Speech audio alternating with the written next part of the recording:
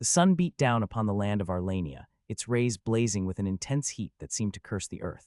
It was rumored that only those who lived in this forsaken place could truly understand what hell feels like. It was either for the hot climate or the fact that this land has known more war than any other nation on this planet. Eventually, the imperial army would reach the capital and accept its surrender. In years past, the capital may have put up a fight. But now it was a different story. Too many princes with too many short reigns succeeded each other, and made it so that the nobles forgot what loyalty meant. As such, most time they ignored letters or requests for help from their rulers. Sometimes they even helped the invader to prevent their lands from being pillaged. Sometimes, instead of lending men, they gave gift, usually in gold and silver. A small bribe, they liked to say.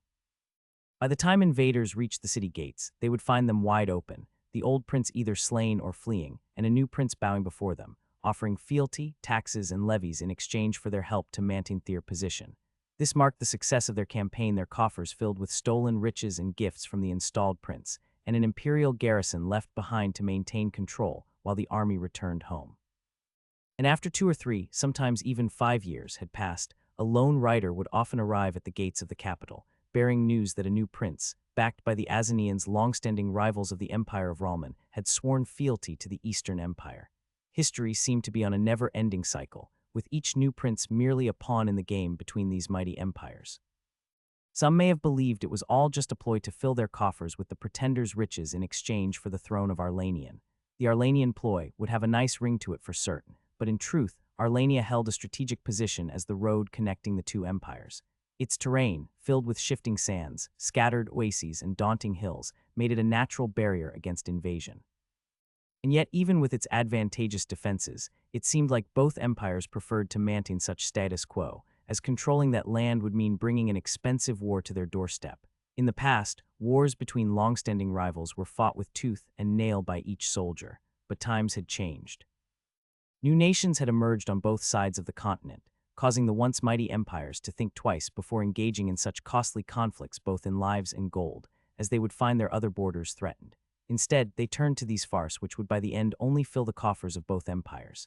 As it had been the case for the last 20 years, the current emperor, Romulia IV, made an announcement that a new campaign toward that sand princedom was about to begin.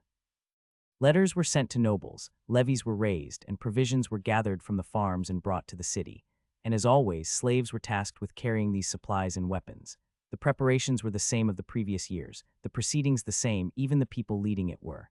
The Empire of Ralman, so strong and impossible to fight on, his side of the continent was so valorous and rich that the only thing that could bring it down was Ralman itself. And as things would show, it would be by its hand that soon many dynasties would crumble, new nations rise, and copious blood be spilled on the ground. This was to be the year of the 3 emperors. 4 men each gate, 3 men each tower, 2 gates, 8 towers. A young man muttered as he carried a heavy sack on his frail body. The sack made a hissing sound as the grain inside hit his back, up and down each time he made a step. And without fail at each step, the young man would tremble, the wounds on his back stinging at him as the heavy sack slapped at whipped wounds hidden by a small and light shirt. He was a slave, the lowest of the lowest on each society. Step after step, tremble after tremble, and curse after curse, the young slave trudged forward, his step aimed at a big tent. As he approached it, the clanging of steel on steel could be heard from outside, mixed with angry shouts. Despite the pain and exhaustion, the young slave took a deep breath and entered the tent. In a normal occasion, the presence of a slave in the kitchen tent would warrant a brutal punishment, most likely a whipping. The cooks and camp followers glared at him with disdain and disgust as he cautiously entered the tent. A second time and I will be 3 meters underground, he thought as those gaze fell on him. Actually cut that. The bastards will not dare to even bury me, as they will throw me to the dogs. Suddenly, a raspy and high-pitched voice echoed from the depths of the tent. It belonged to a large and intimidating woman, her cruel eyes boring into the slave's very soul. Her hair was greasy and unkempt, just like her attitude towards him. She was Vervana, and right now there was not a person in the whole world that he would have desired to kill more. I'll have you know that if you dare break another sack, even hell itself will not match the horrors I will unleash upon you, she bellowed in warning. I wonder if the bitch will be gentler if she get a good fuck. I bet the only thing she doesn't eat are dicks. He gently brought down the sack. The last thing he wanted was to be whipped again. He probably would not survive another one, and with those same pitiless and merciless eyes watching his every move, he made his way out. The intense rays of the sun relentlessly beat down upon his face, forcing him to squint his eyes against the blinding light. He slowly lowered his head, his gaze falling upon his hands. They were calloused and rough, bearing the marks of hard labor with ragged fingernails and dirty skin. Blisters and untreated cuts adorned his fingers, evidence of the grueling work he had endured for years. He couldn't help but let out a humorless laugh at his current situation, though he quickly stifled it, not wanting to attract unwanted attention. As he forced himself to look at the sun once more, he couldn't help but think about the irony of it all. 5 years, he thought bitterly. For 5 years I have known peace, even if I treated it as hell.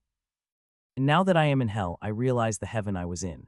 But even as he cursed his current state, the rays continued to beam down upon him, their heat intensifying and causing him to wince in pain.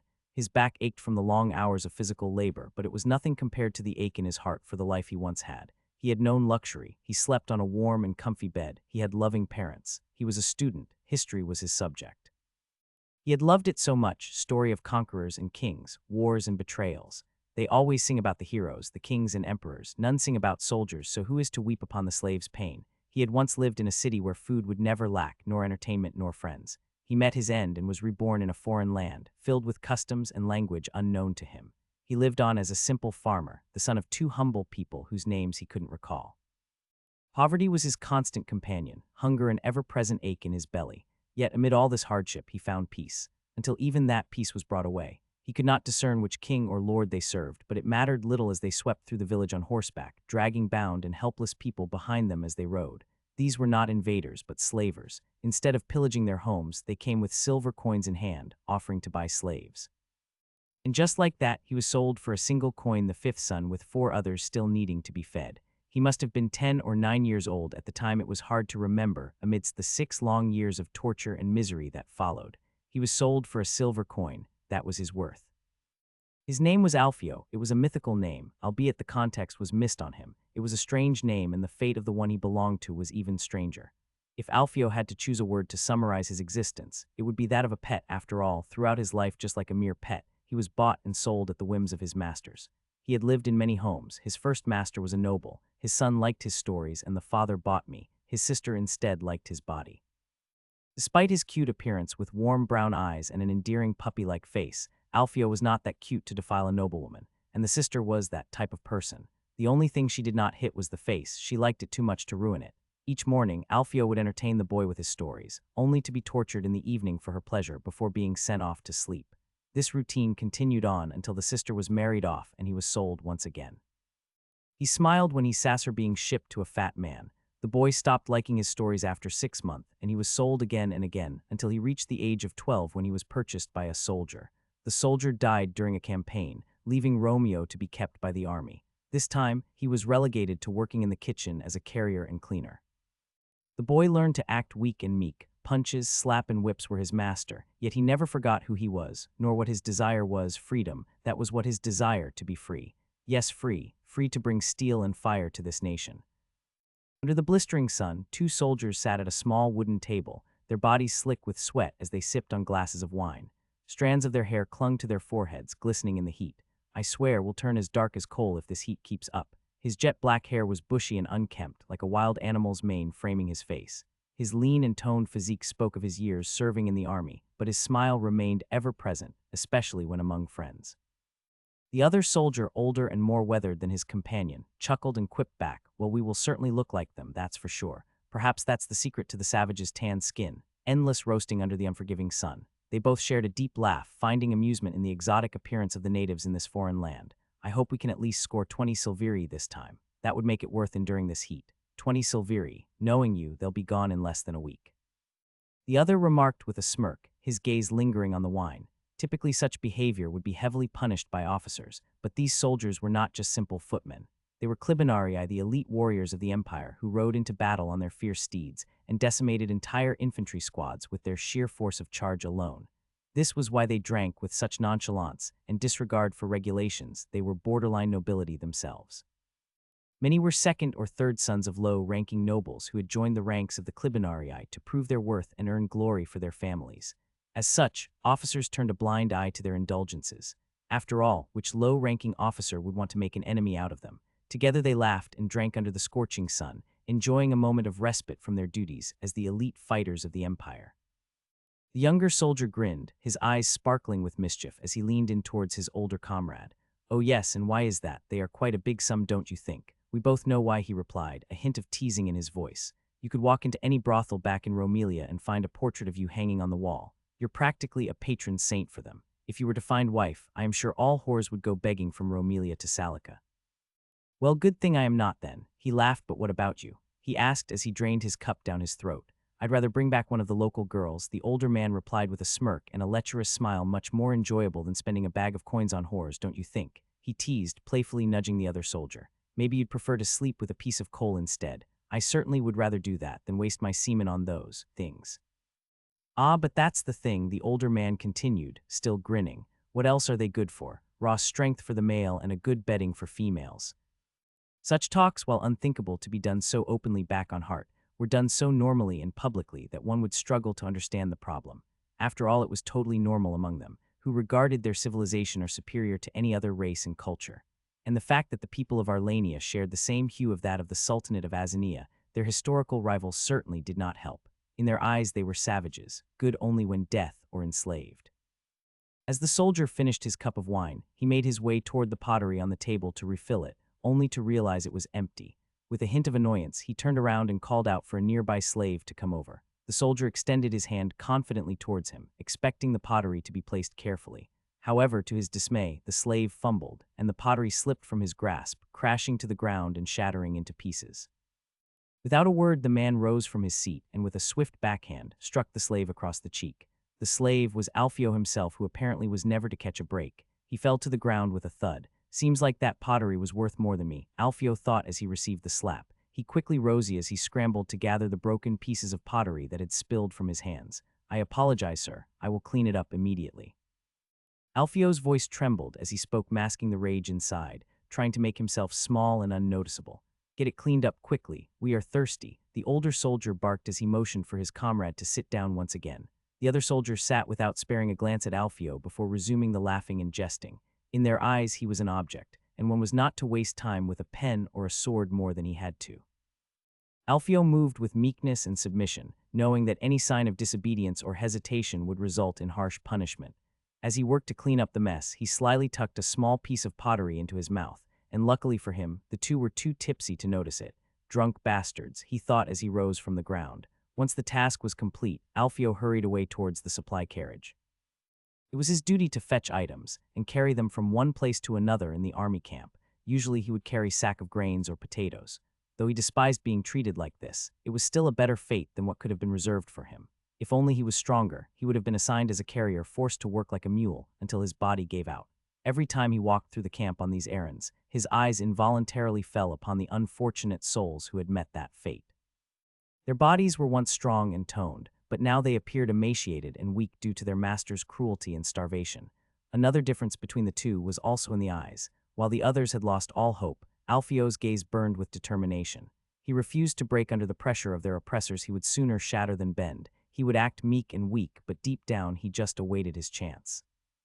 As a resident of Earth in the 21st century, the idea of submitting to slavery was unthinkable to him, much less than that of dying as a slave. Having known and experienced freedom for so long, he could never give up on his dream of reclaiming it. Even in the midst of suffering and starvation, he never stopped clinging to it, and as things would stand, he was close to reach it. "As if I would just be satisfied with it," he sneered as he gazed at the sky. Unbound and unlimited, he knew he was destined to greater things, and no man nor nation would stop him. But he was not someone that awaited fate to lend his hand towards him. No, he was that man in 1,000 that would grab the hand and yank it, disregarding if it belonged to a king or a god. He was someone that would build his fortune, and the world would soon come to know his name, in one way or the other. For as things would soon show, it seemed that fate for once in Alfio's life would extend his hand towards him, giving him the opportunity to deliver the destiny he always thought himself worthy of, as that piece of pottery in his mouth would be his key to reaching greatness. At this hour, Mom would have finished preparing dinner, and I would already be down preparing the table, Alfio thought as he watched the sun slowly approaching his resting place. Memories flooded his mind, each one a precious fragment of a life he left behind 17 years ago. But there was one memory that haunted him above all else, one that he couldn't shake no matter how hard he tried. He was sitting at the dinner table, surrounded by his family. He sat between his brothers. Across from him sat his parents, smiling and happy as they always were. And at the head of the table stood his beloved grandfather, a kind and gentle man whose face had become a blur in Alfio's mind. The large wooden table was adorned with an abundance of delicacies, succulent cuts of meat, freshly baked bread, steaming plates of pasta, and creamy mashed potatoes dripping with melted butter. It must have been a special occasion, but Alfio couldn't recall which one. In fact, he struggled to remember any details about that night. The faces around him were familiar yet unrecognizable, like ghosts from a past life that he could never fully grasp again. Their expressions were blurred and their voices muffled, as if they were speaking through a thick fog. But one thing he would always remember was the food served on that table. Did that make him a bad son? Was it wrong for him to only remember the food and not the faces or voices of those who brought him into this world? His first parents had showered him with love, and his second ones had shown nothing but hate. How could any parent worth being called such sell their own child into slavery? As he drifted into sleep, battered and hungered from a long day of labor under his cruel master, he would dream of revenge. He imagined breaking free from his bonds, escaping into the night, and finding his way back to his villages. In his dreams, he set fire to his old house, letting the flames consume the memories of his past life. But as dawn approached and the pain of his wounds jolted him awake, he faced the harsh reality that vengeance was not an option for someone like him.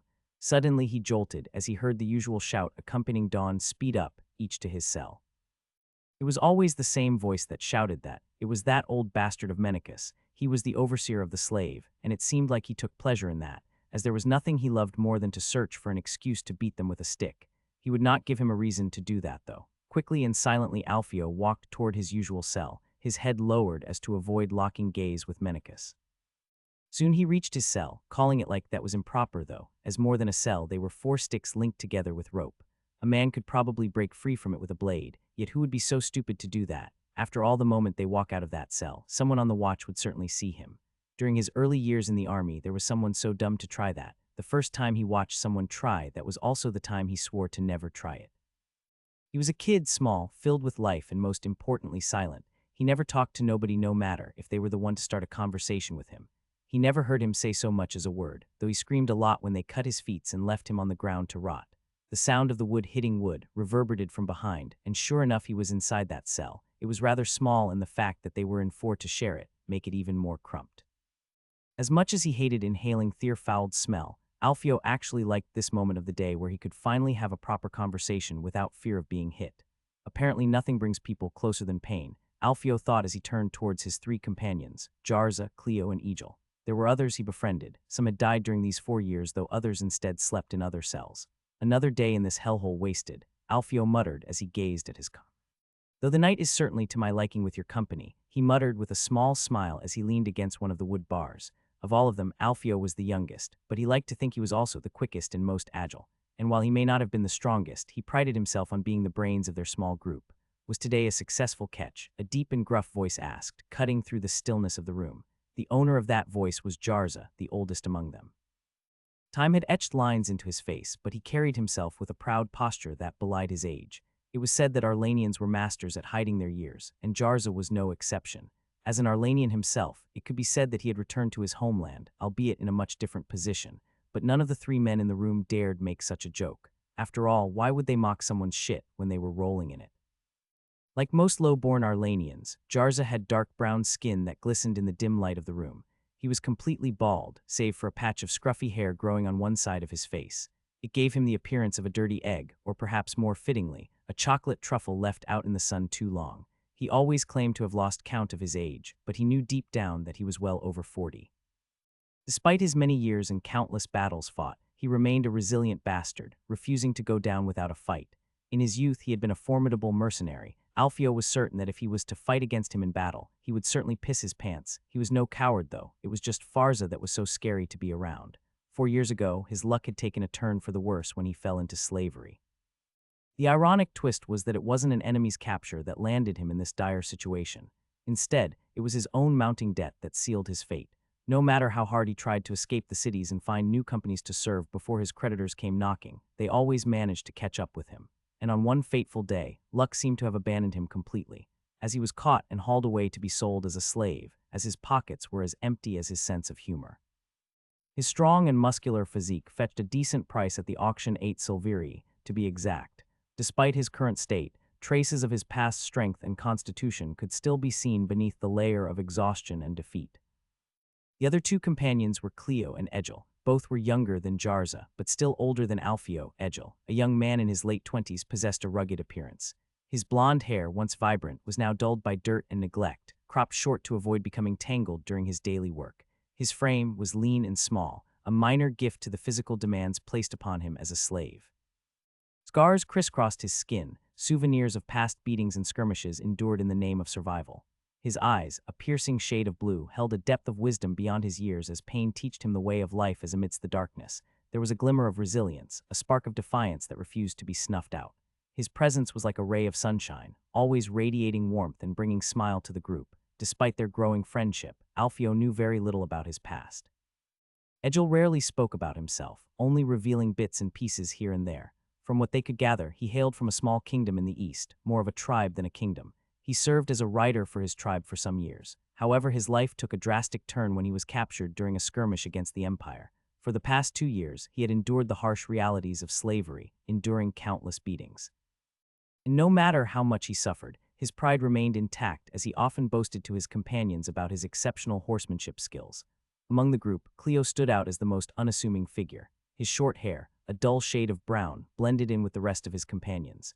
Yet it was his long, unruly beard that captured the most attention, cascading down his chest in a tangle of wild brown and silver strands that seemed to have a life of their own. Before being forced into slavery, Cleo had been a fisherman by trade. Like Jarva, he too had fallen into financial ruin and was sold into slavery for his inability to pay his debts. His small vessel was taken away from him, leaving him unable to make payments and ultimately leading to his enslavement. As he now stood among his fellow slaves, his once free spirit felt crushed and confined by chains and servitude. "So did you catch anything?"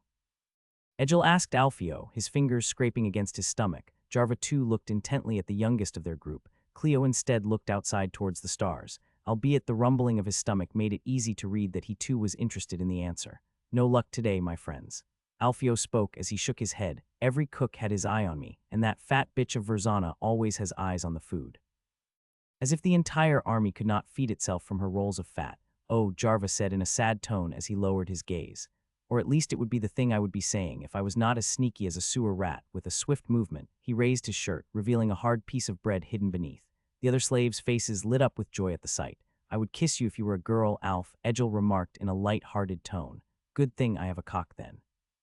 He handed the hard bread to Jarva, who eagerly took on the challenging task of breaking it.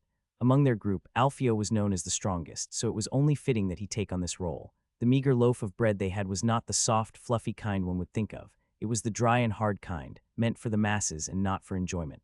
If one were foolish enough to try and take a bite, they would find their teeth clipped. The only way to make this bread edible was by boiling it in water, creating a lumpy, porridge-like substance. But even that was out of reach for them, as they lacked both fire and water in their dire situation. Alfio, being the most agile of the group, would wake up early each day and move a large stone near their cell, exactly for this reason. When evening came, they would reach for the stone behind their cell, with which they would then break off small pieces of bread using the stone and place them in their mouths, relying on their saliva to soften the tough dough. Only a fool would try to eat it directly, as they were so hard that many times when an enemy army would enter the camp followers would try to fight using cooking knives. And if all else failed, they could always rely on the rock-hard bread to knock out an opponent with one swift hit, using it as a club. Its unforgiving texture could potentially kill a man with just one blow and know they were to eat that club. With a loud snap, the bread splintered into countless small pieces, scattering across the rough and grainy ground. Egil let out a low mutter of satisfaction as he extended his hand to grab a piece, only to have it quickly slapped away by someone else. "Well, that was a good meal," Egil muttered under his breath as he caressed his aching hand, still eyeing the scattered pieces of bread on the ground. Cleo turned to him with a stern expression. "Alfio was the one who stole it and brought it here, so he should be the first to enjoy it," he stated firmly, his gaze fixed on Egil. In response, Egil raised his hand in defeat, acknowledging Cleo's words. And like that, Alfio gingerly took the small piece of the hard bread, his fingers trembling slightly as he brought it to his lips. With a deep breath, he tentatively placed the dry morsel in his mouth, feeling the rough texture scrape against his tongue. Instantly, his jaw clenched in discomfort. He could never get over that. On the first day, the sensation had been unbearable, the bread feeling like gravel against his teeth, threatening to break them with each bite. He had wanted to scream in frustration, to throw the bread away. As it would seem, hunger was a harsh teacher, though, and Alfio learned to suffer it in silence. After a few moments, Alfio broke the silence. "I suppose it is time to reveal the other thing," he muttered as he swallowed. With a flick of his wrist, he opened his hand and revealed the small and careful prize he had stolen early that day. With a careful motion, Alfio he opened his palm, allowing them to glimpse at it. Jarza, the oldest among them, was the first to speak. "How did you manage to get your hands on this?" he asked, his eyes shining with interest. Alfio merely shrugged in response, a playful smirk playing on his lips. "Let's just say I have my ways," he replied cryptically, his eyes twinkling with mischief. Seeing the other pressing him for answer with their eyes, he relent. "I purposely broke an urn, or whatever you call that thing holding the wine. I received a slap for it, but in return I gained this," he said as he flickered it within his finger. The eyes of the group following the hand trick. "You are one of a kind, Alf," Egil muttered as he scratched his head in amazement. "While the rest of us are struggling to survive, you have the strength to work towards our escape. I swear if we make it alive out of here, I will make a statue out of you." As the praise round continued, Cleo and Jarza joined in with enthusiasm, their voices blending together. Alfio watched them with pride, taking each word of praise as a personal triumph. "With this we now have four," Cleo murmured, casting an admiring gaze at Alfio, who stood tall and strong like a leader among them. "But who will hold on to it?" Egil interjected, breaking the momentary silence. "Each of us already has one, and obviously Alfio is out of the question. So, any volunteers?" There was a brief pause before Cleo confidently spoke up. "I will keep it." But before anyone could protest, Jarza's voice rang out. "No, I will be the one.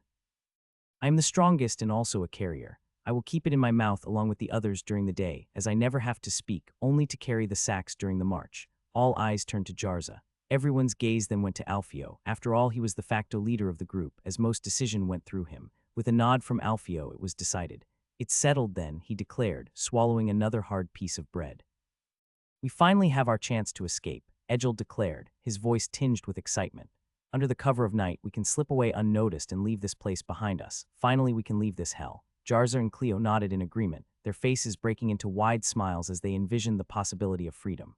For them, the prospect of escape was a beacon of hope in an otherwise bleak existence. But as the others smiled and nodded in agreement, Alfio's expression remained unchanged.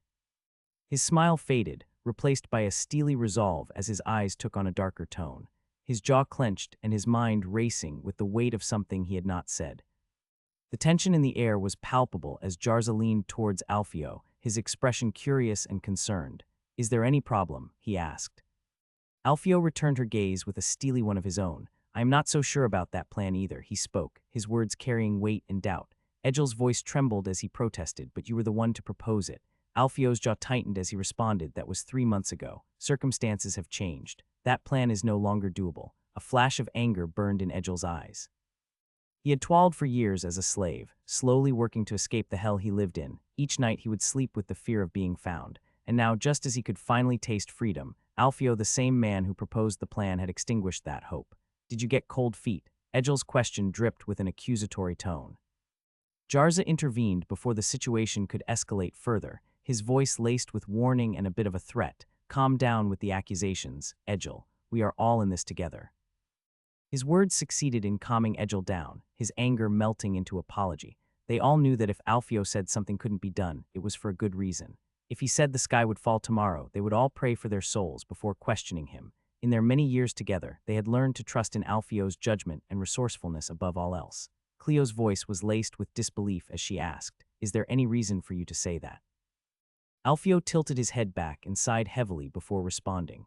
"The original plan was to cut our bindings during the night when everyone was asleep, using those sharp pieces of pottery we found. Then, under the cover of darkness, we were going to make our escape. The defenses back home are usually lax at night since they don't expect any attacks on their own land." He paused, his last words coming out like thorns that pricked at his skin. "But now, with us being held captive in these cells, that plan is no longer possible." A pained expression crossed his face as he continued, "There are too many guards watching at night now. They would surely notice if we tried to escape, and I value my legs too much to risk losing them in a failed attempt. Give up that plan is no longer feasible." All of them kept silence as if their voices were carved out from their throat. Jarva raised his head and opened his mouth to try something, but no word came out. "Are you asking us to forget about it, and to simply toil around until death claim us?" Egil then asked, the silence becoming unbearable for him. His dirty blonde hair fall on his face, but he would not bother to flick them away. "Why don't you stop attacking him, for example?" Cleo started to defend Alfio, but he was interrupted by the man itself. "Egil," Alfio began, his voice low and intense, "don't you ever dare to say that again. I will burn this world down myself before I let these mongrels bury me in the earth as a slave." His words echoed through the heavy silence, slicing through the tense atmosphere like a sharp knife. Jarza and Cleo shifted uneasily, feeling unsettled by Alfio's tone. Even Egil, who had been seething with anger, was suddenly calmed by the intense yet composed gaze of Alfio. "Do you have a plan?" Jarza finally spoke up. "Of course I do," Alfio replied confidently, his eyes scanning the surroundings for good measure. "But first I need to calm down. Nothing good will come from antagonizing them. I need all of them." He breathed in a bit of air before starting. "If a silent escape is no longer an option, then we will go to plan B." "Which is?" Cleo asked. The words fell from Alfio's lips, his voice carrying a hint of excitement at the daring plan. "It's simple, really," he declared. "We break out violently and take control of the camp. And in the meantime, we'll seize all belonging in it while killing all soldiers inside." His tone was calm and casual, as if they were discussing a leisurely stroll instead of a suicide mission that involved cutting through the army of the strongest empire in existence, as it was the simplest thing in the entire world. The soft glow of moonlight filtered through the cracks in their cell, shining a bit of light on the face of Alfio. Alfio's words lingered in the air like a heavy fog, his mad proposal still in the air. "Hey Java, did he go crazy?" "I'm sure he did," Cleo muttered to his companion as he leaned toward him. Java said nothing, he just stared. Yet he stared pitilessly at Alfio, as if he was looking at a madman, yet Alfio seemed unbothered by the stares his companions were giving him. Meanwhile, Egil scoffed, "Take control of the camp. Are you out of your mind, Alfio?" "I have never been saner, my friends," Alfio muttered as he put another one of that piece of hard stones, the people of that world called bread, inside his mouth. "Hunger must have addled your brains, Alf. Take another piece." It seemed, though, that he did not like the joke one bit. Seeing no reaction, he continued, "We can't just charge and head first without a plan. It's a surefire way to end up swinging from the gallows." "That's for criminals," Cleo interjected, "not for slaves." "We'll just have our heads chopped off instead," Egil clarified. "Is it any better?" With a sigh, Alfio continued, "Does no one among you understand what I'm talking about?" His smile faltered as he looked at each of them. When no one answered, he made up his mind. "All right then, let's do this." Alfio turned to Jarza first, his eyes probing the older man. "How long have you been a slave?" Jarza's gaze hardened at the question, a bitter edge creeping into his voice as he replied, 6 years in total, 3 of which were spent in this hellhole. "And what about you two?" Alfio asked gently. Cleo and Egil exchanged a hesitant glance, unsure of how to respond. But before they could speak, Alfio shook his head, a sad smile playing on his lips. "There's no need to answer," he said softly. "I already know the answer." "Are you trying to make a speech, rallying our hearts towards a sure death?" "I trust you, Alf, but I am not going to burn in hell without a proper why, so give me a reason, and a good one at that." He said nothing, and then with a heavy sigh, he continued, unbothered by Egil's word. "I've been a slave for 12 years, and 6 of those years have been spent marching alongside these bastards." His words dripped with bitterness. "And even though I would give anything to slice off their cocks and shove them down their throats while they sleep at night, you learn not to act on such desires when you march with soldiers for half your life. On the contrary, you learn their ways." As he spoke, Alfio's jaw clenched with anger, though his lips smiled. "I have observed how they marched and acted during campaign, and there is a great flaw that I have observed time and time again. I am quite surprised of it, but still, better for us." He stopped, making sure the others were listening. When he saw that he had the other complete attention, he raised a finger and pointed it at his hands. "Before every battle, they do the same thing: stuff the slaves in cages and bind their hands before leaving for war." Alfio continued, frustration evident in his voice. "And usually they leave some men behind on the wall, to look out for enemies. That's where it gets tricky. We'll have to deal with these guards first before we can take the camp and make our move. If they run to inform the emperor or whatever lord of our rebellion, that will be the end." He stopped as he moved his hand around him. "After all, it is here that they hold the food and gold, and if we were to burn all the food, they would literally starve. So we would have to deal with them fast and make sure that they don't get access to the horses." Each word that fell from his lips was like a gauntlet thrown down, infused with an air of determination and challenge. "We do that," Alfio declared, "and freedom will be within our grasp." As he spoke, he fixed each member of the group with a direct gaze, making sure to convey the depth of his conviction. After all, he needed their help if they were to have any chance of success. The others swallowed nervously, feeling their throats tighten with dryness. What he said made perfect sense. With a bit of luck, maybe they could truly do it and achieve freedom. "There is a problem," the black companion of theirs said, his voice heavy with worry. "We are currently on a campaign against Arlania, but our betters are as brave as rabbits and as honest as swindlers. If you hope for battle, you should first expect the sky to fall on our heads." Alfio furrowed his brow. Jarza took it as a sign to continue. It has been decades since a proper resistance was given to either the Empire of Ralmia or the Sultanate of Azania. They will never engage in a battle in 100 years.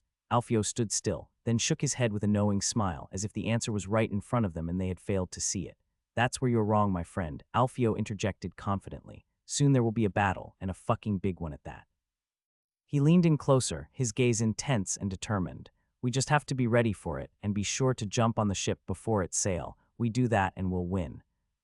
Thousands of tents sprawled across the earth like a vast sea of fabric. There was no mistaking it was a camp. The city of Barsha, capital of the Principality of Arlania, loomed just a few kilometers ahead, but it seemed worlds away from this bustling military encampment. Flanking each tents were obviously also torches, at least 3 to each one. The thick smoke from these countless fires seemed to build a gray bridge towards the sky, as if they were trying to reach the gods. Arlania's is like a brothel. At the first sign of coin or sword, you will find their doors more open than a flower in the morning sun. This was a popular saying among the common soldiers, who saw themselves as lucky to be chosen by their lords to march in such campaigns. After all, there was minimal risk of dying and ample opportunity for financial gain.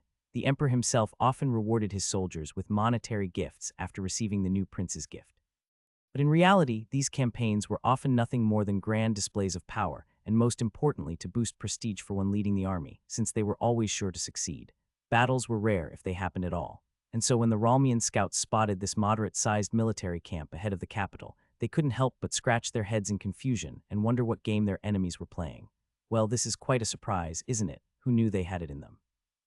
One of the scouts commented, his voice tinged with surprise as he surveyed the camp below. How many are there? Inquired another, his curiosity piqued by the unexpected sight.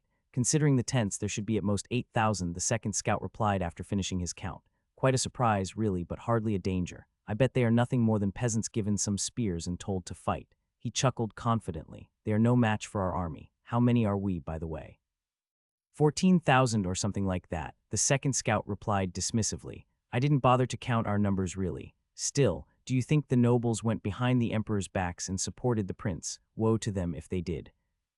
Hardly a possibility. When was the last time they actually went to battle? Then how do you explain their numbers? Well, I am sure that the prince went all out and the second scout began, but he was abruptly cut off by the older of the 3 scouts, who had remained silent until now.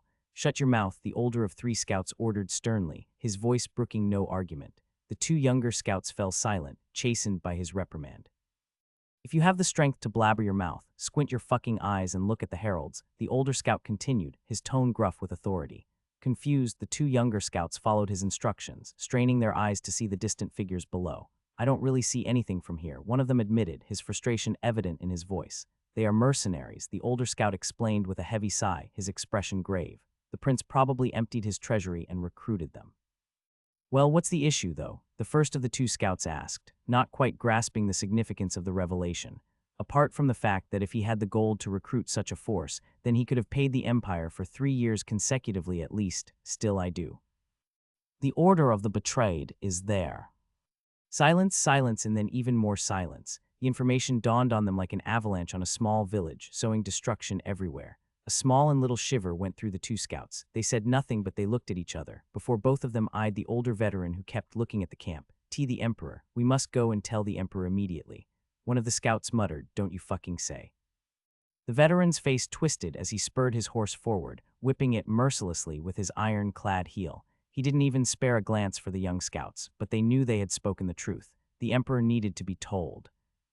A rough voice filled with anger cut through the tension like a knife. The veteran scout knelt on the hot, sandy ground, feeling the beads of sweat trickle down his cheeks and into his silver-streaked beard. Repeat what you just told me, Your Grace. We have just returned from our scouting mission, and we bring grave news. The scout began to explain, his heart pounding in his chest. Ahead of the city, we found a military camp, their numbers no more than 8,000. As we approached, we noticed heralds flying above. At first, we thought they were noble heralds, but upon closer inspection, we realized they were not of nobles, but of mercenaries. And one of them was a dagger on a black field alongside that of a headless eagle. Your Grace, we are sure that it belonged to the Order of the Betrayed. I also recognized the banners of Rapid Company and the Golden CH. Out, the Emperor's fist slammed down on the table with such force that it split in 2, sending cups and wine flying. The scout quickly scrambled to his feet and ran from the room, fearing that one moment or the other he may have his head sent flying. The nobles inside the tent stood silent, their eyes not daring to meet the Emperor's. They knew too well that it was nor the moment nor the time to discuss about what to do next. After all, the appearance of an army completely disrupted their previous war plans.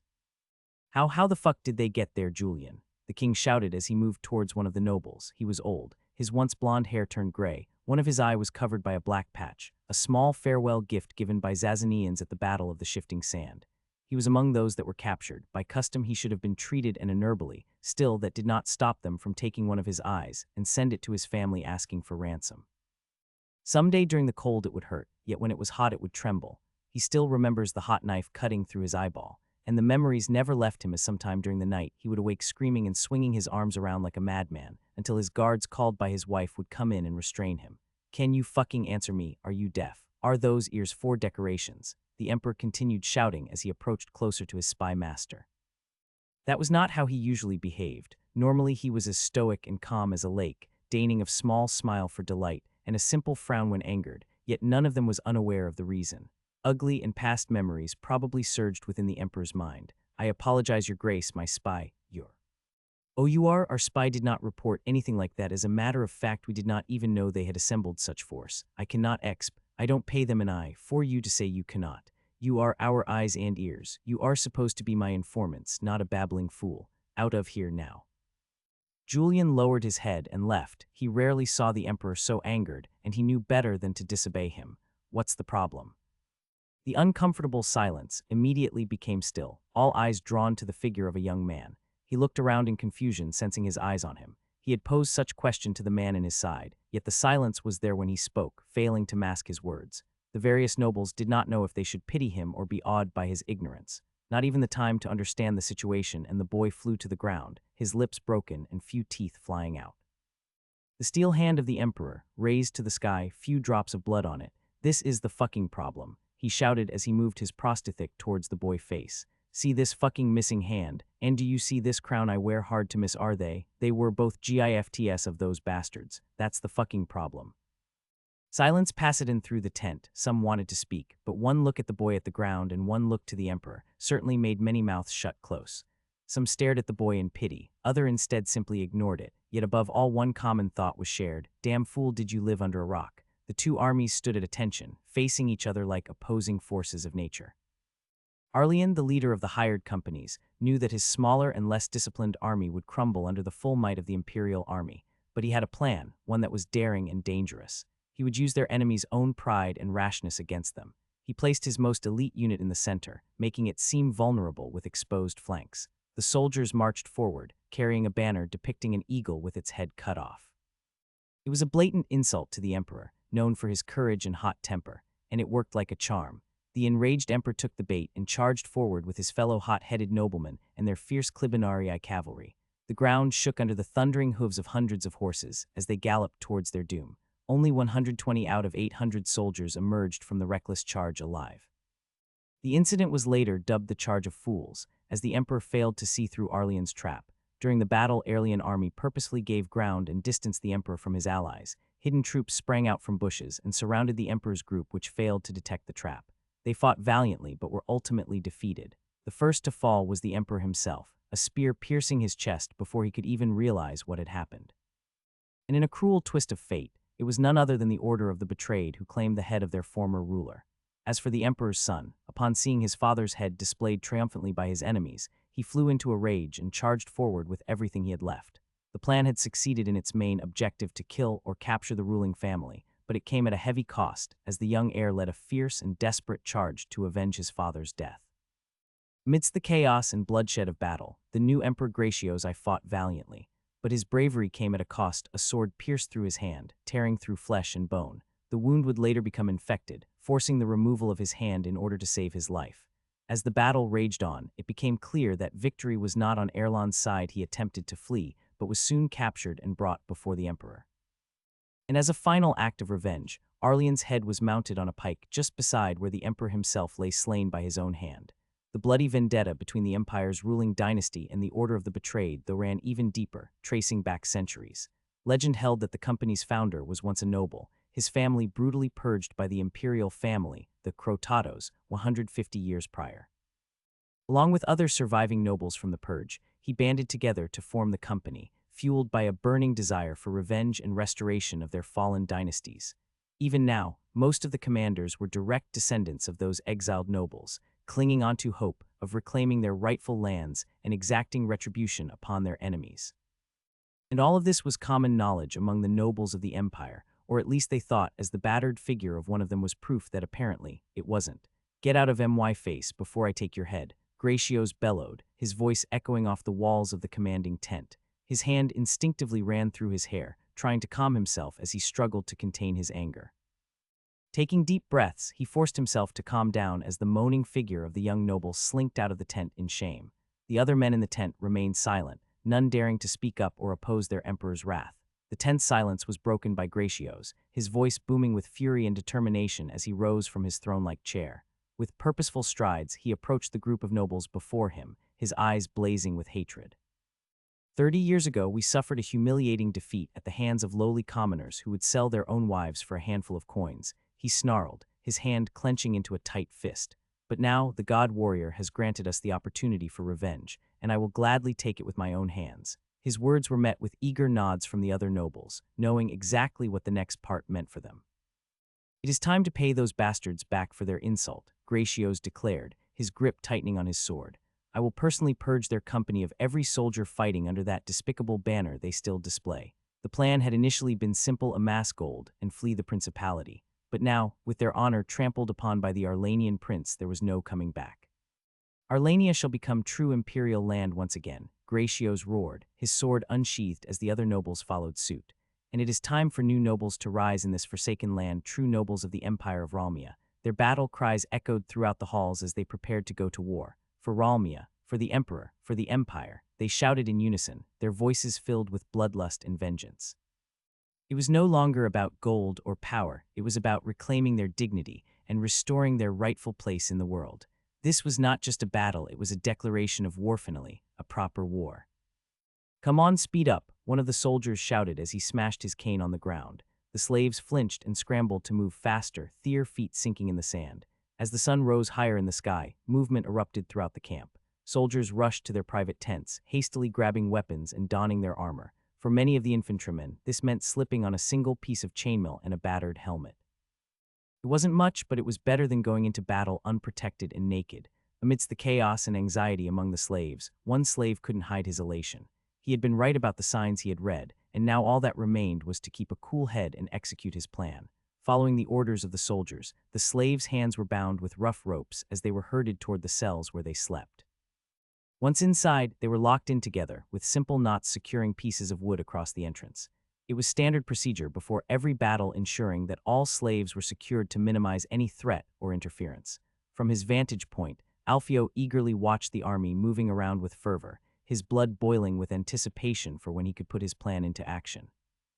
He always wondered why an army made use of so many slaves. After all, many of them were used as carriers, but why not use mules or horses? True, they needed more money to be maintained, yet they could pull much more weight. As the hour drew to close, the soldiers completed their preparations and marched out of the camp.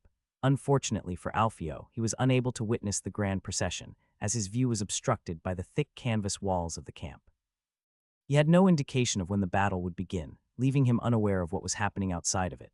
If things were to go awry and the army retreated back into the safety of their camp, their plan would fail and their fates would be sealed, with their pretty heads adorning the pointy end of a pike. What felt like 2 hours to him may have only been half that time in reality, but with the promise of taking control of his own fate looming in front of him, he could not help but feel restless and on edge. He was in a cell with 7 other men, his hand drummed down on the sand as he struggled to maintain his patience. Fuck it, we will start the plan. With a swift movement, he opened his mouth and retrieved the small piece of pottery he had hidden there. It was sharp, as he made sure of that by using a rock during the night.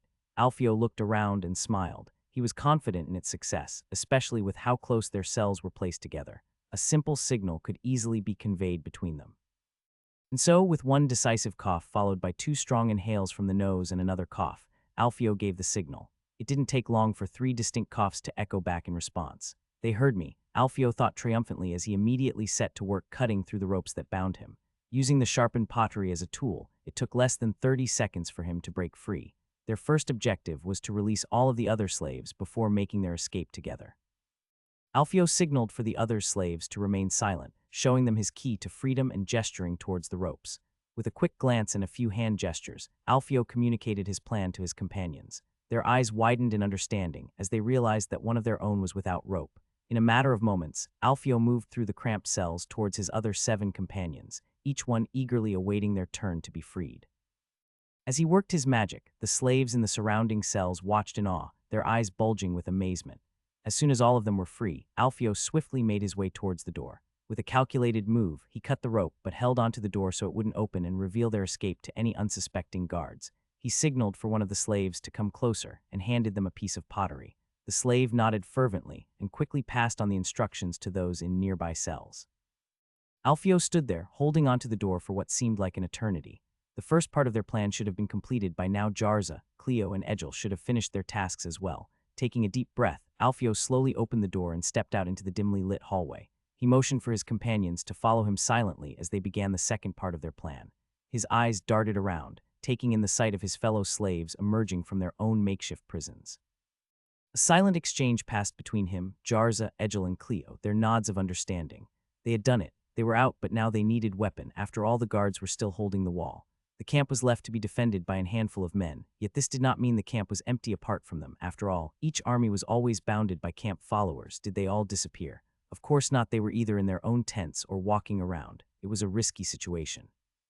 With so many eyes watching, they needed to act quickly and efficiently to avoid detection.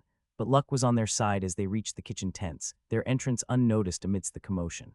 As they entered the kitchen tents, their hopes of a quick and quiet acquisition of weapons were dashed as they found themselves face to face with a group of women. The women let out startled screams, their eyes widening in terror as they realized they were not alone.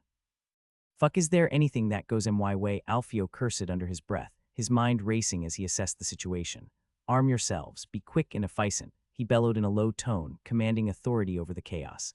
Usually men were not inclined to follow orders, yet when chaos was all around and fear took control of their heart, it was then that they would search for someone to tell them what to do. After all, men are fearful by nature, and they are inclined to search for someone to lead them in time of panic, and that someone was Alfio. He did not stay to witness the outcome, though. As soon as he gave the order, Alfio grabbed a knife for himself and stepped out of the tent, his senses on high alert as he surveyed the area. Suddenly, from other nearby tents emerged more women, watching in shock at what was unfolding before them. "The slaves have escaped," one woman shouted in disbelief. "Where are the soldiers?" another cried out. Alfio knew that any hope of an easy escape had vanished. They were now to fight. More and more slaves emerged from various tents where the women cooked, grabbing whatever makeshift weapons they could find: small pots, pieces of pottery, even hardened bread. Alfio spun around, looking for a familiar face among the chaos. He spotted Egil and quickly called out to him. "Egil, take 40 men and secure control of the horses. Make sure no one gets to them." Alfio commanded urgently. He needed to make sure that no soldier rode towards the army. Egil nodded and immediately led a group of slaves towards the horses. There were slightly more than 40 men, but there was no time to waste. "Alfio," Jarva's voice cut through his thoughts as he approached him. "We need to deal with the guards." Alfio nodded, biting his nails in anxiousness. "Take half of the men and clear out the guards on your side. I'll do the same on my side," he instructed. "Remember, there must be no more than 100 soldiers in total. That means 50 against each of us. We must overwhelm them with our numbers. Try to offer them a chance to surrender in the midst of battle. They will realize they are outnumbered and hopefully lay down their weapons. Then slit their throats and loot their bodies. Once you're done, send one of your men to me and we'll quickly loot the rest of the camp and make our escape. Good luck, Jarva. Make sure you make it out alive." Jarva gave him a determined nod before joining his group of slaves to engage with the soldiers. All that was left for them to do now was fight their way out and hope for a successful escape. Chaos was all around them, and yet Alfio had always been someone who thrived in it. He was all in all, a sneaky little rat. The soldiers could hardly believe it. They were about to engage in a pitched battle against the Prince of Arlania. Who would have thought that they had the balls to fight? Despite their initial doubts, they were excited for it, as after the battle the soldiers would have certainly been allowed to loot and rape in the city at their liking. After all, as the Romlians say, if they bend the knee, help them rise. If they fight, make sure to give them steel and blood. And seeing the army, someone would receive their steel today. Forward, men.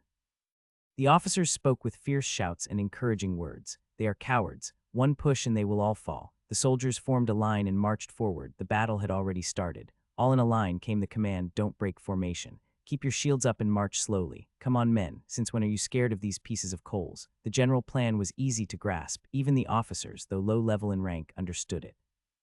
They knew that the Arlanian army lacked a strong cavalry, which meant that the enemy would struggle to defend against their Clibanarii riders. So the plan was for the infantry to charge, and when the time was ripe, to send the Clibanarii to finish the job.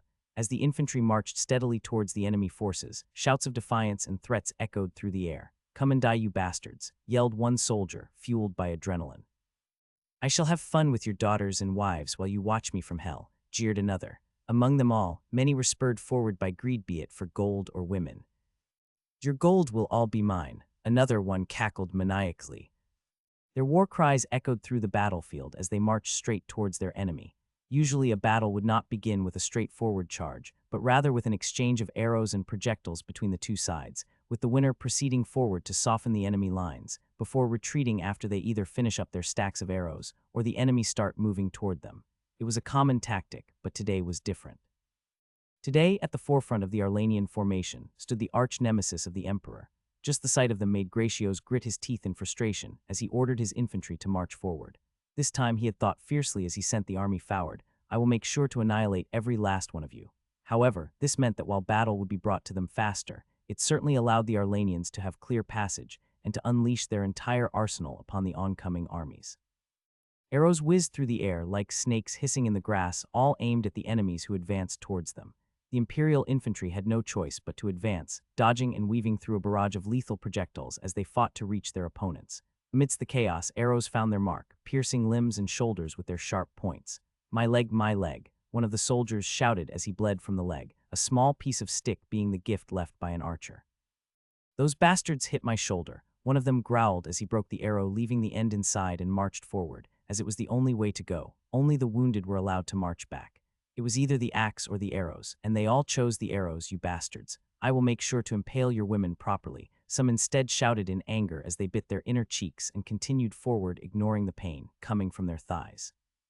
Soon javelins and axes too were thrown by the Arlanian mercenary, as the Imperials were now within range, and those were the real deal, as while arrows could easily be deflected, axes and javelins were another matter completely. "Suck on this, you fucker," one man bellowed triumphantly as he watched his javelin pierce through an enemy's chest, right to the neck, ahehe. Another cackled maniacally as his axe found its mark on a collarbone, causing the enemy soldiers to falter and fall to the ground, like a tree hit by a thunder. "I've got more for you, come on." The mercenaries may have lacked discipline, but their many battles had made them seasoned veterans who knew exactly what they were doing. Their skill was only second for their thirst for gold. In contrast, the upcoming infantry consisted only of levies hastily enlisted by various lords for this campaign. And the difference soon was to be clear. Soon projectiles were sent no more, as both sides reached closer to each other. They're all braced for the impending clash. With their shields and lances at the ready, the Ralmian soldiers formed a tight line, heeding the strategy passed down by their ancestors, the gist of which was stay close to your companion and strike with the pointy end. The sound of metal clanging against metal echoed through the battlefield as they advanced. The usual plan was to stay close to their comrades, give one step forward and thrust their lances before falling back, regardless of whether it pierced flesh or wood. But this time on the center of the battle, their opponent was not like any other. Ahead of the levied peasants stood mercenaries that made it their mission to provide aid against whatever country wanted to fight the empire, accepting to offer even discount if it meant fighting them, which of course meant that they were well versed in countering the traditional tactics of the Ralmians. Armed with heavy axes and maces, clad in thick armor, the men of the Order of the Betrayed exuded a confidence that far surpassed that of their opponents, who relied mostly on simple shields and chainmail for protection. As the Romlians attempted to create space to build momentum for their lance charges, the mercenaries closed in quickly, engaging them in one-on-one combat. The battlefield became a frenzy of swinging weapons and clashing armor, as hundreds of men fought for dominance. Some even abandoned their shields in favor of wielding two axes at once, hacking away maniacally at anyone who crossed their path. The result was devastatingly evident. The levied infantry were no match for these seasoned fighters, cut down like helpless animals caught in a grinder. For many of the levies, this was to be their first battle, while their opponents made a living out of killing. "Help, help," one soldier shouted as his shield was knocked over and a blade cleaved through the air. "Mother," another one shouted with tears as the last drops of courage went flowing down his pants, the yellow liquid staining the sand below. The air was filled with the shout of pains of the Ralmians as the number of casualties piled up. The sound of metal meeting flesh filled the air, accompanied by the sickening thud of bodies hitting the ground could be heard everywhere. The axes cleaved limbs and head clean, while maces knocked opponent to the ground, allowing the feet of their own back comrades to give them the mercy. With each fallen man, it seemed that two more took his place on the battlefield. The sheer force of numbers was overwhelming, and even the strong. No matter how strong the mercenaries were, the numbers though were still too great to fight evenly, as such slowly but steady, many units began being pushed back. "Seems like the battle is not going our way," muttered a man donned in royal golden armor with the emblem of the sun depicted on his chest, the herald representing the Arlanian royal family. He surveyed the chaos with a calmness akin to a still lake, seemingly unfazed by the sight of his army being slowly pushed back, almost as if he was watching a play. With caramel-like skin that seemed to glow under the sun's rays, he cut a striking figure against the backdrop of sand and dust. His long blonde hair cascaded down to his neck, flowing like strands of gold in the desert breeze. With a visage that boasted handsome features, devoid of any blemish or scar, the prince pleased the eyes of both men and women. His chiseled jawline framed a determined expression, his piercing eyes ablaze with determination and resolve as he led his men into battle for the first time. May the sun bless his sons and blaze on our enemies. He muttered as he raised his eyes towards the sky, before immediately dropping the gaze when the sun became too unbearable. Though still in his early 20s, the prince carried himself with the confidence and authority of a seasoned leader, one of the many reasons he acquired the loyalty of some nobles, which, considering the kingdom he was ruling, was certainly a great feat. One of these noble Ymir Earl Marza, a loyal supporter of the prince, approached his liege.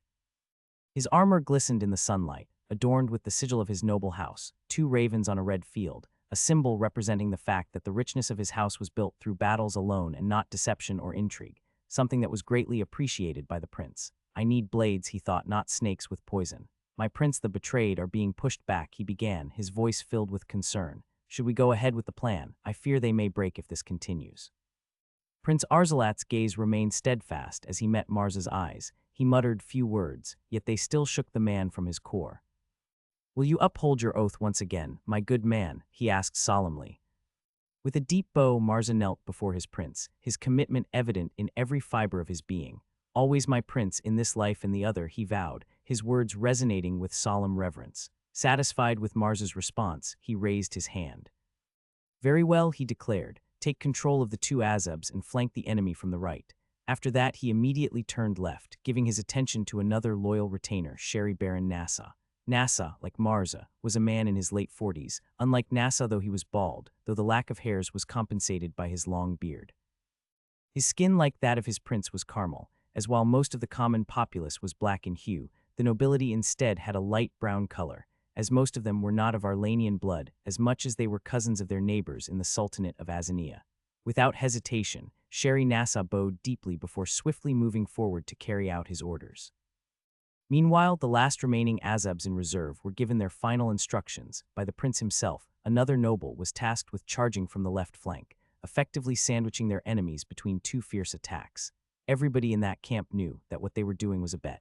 If they won, then they could finally ascend on a golden age, where the Arlanian could finally decide on how to live on their own, while if they failed, then nothing would change. All the nobles that followed Arzalat came to see him as the man that could change the fate of their country. He was seen as the one who could break their shackles and free them from the tight grip of the empire that held them captive. But even with this liberation, a new power would rise in its place, the mighty Azania. Despite this, many were willing to trade one for the other, for they felt a stronger sense of connection and belonging to the Sultanate rather than being mere pawns in the hands of foreign oil drinkers. The slaves are revolting. Soldiers, where are you? They will kill us all, gods have mercy. The panic cries echoed through the camp, mingling with the frantic shouts of soldiers scrambling to respond to the unexpected uprising. Alfio stood amidst the chaos, his gaze sweeping over the scene before him. Everywhere he looked, he saw women running in fear, their voices raised in desperate pleas for help, yet he paid them no mind. They were hardly a threat compared to the soldiers left behind to guard the camp. The real obstacle lay in overcoming these remaining defenders, scattered as they were throughout the perimeter. They had to be fast, as scattered soldiers also worked to their advantage, as it meant they could be overwhelmed through sheer numbers. Initially, he had worried that the slaves would have pursued the women to rape them and take revenge for the years of contempt. Luckily, they still had enough brains to understand that danger was still ahead of them. With me, men. Alfio's commanding voice echoed through the camp as he led some 100 slaves forward.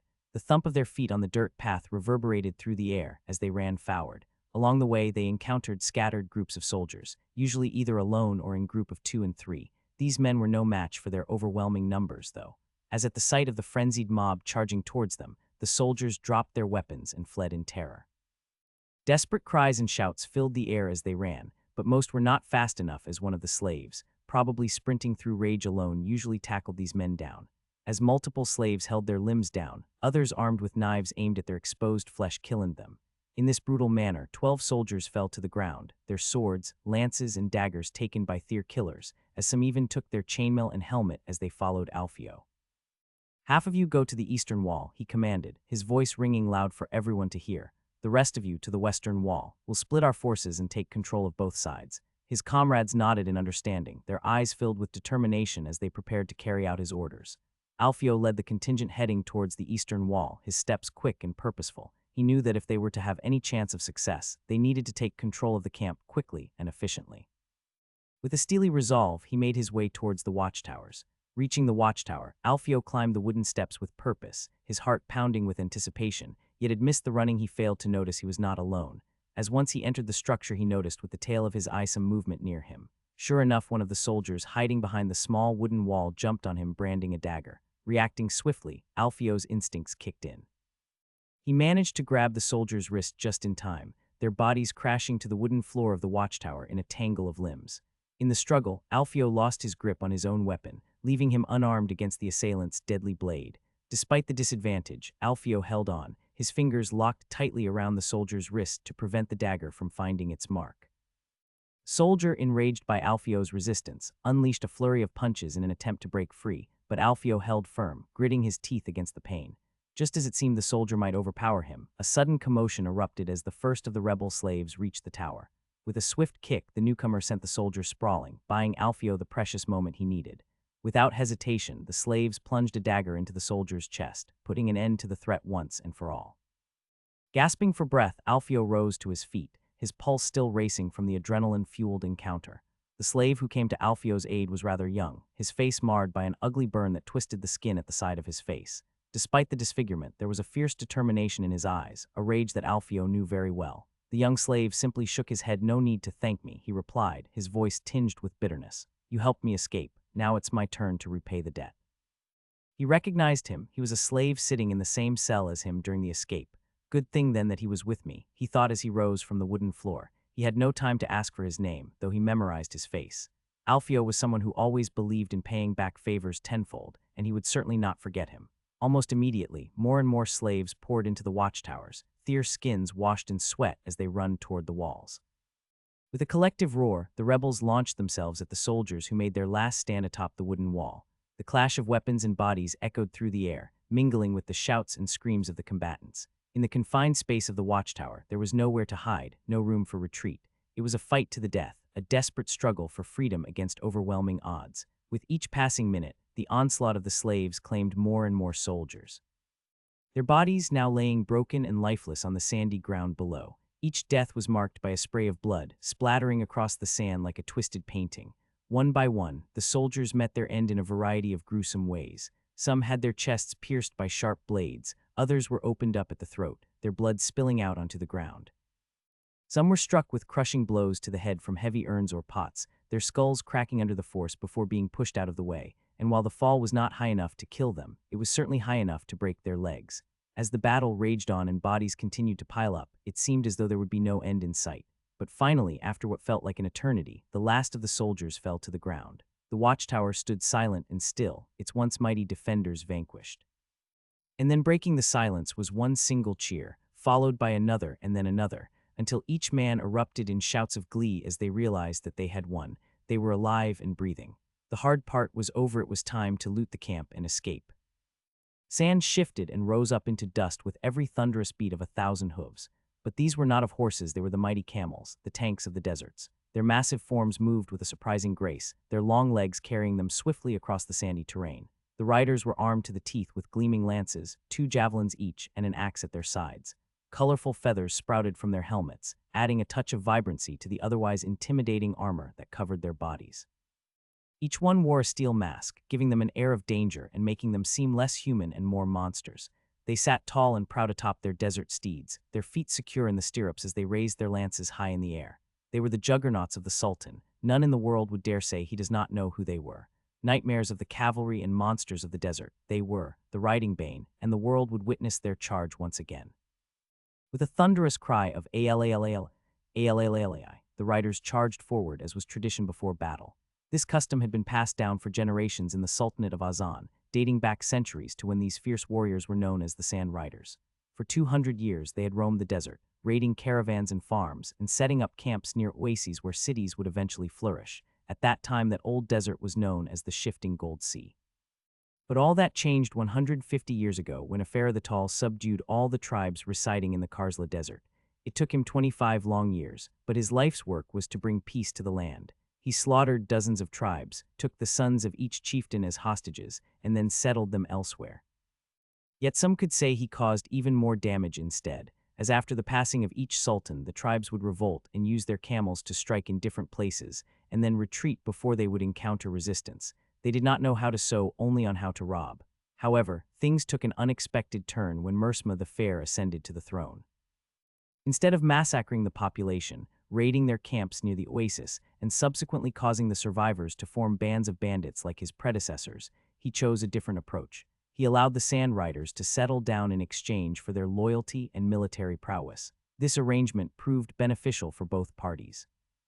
The Sultan had powerful allies on his eastern border who could easily handle his western foes' heavy cavalry, and the Sand Riders were given free rein to pillage and plunder any unclaimed land that did not bear the Sultan's banners, which on the eastern borders they were stelled were many. Over time, this alliance grew stronger, and after 90 years, the Sultan even formed an elite force known as the Riding Bane, consisting of only the strongest and most skilled riders among them, which would then become their most loyal forces. For now, however, these camel riders were not fighting for the Sultan, but under orders from the Prince of Arlania. Just as the prince had hoped, the emperor had taken the bait and charged with his reserve forces at the flanking unit. This meant that the only remaining forces in battle were his archers and cavalry, both of which were just meat to be slaughtered by the Riding Bane. With the emperor's forces committed to the flanking maneuver, the prince knew that his plan was unfolding perfectly. The archers and cavalry were now exposed and vulnerable, with no reinforcements to come to their aid. It was the perfect opportunity for the camel riders to strike and deliver the decisive blow that would secure victory for Arlania. Camel riders rode forward, their mounts moving swiftly and gracefully across the shifting sands of the battlefield. 500 lances rose in the sky, as the shouts of the riders of the desert was heard by everyone. As they advanced, the archers of the enemy forces hurriedly nocked their arrows, drawing their bows and releasing their shafts in rapid succession. The arrows flew through the air, cutting through the space between the archers and their targets with accuracy. But to their dismay, they found their mark with little effect. The arrows bounced harmlessly off the sturdy armor of both the riders and their camels, their metal plates and thick hides providing ample protection against the feeble projectiles. Undeterred by the failed barrage, the archers continued to unleash volley after volley of arrows, hoping to find a chink in the armor of the approaching camel riders. What else could they do? But no matter how many arrows they sent flying, they could not penetrate the defenses of their adversaries. Without warning, they came charging in like a ferocious thunderstorm. Axes swung with deadly force, cleaving through necks with ease. Lances, sharp and menacing, impaled archers on the chest as if they were nothing but mere insects. Amidst the chaos, some riders even threw javelins for the sheer thrill of it, their weapons finding their targets with deadly accuracy, while others merely sank into the soft sand. The archers stood no chance against this onslaught. Their arrows were useless against heavily armored foes on horseback. If only they had lances to match their opponents, perhaps they could have fought back. With one swift thrust, they could dismount their enemies or even slay their steeds. But alas, they had none and were paying the ultimate price for it. The once pristine sand was now stained with blood and littered with the bodies of fallen archers. The air was filled with the clash of swords and the cries of wounded warriors. In just 5 short minutes, over 200 archers lay dead on the ground, while only one rider was killed. That rider in particular had his fate sealed when a sword cleaved through his beast's foot and sent both him and his mount crashing to the ground, shattering bones upon impact. Despite their best efforts, the archers could not hold back the monstrous forces that surrounded them. Everywhere they looked, they saw their comrades being mercilessly cut down by the enemy's mounts. The sight was enough to break their resolve and send them running for safety, but their leaders were not about to let them flee without a fight. "Come back, you cowards," they cried out, desperate to rally their troops. "You will be decimated if you run. Come and fight for glory." They even tried to appeal to their greed, reminding them of the promise of riches and glory that awaited them if they emerged victorious. They warned of the consequences of desertion, but none of it was enough to stop the sea of panicked men from fleeing. In the end, nothing could stop the stampede, as fear and desperation took hold. The gold they had been promised seemed insignificant compared to the overwhelming force that threatened to crush them all, and so they ran, hoping to escape with their lives intact. "Your Grace, the archers have fled. The enemy is closing in fast. We must flee before it's too late. The battle is lost." The panicked voice of a noble cut through the chaos of battle as he knelt to the man. The emperor surveyed the scene before him with a heavy heart, his mind racing with conflicting thoughts and emotions. His infantry was making headway, carving through the ranks of mercenaries and driving them back. But the enemy's camel riders were advancing, their looming presence a daunting threat on the battlefield. Cursing under his breath, the emperor berated himself for falling into what seemed like an elaborate trap set by Arzalat, the prince of Arlania. "Damn that bastard," he muttered, begrudgingly acknowledging the audacity of his adversary's tactics. One has to have big balls to try something as dangerous as this, so either he was a brave madman or he trusted his infantry to keep fighting even when flanked by two sides, he mused. To think he would join hands with the Sultan, I've been made a fool of. Despite his frustrations and regrets, the emperor knew he had to make a decision and quickly. Should he retreat and save himself, riding south towards the safety of the camp? It was a tempting option, but fraught with risks. If the Arlanian nobles during their march home caught wind of his retreat, they might seize the opportunity to gain the goodwill of their ruler. Nothing spell loyalty more than presenting the head of their biggest of enemy. But another voice within him urged him to stand firm and fight. "You can do it," it whispered, pushing him to consider the possibility of victory. "The camels are focused on the archers below. If you charge with your clibanarii, you can turn the tide of battle in your favor. Luck favor the bold gratios. Raise your lance and charge." Torn between the urge to flee and the desire to seize victory from the jaws of defeat, the emperor hesitated, weighing his options carefully. "Your Grace," the noble's voice pierced through the chaos of battle, "we must act swiftly. The enemy will soon come to us." The emperor's response was immediate as he unsheathed his sword, its steel glinting in the sunlight. "I refuse to flee," he declared boldly to his followers. "Look, my lords, those bastards are occupied with the archers. They will not be able to mount a successful charge against us. We have the advantage here. We can break through their lines and be the first to shatter the Sultan's riding bane in all of history. Glory awaits us, my brothers. Let us seize it like lions." With a determined roar, the emperor spurred his horse forward, followed by his clibanarii and loyal nobles. For if they were to turn and run now, they would surely face ostracization or even arrest for cowardice. So for many, death was much more preferable than to flee. Though they all knew that they were riding after their death. After all, there was a reason for which camels were never defeated by horse in the desert. Horses were spooked by those beasts, making a charge a futile attempt. However, they did not dare speak up or question their leader's decision. Instead, they held their tongues and raised their lances, preparing to ride forward into battle, determined to protect their emperor at all costs and to welcome death with a brave face. That was the true duty of a noble. Glory to the empire. He has done it. The camp was his. All the soldiers defending it were killed, their armors were looted, and their dead bodies left to welcome the army once they are back. One small gift in exchange for all the things they were to take. Alfio stood there, the sword of one of the soldiers in hand. All the slaves around observed him in awe. During the fight, talks went around and they all discovered that it was the boy in front of them, the mastermind behind it all. As he glanced over his shoulder, a smile spread across Alfio's face at the sight of Egil returning to his side, the two of them sharing a moment of silent acknowledgement. They have succeeded. Very well, the camp is ours, Alfio thought, as his mind raced to understand on what to do. Yet, despite the apparent success of their rebellion, Alfio knew that they were not yet out of danger. The taste of victory was sweet, yet it was tempered by the fact that their freedom was a fragile flame that could be easily extinguished by the winds. The army could return at any moment, and if they were not out of there by then, all they had done would have been for naught. He couldn't shake the feeling of unease that was growing in him. As Alfio walked, he couldn't help but recognize a few faces in the crowd. None of them brought back fond memories, only reminders of past grievances and conflicts. His eyes landed on a particularly rotund figure, sprawled on the ground before him. "Well, if it isn't Madame Versian," he muttered under his breath as he knelt down to get a closer look. It was clear that she was already dead, her eyes glassy and her body still. Alfio had always prided himself on not holding grudges against the dead, but he couldn't deny feeling a sense of satisfaction at her demise. With a sly smile, he raised his leg and gave her a swift kick to the stomach. A small laugh escaped his lips as he watched the rolls of fat jiggle with the impact. "I once heard of a Chinese emperor whose body burned for 3 days on the street, or maybe it was a general. I wonder if we could set a new record here," he mused aloud, entertained by the thought of giving Madame Versian such an extravagant send-off. But upon further reflection, Alfio dismissed the idea. He knew that burning her body would bring him no real joy or fulfillment. Instead, he turned away from the lifeless form and continued on his way, leaving behind any thoughts of revenge or retribution. Revenge may be sweet, but in this case, it held no appeal for him. He knew they couldn't afford to linger. There was no telling if any of the soldiers or of the camp follower had managed to escape the carnage and were now racing back to the army on foot. Better to be safe than sorry, he reasoned, as he began to organize the slaves to speed up their efforts in securing the camp and preparing for whatever might come next. Alfio's voice cut through the air, resonating with a newfound authority as he raised his sword high above his head. "Brothers," he called out, his voice echoing across the camp. "The camp is ours. We have conquered it, and with it we have reclaimed our freedom. A surge of cheers erupted from the gathered slaves, their fists raised toward the sky.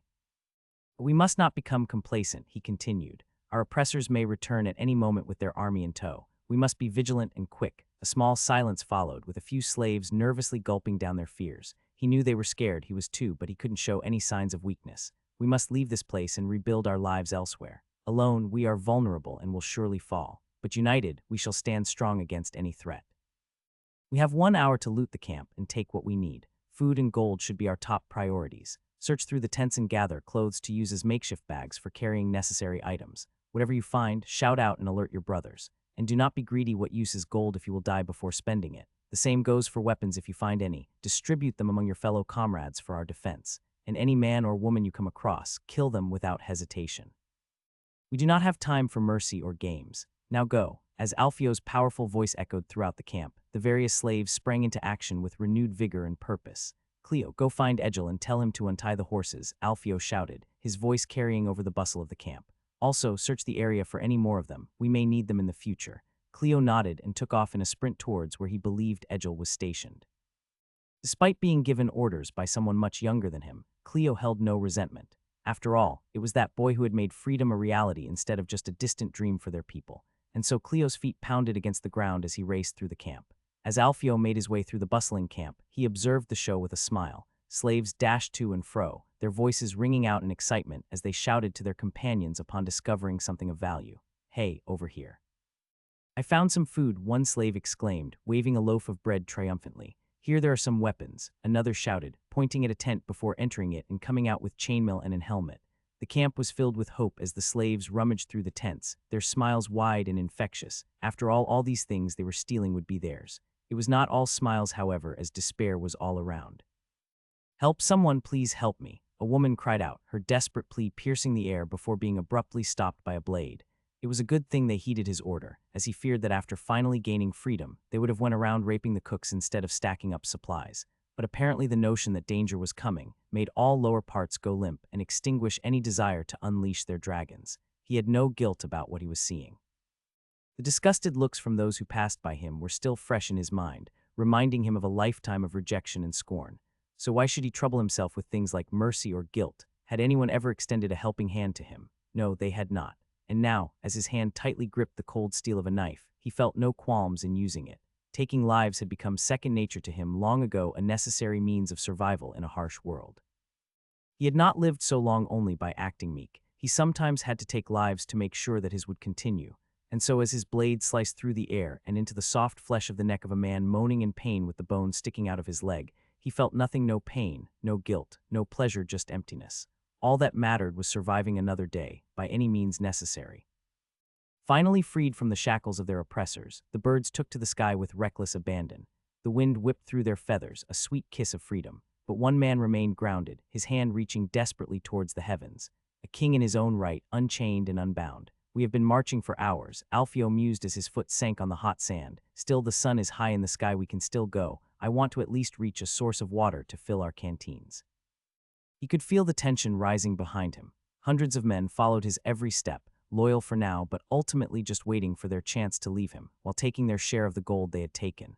He couldn't let that happen. He needed every able body he could get if he wanted what he desired. They left a trail of destruction in their wake, a camp full of dead bodies and stolen loot. His friend Cleo had urged him to take more, but he knew better.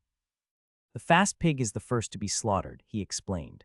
"We take everything and they will ride to us with everything they have. Take some bit and they will do an half-assed job." And so they rode on, taking only what they needed and leaving behind a tempting trail for those foolish enough to pursue them. He knew that they would still send some riders after them. After all, the shame of some slaves slapping them was too ugly to be forgiven, though they now had the weapon for that. "If they come, I will show them my favorite trick," Alfio mused, as he wondered how much a man can live buried in the hot sand with his head sticking out. Alfio back then even considered the idea of burning the rest of the food inside the camp, their last farewell gift. In the end, he did not. The last thing he needed was for the army to come back after seeing the smoke. The army took 1 month to reach the place, by they were many and slow. And so Alfio remained confident that within 2 or 3 weeks they would catch sight of the lush, green lands of the empire. After what seemed like an eternity, they finally arrived at the oasis. With a collective sigh of relief, the men dropped to their knees. Cupping the liquid with trembling hands, they drank deeply, savoring each precious drop as if it were gold. As the horses quenched their thirst and the canteens were filled to the brim, Alfio allowed himself a moment of respite, before gazing around them as close to them there should be a village. Their lords had paid the emperor a bribe, so it was not sacked. He noted that maybe they could make use of it, but for now he had to deal with something. The men sat in weary clusters on the hot sand, their faces drawn and tired from the long journey. Some leaned against their bags, while others lay sprawled out, seeking respite from the scorching sun by bathing their limbs in the water. Alfio walked amongst his comrades, their faces etched with exhaustion. He searched the sea of weary bodies for familiar faces, finally spotting Jarza's tired but resolute expression as he approached. Cleo and Egil were not far behind, rising to join Alfio without hesitation at his beckoning. As they moved away from the rest of the convoy, Egil asked with a hint of concern in his voice, "Is something wrong, Alf?" Cleo raised a questioning eyebrow and added, "That look on your face tells me you're planning something." Alfio responded briefly, "Not much, but I need your help with something." "Go ahead," Egil urged. Turning to face his three trusted friends with an intense gaze they had never witnessed before, Alfio asked, "Assuming we survive and escape the riders and make it out alive, what are we going to do next?" The group fell silent, each lost in their own thoughts. They all had the same musing, "I have never thought so far." They had been so focused on gaining their freedom that they hadn't considered what would come after. Many of them had families they may never see again, either because they were too far away or because they were the ones who had sold them into slavery. "Do you have a plan?" Jarza finally broke the silence, looking up at Alfio. "I do," Alfio replied confidently. "I believe our best option is to become mercenaries. We're armed and we have horses, people will easily believe us. Plus, it's a way for us to make a living. My plan is to march south towards the principalities of Sharza. There we can build a life for ourselves, but I want more." A sly smile appeared on Alfio's face as he turned to his friends. "I have a plan in mind. I've thought about it for a long time and I believe there's a good chance for it to work. But I can't do it alone. I need people I can trust. I need all of you." Egil's skepticism was evident in his furrowed brow and skeptical gaze. "If anyone else had proposed such a ludicrous idea, I'd have given them a good beating for their foolishness," he remarked with a hint of disbelief. "But coming from you, Alfio, I'll trust your judgment. I'm in." Jarza chuckled at Egil's words, his laughter carrying a sense of camaraderie. "Well, I've got nothing to lose and only my sword to wield," he quipped, his eyes gleaming with determination. "Count me in." Cleo's contemplative expression softened as he glanced at his companions. "If you're all in it, then I'm too," he declared. "Together, we'll make it work." A smile spread across Alfio's face, a rare display of genuine warmth. Without a word, he drew his companions into a tight embrace, a silent acknowledgement of the bond that had formed between them over the past 2 years. And then with the same voice he had used to entertain the idea of freedom, he continued, "If you are with me, then now it is time to show it." And so that night, the fate of the entire continent waved beneath the fingers of one small young man. A fourth figure approached cautiously, his eyes wide with wonder as he gazed upon the flickering flames. "Can I sit by the fire?" he asked tentatively. "The wood is not ours, so neither is the fire. Why would we deny that? Come here and sit with us, brother." One of the former slaves spoke with a warm smile, patting the sand next to him.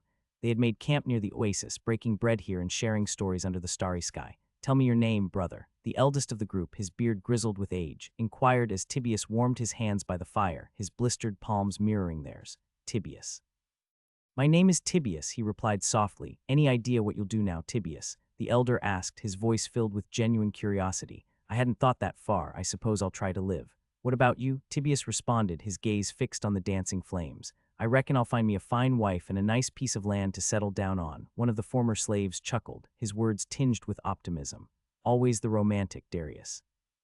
Meanwhile, I plan on enjoying every moment of this freedom. No more chains, no more masters. I will drink and sleep around." Another chimed in, his laughter echoing through the night. "Who's that?" the third former slave asked, furrowing his brow in confusion. "Well then, we would toast to his name if we had something to toast with." One of the former slaves jested, a mischievous twinkle in his eye. "I don't know if we should." He appeared deeply worried. "I shared a few words with him, and he gave me that feeling," Tibius confessed, his brow furrowed in concern. "Why is that?" the others inquired, their curiosity piqued. "I don't know, just a feeling, as I said. Though he told me that later this evening he would share something with his brothers, so I think we all have to wait." The three former slaves exchanged uncertain glances, a small seed of doubt gnawing at their hearts. One of them turned to Tibius. "Still, you have any idea why? Are we in danger?"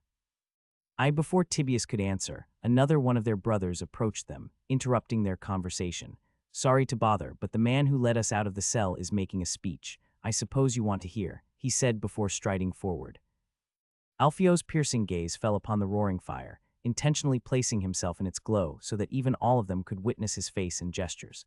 He knew with utter confidence that within 10 minutes, all 530 of his devoted slaves would be chanting his name in unison. For them, he was their savior and leader, despite being half their age. They were but a fraction of the mighty army they had follow it, yet seeing them now was still daunting. The weight of 1060 eyes fixed upon him only added to Alfio's sense of authority and a bit of fear as he stood before them, bathed in the flickering light of the fire. Calm yourself, he thought. You can do it. It is quite a chilly night, is it not? He began, his voice carrying through the stillness of the evening.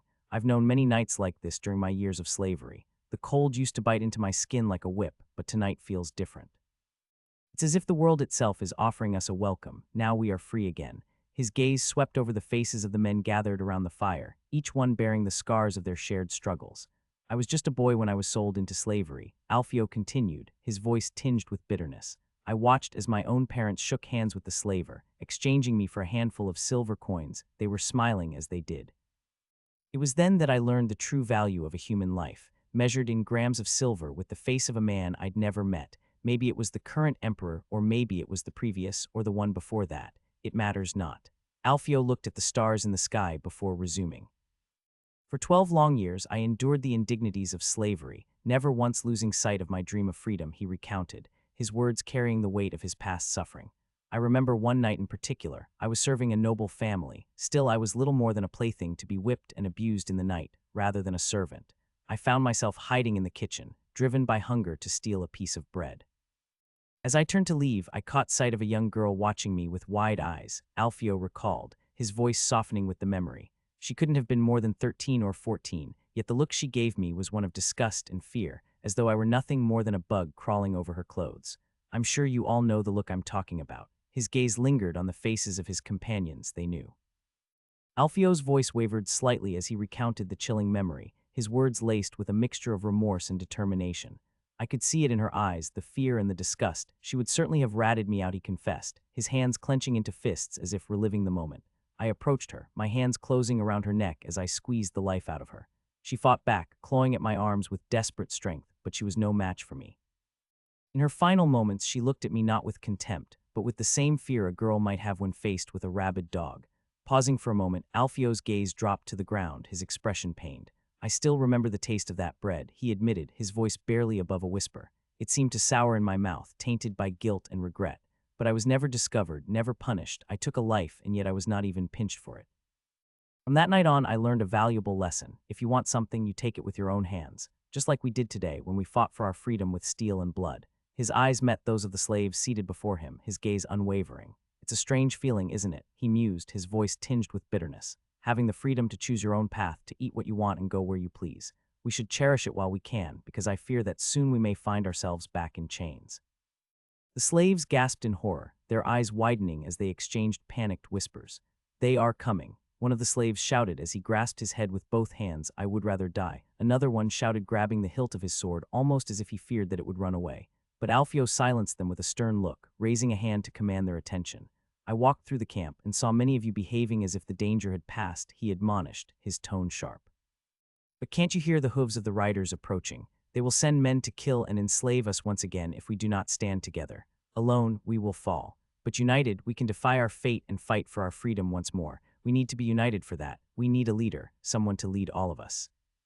Suddenly, a voice rose from the back of the crowd, and you think that a boy like you will be the one to lead us. The slave scoffed, his voice dripping with contempt. You're half my age, and I could blow you over with a single breath. I am much more stronger than you. Why should I obey your commands? He sneered as he delivered his words on that dark and chilly night. The slaves exchanged uncertain glances as the man's words spread through the chilly airs, their eyes darting between him and Alfio. Some nodded in silent agreement as they tended to underestimate the young man for his age, while others remained silent, watching the exchange with curiosity, for everyone loved a bit of drama. Meanwhile, Jarva couldn't help but feel a bit insulted by the stereotype. He was expected to fulfill that of the big, strong black man. Alfio, you bastard, he thought to himself, brewing with indignation. You'll hear from me after this. I believe you're all misunderstanding me, Alfio interjected, his tone calm as that of a mother singing a lullaby. I'm not here to declare myself your ruler. We need to choose our leader collectively. A ship constructed without nails is sent only to sink in the sea. What good would it be to lead this group if my own men mistrust me? Is it not stupid for brothers in arms to kill each other while the enemy is outside their camp? With a confident gesture, he beckoned the Jarva forward. Please, brother, come here. I assume you wish to nominate yourself. Jarva stepped forward, his voice booming. Of course, I'm the strongest among us. I should be the one to lead. Now what we need is strength, he declared, though internally seething with resentment toward Alfio as his cheeks reddened in embarrassment at shouting like a fool. Alfio continued, addressing the pressing issues at hand. We likely have riders headed our way, sent by the Emperor himself. Our food supply will last us 3 days, maybe 5 if we ration it. And water, well, we can't stay here as this will be the first place our pursuers check. So, brother, what do we do? Jarva raised a finger, forming a dumbstruck expression that belied his true emotions. With a forced, loud hum, he attempted to contribute, feeling Alfio's supposed attempt to humiliate him. Let me give you a small suggestion. There must be farms filled with food near us. Then we will raid them and take the food. Jarva spoke, his fist striking his palm, as if he found the solution for all their problems. We do that and we will die at the end of the weeks. Alfio said seriously, raiding is absolutely out of the question. Jarva's face twisted in frustration. But if we don't raid, we'll starve. Alfio maintained his composure, addressing the concerns with a calm yet firm demeanor. Raiding villages will only draw more attention to us. The local lords will organize expeditions to hunt us down, and even if we evade them, the news of our presence will spread. We'll be met not only with armies but also angry nobles out for our heads, nobody like bandits. Jarva shot Alfio a glare of hatred, but we can't afford to starve. I don't want to starve, he exclaimed, his voice booming. Alfio responded evenly, we have gold and there are people we can buy from. But that's our gold, came the collective response, reflecting the sentiment of the group. Alfio countered, would you rather have a few more coins and risk death or enslavement in the mines, or have a little less gold and live to spend it? I'd choose the latter. What about you? Yeah, you're right. I want to live and spend gold, not die, one of the slaves concurred, echoing the sentiments of many. That's the spirit, brother, Alfio praised, patting the man's back reassuringly as he approached him. Turning to address the rest of the slaves, Alfio spoke with conviction. Brothers, many of us have suffered for years, enduring whippings and starvation. But that's all behind us now. I was the one who orchestrated our escape, who led us to freedom. Do any of you think you could have done the same?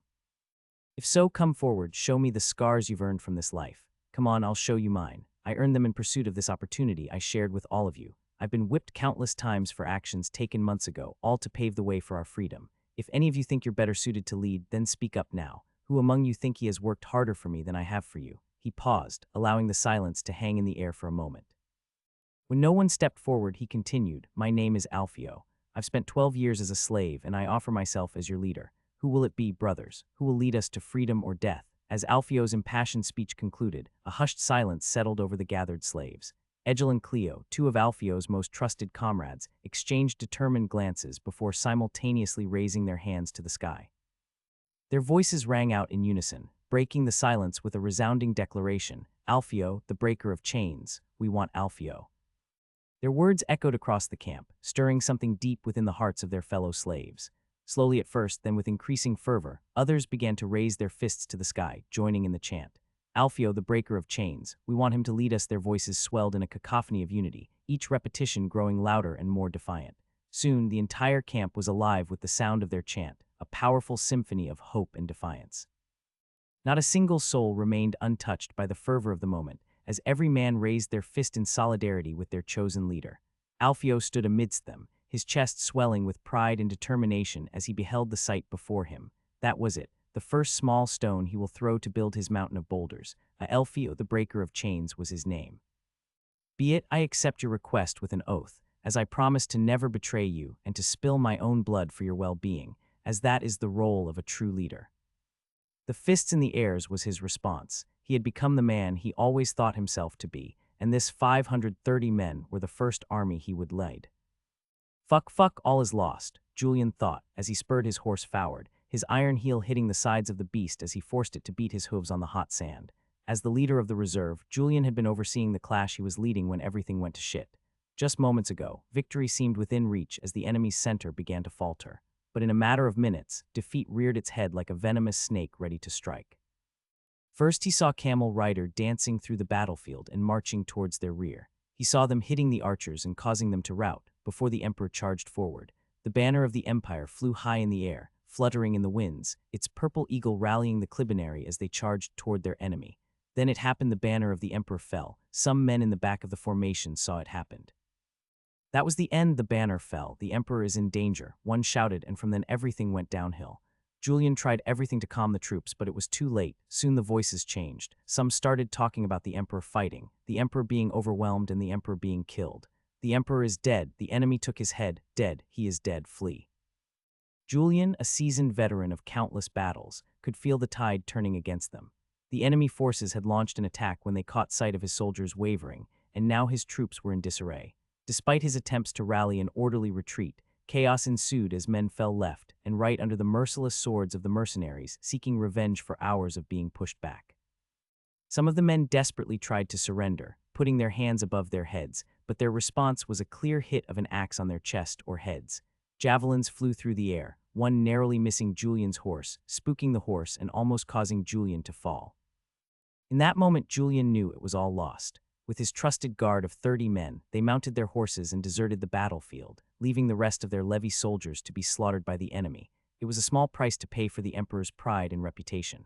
As he rode away, Lucas did not believe that his liege and friend had fallen. Surrounded by the best fighters in the empire, he never imagined this outcome, but there was no time to dwell on it now. They had to cut their losses and flee before it was too late. It seemed though that luck was not on their side, as apparently, the figure of 30 horsemen fleeing in group caused some of the camel riders to give chase. And so a pursuit started, with the tanks of the desert tailing the horses fleeing through the sand. But it was clear that the fastest among them were the horses, as Julian and his group quickly put some distance between themselves and their pursuers. However, there was a reason why camels were called the tanks of the desert. They were built for endurance and never seemed to tire. As they continued their chase, the horses' once strong gallop began to slow and their breaths became more erratic. Like silent ghosts, the camels closed in on them from behind, their determination never wavering. As Julian cast a frantic glance over his shoulder, his heart sank like a stone in his chest. The camel riders were gaining ground, their figures looming ever closer with each passing moment. With a curse that echoed across the desert, Julian tightened his grip on the reins, his knuckles white with tension. Amidst the chaos, one of Julian's loyal guards broke through the clamor, his voice ringing out above the din. "My lord, go, we'll hold them off." He shouted, his words a desperate plea born of loyalty and sacrifice. After all, they were paid to serve their lord, and if he managed to survive, then their families would not miss anything. There was also the fact, of course, that it was considered a duty and a great honor for a guard to sacrifice his life. So they had no qualms about throwing their lives away if Julian would survive. The air was thick with the thunder of hooves and the clash of steel as the valiant guards rode to meet their fate, their sacrifice buying precious moments for their lord to create distance between them and the relentless camel riders. The camels' pursuit was blocked by the 15 guards, who without care for their life threw themselves on harm's way, trying everything to gain any time they could. With a thunderous charge, the guards spurred their horses forward, lances leveled at the ready. But as they closed in on the camel riders, their steeds balked and reared in terror, their nerves shattered by the imposing presence of the beasts. Julian's guards fought to maintain control, but the fear in their mounts' eyes was unmistakable. Undeterred by their horses' panic, the guards swiftly adapted, seizing their lances and hurling them like javelins at their oncoming foes. The deadly projectiles sliced through the air with ugly accuracy, caused by the movements of the horse, causing most of the lances to miss the targets. The sun beat down mercilessly on the sandy battlefield as the guards drew their swords with practiced ease. The metal glinted in the bright desert sunlight, while fighting to make their steeds advance. With each swift swing, they sought to disrupt the enemy's advance, creating a flurry of movement and chaos in an attempt to delay their progress. Their ultimate goal was not to kill, but to protect their leader and buy him time to escape. As the battle raged on, some of the guards sacrificed themselves by throwing their bodies at the enemy, causing them to fall from their mounts and onto the scorching sand. Others focused their attacks on the camels, desperately trying to disable the beasts by striking at the vulnerable sides not covered by the armor. Despite their valiant efforts, the guards were outnumbered and outmatched. One by one, they fell under the brutal blows of lances and swords. But even in death, they achieved their mission, allowing Julian to effectively escape from this ordeal alive. And so Lord Julian, the spymaster of the empire, fled the battlefield, leaving behind himself the event that will cause his beloved empire to fall on itself, with him being at the center of it all, unable to stop what was soon to come. "So this is how it feels," Alfio mused, "to lead men forward. Your back showed to them as you hear the small jingling of steel pinching on steel, knowing that they will draw it under your order. What a beautiful sound." He turned around as he saw the half of 1,000 of men following him. Most of them were clad in simple chainmail armor and helmets, while a lucky few had managed to procure sturdy plate armor from one of the sacked tents. Each man carried a sword and shield or a lance, ready to fight for their life. You could see it in their eyes. They acquired freedom and they would never desert it, like an unruly dog who sees the hand of his owner approaching his plate of food, snarling his teeth at it, regardless of the consequences. Despite their ragtag appearance, they almost looked like a proper army as they marched forward. Give some kids some stick and they will think themselves soldiers, he mused.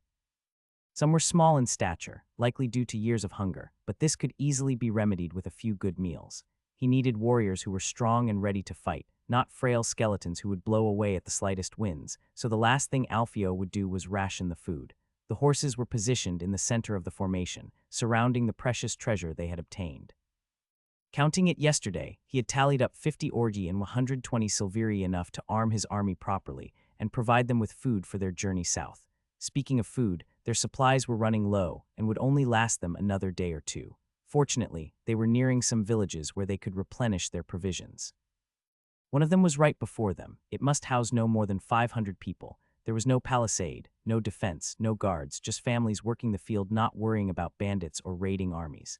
In my days, Egil remarked, turning to me with a hint of nostalgia in his voice, we would have raided at least 4 of these every week. His eyes closed, remembering the feeling of the wind caressing his face as he rode to slaughter.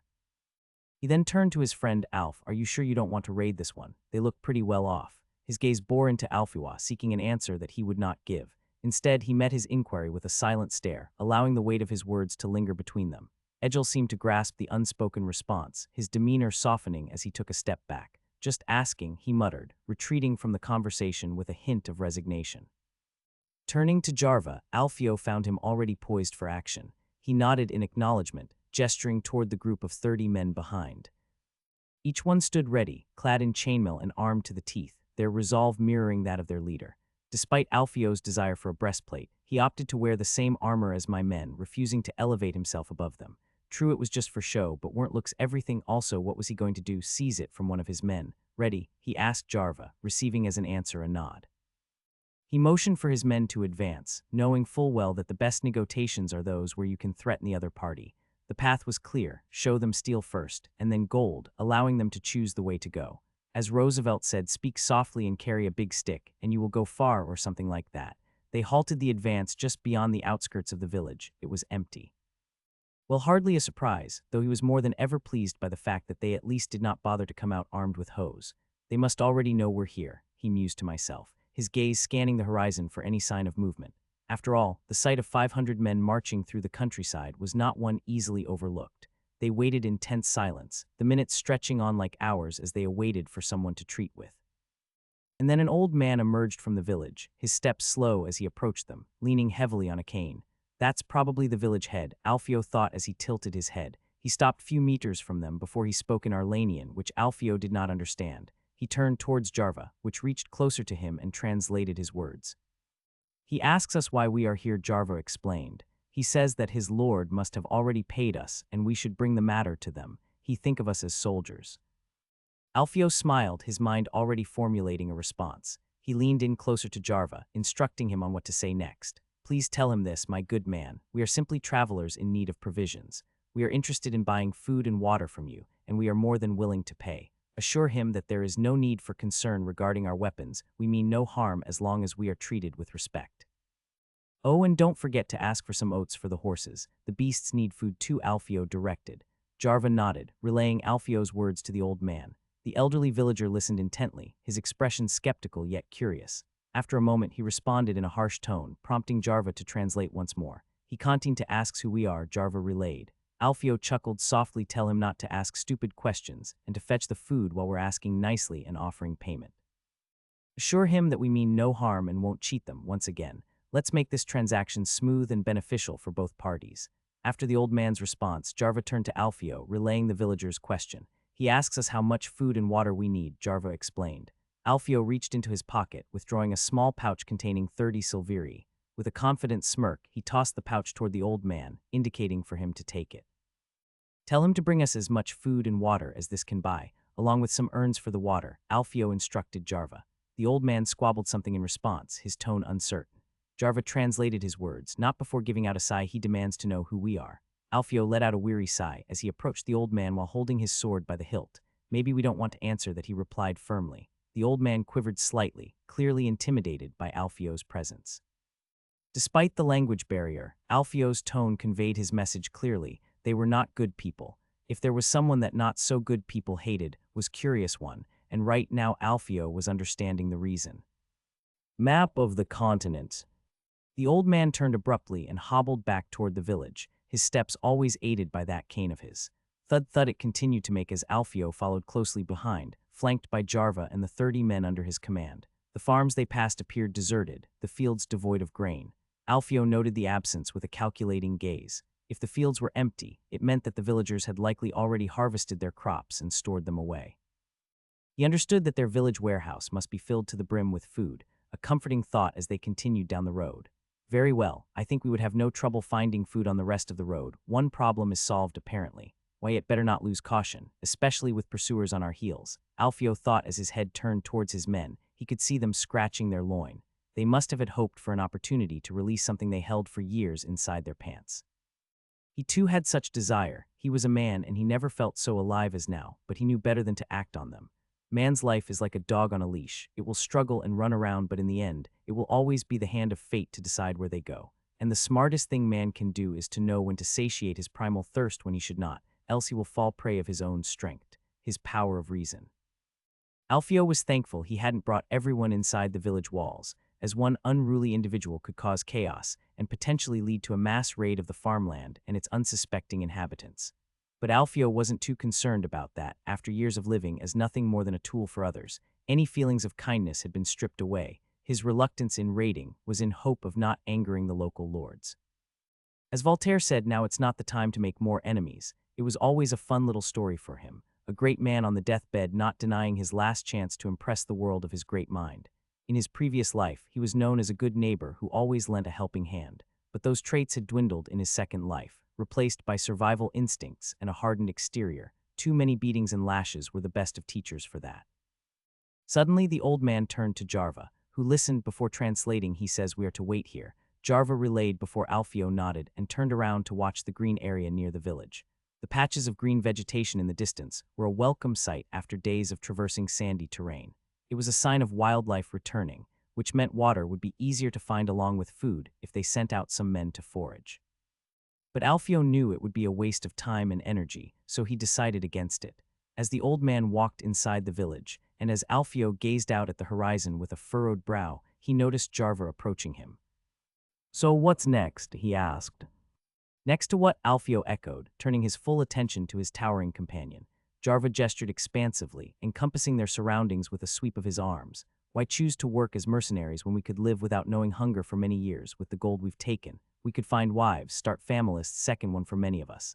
Alfio arched an eyebrow at Jarva's sudden curiosity. "Why the interest now? You didn't seem so curious before," you had said. "Did you get cold feet?" "I've refrained from asking until now," Jarva replied with a shrug. "But whether you answer or not, I've made my decision. Still, I'd appreciate some context. Why risk your life fighting other men's wars?" A wry laugh escaped Alfio's lips, which surprised Jarva. "Other men's wars, you say? As if men fight their own wars. They're merely pawns moved by those in power who crave war for its own sake." Jarva observed the exchange in silence, accustomed to Alfio's philosophical musings. He often marveled at where such profound thoughts originated in the mind of his small friend.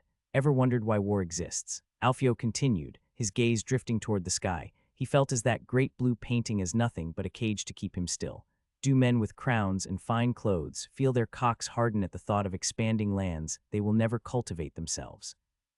Or does the spilling of enemy blood make them feel alive? Or maybe it just the projection of his person overpowering another that make them so excited at its prospect?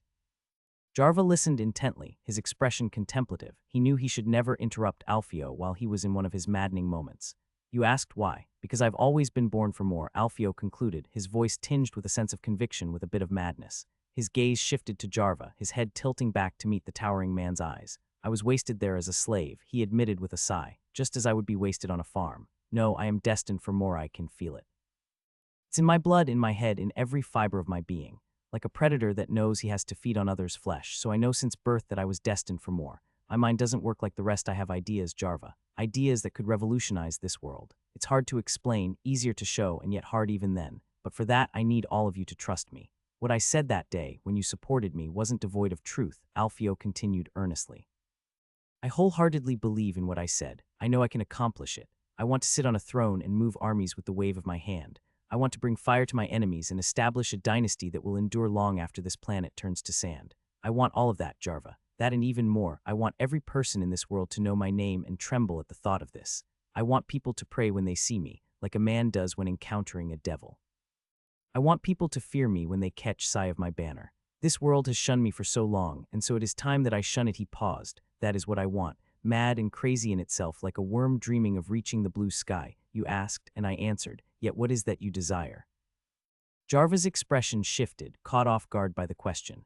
Years of being treated like a mule had conditioned him to accept his fate without contemplating his desires. Who would ask what a mule desires apart from food and water? No one. I don't know, Jarva admitted, his voice quivering. What was that? I don't know what to do with my life, Jarva confessed. I expected to die there, one day, a whipping being the dagger to send me off.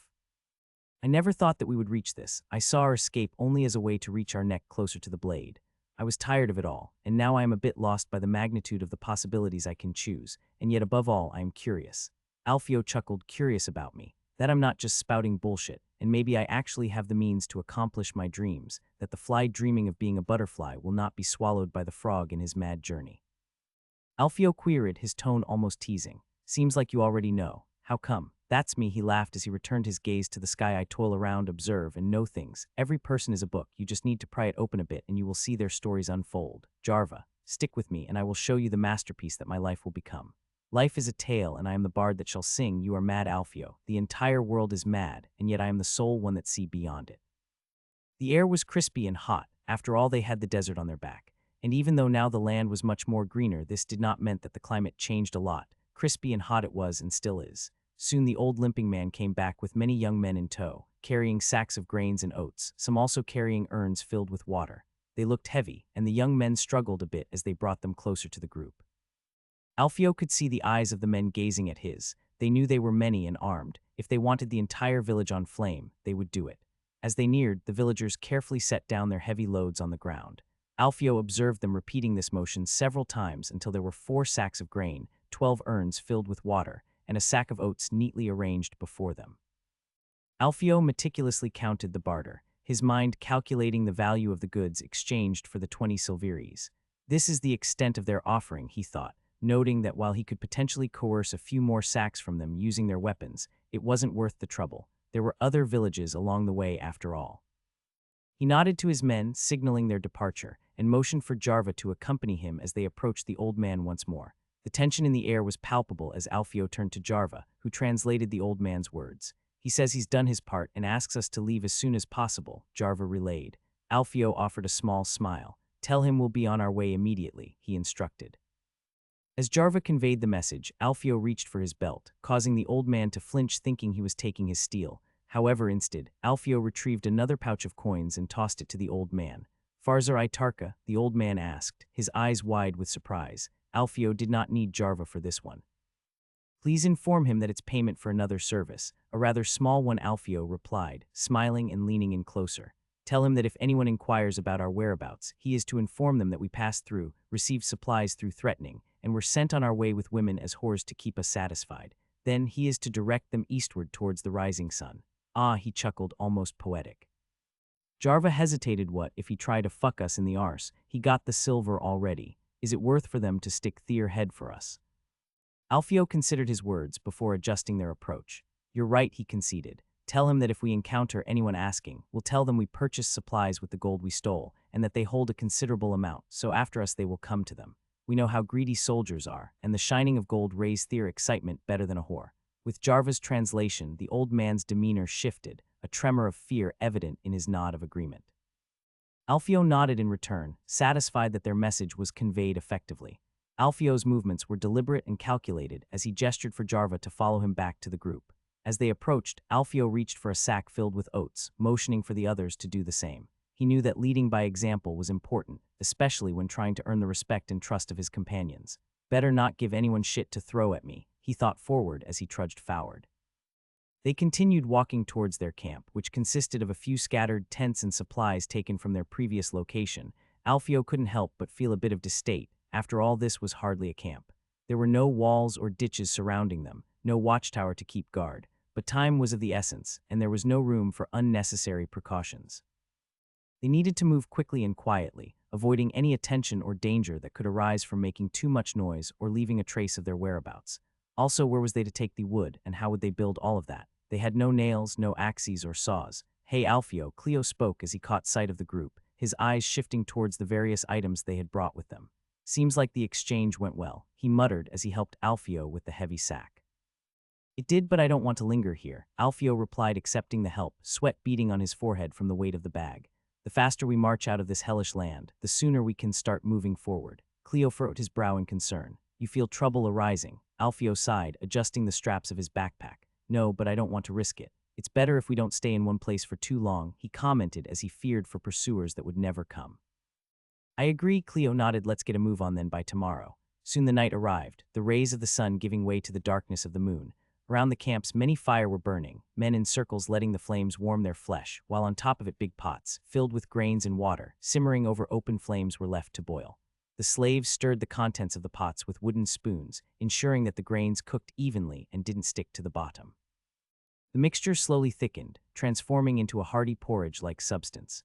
Meanwhile, others tore pieces of bread they had bought from the village, arranging them on makeshift plates.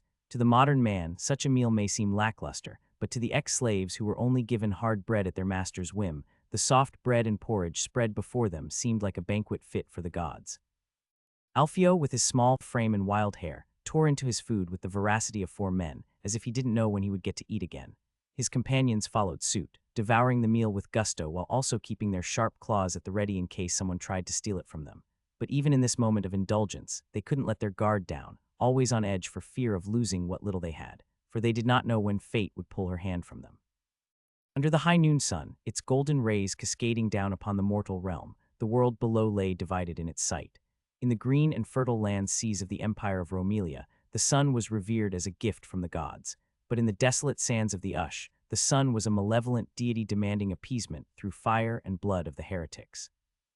In the heart of a vast plaza, torches flickered in a circular formation around a towering pyre, its flames licking the sky with a fierce intensity that resembled that of their god. Arrayed around the pyre, a group of priests of the fire god traced intricate symbols in black coal upon the ground, silent and dutiful upon their act. "The boar shall charge the viper, the hot sand shall have his due and spit the bones back." Bound and gagged, 20 men stood before the pyre, their desperate cries muffled by the cloth stuffed into their mouths. Their skin, pale and candid, seemed to recoil from the touch of the sun, as if even its rays shunned their presence, which contrasted greatly to the skin of the people living under the Sultan.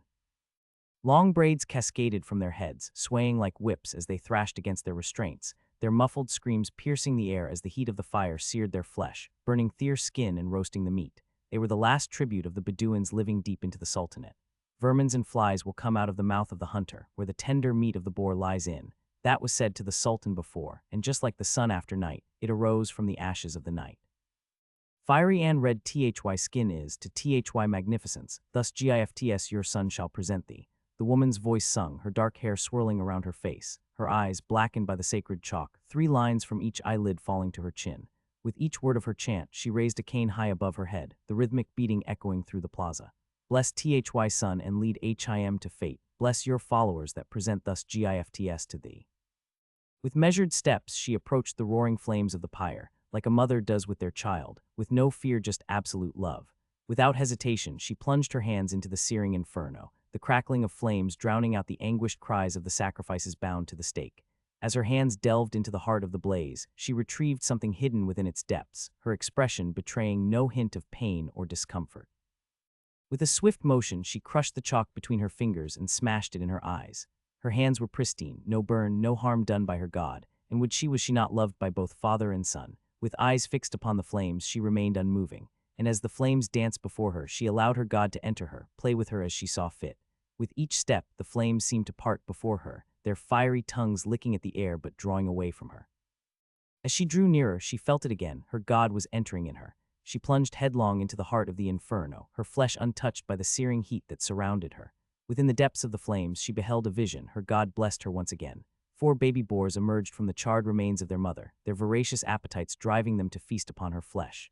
With gleaming eyes and gnashing teeth, they fought amongst themselves for the spoils, snarling and biting at each other. High above, an eagle soared through the red sky. With talons stained crimson with the blood of its prey, it let forth a piercing cry that echoed through the air, a primal call to the gods themselves before diving down. Then the dream stopped and the fire showed her no more. But that was enough. The gods had shown her the way once again. The Sultan would rejoice. The flame told of his success once again as he would dive down like the eagle on his enemies. She knew that the Sultan trusted her. Since the day where she gave him her first sight, the Sultan had eyes only on her. The boars shall charge the viper, the hot sand shall have his due and spit the bones back, vermins and flies will come out of the mouth of the hunter, where the tender meat of the boar lies in. That was said to the Sultan before, the words coming out of her mu'ath. The nobles laughed, the priests scowled at her arrogance, but the Sultan smiled. He could feel it in his blood. He understood her link with the god and immediately bestowed upon her the title of High Priest. It was a title that lasted till death, and it was already occupied. But this did not stop the Sultan. One wave of his hand was all it took to bestow title and claim lives. The awe he felt towards her soon turned into desire. As he desired him, the son of her god wanted to unite with her, and she threw himself at him. She felt it in her stomach, the result of their union. The god's spawn was in her, blessed would be their lineage. And now she had another revelation to offer to her beloved. She could feel her desire to shout it at him before laying with her god's son, his rod blessing her once again as his gray eyes dived into her. She wanted him, and she would have him. And in her wake she brought her 2 gifts, a son and the sight of his love's enemy falling under his claws. Truly a blessed day it was for her. The sky was beautiful as ever, serene and calm as the mirror of a lake. The sun shone with all of his radiance, almost as an attempt to cradle the baby of his heart, so that he could dream as he once did in his mother's arms. He never knew her name, nor how she looked like, yet many times as she went to sleep he would dream of long arms stretching over his curled-up body. He did not know if they were of his mother, but he liked to think they were. He always liked to mutter 1 or 2 poetic words whenever he felt like. He liked to think that her mother was a poetress, and her blood was in him. The blood of emperors and of poetry flowed in his veins. Daytime arrives as poetry and fades as the last words of a lullaby. Yet I sleep, and yet never dream. Is that a curse or a jest made by the dread? He immediately stopped as he heard the door opened. He knew there was only one person that would deign to enter his door. Claria had the brownest eyes he had ever seen. Whenever he smiled at her, her eyes seemed to light up. When he was with her, it was like nothing else mattered. He believed that she always saw him as her son, yet did he look at her like his mother, that he did not cow. Her lips were thin, small, and the top one came together to make a perfect M. Sometimes, when he caught him playing gloomy, she would always try to copy him. A stupid game it was, and yet he loved as she always played along. Her fingers were slender, nails cut short. Her skin was tanned, and yet in her shoulder there were some points of the palest hue he had ever saw, like salt falling on a plate of brown mushroom. His eyes traveled along the path of her long black hair back up to her eyes. Her eyes was what he liked best about her. She could gaze at them for a full day and never get tired. She bowed gracefully, her ebony hair cascading down her back before she straightened, her piercing black eyes fixing on him. "Tibionus, I suppose you know why I am here," she queried, her tone tinged with a hint of disappointment. He feigned ignorance, attempting to lighten the mood with a jest. "I would like to say it was to gaze at the beautiful weather alongside me," he replied with a wry smile. But her gaze remained stern, her disappointment palpable. "I was told of what you did, the priest made sure of that," she stated matter-of-factly. Tibionus gritted his teeth. He always liked to run his mouth around that shit-eater, he thought. He avoided her gaze, unable to meet her eyes when disappointment was in hers. "Do you know that what you did was wrong?" she questioned, her voice gentle yet firm, like a mother reprimanding a child. "Perhaps," he trailed off, turning his gaze to the window, unable to meet her eyes. Claria approached him, her arms enveloping his head as she drew him close to her bosom, just like she used to when he was a child. It was a comforting gesture, one that made him feel safe and loved. He needed that.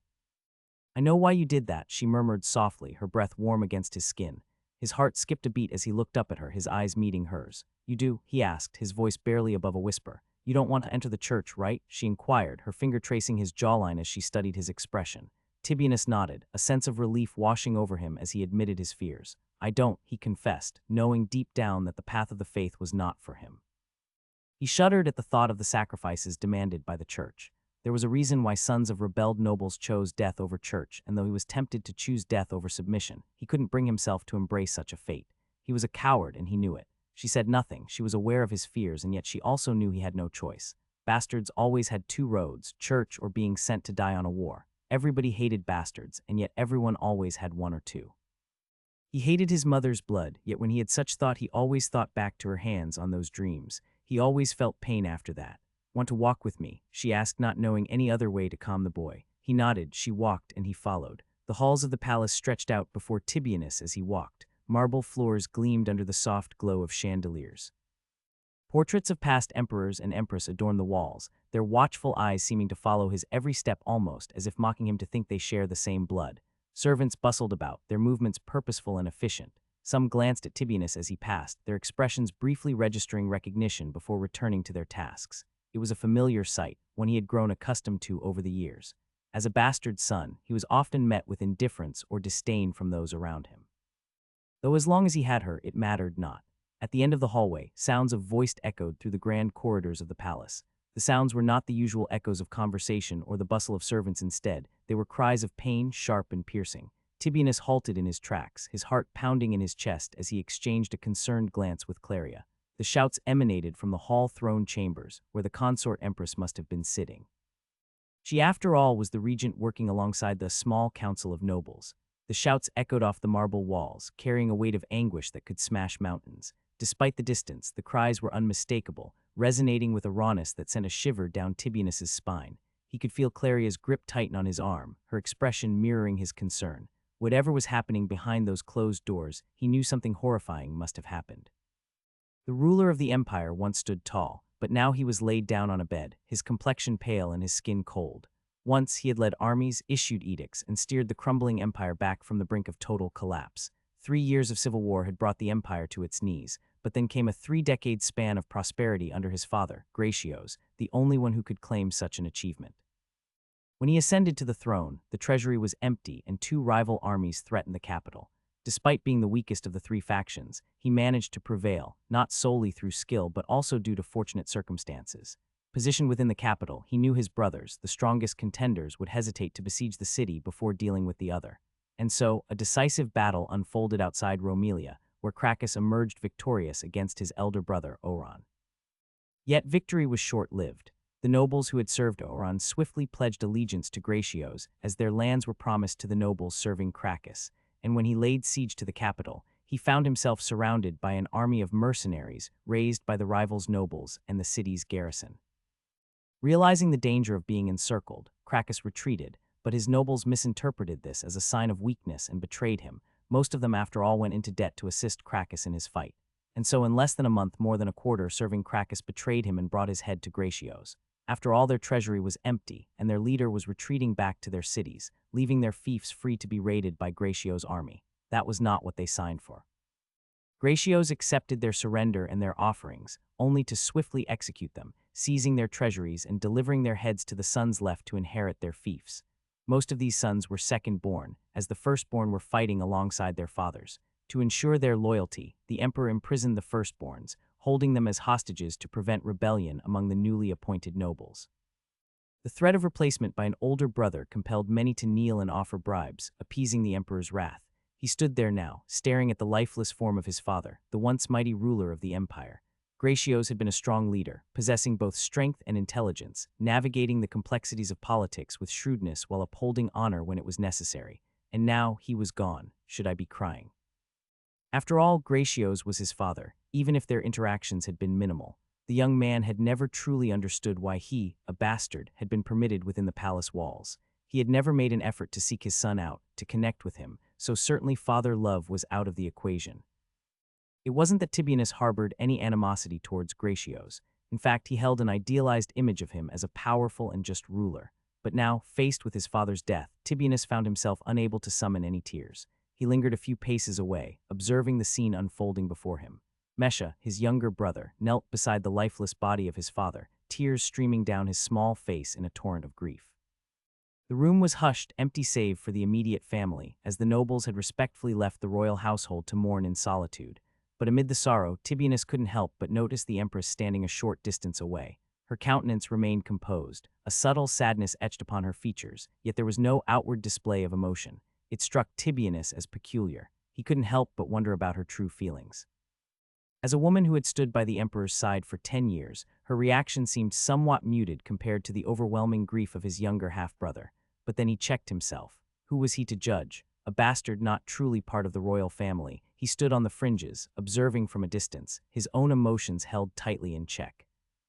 The emperor was laying still on the ornate bed, his once vibrant brown hair now streaked with silver, cascading over his shoulders and mingling with his long beard that covered his chin. He seemed so old and tired. His skin, once bronzed from years of command and rule, now appeared white as snow. He once projected sternity, yet he only showed peace. His eyes, closed in eternal rest, were now hidden behind shuttered lids. His mouth, typically firm and commanding, was now quiet and still, giving no hint of the words that once shaped empires and inspired loyalty. He was the emperor, he was dead, and now a new one was to arise. The empress, her voice tinged with a mix of sorrow and authority, addressed Petrinus, the head of the guards who had served the emperor faithfully for 5 years. Where are those who brought the body? Petrinus, a man of stoic demeanor and noble lineage from the prestigious family of Achaea, stood before her, his gaze steady and respectful. They are under surveillance, Petrinus replied, his voice carrying a coolness that matched his rigid posture as he bowed before her. The empress, her brow furrowed in thought, pressed further. Are they Arlanians? Petrinus nodded in confirmation. Without hesitation, the empress issued her command, her voice firm and unwavering. Cut off their heads and put them on pikes, she ordered, her words cutting through the air with a sense of finality. Bastards should not be allowed here, the cool voice of the empress spoke, her eyes not deigning to look at his, giving him the same repulsion one had when finding a bug on the ground. Seems like she recovered quickly, Tibionus mused, as he bowed before nudging the sleeve of Clara to bring him inside his room. He preferred to be alone right now as he felt uncomfortable with the eyes of his step-brother and of the empress looking down at him. He wanted to go to his room and gaze at the sky. It was such a nice day, and yet it was supposed to be so gloomy. Fuck them, fuck the emperor that never bored himself to meet his spawn, fuck his wife and sons, and fuck the church. I did not choose to be born. It was the protector chosen by the gods who spilled his seed on my mother's womb, so why am I to get the shit? He knew the answer, though. He was a bastard, and his father was the emperor. An emperor were supposed to have concubines, his mother was probably one. He was the emperor true, and now he was dead, a new one was to rise. And the head of that such small bastard would probably end on a pike or bowed on a monastery. Bastards were cursed by birth, that was known plainly. A bastard brought ill luck, that was known too. Bastards were shady and disloyal, that too was acknowledged. And yet a bastard liked to gaze at the sky, and that was not known. The room was modest in size, especially when compared to the grandeur of others within the palace. Its walls, devoid of any lavish adornments, bore only the proud banner of the eagle, symbolizing the enduring strength of the realm. Unlike the opulent chambers meant for indulgence, this space served a more solemn purpose, a place of duty rather than pleasure. If they want pretty things, they may go to a whorehouse, were the words of Emperor Lakianos I the Austere, who built this room. For over a century, it had remained unchanged, its austere simplicity on par only to its solemnity. Only the banners of the reigning house, the Kazantis, added any hint of color or symbolism to the otherwise stark environment. 80 years ago they were hung on the wall and were never taken off. They were not the founder of the throne, nor did they gain it through civil war, they instead just married to it. Funny enough, the family with the highest count of war emperors gained power through peaceful means. Despite its modesty, the room was not lacking in significance. It served as the gathering place for the highest council of the realm, the 5 leading men of the empire, each a formidable magnate in their own right.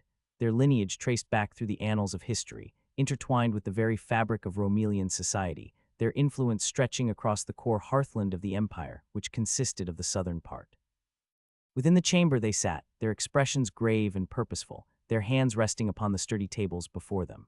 Their seats were hereditary, but more than a bloom it was a curse, as the emperor demanded the seat always to be occupied by either the patriarch or the firstborn son. This was nothing but a clever plot to have hostages. They were in fact lacking in any power, as their duty was just that of counseling the king, nothing more and nothing less. Though on second thought, having the strongest families of the southern part of the empire, sitting side by side with the royal family maybe was not the brightest idea. That there was another matter, for now they had business to tend to. As the council convened, a woman with striking red hair rose to address the assembly. Her regal bearing and the glint of precious jewels in her hair marked her as none other than the empress herself. Her hair, woven into an intricate bun atop her head, sparkled with the adornments bestowed upon her by the emperor. Each pin, carefully arranged, seemed to mirror the brilliance of the sun. She was the empress of the empire. My lords, I suppose that it is time to speak of what convened in recent days. She spoke as her gaze flew to the men in the room. If she was to succeed, she needed to present her case well. Our deepest condolences, your grace. The people weep at the knowledge of the emperor's demise. They light candles and pray in his names. Lord Vatinius of House Bax spoke as he bowed his head. At 33, he was the youngest among the council members, yet his position as patriarch of one of the capital's most influential magnate families demanded respect. Physically, Lord Vatinius was unremarkable, with a slight build that seemed at odds with his formidable presence in the political arena. His hands, though well manicured, were small and delicate, a trait that contrasted with the strength of his character. His long nose added a certain austerity to his appearance, while his cheekbones protruded slightly, giving his face a gaunt, almost skeletal quality. Our praise reside with the imperial family, your grace. Lord Croxiatus of House Vox, known for his bald pate gleaming under the dim candlelight, spoke with a calm voice. His words were measured, each syllable always chosen well. Despite the lack of hair atop his head, Lord Croxiatus was anything but weak. His baldness seemed to accentuate the sharp angles of his face, giving him a regal air. His complexion was fair, with skin that appeared almost porcelain. With each word he uttered, Lord Croxiatus's teeth, white and perfectly aligned, peeked through his thin lips. There was a hint of plumpness to his cheeks, a small gift given by a life of luxury. May the gods bless his soul, Lord Marcellus of House Thalassos spoke. His dark, windswept hair and weathered features neatly combed to the back of his head. His eyes, brown and hard, seemed so strong when one gazed at them that they could cut steel. And that of the imperial family, continued Lord Isidore of House Verisha, with his fair complexion and angular features. His blue eyes, such a wonder to sight, were now downcast towards the ground, not meeting with those of the queen. The queen's eyes seemed rather pleased as she saw such strong magnates bowing to her. Yet she quickly hid such thoughts as she continued, the empire may weep for it has lost his father, but we as the one blessed by the gods should instead think of the greater good, and must be start to talk about what comes next. Her eyes moved to those of the magnates, almost as if gazing at who is her enemy or her ally. We should start talking about what comes. I believe it is time to discuss issue concerning the inheritance. Your Grace, I presume you wish to call upon Mecenius to take the throne. He is the eldest, and Lord Vatinius started before being cut off by Isidore, and also 150 leagues from here and deep in the snow of the north. A bit away, don't you think, my lords? She responded with a small smile. The last thing we need is for the prince to bring the snow to us. It's rather warm here, I fear, and I think he may not find it suitable for him. Come spring the snow melts, the queen muttered. That is true. It appears that Mecenius prefer the hard and brute company of the north instead of the elegant ways of the south. Well, there would be the second prince, your grace, Croxiatus spoke, his double chin jingling as he opened his mouth. We offer the crown to Vitalio, and instead of snow we will be covered in whores. We will have them serving our wines, tidying our beds, and the palace will soon be swarmed by bastards, the queen spoke. Her face almost scowling. Such depravity cannot be allowed, your grace, Isidore spoke, nodding like a dog, nor the brutality or inelegance of the north, Marcellus quipped. It is the duty of old to teach to the young. Perhaps we should move our eyes closer to us instead of farther, she muttered as she threw the possibility of choosing instead her young and clay-like son. Which of the three princes was the only one who shared her blood? As the fiery sun dipped below the horizon, 2 guards stationed outside the imposing gates of Bratanium found themselves trying to kill time. The first guard, a burly man with a jovial demeanor, nudged his companion with a grin. Hey, how about we grab some drinks later? My treat this time. His companion, a lean and wiry figure, arched an eyebrow in amusement. Oh, feeling generous are we? What's the occasion? With a hearty laugh, the first man shrugged. Just because I appreciate your company. And hey, I heard there's a new spot in town that I've been dying to check out. Oh, really? What kind of place is it? A day at the whorehouse, my friend, the first guard replied with a mischievous twinkle in his eye. I hear they've got quite the selection. They even have some Arlanians. His companion recoiled, a look of disbelief crossing his features. Are you dumb? Don't you have any shame? The first guard chuckled, undeterred by his friend's disapproval. Why is that? I believe that the most loyal thing we can do for our monarch is to avenge his father with our cocks if we can't use our swords. Before the conversation could continue, their banter was abruptly interrupted by the sight of a group of 20 men approaching them, all armed. The first guard's jovial expression shifted to one of alertness as he raised a hand in warning. Stop right there, citizens. As the group of 20 men approached, their presence was marked by the clinking of armor and the weighty tread of boots on the cobblestones of the road linking the city with the others. They were armed and armored, their weapons glinting in the fading light of dusk. It was never a good thing to have many armed men inside the city. At the forefront of the group stood a young man, his black hair cascading in unruly waves down the nape of his neck. His jawline was sharp and defined, accentuating the symmetry of his face, while a fair forehead spoke of youth and vigor. He wore a suit of chainmail, the links glistening in the dying light, and a sword rested snugly in its sheath at his hip. As the young man approached, he shared a few words with his companions, before approaching the guards with a smile. His gaze swept over the 2 guards stationed at the gates of Bratanium, assessing them with a discerning eye. He was Alfio. Good afternoon, sirs. I apologize for the scare. I mean no harm. I simply wish to enter the city, Alfio began, his tone respectful yet firm. The first guard eyed him warily, noting his hand on the hilt. These days, words mean little. State your identity and purpose for entering the city. Keep your hands off the hilt as you do, he cautioned. Alfio explained their purpose succinctly. We are mercenaries searching for a city to resupply and rest a bit, he replied. We plan to head south to seek earnings with our swords and garner some glory along the way.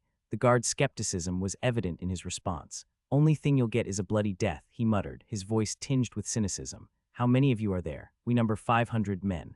Obviously, we won't all enter the city. We request to set camp near the city wall while a portion of our group acquires supplies inside. We'll be gone before you know it, Alfio assured him, a friendly smile gracing his features. The guard scrutinized Alfio, assessing his youth and apparent leadership. Are you the leader? He inquired, a hint of doubt in his tone. Alfio nodded. Yes, I am, he admitted, meeting the guard's gaze with confidence. Very well, make sure your men does not cause trouble. You can camp near the wall. You will be watched for security reason. Each day you will pay 10 silveri for 100 man, everything clear. 50 silveris at day. This is a robbery, he thought as his eyes widened at the cost. Nonetheless, there was little he could do, so he had to bit his cheek and be fast in his work. Crystal clear, my goodman. I will relay the information to the men and ensure they behave, Alfio affirmed, turning to his companions to organize their camp outside the city walls. After that, him and the other 18 men got inside the city after paying the customs toll to enter. The gates of the city opened as the 19 men entered it. The first thing the man noticed were the great afflux of people inside of it. Being the city on the road to the capital, it was normal that it was rather full with people, as it was a good hub for merchant to pass through. All right, boys, let's get down to business, Alfio declared, addressing his men with a commanding tone. Egil, take 5 of our brothers and go buy some lances and shields. Get the price for 120 of them, he instructed. Very well, Alf, you heard the leader, boys. Come on, let's get it over with, Egil responded, rallying his group as they departed in search of a blacksmith. Turning to Cleo, Alfio issued another directive. Cleo, go and buy some grains and oats for the group. Our supplies aren't low, but having a bit more won't hurt. I'll be back before sunfall, Cleo assured him, setting off with a handful of companions to complete the task. Now, as for us, Alfio muttered, eyeing the remaining group of 9. We will walk in search of a tavern. Are we getting some drinks? Lidio, one of the slaves Alfio had befriended, inquired eagerly. Just one. We're not going there to drink, Alfio clarified, leading the way with purpose as the others followed. For what then? Lidio pressed, curiosity evident in his tone. To gather information. I need to know what's going on around us, Alfio explained, his gaze fixed ahead as they traversed the streets of Bratanium. And the best way for that is to ask some drunkard about the latest news, Lidio questioned skeptically. If you have any better options, I'm all ears, Alfio retorted, casting a glance at Lidio, who simply shook his head. If no one has any genius way to acquire that, then I suggest we start searching for a tavern, Alfio concluded decisively, determined to gather the intel they needed. Sometimes he missed newspaper. In the end, asking some drunkies about rumors was not really the best way to get reliable informations, but that was the best road they had, so they had to make it work.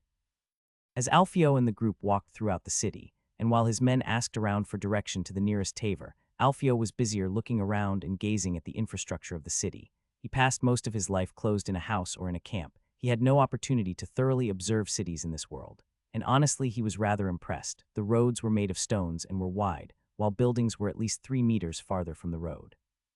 And while the roads were unclean by the waste of both humans and animals, at least the citizens did not need to look down on their feet as they walked on the road. As for the houses, they were all made of wood and 3 floors high. They were usually rented to other peoples. In some of the houses, like a hen among her chickens, from some chimneys came black smoke, which greatly surprised Alfio, as he did not think that even commoner to get access to a fireplace that would directly bring the smoke outside the house. Still, considering the current technology and knowledge, I would say that the city is well structured. The only downside is the bad smell. It seems like there is no sewer here, he mused as he walked ahead. After 5 minutes of walking around, the group of 9 stood ahead a small tavern. The men looked at Alfio expectantly, already knowing what they wanted. Alfio let out a sigh. You can each have 1 drink, Alfio announced, distributing a silveri to each of his companions. Now, that coin I gave you is enough to pay for 1 drink each and many more. I want you to go around and offer drinks to whoever can tell you news regarding the capital. Any questions? Silence greeted his inquiry as the group eagerly rushed into the tavern, their excitement palpable as they sought out potential sources of information. However, one member of the group remained outside, flicking the silver coin in his hand with a troubled expression. Asag seemed hesitant. Some small hairs started growing in his head, as apparently he was making an effort in trying to cover the scar using his hair. Something the matter, Asag? Alfio inquired, noticing his reluctance.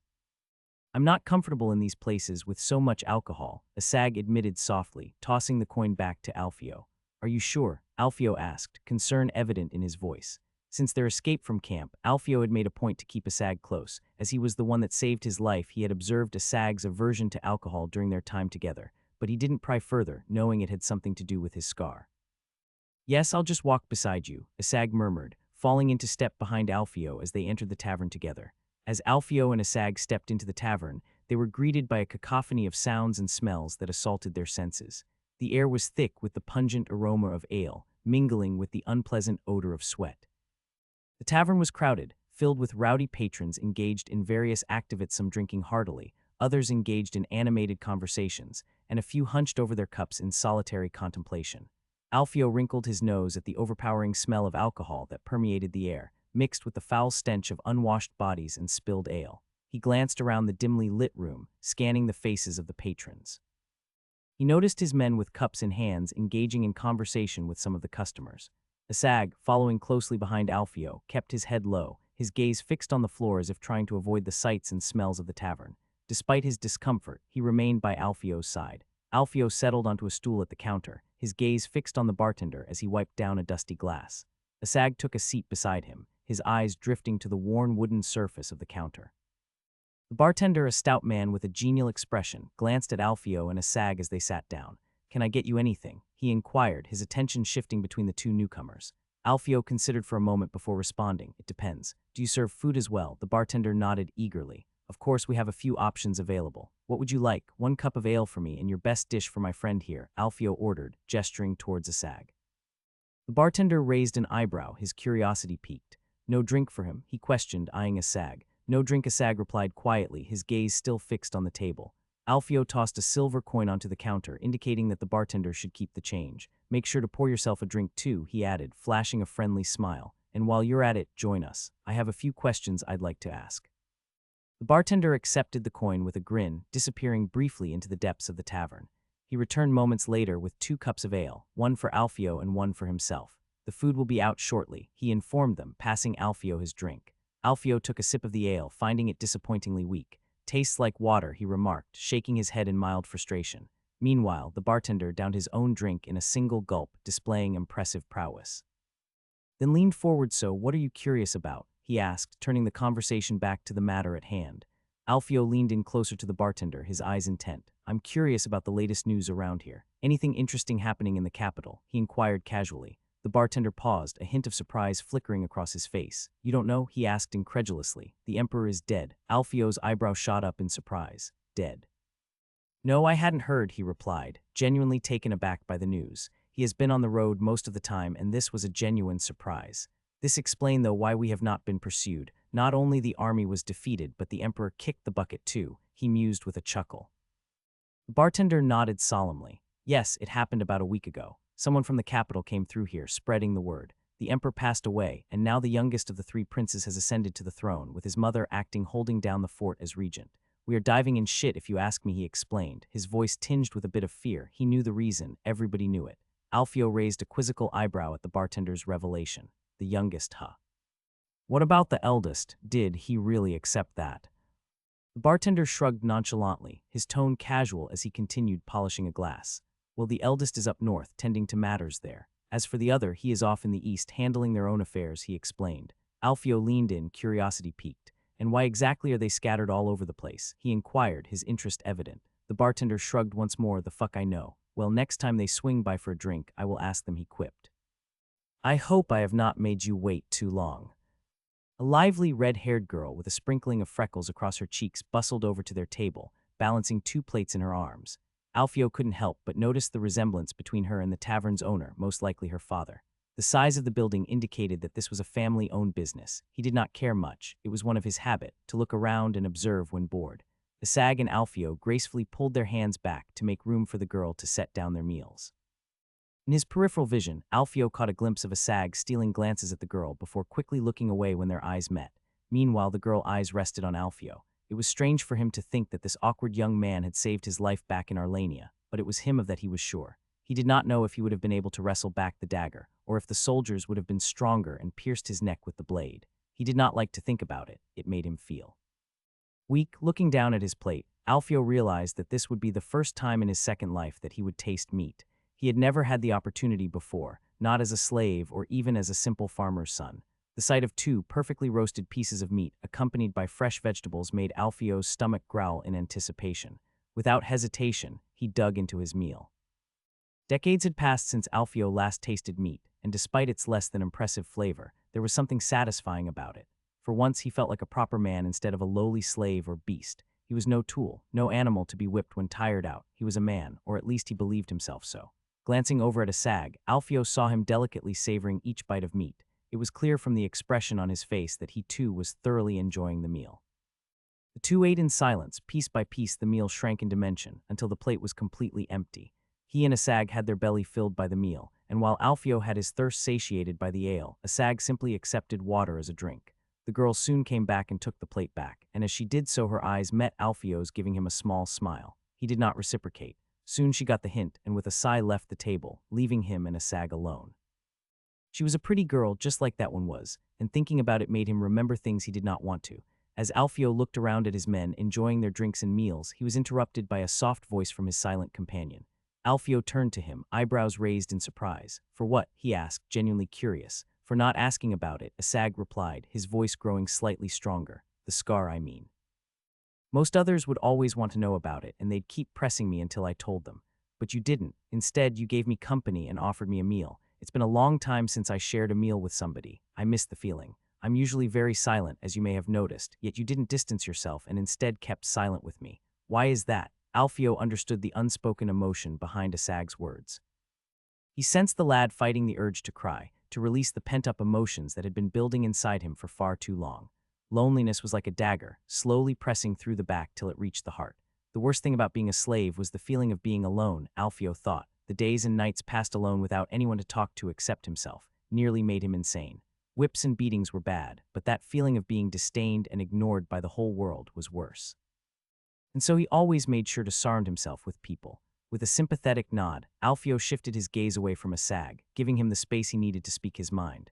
"I was a farmer, you know," Alfio began, his voice tinged with bitterness. He did not know why, but he felt it right to tell it. "I didn't even know which village I was living in, let alone the lord that claimed ownership over me. I worked all day and ate scraps like a dog. Some days I'd even go into the forest and eat grass or roots just to fill my belly. I had 5 brothers, but I didn't know them very well. We were strangers, sharing blood but nothing else. My parents barely took notice of me." As Alfio spoke, memories long buried resurfaced, each word carrying the weight of years of neglect and abuse. He recounted the day that changed his life forever, the day he was sold into slavery by his father. "One day, as I was working in the fields, I noticed my father speaking with someone, smiling and laughing. That man extended his hand and left a silver coin in my father's hand. My father accepted it, all smiles and laughter. Then he came to me, grabbed me by my sleeve and put me in chains. I struggled, calling for help from my parents and brothers, but they did nothing. They just watched, indifferent to my suffering." Alfio paused, his hands trembling with suppressed emotion. "I hung myself in place, clawing at the ground with my toes. The slavers punched me and pulled, but I did not move. Then my father approached me. For one moment I thought he changed his idea and would keep him. He chuckled a bit like hearing a joke for the first time. He slapped me, and then he apologized to the men, as if I were nothing more than a piece of property to be bought and sold that refused to work. It happened so long ago, but I thought I was over it." Asag remained silent, his eyes locked on Alfio's trembling hands. "My own blood and family betrayed me for a silver coin. The family I was given by the gods has denied me." There I understood that what mattered was the family I instead made. Once I became a slave, I befriended some of my comrades. The nights alone were the worst. Many died, and yet with those that survived I organized the escape.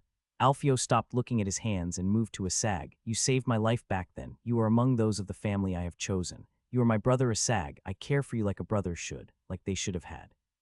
The silent boy shook a bit as he gave one deep breath. Did hearing that someone cared for him cause this, or was it just Alfio's story? Noticing his look, Alfio knew it was the first. He rose from his seat as he patted Asag's shoulder. "I am going to take one more drink and then I am going for a piss. Wait me here."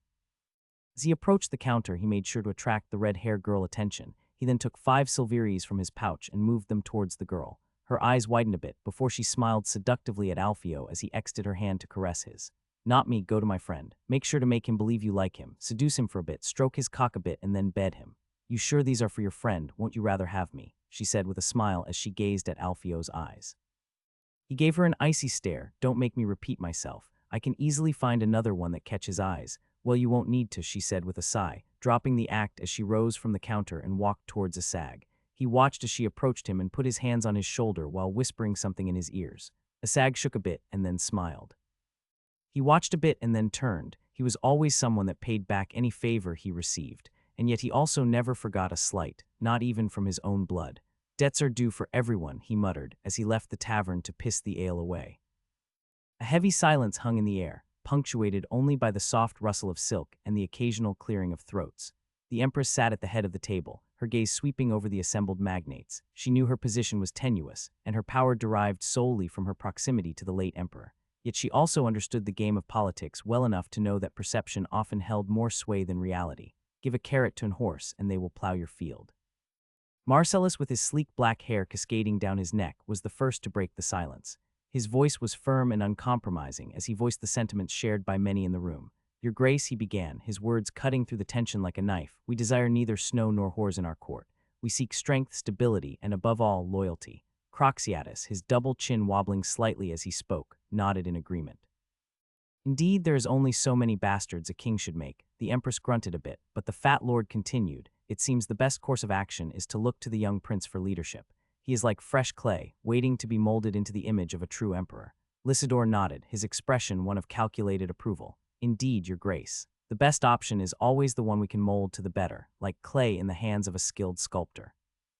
"Except the hands will be mine," Valeria thought, "though, Your Grace, I do fear the reactions of our fellow nobles, let alone those in the north and in the east. I believe that even some of our brothers in the core of our empire would wrinkle their noses. After all, Livius is the youngest of your graces. The north and east will much prefer the two elder brothers that share blood with them, but between the two, they will choose the eldest. Mavius will probably do his thing, whatever it is.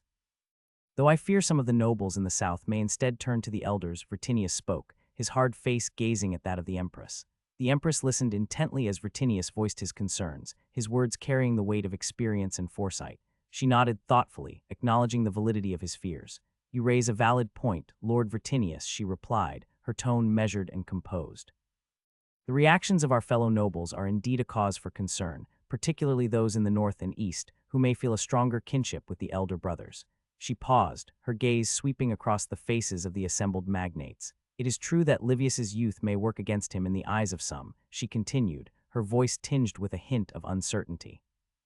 "And while Mecinius may hold favor in the north and Mavius may pursue his own agenda, there are still those in the south who may harbor reservations."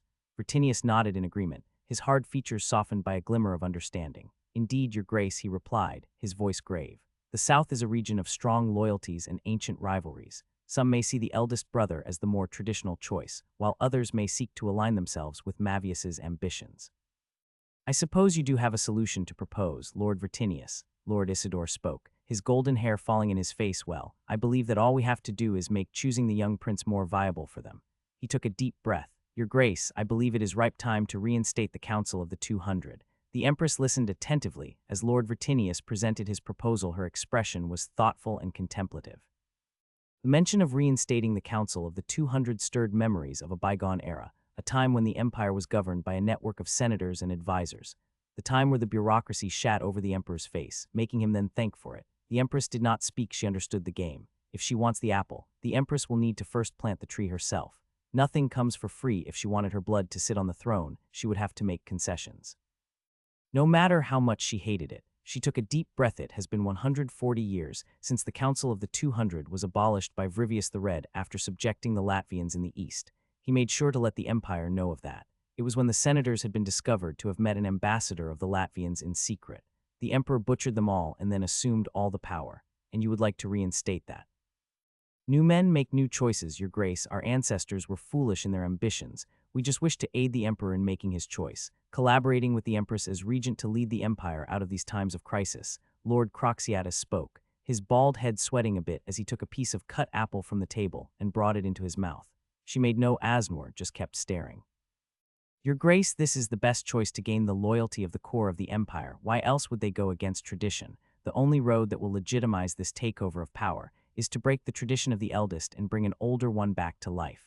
In these way, the lords will not see Livius as a usurper, but as the restorer of tradition."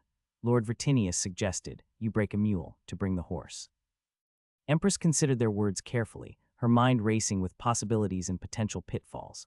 So you propose to resurrect a relic of the past in the hopes of securing the Empire's future. She mused, her voice tinged with skepticism. Is that bad poetry, my lord? As you can see, poetry is not in my blood, your grace, he bowed. But his eyes kept staring without pause. These bastards just want the power they once had back. They already knew what I was going to propose, and they came together. They want the tradition very well, and they will have it for now. Who know what the future holds? The Empress mused as she smiled at the man. Very well then, your proposal is sound of mind. We shall crown the young prince, and his first edict will be the reinstitution of the council. The Empress spoke with a dangerous glint in her eyes, as she knew this was what she had to do to let her son assume power. Then we shall pledge our allegiance to the new emperor, Marcellus bowed, followed by the other four, who knew that today they had managed to restore a power that had been dead for more than a century. And this time they would make sure that it remained as such, as from the ashes of the empire, tradition would arise again. The snow was as cold as ever, white and pure, yet so cold and deadly. He paused for a moment, scooping up a handful of the snow and molding it into a ball. With a flick of his wrist, he sent the snowball sailing through the air, its trajectory halted only by the solid stone wall of the fortress that loomed before him. North's Bane, as they called it, was a bastion against what came after civilization, savagery, and barbarity. Mecenius regarded the towering walls with awe. 3 long years had passed since he first set foot within these icy confines, yet the sense of awe had never truly faded. His gaze moved up, where the flickering flames of the torches danced in the frigid breeze. For a fleeting moment, he entertained the idea of scaling the walls and warming himself, but ultimately he dismissed the notion and continued on his walk. 3 years had etched their mark on Mecenius since his reluctant arrival at North's Bane. A mere boy of 15 summers then, he had cursed his father's name for casting him into this frozen hell. Yet, in hindsight, he pondered the true intent behind all this, just like the reason of the exile. Was it to purge him of the spoiled behavior he had, or was it to teach him the way of war? Nonetheless, he learned both. The bitter cold of the northern climate had proven to be the most merciless of tutors, stripping away the entitlement that had clung to him like a second skin. No longer did his manhood remain untested, for the rugged landscape and rugged people of the north demanded resilience and fortitude in equal measure, and he now had it. In those early days, the harshness of his new surroundings felt like a punishment, his body rebelling against the biting chill with each passing day. His fingers and toes had grown numb from the relentless cold, while his throat burned with each breath. But time and the cold had tempered his flesh and hardened his resolve. Gradually, the northern lords, initially wary of harboring a pampered youth, even if that child was the heir to the empire, had come to accept him as one of their own. They shared ale beneath the same roof and fought battles together. For the northerners, that meant they were brothers, and Mecenius certainly liked that. North's Bane certainly was a daunting name, just like the fort sandwiched between 2 mountains. If an army was to pass from the cold desert out of civilization, they had to pass through the fort. For centuries, this fortress had stood as the last bastion against the cold of the desolate wastelands beyond civilization's reach. If an army wanted to enter the north, they had to first break down that stone. Not that it never happened, just not by force. Instead, the empire had long employed a strategy of diplomacy and assimilation when dealing with the tribes of the north. Many a time, these rugged warriors were granted safe passage through the gates of North's Bane, their weapons surrendered, and their allegiance sworn to the empire. In return, they were granted fertile lands to till and cultivate, transforming them from nomadic raiders into settled farmers and loyal subjects. The northerners found new purpose and prosperity in the empire's domains, while the empire gained a steady influx of strong, able-bodied soldiers to bolster its ranks in times of need. Hell, sometimes among the tribes the empire even accepted giants. A colossal beast 5 times the size of a normal person, yet with half of their brain. They wore no armor, as no blacksmith was able to build a cover that they could wear. Even more scarier, though, was their steed. Whispers of colossal beasts, towering over the landscape with fur as thick as a winter's coat and a nose even longer than the biggest tree, that functioned as human harm and could shout terrible roars in the sky, circulated among the people like wildfire. Yet one truth remained undiscovered. The last sighting of such a mythical creature had occurred nearly a century ago, dead. And for Mecenius, the thought of such beasts being consigned to the annals of history brought a sense of relief, for he knew that the realm was better off without their presence.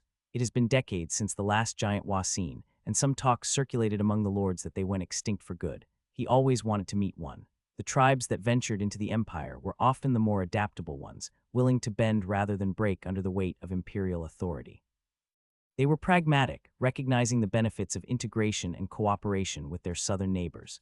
However, there existed a breed of tribesmen whose pride ran as deep as the roots of the northern pines, who would sooner face death than kneel before what they called horsefuckers.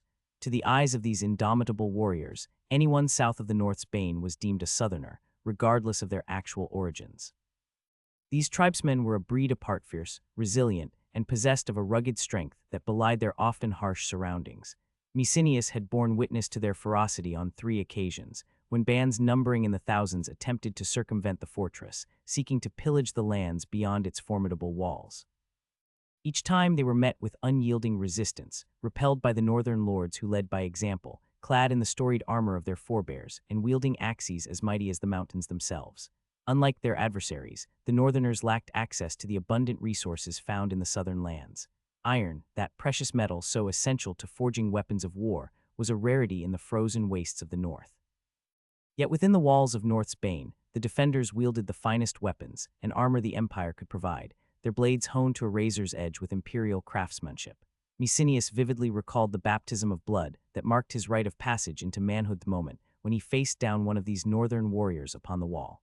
With a sword in hand and his heart pounding in his chest, he braced himself as the barbarian charged towards him. His first blow glanced harmlessly off the iron-clad foe, and Mecenius responded in kind. In a flash of steel, he struck back, his blade finding its mark on the savage neck. In the aftermath of the battle, as he emerged from the fray, his face streaked with the blood of his foes, the northern lords regarded him with newfound respect. They made him sit, poured him ale, and patted his back. They had never done that to him, and bestowed on the young lord a title earned through steel and sweat, not blood by the standards of the North. He had proven himself a man. Despite the myriad tales spun by Southerners about the harshness and hostility of the North, one undeniable truth persisted: they were one. Unlike the Southern lords, who were often likened to serpents with their subtle schemes and hidden agendas, the Northerners embodied the spirit of the wolf, fierce, loyal, and bound together by the unbreakable bonds of brotherhood. Unlike the Southerners, who often sought to expand their domains at the expense of their neighbors, the Northerners harbored no such ambitions. Land was plentiful, yet cultivation was a struggle against the elements, and few saw the wisdom in claiming more territory that would remain untamed and uninhabited. To Mecenius, a son of the South thrust into the heart of the northern wilderness, this sense of unity was both foreign and familiar. At first, he had been regarded with suspicion and mistrust as an outsider trespassing on sacred ground. Yet over time, he had proven himself worthy of their trust and respect, earning his place among them through deeds of valor and acts of solidarity. He had become one with the North, and the North had become a part of him. And behind him, thousands of others got his back. Snow passed through his blood, and his blood passed through the snow. They were one. The snow continued to fall on the North and gave no sign of stopping anytime close. "It's not so bad," he remarked to himself, his breath forming wisps of vapor in the frigid air. Compared to the bitter cold that had greeted him upon his arrival, this gentle flurry was little more than a mere dusting of snow. The wolf's pet nonetheless kept him warm when he got here. The cold was unbearable, as he had never faced it. He did not even weenie any animal pelt, as by northern custom only men could wear these, and no matter how much he screamed and demanded, naught was given to him. He still remembered the smile he received when he returned from one of the scouting expedition beyond the Bane wearing the wolf pelt, but among all, he remembered the smile he was given by his daughter Elenoir. Harold saw that and merely chuckled, giving no sign of being bothered by his daughter being in his company. Mecenius knew it was not for his position the northern lord did not give half a ball about, that they only cared about who he really was, though being a prince was a small bloom still. Even though it was just a dusting of snow, he had enough as he walked towards the inner fort. His steps sank on the soft snow as he opened the big wooden door where the great hall resided. As he stepped in, he no longer felt the cold wind hissing through his ears. He shook himself a bit, releasing all the snow he had accumulated during his walk. A hearty cheer greeted him as he entered, accompanied by the clinking of tankards and the laughter of men. Sven, the seasoned master at arms of Grash, raised his ale in salute, his grizzled face creased in a weathered grin. He was over 50, and the soldiers liked to call him Grandpa Snow. "The High Prince has blessed us with his presence." Sven boomed, his voice echoing through the hall. He still cringed hearing that nickname. He recalled the day when he had earned the moniker during his first training session in the snow. Gripping a wooden blade tightly in his hand, he squared off against Sven, his breath forming clouds of steam in the frigid air. The first blow had caught him off guard, striking him squarely in the stomach and knocking the wind from his lungs. It was a humbling experience, one that no training master in the South would have dared to subject him to. "How dare you hit me?" he had protested, his pride hurting more than the blow, but Sven had merely chuckled, his eyes twinkling with amusement. "In the South, perhaps no one would have dared," he had replied, his voice gruff with the accent of the North. "But this is no South, Prince. Here we have snow aplenty, and the first lesson you must learn is to shed your pride. I am a prince. I am supposed to be proud of my lineage," he had declared defiantly, clinging to the vestiges of his royal upbringing. but Sven's response had been equally fast. "I and your fall will be a hard one, considering you stand as high as a prince," he had retorted, his words cutting through Mysinius's youthful arrogance like a blade through cloth. After that, he tried to fight back, his fists flying in futile defiance. But Sven had been relentless, his blows raining down upon the young prince with the unyielding force of the northern winter. By the end of the ordeal, Mysinius had been left battered and bruised, his body adorned with angry purple welts. Mysinius leaned against the worn wooden table, his expression a mixture of amusement and annoyance. Still with that bloody nickname, he muttered, rolling his eyes as he cracked his neck. Sven chuckled, the lines etched deep into his weathered face crinkling with mirth. "Aye, it's a good one. The sooner you embrace it, the easier it'll be for you." "Easy for you to say," Mysinius retorted with a smirk. "Grandpa Snow suits you just fine. Mind if I switch?" Sven raised an eyebrow, his grin widening. "Over my dead body." Mysinius laughed, the sound echoing through the stone walls of the great hall. "Very well, end of the year it is," he replied, his eyes smiling with mischief as the other soldiers joined in the jest. But the mirth faded as Mysinius turned serious. "Did the scouts return?" he asked, his tone somber. Sven's smile vanished, replaced by a grim expression. "Aye, they reported the same thing as the last time. The savages' village was abandoned, not a soul in sight." Mysinius frowned, a furrow appearing between his brows. "Do you think it was a fight?" Sven spat on the stony ground, his features darkening. "No way. There were no bodies, no signs of a struggle. They must have left willingly, or perhaps they were driven out by a larger force. Strange world this was. Seeing savages always brought a headache, yet seeing none always caused fear. What caused them to move? The prince wondered, did prizes disappear in the area? Maybe they united with a bigger tribe. Whatever it was, he knew it was nothing good. "We should scout even further then," Mysinius muttered, his brow furrowing with concern. Sven nodded in agreement, his expression grave. "Aye, we should bring that up to the Lord, though," he said, relenting as he finished his ale, his thoughts already turning to the implications of what lay beyond their borders. As Mysinius settled back into his seat, preparing to discuss their next course of action, the heavy wooden door swung open with a creak. A man bearing the emblem of North's Bane, a sword on a brown field, entered the hall. Rosk closed the bloody door. Sven barked, irritation evident in his voice as he reached for his empty cup. Rosk, Sven's son, obeyed his father's command without hesitation, swiftly shutting the door before approaching the prince. He dropped to one knee, extending a sealed letter towards Mysinius. "News from the south, my prince," Rosk announced solemnly, his gaze fixed on Mysinius. Mysinius accepted the letter, noting the familiar emblem of his house emblazoned on the seal.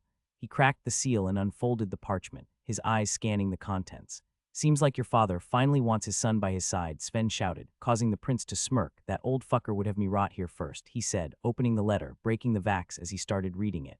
But as he read further, the smile faded from his face, replaced by a look of surprise and bewilderment. Sven's smile vanished too as he observed the change in Mysinius's demeanor. Before anyone could know it, war had come to the North's doorstep. The cathedral was as big as she remembered, the ceiling reaching as high as the sky as it was filled with paintings of the gods alongside the mythical story of the birth of Romelia. Apparently, the emperors, like most autocratic figures, liked to tell everyone that they had divine origins.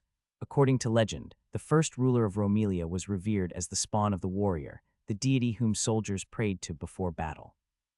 The myth went that the warrior had lain with a humble sheepherder, and from their union, Romlio was born. He was said to be the warrior's firstborn son, bestowed with divine gifts by the gods as a tribute to their brother.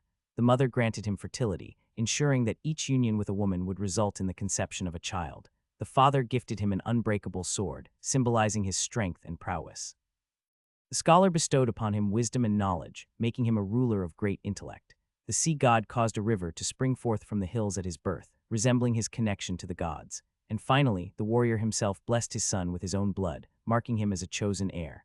With these gifts, Romlio went on to conquer the surrounding tribes, establishing the great city of Romelia atop the 3 hills where he was born. This marked the second occasion she had stepped foot inside the grand cathedral, a place typically kept under lock and key by the vigilant priests. Its imposing doors swung open only during momentous events such as weddings or coronations. The first time she had beheld its magnificence was upon her arrival in the capital, where she was destined to marry the emperor. She recalled the moment vividly, her heart filled with glee as she laid eyes on the emperor for the first time. He was a figure of power and strength, his tall, commanding presence exuding an air of authority. Despite his advancing age, he retained a rugged handsomeness that drew her gaze, yet even as they exchanged vows, she sensed a lingering sadness in his eyes. Their union was one of duty rather than love, she soon realized. He was already married in his hearth to another woman, a woman who had borne him 2 sons and a daughter before meeting her untimely demise. The whore's beauty was that strong, apparently. And try as she might, Empress Valeria could never fully escape its reach. Over time, love soured into jealousy and resentment, until a deep-seated spite began to fester within her, though it had not yet blossomed into outright hatred. The birth of their two sons, Mesha and Livius, did little to bridge the divide, but it was the loss of their youngest, Livius, a tender boy of 5, that dealt the final blow to their fractured relationship.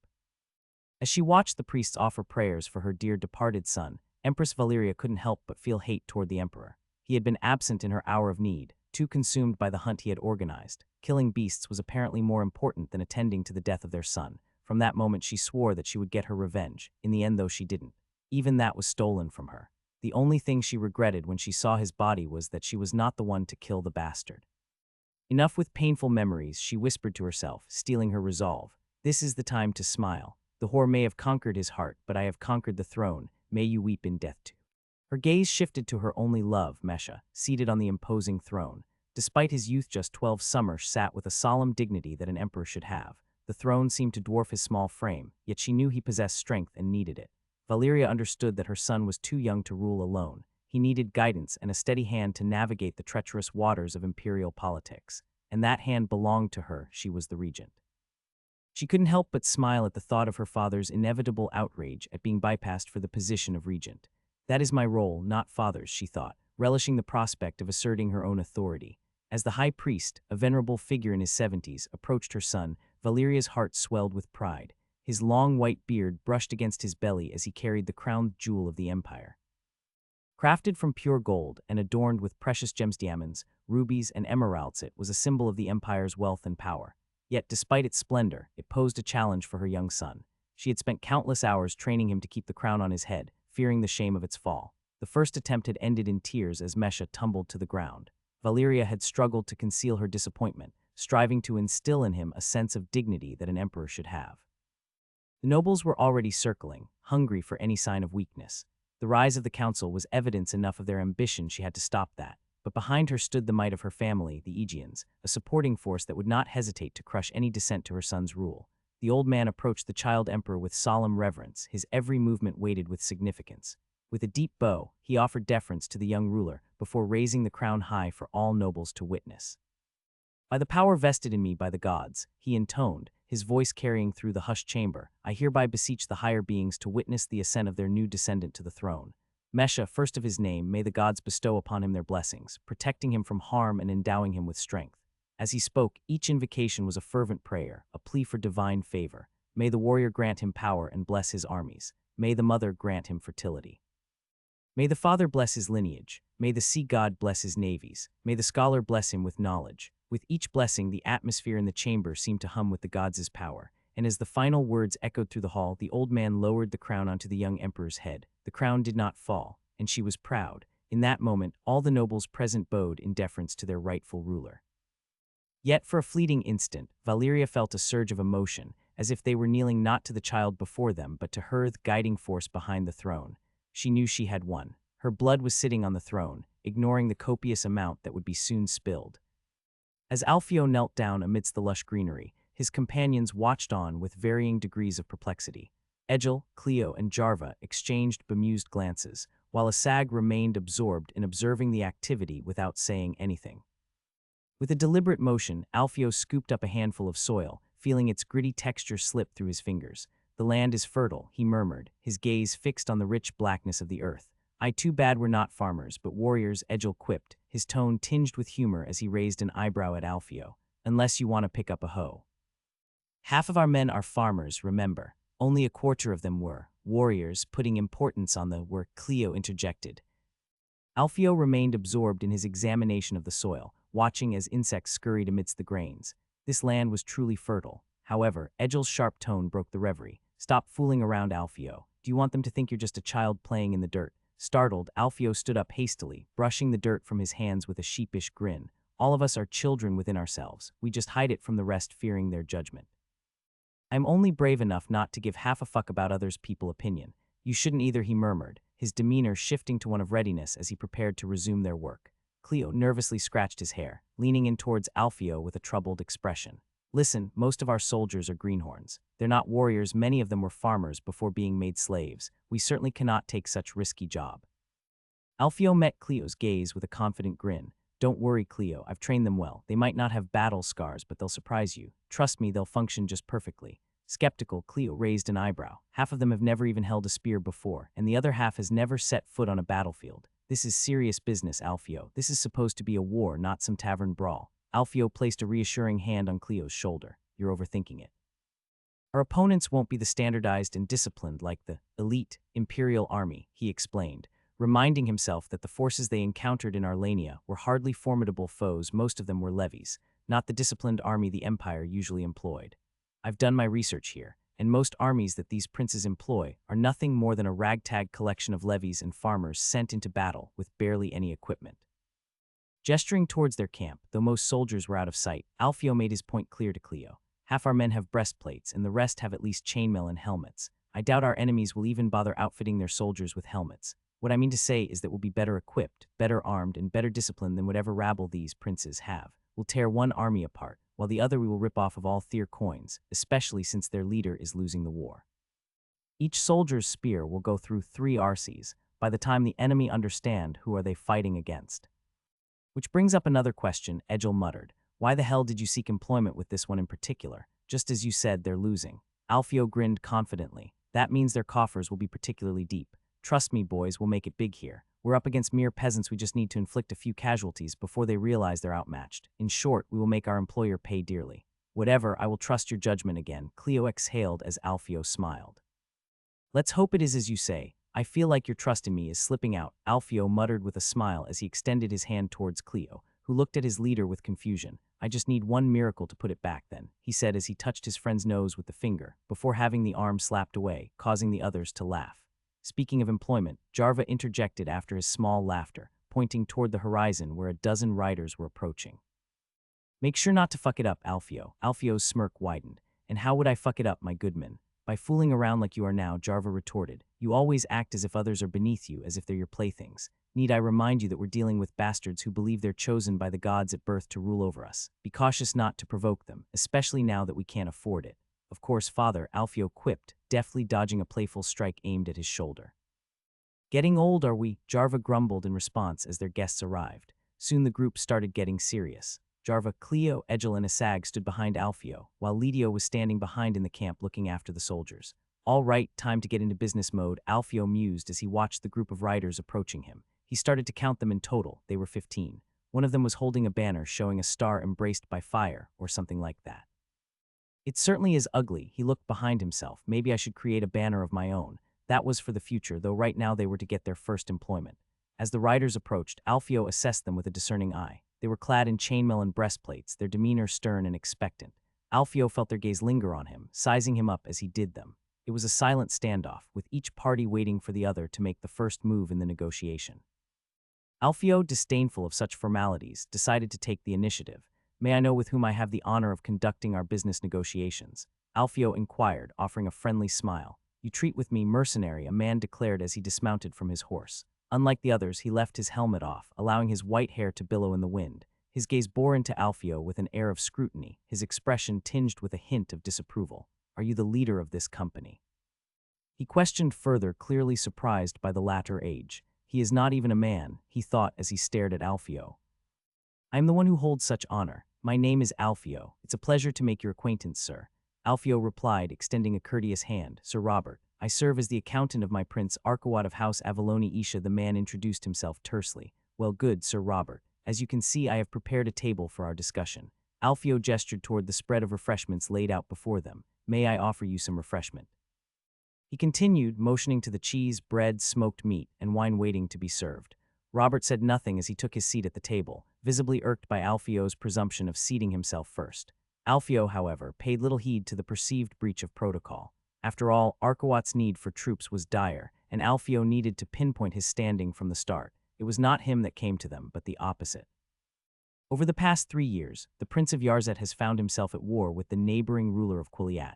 Yarzet had suffered significant setbacks, steadily losing ground to their adversary. Now, facing the prospect of a decisive engagement, the prince sought to turn the tides of war in his favor. Preparations were underway for a campaign that would see Yarzet's forces confront their Quiliati foes on the battlefield. The prince's objective was clear, to deal a crippling blow to his adversary, buying precious time to reclaim lost territories and consolidate his holdings. In these conflicts waged between petty rulers, the armies marshaled were modest in size. Typically, each prince could muster no more than 2,000 soldiers, a meager force by any standard. However, the current circumstances were dire for Yarzat, as their available manpower numbered a mere 700. Traditionally, the nobles would rally to their liege's cause, bolstering the ranks with levied troops. Yet in this instance, the relationship between the prince and his vassals was strained, the exact cause of which remained unknown to Alfio. Regardless of the underlying tensions, one thing was certain: Archewat was in dire need of reinforcements, and Alfio came just at the right time, albeit not with a good price. The wind whispered through the plains, tugging at the fluttering herald of House Yarzat as it trailed behind the 15 men. As the herald fluttered, Sir Robert and Alfio engaged in a silent duel of scrutiny, each assessing the other's intentions. Alfio, nonchalantly munching on cheese and bread, seemed unperturbed by the weight of the negotiations. Behind him, Jarza, Cleo, Egil, and Asag stood as a silent but vigilant guard, though they doubted the need for drawn steel. Robert is an uncommon name in these parts, Alfio remarked, his curiosity piqued. Are you perhaps from the north? He asked with a smile as he drummed his index on his nose, as if he could smell the foreign out of him. Sir Robert met his gaze with a measured expression, the suggestion of his northern origin seeming to sting his pride. My father hailed from the north. He brought me south in me youth, and I entered into service under Yarzat's father. But enough about me. It is time we discuss matters of importance, he declared, producing blank parchment and ink, ready to commence the negotiations.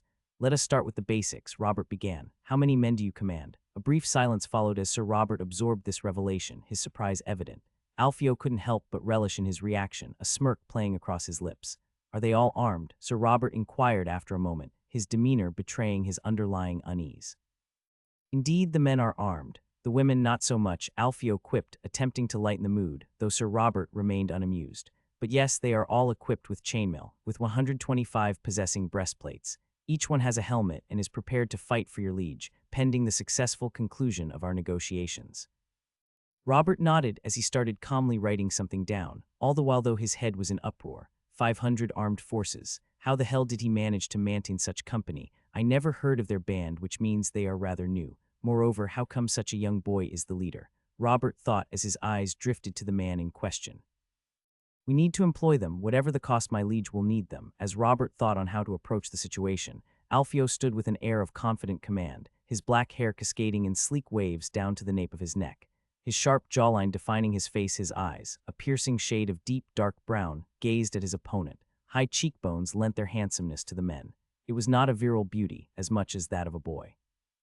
His baby fat still hanging on his face, as he almost resembled the human lover of Venus, Adonis, whose handsomeness was not in his muscle or face as much as it was that of youth. His lips, sculpted and expressive, carried the faintest hint of a smirk, as if privy to some secret amusement, which only he knew the joke of. Despite the harshness of his surroundings, there was an undeniable magnetism to Alfio's appearance. Even his close friends could not help but admit that, though they did not know what the consequences of it were, as beauty in a slave was more of a curse than a bloom. I believe it would be a good time to discuss the cost for employing your services, Robert started as he forced himself to calm down. He could not let the boy see any weakness. Well, me and my brothers are more than happy to follow your pace. By any means give us your offers. Alfio started calmly as he brought yet another piece of cheese inside his mouth.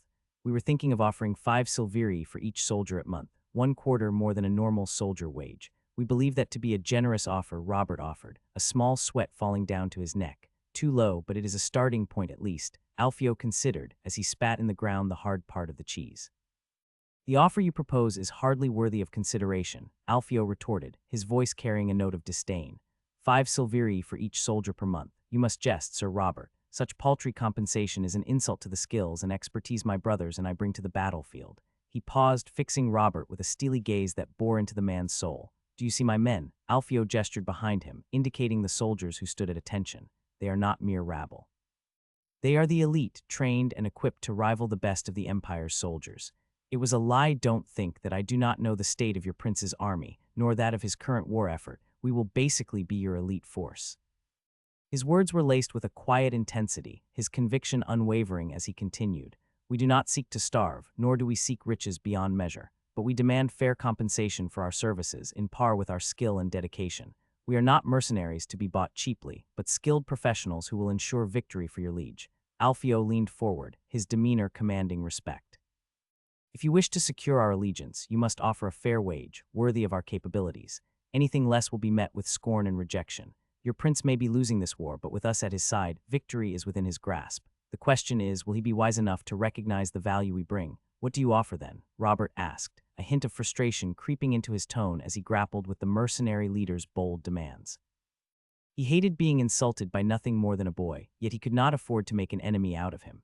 20 silver coins per month for each soldier, alongside the promise that whatever spoils we acquire will be rightfully ours, Alfio stated firmly, leaning forward with an air of confidence. Robert hesitated, his brow furrowing in contemplation. 20 silver coins, that is a considerable sum, a bit too much to spend on mercenaries. But consider the value we bring, Alfio interjected, his voice unwavering. With our skilled warriors at your prince's disposal, victory is all but assured. And with the promise of rightful loot, we offer an incentive unmatched by any other mercenaries. They will probably run if things go south, we won't. After all, this is our first employment. It would not do us good to have a bad reputation. Robert sighed, realizing the gravity of the situation. That is too much. We offer you 10 silveri. It is more than double what we pay our soldiers. Please, they are not soldiers, they are levy. If we take into account real soldiers, then we should consider how much is the wage for each of your heavy cavalry. I am sure you don't want that, right? He asked with a small smirk. There is no room for compromise, Alfio continued firmly, although I would be willing to lower it to 15 silveri per month, while the right to claim our spoils are non-negotiable. However, to ease your prince's burden, we can include a clause in the contract stipulating that in the event of defeat, he will only be obligated to pay half of what is owed. And that was a clause too good to pass up. History was filled with stories of mercenaries rebelling after a lost war, when their employer were unable to pay their wages while suing for peace. The biggest example of it being Carthage, which after the First Punic War, was unable to pay the reparations to the Roman while affording to pay all the wages they owed to their mercenaries, causing them to rebel in one of the bloodiest civil wars led by mercenaries.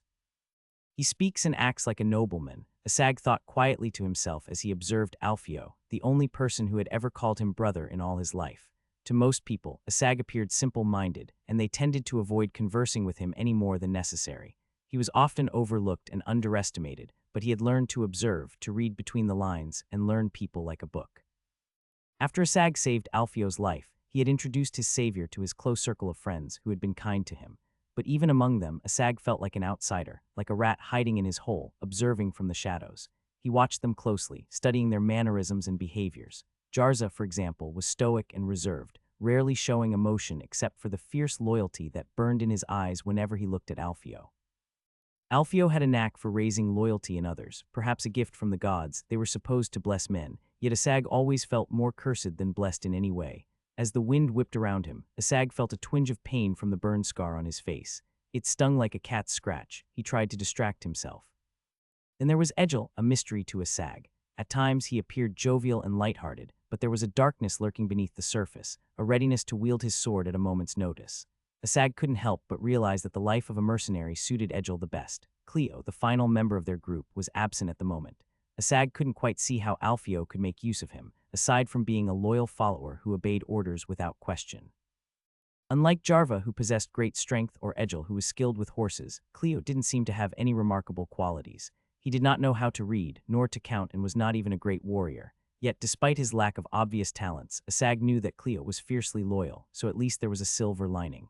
Alfio remained a mystery to Asag, a complex mix of kindness and cruelty. He seemed to take pleasure in the suffering of others, particularly when it came to watching the soldiers' and cooks' deaths. Though he never participated directly, Alfio would watch with a sense of satisfaction, as if reveling in the chaos he had orchestrated. He was like a man dancing in humankind's shadow, weaving strings, and observing the results from afar. If Asag had to choose a word to describe him, it would be charismatic. Alfio had a way with words, able to charm and manipulate those around him effortlessly. Despite leading 530 people out of the camp, only 20 left after reaching Imperial land while taking their share of the loot. If that was not proof of silver tongue, then Asag was at a loss. Even now, as he observed Alfio engaging in negotiations with Robert, he couldn't help but feel a sense of awe. Despite his reservations and doubts, there was something undeniably captivating about the way Alfio acted, talked, and behaved, as if everything was just a dice waiting to be thrown by him. As if men, wars, plots were nothing more than a plaything for him to fight off boredom. It was scary, yet also enticing, and Asag could not help but listen to another one of Alfio's tricks.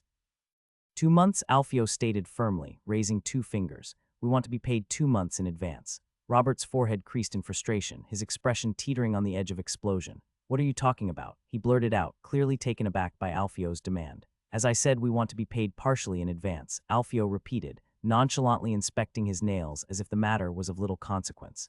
I have a hunch that your lord's treasury is quite empty after 2 years of war. Such prolonged conflict tends to have dire consequences on the coffers. How does he know that? Robert's mind raced, baffled by how a mercenary leader could have such detailed insight into their financial affairs.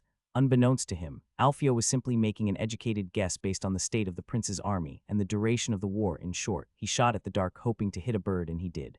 Nevertheless, Alfio's boldness left Robert feeling uneasy. This is unheard of. Robert exclaimed, his frustration evident as his fist pounded against the table, his guards inching closer in a show of force. Alfio remained unfazed, his gaze steady as he addressed Robert. Sir Robert, I suggest you remain calm and instruct your guards to step back. I won't tolerate threats, so I advise caution in their behavior, he warned, his tone carrying a subtle edge. I have many more guards than you, and I fear that they may not be so welcoming as I am. Robert reluctantly gestured for his guards to retreat, his apprehension palpable. I suppose you're concerned about us absconding with the payment, he acknowledged. Alfio nodded knowingly. Indeed, just as you fear us fleeing with the money, I fear that your prince may be unable to fulfill his end of the bargain. Consider things from our perspective, Sir Robert. We are newcomers to these lands, and I'm hesitant to embark on a risky venture without some assurance of payment, he explained, his smile faint but confident. Therefore, it seems only fair that we receive some upfront compensation to ensure that we fulfill our obligations. Robert's growl tapered off into a heavy sigh as he brought his hands to his chest, a solemn oath escaping his lips. I swear by the gods that my prince shall pay his due. May hell take my soul if I lie, he declared, almost satisfied at his own intelligence. For a brief moment, Alfio fell silent, his mind drifting away. I should have anticipated this, he mused inwardly. I should have known that for these mongrels that swearing to the gods means absolute truths. For them it may be good enough, but for me it is not. Returning his focus to the present, Alfio mirrored Robert's gesture, placing his hand over his chest in a solemn gesture of reciprocity. Well, in that case, he began, his tone measured and deliberate, I swear by the gods that I shall not renege on our agreement nor abscond with the prepayment, he pledged, his words infused with a mocking tone. As he concluded his oath, Alfio turned his gaze towards Robert, his expression expectant. Now that we have both sworn our allegiance, I see no reason why a partial payment cannot be arranged, he proposed, a hint of satisfaction tugging at the corners of his lips. Robert looked uneasy as he shifted in his seat. He pursued his lips but said nothing. Alfio observed his movement and understood he had hit the nail. The bastards do not have the coin to pay us. They don't have coins nor men. How do they think they are going to win their wars? Or are they thinking that we will fight their losing battle and then kindly await their leisure to pay us our due? As Robert appeared uncomfortable over the fact that Alfio was not budging on receiving the payment at the end of the campaign, Alfio was instead racking his brain over what to do. This spells trouble, a prince in a losing war without coin and without men. I certainly do not work on promises, he thought. Yet as he pondered some more, he realized not all was not lost. He could still make use of that. Clearing his throat to command attention, Alfio interjected into the tense exchange. If your prince finds himself short on silver, perhaps there are other assets of value he can offer as prepayment, he suggested, his tone measured yet resolute. Intrigued by the prospect, Robert leaned forward, prompting Alfio to elaborate on his proposition. What other form of payment would you be willing to accept? Robert inquired cautiously, sensing a potential breakthrough in the negotiation. Alfio's gaze flickered towards the stables, his interest piqued by the sight of the prized warhorses housed within. Warhorses, he declared firmly, his voice carrying a hint of determination. Robert recoiled visibly at the audacity of the request. Warhorses were cherished assets in any feudal society, coveted for their strength and agility on the battlefield, and not to be parted with lightly. Warhorses, surely you jest, Robert protested, his disbelief evident in the furrow of his brows. Alfio's expression hardened at the dismissive response, a flash of indignation flashing across his features.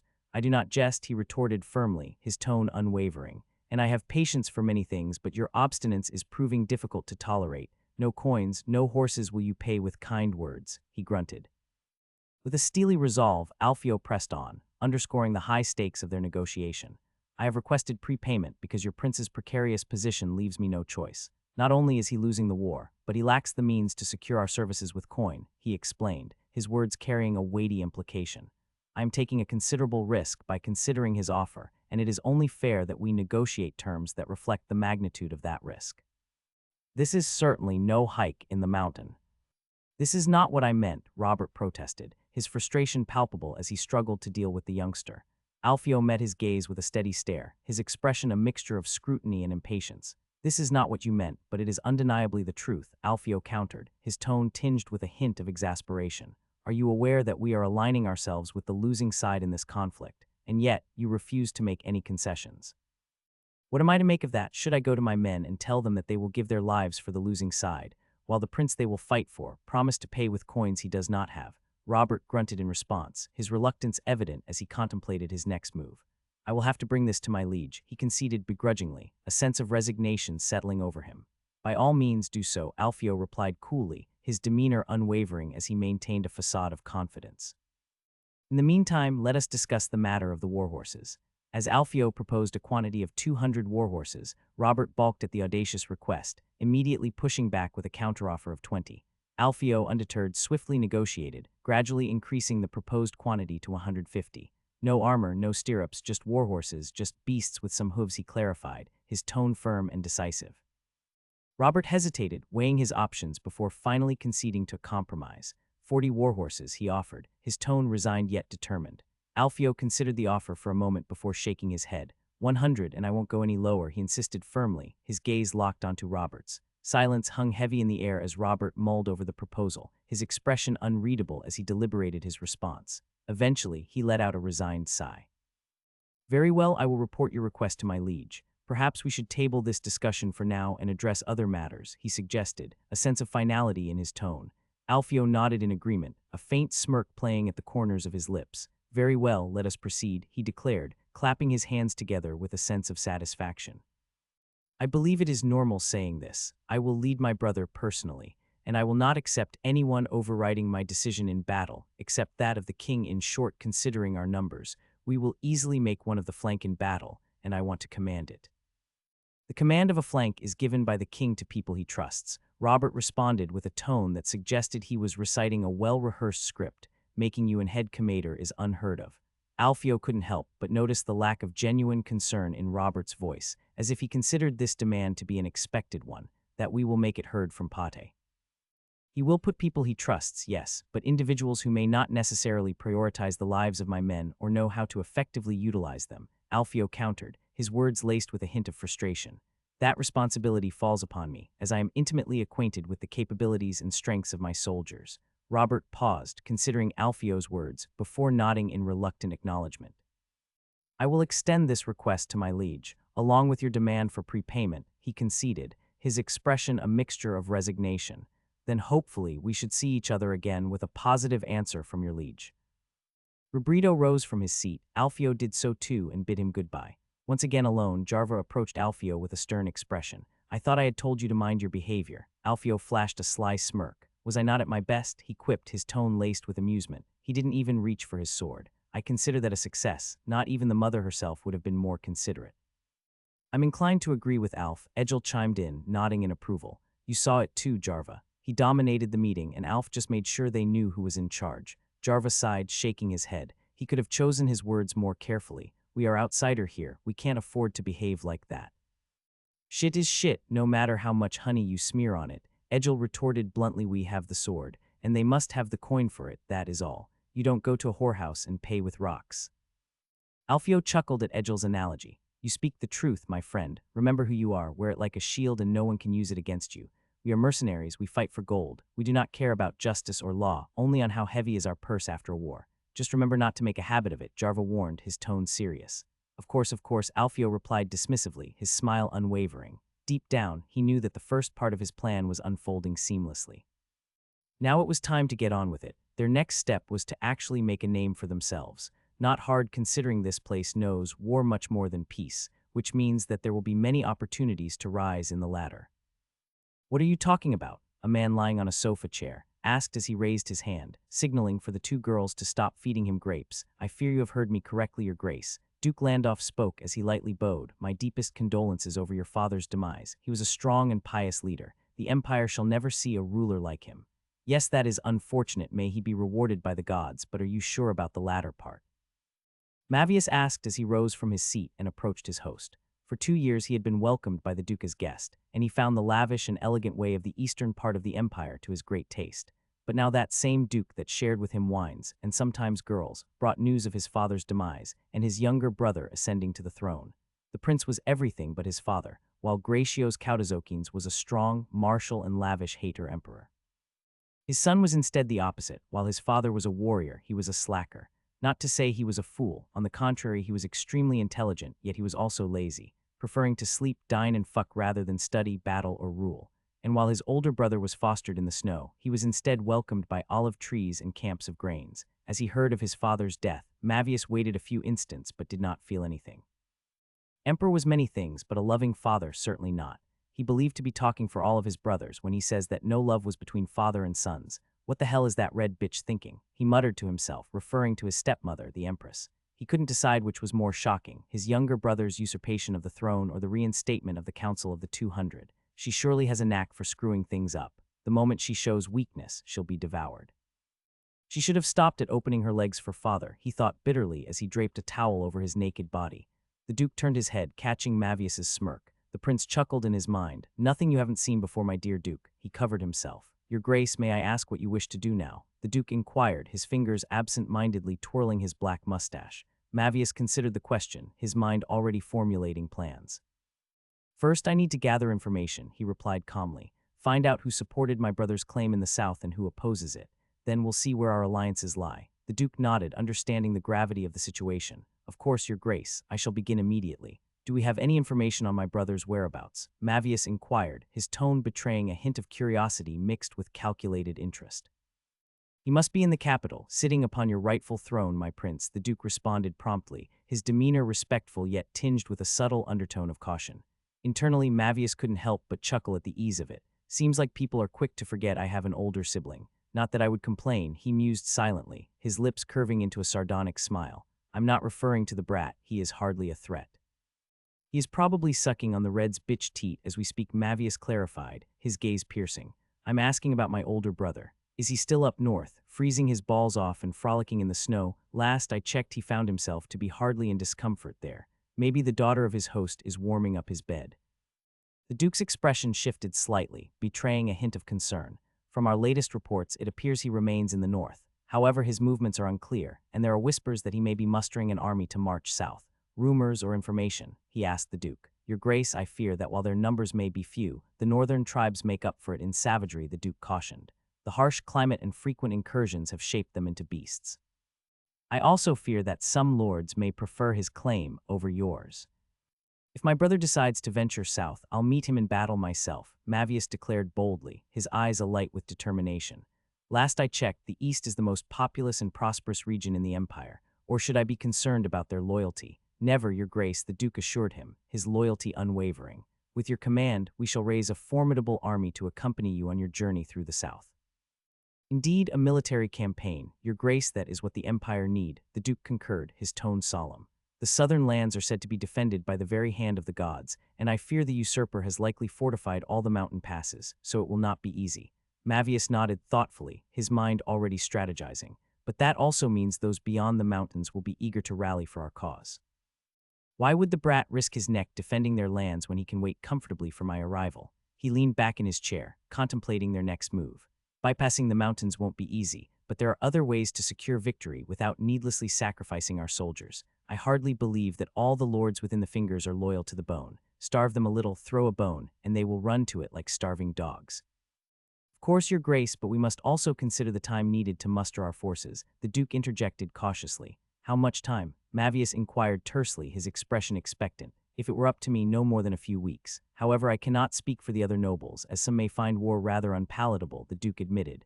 Mavius frowned, considering their options. So you have a solution to expedite the process. He probed, a hint of impatience in his voice, as he passed his hand through his long black hair. Indeed, Your Grace, the Duke replied with a respectful bow. I believe the most effective way to rally your loyal followers is to let them know that Eastern blood flows alongside yours, Your Grace. Mavius arched an eyebrow, recognizing the suggestion for what it was. It seems he wishes to betroth his daughter to me, he mused silently, his gaze meeting the Duke's. He is a powerful magnate and currently my strongest supporter. Only a fool would dismiss his offer and play the prude, especially now. Well, my father always used to say that the best marriages are made young, Mavius remarked with a wry smile, and maybe it's high time I find lawful wife. I have many bastards, but no sons. For a century and a half, the abandoned building lay dormant, shrouded in layers of dust, cobwebs, and the occasional scurry of insects. When its doors were finally pried open, a musty cloud of dust billowed out, filling the lungs of those tasked with cleaning its neglected chambers. It felt like we were breathing dust and insects, had remarked one of the maids when she was asked about her experience. Despite the fact that it was never used, Vrivius the Red deemed it necessary to cleanse the walls and floors from bones and dried blood. Some may have been thinking that after dissolving a body that existed for centuries, there would be great repercussions, while in reality it had none. Vrivius was adored by his people, hailed as a hero for his victories in the wars against the Latvians, and also for the fact that many public work were started during his reign, kindly funded by the foes he had defeated. He was a rare breed among emperors, leading from the front lines and earning the unwavering loyalty of his soldiers. Only the nobles harbored resentment toward him, but a brief civil war swiftly quelled any notions of opposition. The fact that the strongest and martial-like nobles fought with the emperor with decades made it so that the imperial army made up by lions was led by lions, while the nobles could hardly decide on who to give command.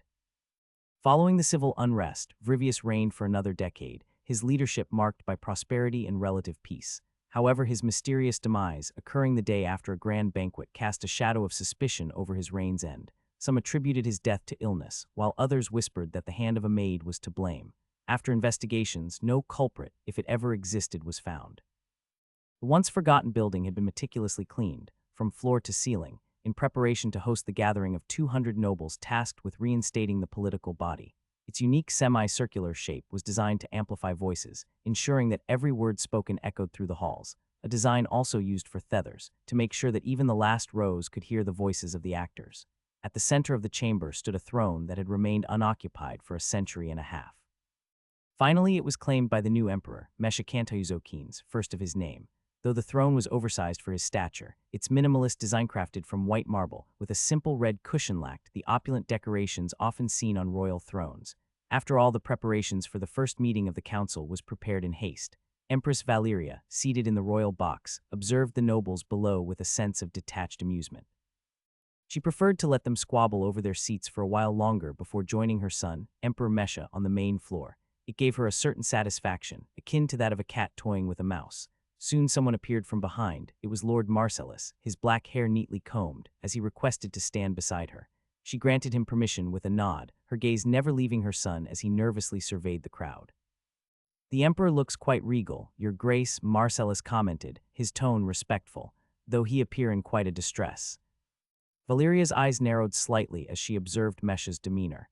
"It's his first time," she replied coolly. "He's young and likely feeling overwhelmed." "That is true, your grace, he is young. Don't you think that a familiar face near him may calm him down? Maybe it's time for the empress to join her son." He is right, Valeria thought as her gaze fell on his boy. He was an amiable child. She could already feel the authority personality coming over him. Yet she could see that he was feeling distressed but was trying everything to not make it seem so. He failed, but at least he was trying. That must have been worth something, right? She had tried everything to make sure he did not come out soft. He loved animals. Cats were his favorite. 3 years ago he had one, a black small cat.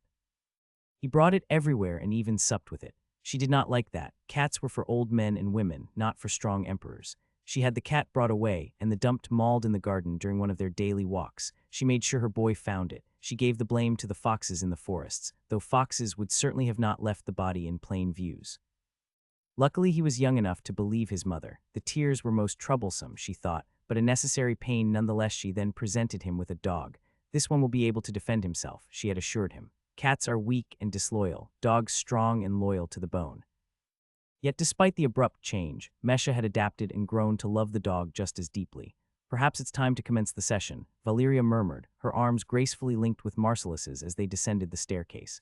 She noticed his lingering gaze and lust-filled eyes. She did not dislike it. After all, Marcellus remained a captivating figure, his sharp gaze and impeccable attire a testament to his influence. Valeria recognized the allure of his presence and knew how to wield it to her advantage. He was after all a strong man.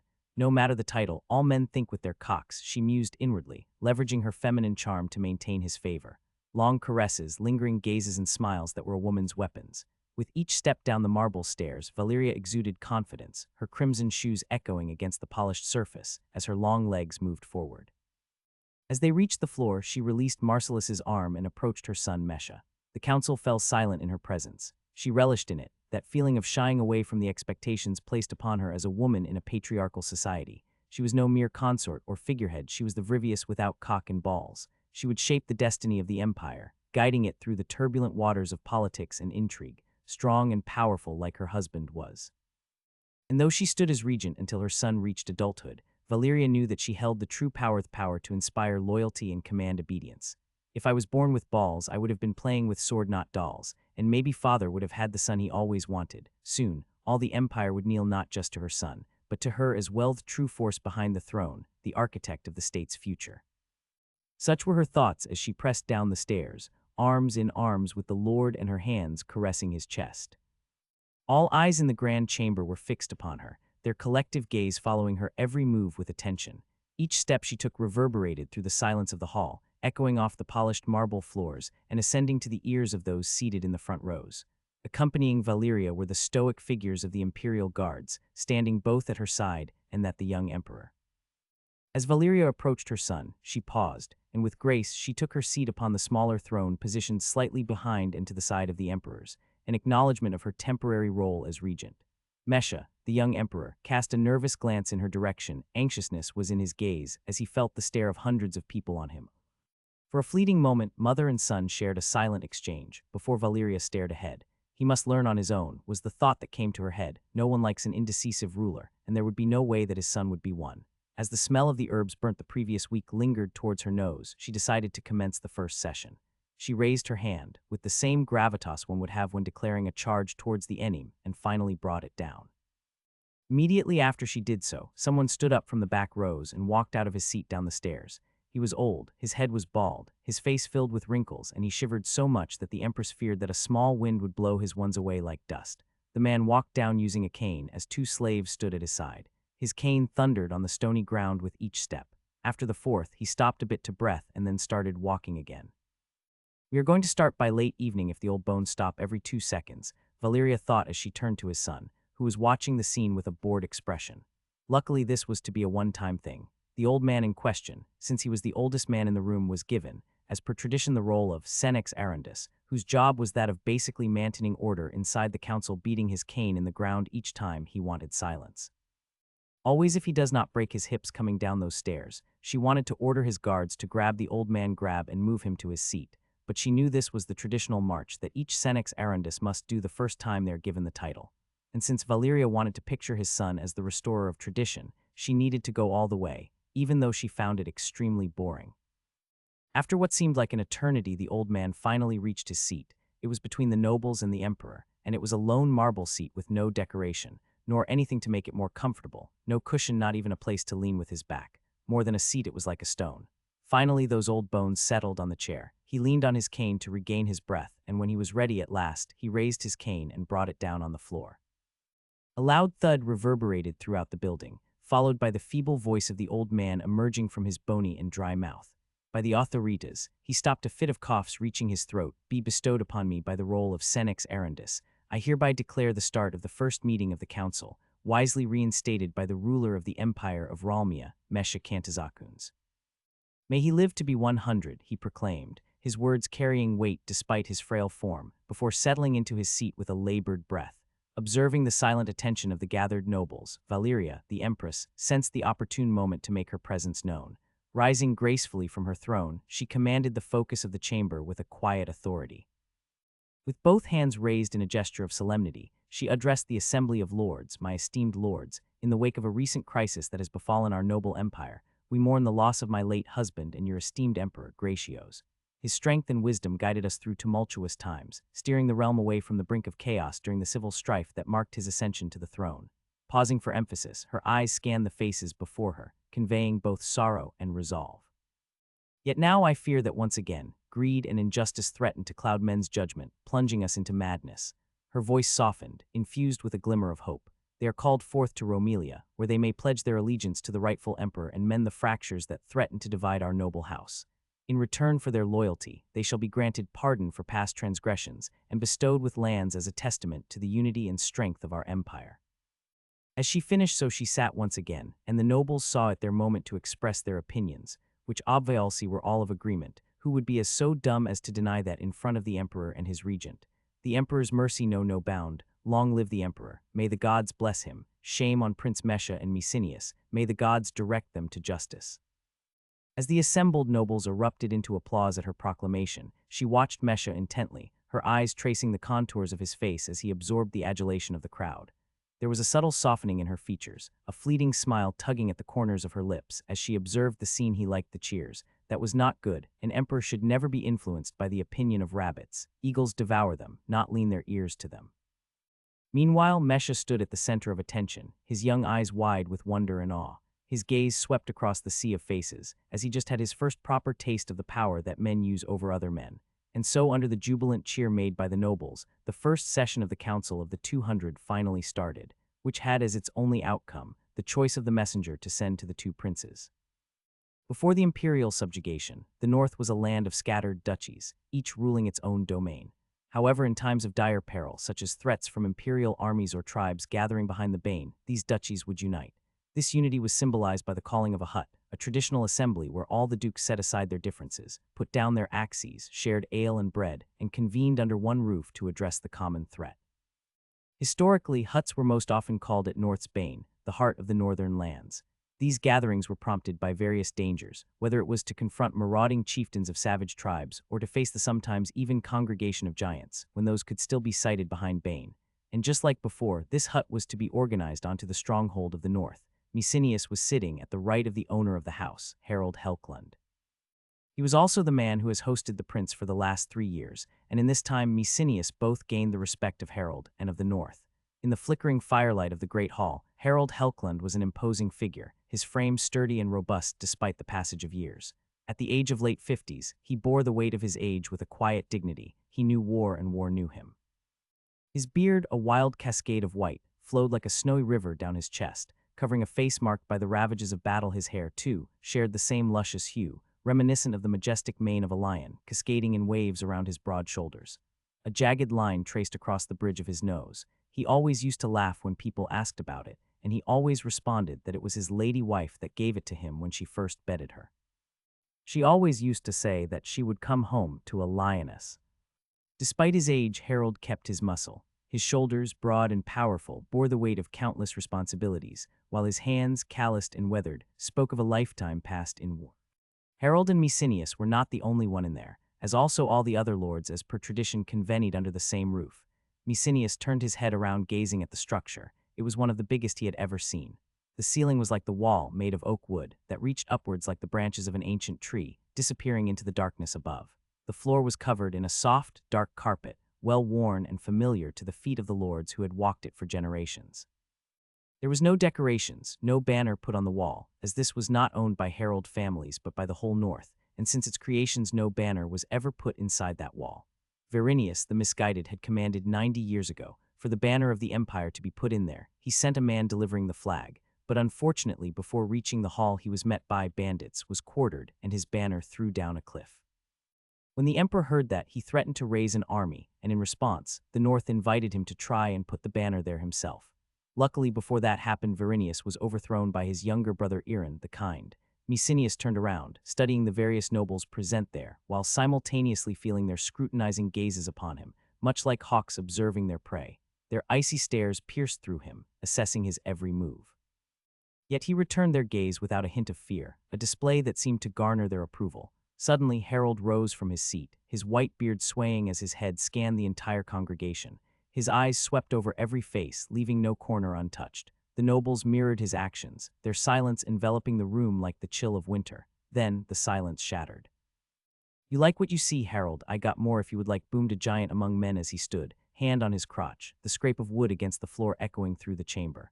All eyes turned to the towering figure, Mecenius marveling at his immense size. He recognized the emblem of the white fox of House Falstaff, lords of Snowmirth, emblazoned on the man's chainmail and gray surcoat.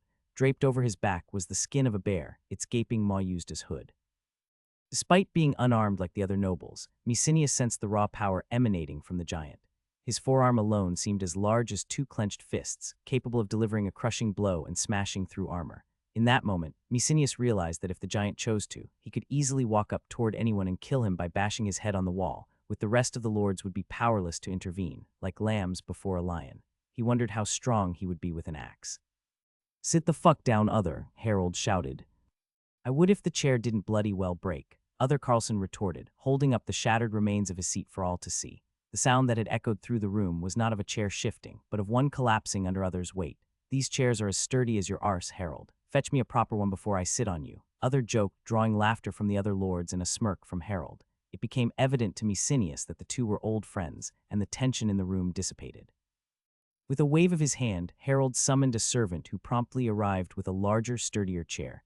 "Try not to break this one with your fat arse," Harold jested, eliciting more laughter from the crowd, including Other himself. "If there is no other shithead, I will continue." As the joviality settled, Harold cleared his throat and raised his rugged hand in the air before clapping. 2 rows of servants emerged from behind him, carrying trays laden with ales and bread for the guests. "As is tradition, we now share bread and ale under the watchful gaze of the gods," Harold proclaimed solemnly. "May they bear witness to our unity and guard against treachery within these walls." With that, he tore off a piece of bread, chewed thoughtfully, and washed it down with a hearty gulp of ale, ensuring his cup was emptied to the last drop. All the other lords followed suit. They took the bread, ate it, and then drank the ale. "From now on you are my guest. No harm shall come to you till you reside under my roof." As he said so, he sat down, his gaze moving to Mesenius, who gave a deep breath before rising from his seat, ready to present his case to the rest of the northern lord. As he walked, though the words Rosk told him kept playing in his head, "It will happen, whatever you wish or not." He knew he was right. This, however, did not mean that he had to allow that to happen. The lords wanted war. Very well, they would have won. The hall was quiet as Mesenius rose from his seat, his steps thundering on the wooden floor. A wolf pelt draped across his shoulders. Its gaze seemed to mirror the intensity of the stares fixed upon him. Undeterred, Mesenius met the scrutiny head-on, chest thrust forward with pride as he exchanged glances with a few of the assembled nobles. "Show weakness and the pack will devour you. Show confidence and they will think twice before jumping." Among the northern lord, Carl Carlson, Lord of Threefall, stood out like a towering oak in a forest of lesser trees. His emblem, a crimson tree against a backdrop of snowy white, alluded at their ancient rights long forbidden under imperial rule. It was said that before the empire's dominion, the northerners offered sacrifices to the tree, human sacrifices, now thankfully abolished. At the opposite end of the table sat Mirth Grenner, Lord of Greenplains, his domain ironically devoid of its namesake hue, instead blanketed in the icy embrace of winter, as apparently that was the sense of humor of northerners. Yet his was the land with most prizes, and from which the north got the biggest source of pelt to sell to the southern merchants. Other figures filled the hall, each bearing their own tales and epithets. Mjorn Baker, known as Break Shield, who in his youth fought 20 duels, always refusing to wield shield. Han Abelson, mysteriously dubbed the Three-Fucker, whom Mesenius preferred not to ask about. Lastly, there was Cregan Falkar, known simply as Pale Face, his pallid countenance explaining the nickname.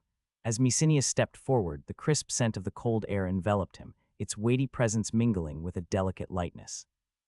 He paused for a moment, allowing himself to sink in the sensation, the faint crackling of torches igniting his senses before he addressed the gathered lords.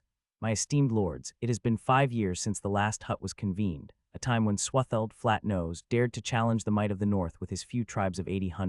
He hoped for pebbles, yet you proved yourselves to be boulders, and his defeat is still sung in taverns." Mesenius. Regret tinged his words as he continued, "Unfortunately, I was absent during that battle, a fact that I deeply regret. I can only imagine the honor it would have been to stand alongside you, to share in the bond forged through battle and triumph." His gaze swept over the assembly. The battle raged for 7 long days and nights, Swetheld's forces relentlessly assaulting our defenses with ladders and battering rams. Yet each onslaught was met with unwavering resolve, as your warriors repelled them time and again. The one night everything changed. With swift and decisive action, our garrison launched a daring sortie, catching Swetheld's forces unprepared. Their camp was engulfed in flames, and amidst the chaos, Swetheld himself was captured. The snow of the falling man, it is called in taverns. They made a pretty little song about it. The lords nodded in agreement, their expressions reflecting pride in their past deeds. Some laughed at the name of the song. He was then quartered, and his head put the gate of Bane, adorning the piece of wood for 6 months, before it was thrown in the wilderness. I recall many of the nobles smiled at the memory of that battle. Suddenly, a deep voice echoed from the depths of the hall. "What a strong child we have here." The same giant of before spoke, Other's booming voice drawing all eyes toward him. "I have fought there myself, alongside many others." He continued, "We battled through the night and day, calling out to the Empire for aid, but all we received were empty promises and honeyed words. With a disdainful snort, Other spat on the ground, his rough hand swiping across his mouth as if to rid himself of the taste of deceit. And now a boy dares to commend us for a fight he did not partake in. What do you know of war? You read about battles, and you style yourself as Vrivius the Red. His words were sharp, cutting through the air like a blade. Raising a trophy of his conquest, Other brandished a bare hide hood. He apparently liked to tell the story of it. See this beauty, he declared, his voice heavy with the weight of his triumph. I slew her myself with naught but a dagger and a sword. Her name is Liliana. As he spoke, he bared his chest, revealing 3 deep claw marks etched into his flesh. The maiden fought valiantly, but I claimed her head and fashioned this hood from her pelt. His gaze shifted to the wolf perched upon the prince's shoulder, his scrutiny piercing. And what of your pet? Other inquired, his voice dripping with disdain. Did you slay it with your own hands, or did you purchase it with your jewels and gold? I did not kill the wolf, if that is what you are asking. It was already dead when I got my hand on it. It was during my maiden raid, a baptism of fire amidst the snow. I was leading a scouting party of 100 strong. We chanced upon a savage village nestled amidst the wilderness, he recounted. We descended upon the village like a tempest unleashed, our steeds thundering beneath us as we set the world ablaze. The savage did not know what it was happening until it was too late. As the flames licked the sky and screams pierced the air, Other's eyes gleamed as he watched the prince. The women were taken captive, destined for a fate beyond the bane to bear our children, he continued, his voice tinged with the weight of sorrow, while the rest met the same fate as their fathers, who certainly tried to bypass the banes swift and merciless. The prince gave a small smile among the fallen. I beheld a man adorned with the pelt I now wear. That is how came to it. That day 5 armed men fell under my hands, nothing worth talking and boasting about. I knew men that reached 20 that day. The response amused Other, who said nothing, just smiled and sit down. For the rest of the hut he would keep silent, just observing the boy. It was then that the prince understood. The nobles were seizing me up. And this was the first test. If he had made an excuse or turned toward Harold, he would have been shunned. Instead, he had spoke directly to the giant himself and did not back down. Not many could do that. Other, after all, was that scary. Yet the prince's response was well liked, as it could be seen by Other's smile directed toward him. No northerner will follow a boy, so he has to show himself as one of them. Not too hard, he just had to do what he always did, be himself. Now, if no one else has anything else to add, Harold said as he finally interjected, let us hear my guest words. I am sure we will not be left unsatisfied. The atmosphere in the hall grew tense as Harold's words settled among the gathered nobles. Sensing the attention upon him, Mercenary drew a steadying breath, summoning every ounce of resolve he possessed as he prepared to address the assembly. It may come as new to many of you, he began, his voice steady despite the roiling turmoil within him, but my father met his end upon the battlefield in Arlania. His announcement rippled through the assembly like a pebble cast into a still pond, igniting a murmured flurry of whispers and exclamations. For most, this revelation was a shock. The northern lord did not have spies in the south. As such, their sources of information were being limited to the occasional grain merchant who traversed the northern lands as the sold their products. In the wake of my father's passing, Mercenary continued, his tone resolute. My stepmother wasted no time in seizing power, crowning my younger brother, the third prince, as emperor and reinstating the council of the 200, with herself as regent. She demanded the lords to travel to the capital and swear an oath of loyalty. Even before he could finish, the hall erupted into chaos, each noble clamoring to make their voice heard above the tumultuous din. Despicable, cried one, his words echoing off the walls like a battle cry. Cowards and snakes, bellowed another, his anger palpable in the air. To swear fealty to a child, I would sooner cleave my own cock and balls. Fury and indignation coursed through the assembled nobles, their voices blending together in dissent. Like a ship tossed upon a storm, fighting against the waves before being overwhelmed by the sea. Suddenly, amidst the fervent voices of dissent, a figure rose from among the assembly. It was Mirth Grenner, Lord of Greenplains. With a commanding presence that passed over his relatively young age, he stood tall, his brown beard cascading over his chest and his long hair flowing down his back like a river of shadows. Though he possessed a stature befitting a nobleman, standing beside the towering figure of Other, he appeared as a mere sapling beside an ancient oak. We beseech them for aid against Swatheld, Mirth declared, his voice resounding through the hall like a clarion call to arms. We warned them of the thousands of warriors marching upon our lands. And how did they respond? With disdain and contempt, spitting upon our very beards. His words ignited a chorus of agreement from his fellow nobles, their voices rising in righteous indignation. And now, Mirth continued, his tone brimming with righteous fury, that crimson-hued whore dares to demand our fealty. She expects us to abandon our fiefs, to kneel upon their polished marble floors and grovel at their feet. But what has she or her spawn ever done for us? His voice swelled with impassioned fervor, each word a dagger aimed at the heart of southern tyranny. Should we bow our heads to those who care not for our plight? Mirth's voice thundered, his gaze sweeping across the assembly. No. I say we stand firm, united in our loyalty to one who has stood beside us, who has shared in our struggles and triumphs. 2 winters passed, when famine gripped our lands. It was he who ensured that grain reached our people, while his father turned a blind eye to our pleas. As Mirth's impassioned speech reached its zenith, he dropped to one knee before Mecenius, his head bowed in a gesture of allegiance. I will serve only one of our own as emperor, he proclaimed, his voice ringing with defiance. May death claim that wretched woman and her child. His words struck a chord with the assembled nobles, stirring their hearts with renewed resolve. One by one, they followed Mirth's example, dropping to their knees in a show of solidarity. Yet just as the fervor threatened to consume them all, the prince raised his hand and stopped them. Mecenius paused, casting his gaze across the assembled nobles. With a measured breath, he continued. The empire has long been a burden upon the north, he began, his tone heavy with solemnity. Time and again you have sought aid, only to be met with indifference and disdain. Yet despite this mistreatment, the north has remained subservient. Why is that? Carl Carlson, Lord of Snowmirth, was the one to Asmore. We rely on the trade of pelts for sustenance, he acknowledged, his voice tinged with resignation. Our lands cannot produce enough to feed our people, so we are forced to turn to the merchants of the south.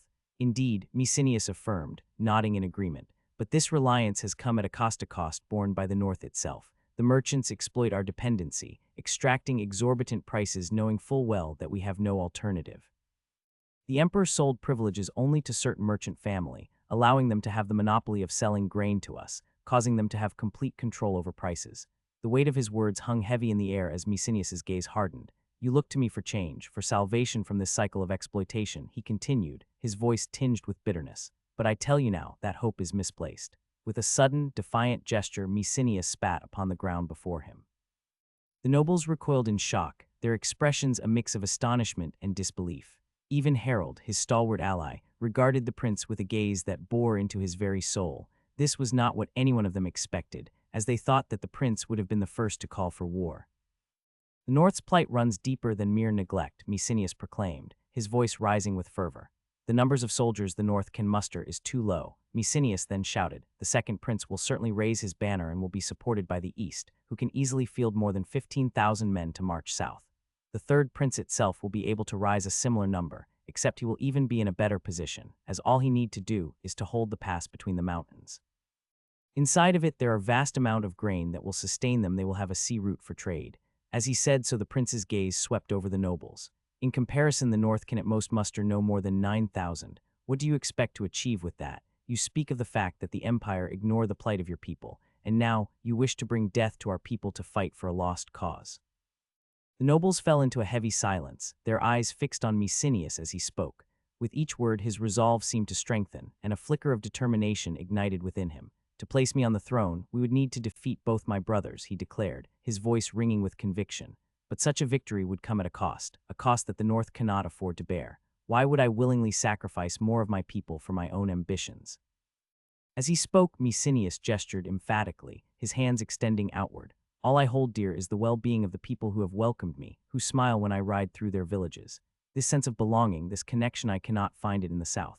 Why would I abandon this place for the sake of a throne surrounded by snakes? His words echoed through the hall, penetrating the hearts of those assembled. All you speak of is of how the South neglects us, how they would sooner see us starve than offer aid. And yet here you are, talking about putting a man onto the very throne that abused the Lazio. Do you truly believe things will change? No, they will only worsen. It is but a lost cause, and we shall find our fields red with our blood. With each repetition, Mecenius's voice grew stronger. From here we have few choices. You could be bending the knee to the red bitch in the South. Following these words he spat. Then there is bending the knee to Mavius, who will be too busy shoving his prick onto the first whore he will find. He spat again. I will not allow my people to bleed for my ambition, but I would gladly shed my blood to see them prosper. I refuse to participate in a war that would cause them to suffer needlessly. It is time for the North to break free from the Empire, to forge its own path as an independent kingdom. Winter may be coming, with it famine will follow. The only way the North will survive is to go on a road never taken since 180 years ago. It's time for the North to go forward alone and stop bending the knee to the South. No more shall it be bled dry by merchants, nor shall it send his sons to fight a war that will bring them nothing. From now on, every decision shall be taken by us and not for us. Alfio gazed down at the swaying mane of his horse, its rich brown fur glistening in the sunlight as they trotted along the stone road. He had never owned a horse before, and he couldn't help but feel a sense of pride and wonder at this magnificent creature by his side. As they continued on their journey, Alfio watched with adoration as his horse nibbled on the grass, its playful nature shining through. His eyes were shining as that of a child with a new toy. He had heard tales of mischievous horses from medieval documents, and now he understood why. His own steed was no exception, as one morning as he went away for a piss, carelessly not roping it to a tree, thinking it would be all right, he found his steed to have disappeared. After a few minutes of searching, Alfio found his horse leisurely eating oats from a sack it had opened with its teeth. It took 3 men to finally stop the beast. But for now, during their ride, the horse seemed tame and obedient, responding to Alfio's commands without giving any trouble. It was a strong and sturdy warhorse, one of 59 others that they received for their army's cavalry, the other 40 he would receive later on. He still remembered how thrilled he was when they arrived. He had many plans regarding them. Just as it had been in his past life, battles were often determined by the charging of heavy cavalry. The bulky and powerful horses, trained for combat from birth, were the ultimate weapon on the battlefield. Yet, amidst the sea of armored beasts, the lighter cavalry was often overlooked and disregarded. Used mainly for scouting missions, their potential as skilled skirmishers was often underestimated, but history had shown that even a well-trained light cavalry could turn the tide of a battle. Hannibal had proven this with his elite group of Numidian riders, expertly weaving in and out of enemy lines and wreaking havoc, with their javelins as they skirmished, as they maintained their speed and distance from enemy. Alfio longed to replicate this success, with his own modifications and strategy, but he knew that with his current numbers it would be impossible. As they rode towards Quarzat, 70 other riders followed behind them, 60 from their own army, and 10 guards lent by his employer. The rhythmic clattering of hooves echoed like a drumbeat on the stony pathway beneath them. Their eyes soon moved to the city ahead of them. They would be living in there for a few weeks at best, and some months at worst as their employer prepared for his expedition. It was a good thing they were the invader. His men lusted for the opportunity to raid and pillage, and luckily there would be many chances to do so. I expected something bigger, Egil muttered, leaning casually on his knee as his horse trotted along. His elbow rested casually, a picture of nonchalance. He had once boasted to Alfio about the prowess of his hometown's horse riders, claiming they could even fuck atop a horse. At the time, Alfio had dismissed it as mere bravado, but now, observing Egil's easy grace in the saddle, he couldn't help but wonder if there was some truth to the tales. Alfio shot Egil a sideways glance, a hint of amusement dancing in his eyes. "Make sure not to mention it in front of our new boss," he advised. Egil shrugged, a mischievous grin playing on his lips. "So it's okay for you to disrespect people, but not for me," he retorted. "I am the leader of the company. I can allow myself that," Alfio replied, his tone growing more serious. "Make sure not to cause trouble. I don't want to see your head on a pike because you disrespected someone you shouldn't have. I am certain my heart would drop in pain." He brought his hand on his chest and made a pained expression. "Oh, come on, they need us." "They wouldn't dare," Egil scoffed, his tone light. "They need me, not a small lieutenant who think his own cock is the biggest in the whole world," Alfio countered, his tone firm. He wanted to make sure he knew how weak his position was. "Well, you would convince them of the opposite, right?" Egil prodded, his brow furrowing when Alfio didn't immediately respond. He nudged closer, repeating the question. Alfio remained silent for a moment, a playful smile tugging at the corners of his lips as he trotted ahead on his horse. "Come on, stop jesting." "You would, right?" Egil pressed, a hint of urgency in his voice. The others snickered as they saw the exchange. Alfio, meanwhile, continued to trottle ahead, reaching closer to the one at the head of the formation. "Sir Robert," Alfio addressed the late-aged steward with a friendly smile as he rode up alongside him. Sir Robert glanced at Alfio, his expression guarded. "Do you need something?" he asked briefly, his attention focused on the path ahead. Alfio's smile widened. "Actually, I do," he replied casually, his tone tinged with curiosity. "No more than a quick question to satisfy my curiosity. Could you enlighten me on the reason for the hostilities between your prince and the ruler of?" he inquired, struggling to recall the name of the other principality. "Oisin," Sir Robert supplied tersely. "What reason do brutes have to raise their swords against more civilized people?" He responded with thinly veiled disdain. Of course," Alfio muttered under his breath, "but there's 60 kilometers between you and them, yet they are savages. Don't give me that bullshit," he mused. His smile remained fixed as he pressed for an answer. "Yet I believe there should be at least a pretext that the enemy is using to justify their lack of manners." "That there is," Sir Robert confirmed, his voice growing more animated. "Those bastards continue to insist that the cities of Hervia and Eritale are theirs. They claim that these were the bride price they paid to the previous prince, the father of Arcoalet." He spat on the ground in disgust. "The bastard gave us a barren womb and demanded the cities back after my previous liege made the obvious act of divorcing the useless woman and marrying another." I see, Alfio nodded in feigned agreement. What a bunch of uncultured savages. He agreed aloud, though secretly he sympathized with the Prince of Oisin.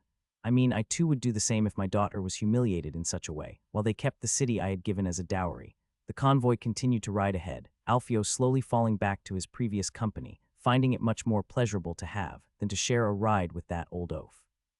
The city of Quarzet finally came to their eyes much closer as they stopped in front of the gates. He watched back at the 500 men following behind, wondering if they would actually behave. 1 month of marching certainly raised their nerves up. He hoped that they at least had the decency to go to a whorehouse, instead of giving trouble to normal citizens. Perhaps I should give them coin to pass the night whoring, he mused. After all, an emptied man is a much happier one. The city in question was stone-walled. It was nothing great. The wall must have been no more than 6 meters tall. I could easily take it, he reasoned as he observed the defenses. The bastards did not even bother to dig some trenches ahead of the city. It was their capital, which was yet close to the enemies, as with no more than a 4 days' march, the Prince of Oisin could easily reach it. Maybe there is something I don't know, he reasoned. After all. He has been here for less than 2 weeks, and he was unaware of the bordering territories of the geography. Maybe there were some fortresses that the enemy had to take if they wanted to besiege the city, or maybe they were just that much confident about their defenses. Whatever the case, it was also his business, as his road to glory would start in the shitty princedom he was hired to fight for. A chorus of steel on steel echoed from the gates as the men roared, their voices blending with the eerie metallic sound. Slowly, the gate began to open, revealing Robert standing at the front of the march. His chest puffed out with pride. He resembled a triumphant Roman general marching through the city. No doubt his success in recruiting enough men to double the prince's army was a great feat on his own. As the gate fully opened, 60 riders emerged, followed by 460 footmen marching in perfect formation behind them. The guards accompanying the procession pulled out their trumpets and blew into them with such force that it sounded like the roar of an elephant. This is no mere parade. This is a grand spectacle, Alfio thought to himself as he watched the Yarzet banner fluttering in the wind. He spurred his horse forward, his iron heel lightly striking its side to push it ahead. The horse trotted gracefully, its hooves rhythmically hitting the stony ground. He took in his surroundings, observing the state of the city. It was a complete mess, a clear indication that the war was not going well for their side. He had seen similar scenes during sieges before, where even those who did not defend the walls were left with eyes filled with terror. And the mood of the city was similar to that of a city on his way to be sacked. Looks like our esteemed leader conveniently left out some crucial information about the state of the ongoing war. Alfio thought bitterly as he caught sight of a small, mesmerized boy watching him pass by on his horse. Alfio, with his flowing mane of hair and proud stance, was the epitome of confidence as he led the march. His eyes scanned the scene before him, taking in every detail with a keen awareness. But it was the sight of the small boy, dirty and ragged, that caught his attention the most. As their eyes met, there was something about the way he looked at him, with a mixture of awe and curiosity, that intrigued Alfio. Despite his dirty appearance, the boy's gaze remained still, and Alfio couldn't help but be amused by his boldness. He's probably never seen anything like this before, he thought to himself, a small smile playing on his lips as he returned the boy's gaze. It was clear that the sight of him and his well-equipped army had left a lasting impression on the young boy. When he was a boy, he dreamt of leading armies to victory, leading charges from the front and feel the blood his enemies splatter on his face. And now that he was leading army, he was dreaming of sitting on a golden throne. Who knew what he would desire when he accomplished that too? Alfio's army, with their gleaming armor and disciplined formation, was a new sight to be sure for the people, instead of to the ragtag bands of peasants that they were likely accustomed to seeing. Each man marched with pride, their heads held high and their spirits lifted by the knowledge that they were no longer slaves, but free men fighting for golds and lands, and that Alfio would give them. Alfio couldn't help but notice the admiring glances from some of the nearby maidens, their eyes lingering on his face before darting away as he returned their smiles. It amused him to see their bashfulness, and he chuckled softly to himself. "Seems like the girls here took a liking to you," Jarza remarked in his distinctive Arlanian accent, a hint of amusement in his voice. Alfio shrugged nonchalantly. "Girls do not interest me, but princesses do." "I crave to see one with my own eyes," he confessed, his smile taking on a slightly mischievous edge. Jarza's expression turned more serious. "You shall find yourself with your eyes plucked out then." Alfio's grin widened. "It probably would be my cock to be plucked out next if that was to happen," he quipped, "but don't tell me you aren't even a bit curious about seeing someone with blue blood." "I have no such interest," Jarza replied firmly, his tone leaving no room for argument. Alfio raised an eyebrow, clearly unconvinced. "Come on, when will you have the chance for that in your life again?" he pressed, a playful glint in his eyes. I shall weep about it on my deathbed, which I hope will be when my hair grows silver, Jarza retorted, unamused by Alfio's persistence. Yours shall instead be as luscious as they are now, and with pieces of your body falling out, he added, eyeing Alfio's mane of hair, luscious as that of a woman. His instead were short and black as coal. Alfio chuckled at the comment, tapping his chin thoughtfully. And what would cause me to have such a queer fate? Your tongue will be your death sentence one day, Jarza replied with a shake of his head. Alfio grinned, opening his mouth wide. It's still here, isn't it? He teased, waggling his tongue playfully. Incredibly it is. I wonder for how long, though, if you keep your behavior like this. Jarza quipped back, a hint of exasperation in his tone. Until the gods saw fit to leave my arrogance unpunished.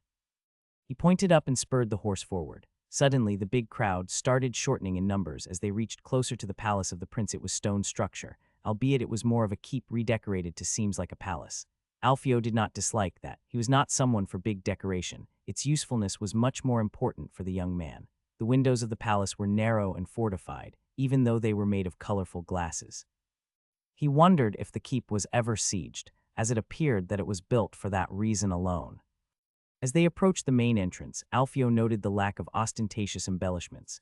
Instead, the focus was on the sturdy gates and the guards standing watch, their weapons gleaming in the sunlight. It was a palace built for defense, not pleasure, something that he could actually respect, though he wondered how comfortable it would be to live inside. As Alfio's horse slowed to a stop alongside his army, he turned in the saddle to watch his men. They had been riding and marching from out of the city for at least an hour, and now, with a momentary pause, they took the opportunity to stretch their tired muscles.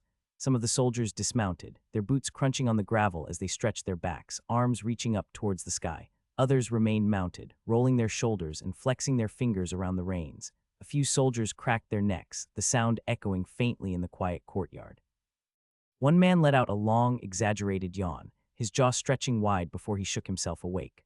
Robert noticed that and stared at Alfio, who just shrugged. Was his the fault that his men were tired? He was instead to be content, that they were yawning instead of looting, as Alfio noticed that apparently the defense of the city were rather lacking, as the only army stopping them from looting the city were just few hundred men on the walls as garrison, and even those were lightly armed.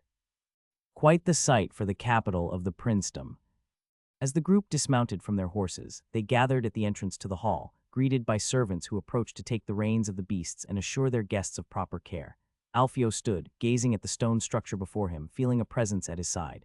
Turning, he found Asag watching intently, the same expression mirrored on his face. "How is it?" Alfio inquired, his voice breaking the silence. Asag replied in a faint voice, "I expected something more. Grand, lavish.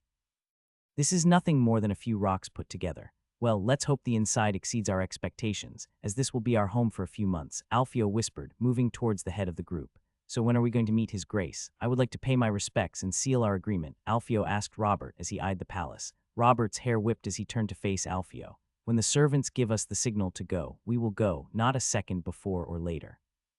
"Anything I should be aware of?" Alfio inquired further. "No, His Grace is a generous man. Just make sure not to mistake his generosity for weakness. Also, remind your men to behave inside. We don't want to hear about any incidents with the maids," Robert cautioned as he gave the boy a long stare. "You shall not.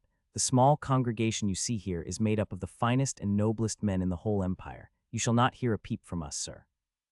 "My word of honor," Alfio declared, crossing his heart. "Is there anything of less value than the honor of a mercenary that can be bought with simple coins? Yes, receiving a dagger to your back, you senile bastard," Alfio thought, though he dared not say it. "Well then, let's hope my price will not be matched by your Grace's enemy." Before Robert could respond, the door swung open, cutting off any further conversation. The guests were led forward, and Alfio caught one last gaze from Robert. He couldn't discern if it was a look of hate or a threat. Either way, he didn't care. The day he feared a stare from an old fart was the day he would become a slave once again.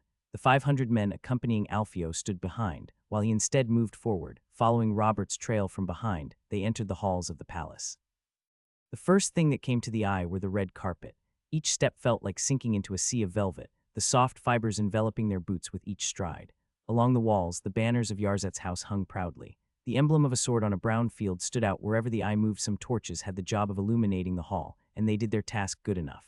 As they followed Robert through the hall, Cleo, Jarza, and Asag maintained their positions closely behind Alfio. Egil lingered a bit farther back, his gaze wandering over the opulent decorations adorning the walls.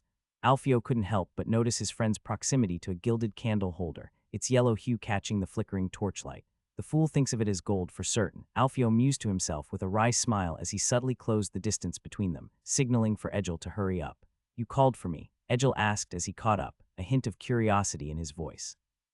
The prince is short of coin and will certainly notice a missing spoon, much less a candle holder. We are guests, behave yourself, Alfio cautioned, his tone firm but laced with a touch of amusement. I was just observing, Egil protested, his defensive tone betraying a hint of guilt. Thieves observe too before stealing, Alfio replied, his words carrying a weight of warning. You think of me as a thief, Egil retorted, his expression a mix of indignation and jest. I do not think I know, Alfio responded, a faint smile playing on his lips as he turned his head forward once more. You deny. He smiled, you know me far too well. The rest of the walk passed in silence, the only sound the soft thud of their footsteps on the plush carpet beneath them. Each step seemed to sink into the rich fabric. They trudged forward, no voice coming out of them and not even a single whisper. Suddenly Robert stopped ahead of him. Two guards stood, their lances held upright, as their breastplates shined through the light of the rising sun. Sir Robert has come bringing guests and men to his grace. Inform him of our presence, he spoke at the two men on duty. Some protocols they had to follow, he already hated it. One of the guards then entered, and just as quick came back. His grace is thankful of your service. You and your guest may enter. As he said so, he opened the door, allowing Alfio and his group to step forward inside the hall. Unlike the outside of the structure, the hall was decorated enough. Some chandelier hung from the top, casting some light inside the hall. Though the lighting within the hall was adequate, it paled in comparison to the natural sunlight streaming in through the narrow windows, creating a stark contrast between the illuminated and shadowed areas. Let's hope that when night comes, they have enough coins to lighten some candle. The thought was queer enough to make him chuckle, though he quickly suppressed it. The last thing he wanted was for the prince to think he was laughing at him, when instead he was laughing at how poor he was. As they entered the hall, the first thing that caught their attention was the figure seated upon a modest throne crafted from rich red velvet. In his 40 years, the prince stood there, his appearance weathered by the passage of years or maybe by the war.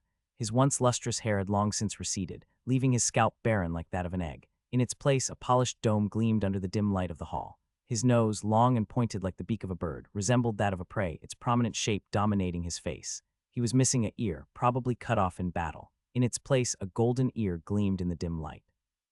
Probably just gilded in yellow, Alfio thought as his eyes moved to that ear. At his side, on a smaller throne, was a woman. She was like the prince in her 40s, her hair was black as the night. Her face was a bit wrinkled, and the air of superiority she had certainly was enhanced by her age. She was probably the prince's consort. Alfio gave her a watch and then nothing more. Standing all around the hall, many courtiers dressed in velvet stood. Their eyes moved to Alfio's figure, as many furrowed their brow, wondering why a small boy was standing behind Robert, while older men stood behind. It was to be said that Alfio looked everything except like a leader of a mercenary band. This servant honor his grace, Robert spoke aloud as he knelt to the floor. Alfio mimicked him, saying nothing but kneeling, yet as his eyes rose they moved to the right of Alfio, where two girls stood near their father and mother. Seems like my talks with Jarva may come to reality, he mused as he gave a little smile at the eldest of the girls, and she seemingly did not mind it as she gave one of her own. Her features were delicately sculpted, with a symmetrical visage. Framing her face was a cascade of long, ebony black hair that were falling in soft waves around her shoulders. Her eyes were covered by a transparent veil. They were the color of dark emeralds, green like the seas of the empire, deep and enchanting. Her lips, painted with a subtle rosy hue, curved into a gentle smile in response to Alfio's own smile. Drifting down from her shoulders, the girl wore a simple yet elegant brown silk dress that draped gracefully around her slender frame.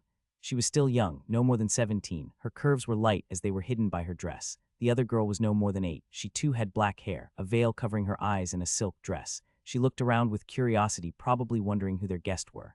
Alfio looked around but saw no man standing near the prince. Does he have no son? Maybe he has only daughter, Solfeo wondered, before putting the tot on the back of his head, deciding instead to snoop around later on. Now if Prince Arzalat saw the smile between the two, he acted as he did not. I have been told that you have in your service 510 fighting men, all armored and equipped. Was I informed wrong? The prince spoke, his hand resting on the side of his face, holding his real ear.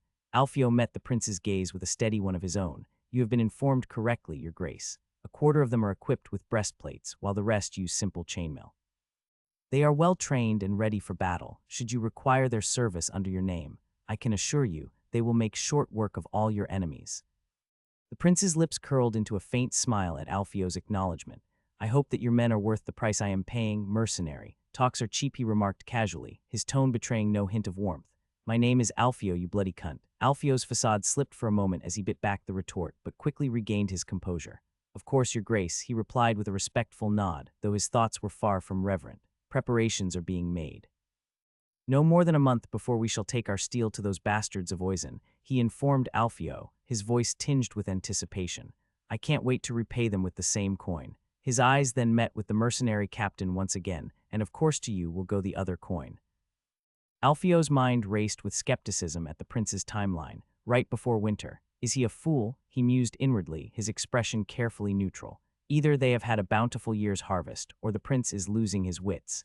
And little did he know that it was the former, as this year's harvest has been great for the south. Your enemies shall tremble at the sight of your banners, Alfio replied smoothly, his words dripping with flattery. Apparently the prince liked the flattery as he rolled in it like a pig in his feces. Yes, that they will. I eagerly await to see it with my own eyes. In the meantime, you shall stay here in my court as guest, honored and welcomed as one should. What about my men, your grace? The prince went thinking a bit, his hand moving from his ear to his chin, as he pondered. They will be allowed to make a camp outside the walls. The food shall be covered by me. I understand, your grace, Alfio responded. At least he's not stupid enough to have 500 men live inside his walls, and certainly Alfio was not so inexperienced as to demand for his men to stay inside the walls. This evening a feast shall be commenced. As my guest, you are invited to it. Alfio bowed once more, if it please your grace. Alfio continued, maintaining his posture of respect. We shall eagerly anticipate the feast this evening. May it be a celebration of our future victories together. Prince Arzalat nodded, a glimmer of satisfaction crossing his features. Indeed, may it be so, he replied, but before we part ways for now, there is one more matter I wish to address.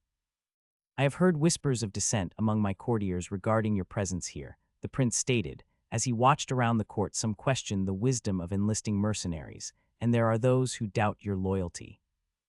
Alfio's jaw tensed slightly. Why the hell would he say that in front of the same mercenary the insults are referred to? Well, your grace, if I were to betray you, who by the way is my first employer, my life as a mercenary captain would be short-lived, without a doubt. After all, who would employ a free company that betrayed his previous master? Let me assure you that I shall respect my side of the contract as long your grace respect his. With the gods as my witness, I swear. Suddenly a voice pierced through the crowd, its source obscured by the sea of bodies. What are oaths for sellswords? The voice challenged, its tone dripping with skepticism. Alfio's gaze swept across the assembly, searching for the speaker. He did not find him, but it was better like that. Insults worked better when the other could not respond. Who is that spoke? He inquired, his voice calm and steady as the water of a lake. When no one stepped forward, he chuckled softly. Ah, a craven. Seems like wherever I go I find them pointing fingers to their betters, while hiding in shadows, he remarked with a wry smile. If you had the courage to face me, I would gladly oblige your curiosity, but I suspect I would find more cowardice than conviction within your gut. I have half a mind to open the stomach and see if I find it. He smiled, and I think that my companions would gladly bet that I would have an easier time finding a virgin in a brothel. A ripple of laughter spread through the crowd, save for one man whose stern expression betrayed his disapproval.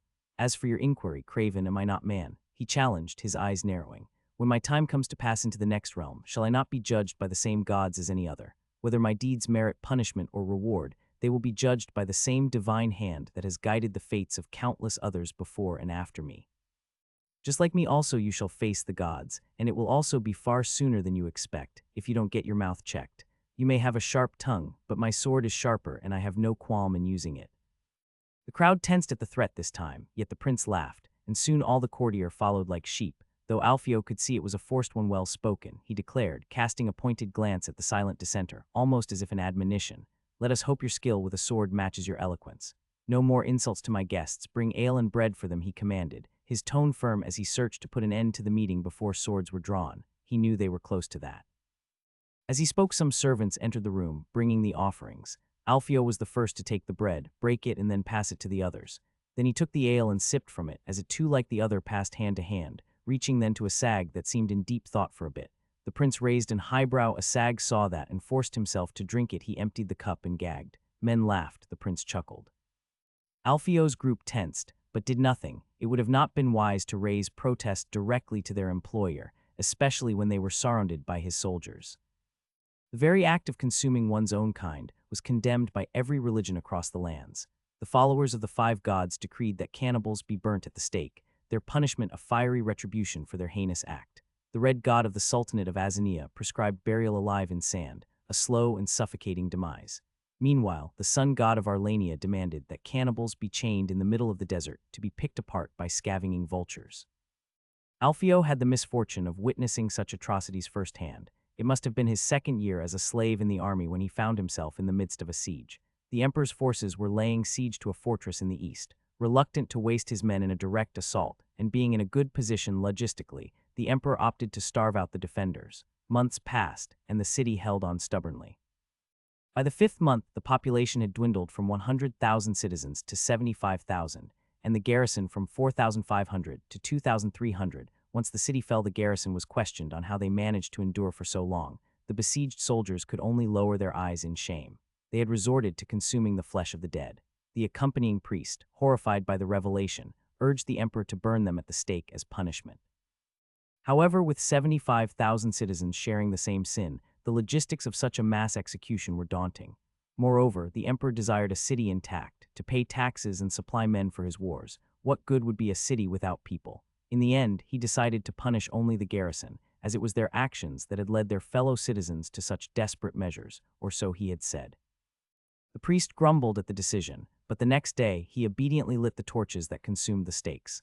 Alas, it seemed that his pockets kept jingling as he walked from stake to stake, and yet even cowards faced punishment, and even such crime was to be witnessed by the young man in question.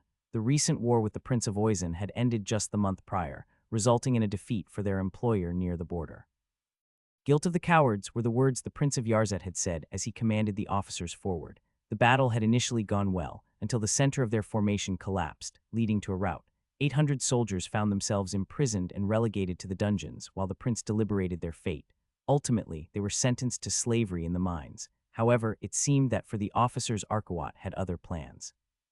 "I can finally see some blood," Egil muttered as he draped his arms around Alfio's shoulder, yet his demeanor remained sober. "Why the long face, Alf?" Egil questioned, noting Alfio's stoic expression. "Don't you understand?" Alfio replied, his gaze shifting to the lines of prisoners being led toward the soft green ground. "Understand what?" Egil pressed. "This is more than just a punishment," Alfio explained. "It's a message. And the sky is brown while my shit is gold," Egil retorted sarcastically. "To whom would the message be? The worms, to tell them to wiggle a bit less, that will certainly do. And I suppose the birds are waiting eagerly for their copy too." Cleo cackled at Egil's remark, while Jarza remained silent, gaze fixed on the scene unfolding before them. Finally, it was Jarza who spoke up. "No, it's a message for us," he interjected. Jarza's insight took aback Alfio. It seemed that the gods had blessed the man not only with strength but also with a keen intellect. "Are we supposed to be scared? A few men dig in the ground," Egil muttered as he sat on the ground. I am wetting my pants," but as the prisoners took up their shovels and began digging, Cleo's eyes narrowed with focused intensity. Dirt flew from ahead of them, tossed aside. Meanwhile, the prince stood by, his hand resting on his good ear, wearing a bored expression. Sir Robert at his side observed the scene with a hint of pride. Was this organized by that senile bastard? If they were going to kill them, they could have given them to me. Alfio couldn't help but wonder. With each passing moment, the hole grew deeper. Some of the prisoners paused to catch their breath, only to be urged on by the crack of whips.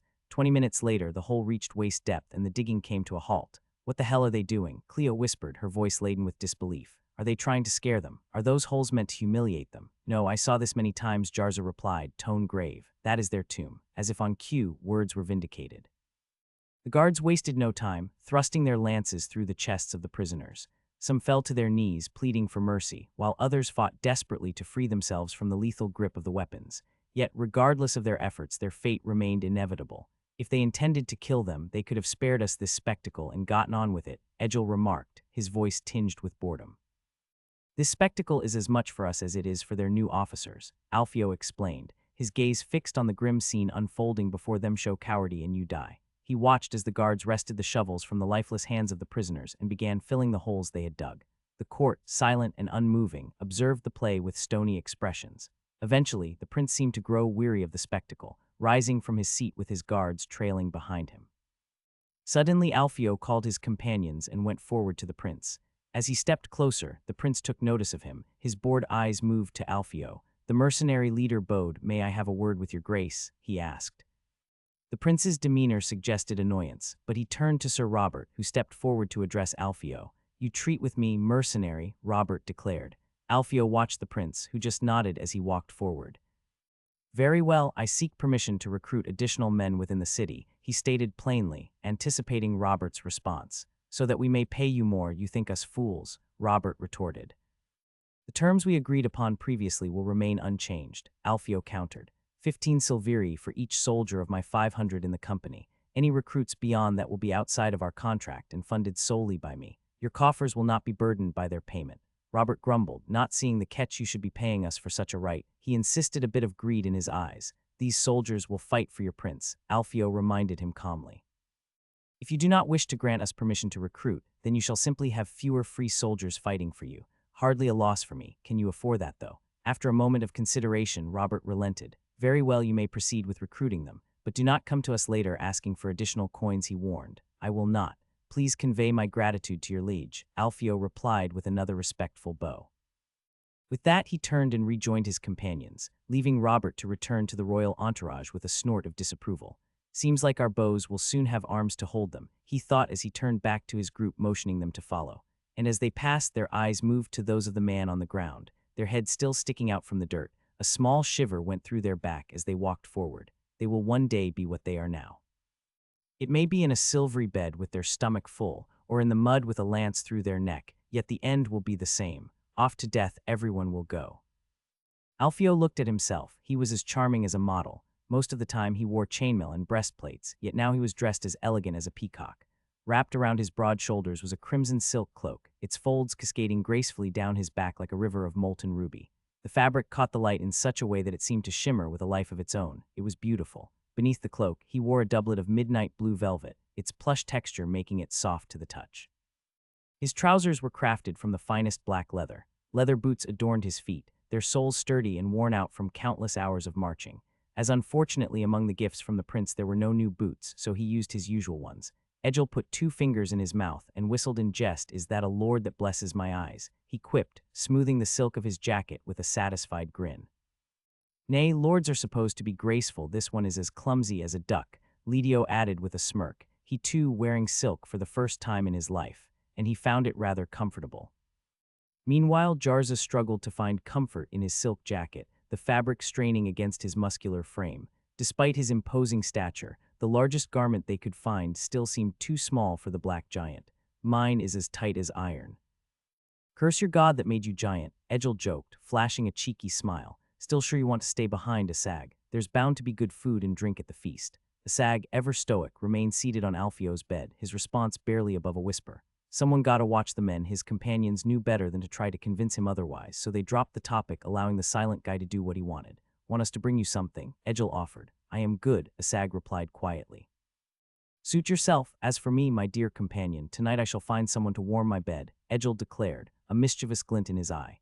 And you shall likely wake up with a knife at your throat, Jarza interjected, his tone serious. Father and brothers will come claiming your head when they discover their daughter or sister has slept with a mercenary, he added, a hint of warning in his voice. Can I count on my big black kind giant to save me? Egil teased, unfazed by the threat. Jarza spat on the ground in response. I will be the one to sharpen the blade. Cleo gently cupped the black man's cheek. You say that, but you would be the first to avenge him, he remarked. Aye, but by then he'll already be dead, the man replied bluntly. Good enough for me, Egil replied with a nod. If I die, make sure to avenge me. To he that does, I will leave my belongings. Alfio, sensing the need to redirect their focus, clapped his hands together, drawing their attention. All right, boys, 2 months ago we were toiling in the dirt. Now we eat and dine as nobles. Who would have thought? Lidio mused, his tone filled with disbelief. Not me, Cleo chimed in, sharing in the sentiment. Now there are a few simple things you need to understand, Alfio continued, his voice taking on a tone of authority. High society is like a priest by day. They condemn the whorehouse, and by night they wander with night in search of whores for the night. They may mingle among themselves, but with us. He paused, spitting on the ground for emphasis. Their saliva is worth more than a few dirty mercenaries. Now here's what you're going to do, he instructed, pointing his finger to each of them in turn. You'll close your mouth and eat, but no alcohol, he directed, fixing his gaze on Egil. Why? Egil questioned, his curiosity evident. A finger was pointed at the blond man at the second cup of wine. You'll find a goat to fuck if no women are available, and no man will stop you from finding one, Alfio retorted. He then shifted his attention to Jarza. You, on the other hand, will glare at anyone who breathes, he instructed firmly. Next, Alfio turned to Lidio. You will be as unpleasant as a cock in the arse, he declared. And you, he concluded, turning to Cleo, you are all right. He added, prompting the man to smirk. These ones are members of high society, Alfio began, his tone grave, and the moment you so much as breathe wrong, they'll gladly toss you back into the streets. I want you all to stick close to me like a virgin with his first cherry popper. If you stray more than 3 meters away from me, I swear to the gods, I'll smack you in the head. And Edgel, if I catch you so much as talking to a female, I'll gild you myself. Do it in the morning, Edgel quipped nonchalantly, prompting a resigned sigh from Alfio. He sighed, I like all of you, and I see you as my brothers, Alfio continued, his tone softening slightly. If you won't do it for your own sake, then do it for mine. My poor heart would break if something were to happen to you. I want this feast to go as clean as possible. Go ahead and stuff yourself with food, but don't go bothering anyone. His plea was met with a mixture of reluctance and resignation from his companions. Despite their protests, Alfio had to resort to more pleading and the promise of a night in the warehouse, paid for by their boss, before they finally relented. It was a concession Alfio was more than willing to make if it meant they would all leave the feast with all parts attached. Must we really wait for the prick to call us? Lidio asked as he pursued his lips in a sneer. His eyes moved to the decorations in the halls. Yes, it is custom for these people for the host to call upon guest, Jarza answered as he tried to stand as still as possible. He did not know for how long the jacket would hold his frame. Yes, but they are not our custom. We must have been waiting 10 minutes. I say we just enter without a care, Lidio proposed as he sighed, for these people appearances are everything. Else how can they say that they are better than us if they don't have a way to distinguish them from the common rabbles they rule over? Man must always hold something to justify an action, else it would go crazy. Suddenly, as Lidio was to give his point to Jarza, the door opened. The guards on the other side giving way for the group to enter ahead of them, a new world appeared. Wherever they looked at, they were either staring at food or on beautiful decorations. The people inside were all silent as they observed the men at the door. They were silent, but the singers kept doing their job, while the mummers and jugglers continued to exhibit their works upon a crowd that was ignoring their life's work. A man as upright as a wooden pole in an arse stood at the right of the king. He could see that white mane from 20 kilometers away, and he would still recognize it as that of Robert. At the left was instead the prince consort, who instead just looked bored as her eyes moved to that of the jugglers. While the youngest was there, the eldest daughter was nowhere on sight. The guest of his grace is entering the feast. They may now walk forward and express their gratitude to their host, Robert shouted as if he was reading from a script. The prince looked down at Alfio, and then with a graceful smile waved his hand for them to rise. Your gratitude is accepted. You may eat my food and share warmth within the fire. From now on you are my guest, and as per sacred laws you shall not be harmed, you shall not be deprived of your possession, and no slight will come to you from me. May the gods witness my words. And just like that, the room went from chaos to silence. Once again, after the words of the prince, the guests resumed on their activities. Ladies went back at laughing, man once again between themselves boasting of their achievements, while others instead marveled at the play of the mummers and jugglers, whose mastery of tricks left the guest at a loss of words. Alfio walked amidst a sea of opulence, surrounded by people who had known nothing but luxury their entire lives. While he had toiled as a slave, they had slept in comfortable beds and dined on fine foods. Yet even the supposedly exquisite fare of this society tasted like shit to Alfio. As he brought a piece of meat to his mouth, the overpowering pepper assaulted his tongue. He never liked hot food, and it seemed that there was more condiment than actual food on the table. Alfio glanced around at his companions, hoping to share some bad words about the cuisine. But they were too busy stuffing their mouths with food to notice. Even Jarza, typically reserved, was enthusiastically tearing flesh from bones with his teeth. Apparently such strange taste was seen as delicious by them. Disappointed, Alfio scanned the table in search of potatoes, his favorite dish. Surely they couldn't mess up potatoes. Was it even possible to do that? Yet, to his dismay, they were nowhere to be found, as potatoes were seen as the food for pigs. Oi, come here, Alfio called out to a passing servant carrying trays of wine. As the servant approached, Alfio snatched a cup. Point me where the potatoes are. The question caused the servant to give small smirk. After all, no one would dare to think of finding such low food on the tables of the nobles. That smile took Alfio by surprise, which then quickly morphed in anger. He could let the princes and nobles pass off few comments directed at him. They were at a higher position than him, but there was no way he would allow a servant to make fun of him. He restrained himself from lashing out physically but leaned in close, his voice low and dangerous. You have exactly 3 seconds to point me in the direction of what I requested, Alfio whispered, his grip tightening on the servant's arm. Remember, I could just as easily disembowel you after this feast, and your prince wouldn't bat an eye. The next time I catch you smirking at me, I'll cut your mouth ear to ear so you'll never be able to stop smiling. Understand? Realizing something was wrong, the servant lowered his head in submission. He tried to inform him of their absence, trying to explain the reason as less humiliating as possible. he failed. With a swift and forceful motion, he grabbed hold of the servant's ears and neck, pinning him in place. The servant winced in pain as Alfio gave such a hard yank so hard that blood began to trickle down from the servant's ears, staining his clothes. Though the servant whimpered in agony, he dared not raise his voice. The commotion, as small as it was, still caught the attention of those nearby who stared at the mercenary captain, who just returned the stares with a steely one of his own. The crowd, sensing the intensity of the situation, quickly averted their eyes, not wanting to be near a ticking bomb. They knew of the importance of the mercenaries' presence for the war effort, so they preferred to avoid causing a scene.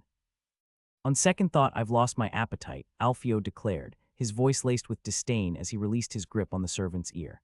The servant, now bloodied and scared, nodded frantically in response, eager to escape Alfio's wrath. Alfio turned around and walked back to his companions, feeling the lingering stares from the other guests to his back. Better like this, he reasoned as he ignored the stares.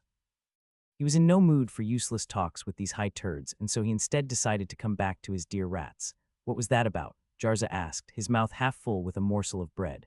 Alfio glanced over at his companion apparently. Arrogance went over the head of a small worm, he replied, his tone dripping with disdain. So I made sure to remind him how to wiggle and shit. Jarza chuckled, a low rumble emanating from deep within his chest. Want us to pay the worm a visit after the feast? He offered. Alfio considered the suggestion for a moment, tapping his chin thoughtfully. I don't see why not, he finally conceded, his expression firm. Just make sure not to kill him. We don't want the prince to feel slighted, better not give him any reason to believe that. You do you, boss, Egil chimed in, swallowing the last of the food in his mouth before turning his attention back to his plate. With the matter settled, they returned their focus to the banquet, devouring their food with the same voracity as a pack of hungry wolves. Alfio couldn't help but feel a twinge of disgust at their crude manners, but he held his tongue. As long as they didn't cause too much of a disturbance, he supposed it was best to let them enjoy themselves. I am going to watch around. You can keep eating if you want, just make sure not to give anyone trouble. They nodded, leaving Alfio to play his own games. Since the food was shit and the company even worse, he decided to divert his attention to the spectacle of the high society's entertainment. As he wandered amidst the crowd, he observed the various performers who had been hired to entertain the guests. Jugglers skillfully tossed balls and objects in the air, never missing a beat as they dazzled the audience with their dexterity. The music, while not to Alfio's personal taste, was still pleasant to the ear, filling the air with melodic notes that added to the atmosphere of the event. However, it was the mummers who truly captured Alfio's attention. One of them in particular caught his eye as he held a torch in one hand and a bottle in the other. Taking a swig from the bottle, the mummer then proceeded to ignite the torch with his tongue, a feat that left Alfio momentarily speechless. He watched in awe as the flames danced upon the mummer's tongue, seemingly unaffected by the heat. As the mummer extinguished the flames and revealed his unscathed tongue, Alfio couldn't help but marvel at the spectacle before him. He had always been skeptical of magical tricks, preferring to uncover the secrets behind them, but this display left him baffled.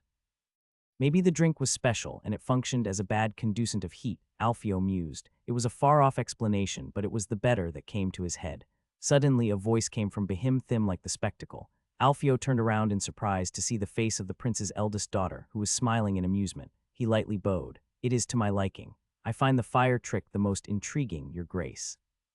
She chuckled, finding his reaction amusing. Want to know how it is done? Alfio raised a curious eyebrow, glancing between the princess and the jugglers. The princess smiled, a mischievous glint in her eyes. That one has no tongue. Alfio's expression shifted to one of disbelief. What? You heard me. He has no tongue, it was cut off from him. And the one you see him displaying is a pig's tongue sewed to the uncut part. Alfio blinked, trying to process the information. Your grace, if that is a jest, I must say it is a bad one. It is no such thing, she insisted, her tone serious. If you don't believe me, you can observe it yourself. It's not hard to notice once you know it. See how he only shows a small portion of it. He is hiding the sewing. He felt a shiver run down his spine, uncertain whether to feel repulsed or simply disturbed by the show. The princess's laughter, however, drew his attention, her amusement at his reaction evident. The interest disappears once you know, right? By nature, we find what we do not know to be exotic, she remarked, her eyes fixed on him, perhaps mistaking his reaction for disinterest rather than disgust. Alfio tore his gaze away from the juggler to meet her eyes. I have never presented myself, did I? She asked. My name is Jasmine. This one's name is Alfio, your grace. Yes, I know Robert talked a lot about you, she said with a hint of mischief. I suppose nothing good came out of him, Alfio remarked dryly. Certainly not things that are to be said in public. Good to know, then, that our first meeting left an impression on both of us, Alfio quipped, his lips curling into a small smile. He too hardly had good things to share about the old bastard. Her laughter filled the air, and Alfio found himself momentarily captivated by the musical sound of it. "How are you finding the feast?" she inquired, her tone shifting to a more casual one. "Quite a spec," Alfio began, but she interrupted him before he could finish. "Boring, right?" she interjected, her expression reflecting her own disinterest. "I'm actually fighting off my yawns." Alfio remained silent, unsure how to respond to her candid remark. Was it not an insult to his father, the host of the feast? Wanna do something fun? She suddenly proposed, her smile taking on a mischievous edge that Alfio found strangely charming. After all, the thorns in a rose could be considered to enhance its beauty. Jarza. The great hall of Yarzat was hazy with smoke and heavy with the smell of roasted meat and fresh-baked bread. Its gray stone walls were draped with the banner of the prince. A singer was playing the high harp and reciting a ballad, but down at this end of the hall, his voice could scarcely be heard above the roar of the fire, the clangor of pewter plates and cups, and the low mutter of drunken people.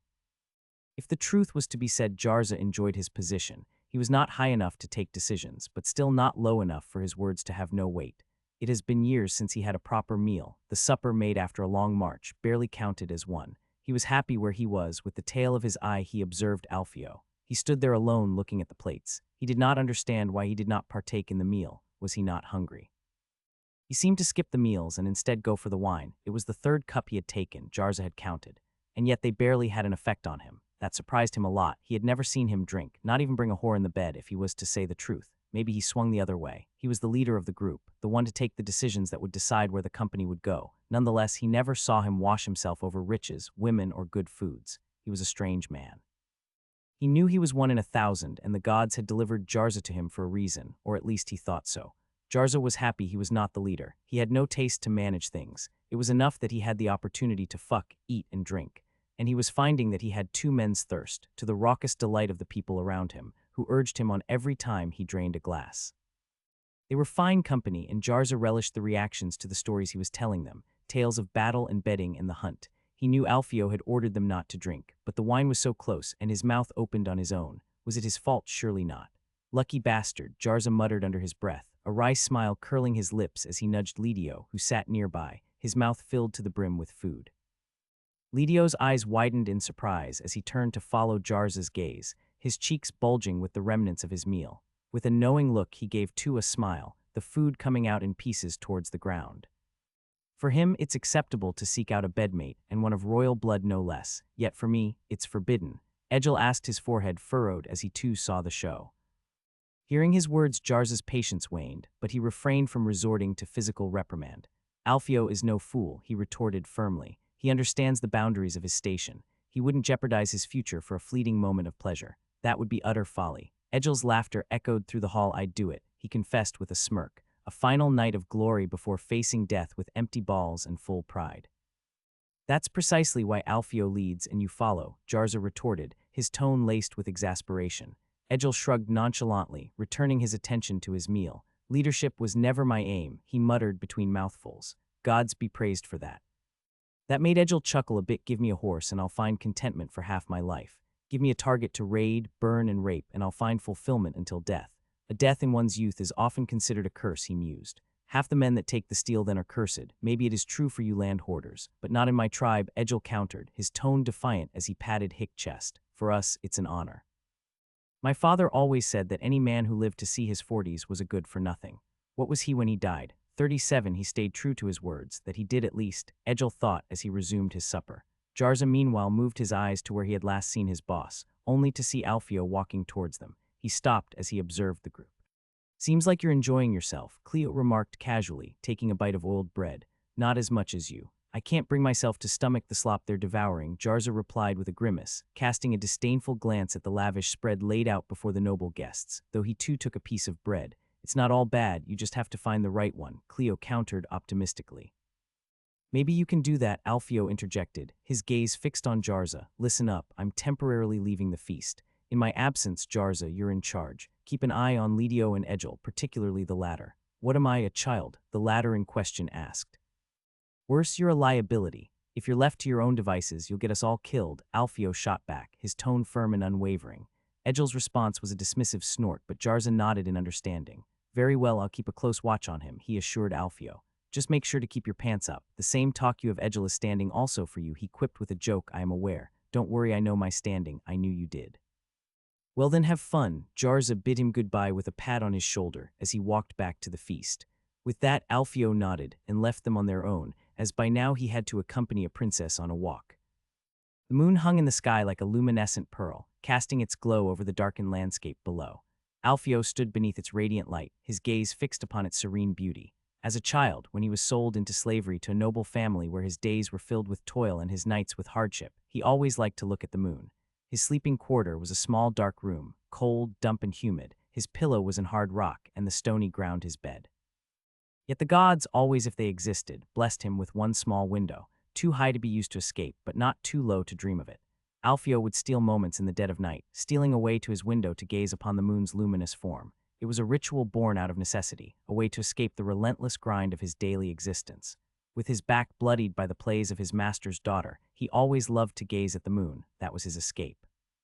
Jasmine's voice pierced through Alfio's reverie, snapping him back to the present, though his eyes remained distant, hardened like stone.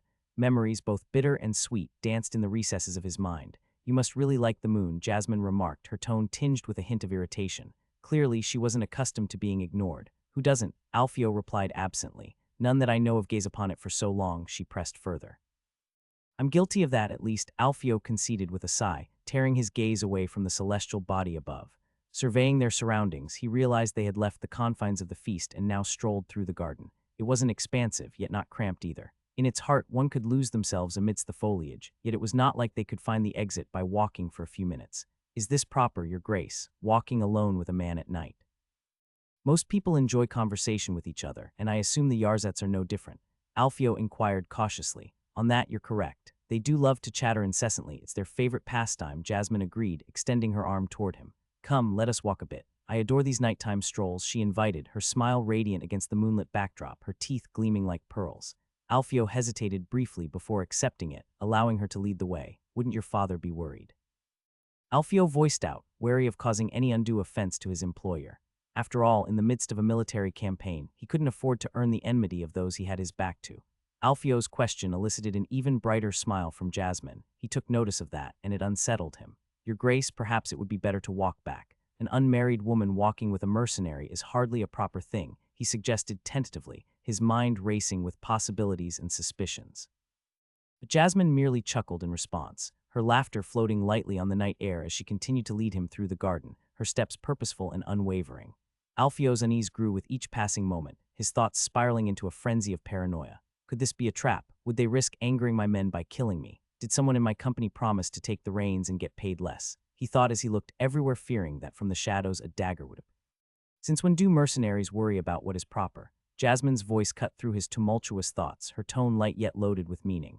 Alfio's expression hardened as he struggled to maintain his composure. Since when are they hosted as guests and they do not want to anger the one they is being hired by? He countered firmly, his gaze locked on hers. But Jasmine's gaze held an intensity that gave him pause, and she tightened her grip on his arm. He will hardly take ill of that.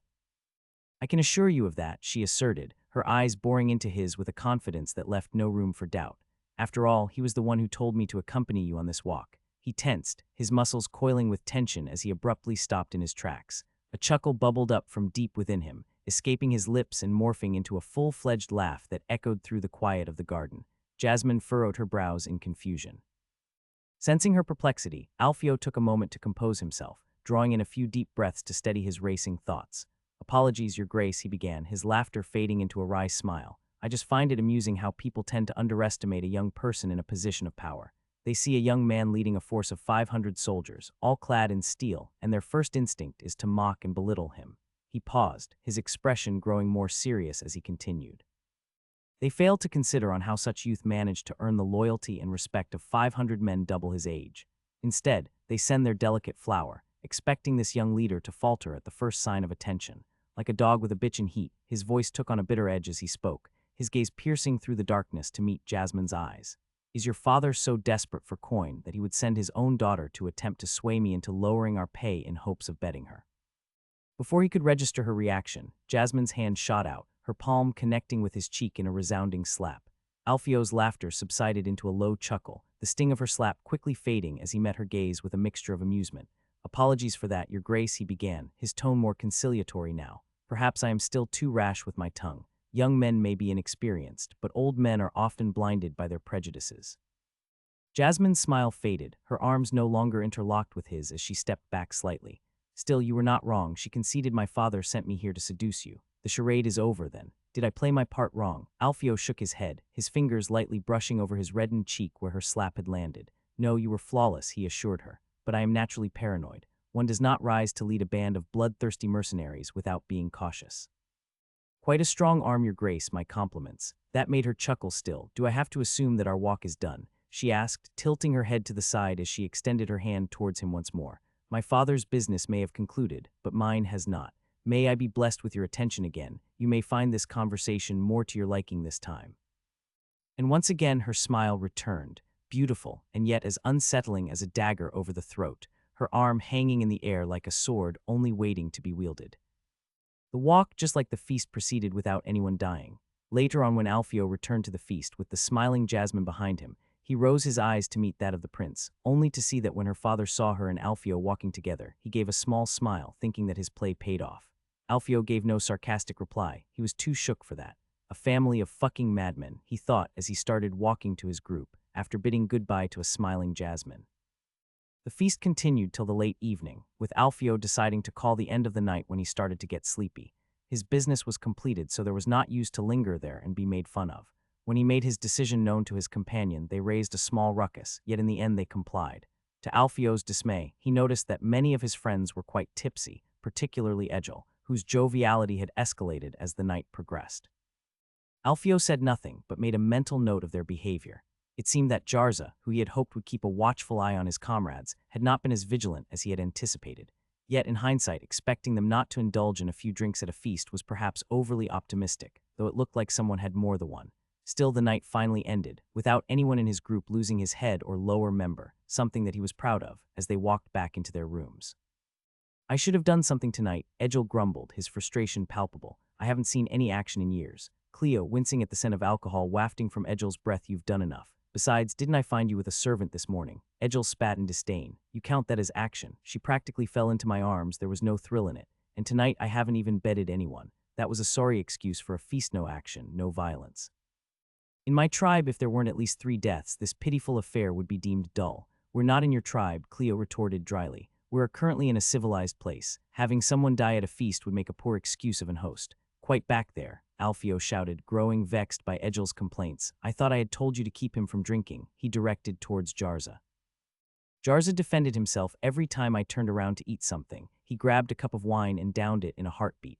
What was I supposed to do? Force him to vomit everything back up? Maybe, Alfio replied tersely. Then he would have been revisiting his meal from last week, Jarza retorted. I'm not his babysitter and he's not a child. Seems like someone is aware of that, the star of the conversation muttered with a drunken smile.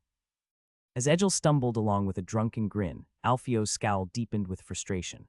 Approaching Jarza with a measured stride, he leaned in close and spoke in a low, tense whisper. When you put him to bed, make sure to douse him with a bucket of water. Think you can manage that without botching it? Jarza returned the smile, understanding the seriousness behind Alfio's words. He then shot a glance at the oblivious blonde rider before nodding subtly in affirmation. All right, boys, Alfio addressed the group, his tone firm. Time for bed. Tomorrow morning, I want everyone in front of the gate. We have business to attend to in town. A chorus of agreement echoed through the group, each member retreating to their respective rooms. Only Jarza lingered, his smile still present as he followed Egil with a knowing look.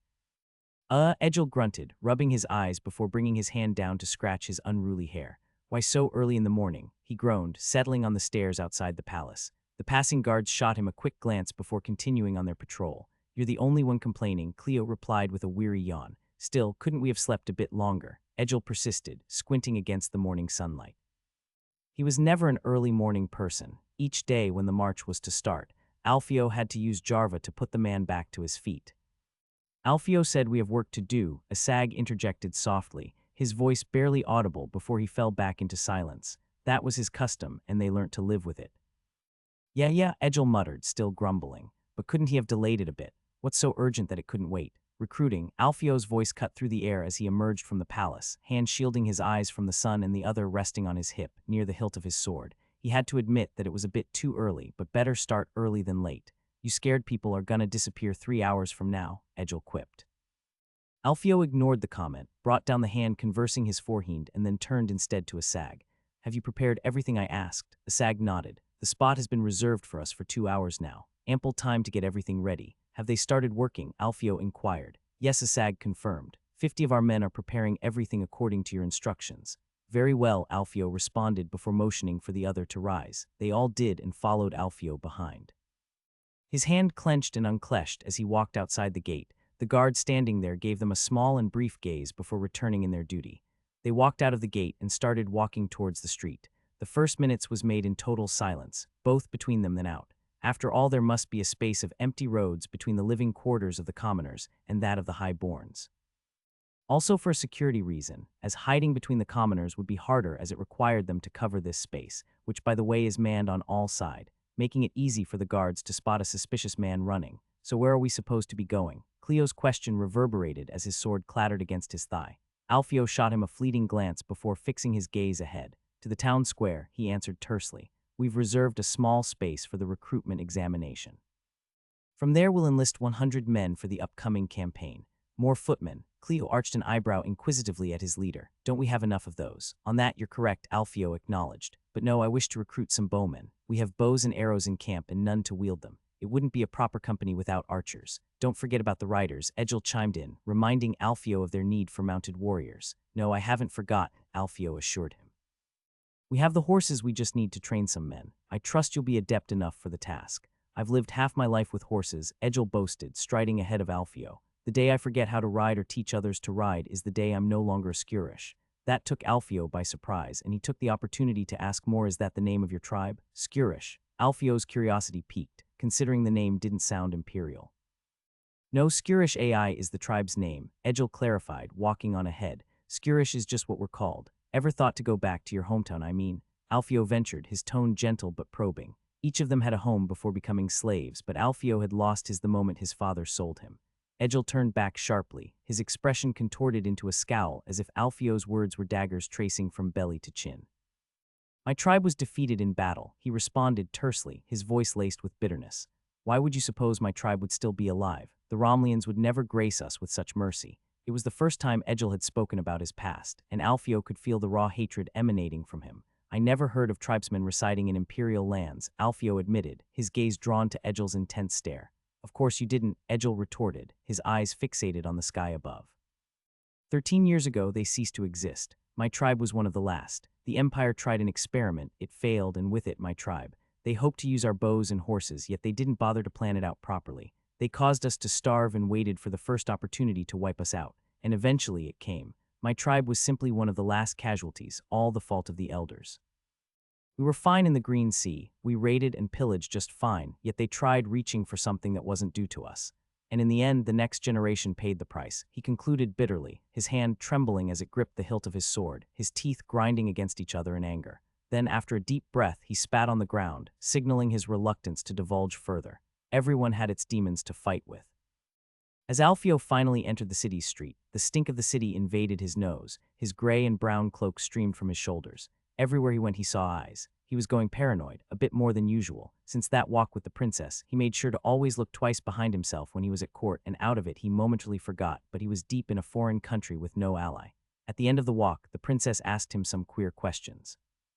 Like what he wished to do after his contract with her father expired, if he had an aim to achieve as he wandered around the south, or how he felt about being hired against a previous employer. He answered each of them, yet the more questions she asked, the less they looked like questions meant for the prince. That night he said many things, yet meant so little of them, always responding in a far-fetched way or outright lying. As he walked forward, his group followed even more closely. Alfio continued to watch his surroundings. He and his men stood out from the rest of the citizens. They were well dressed and armed, and each time they passed a street, people gave way to them. He strangely felt safer there among thieves and destitute, rather than the elegant and well-mannered courtiers present in the keep. He felt himself in place here. Wherever he looked there was something interesting happening. In one of the street, a mummer on stilts was striding through the crowd like some great insect, with a horde of barefoot children trailing behind him, hooting and looking in awe.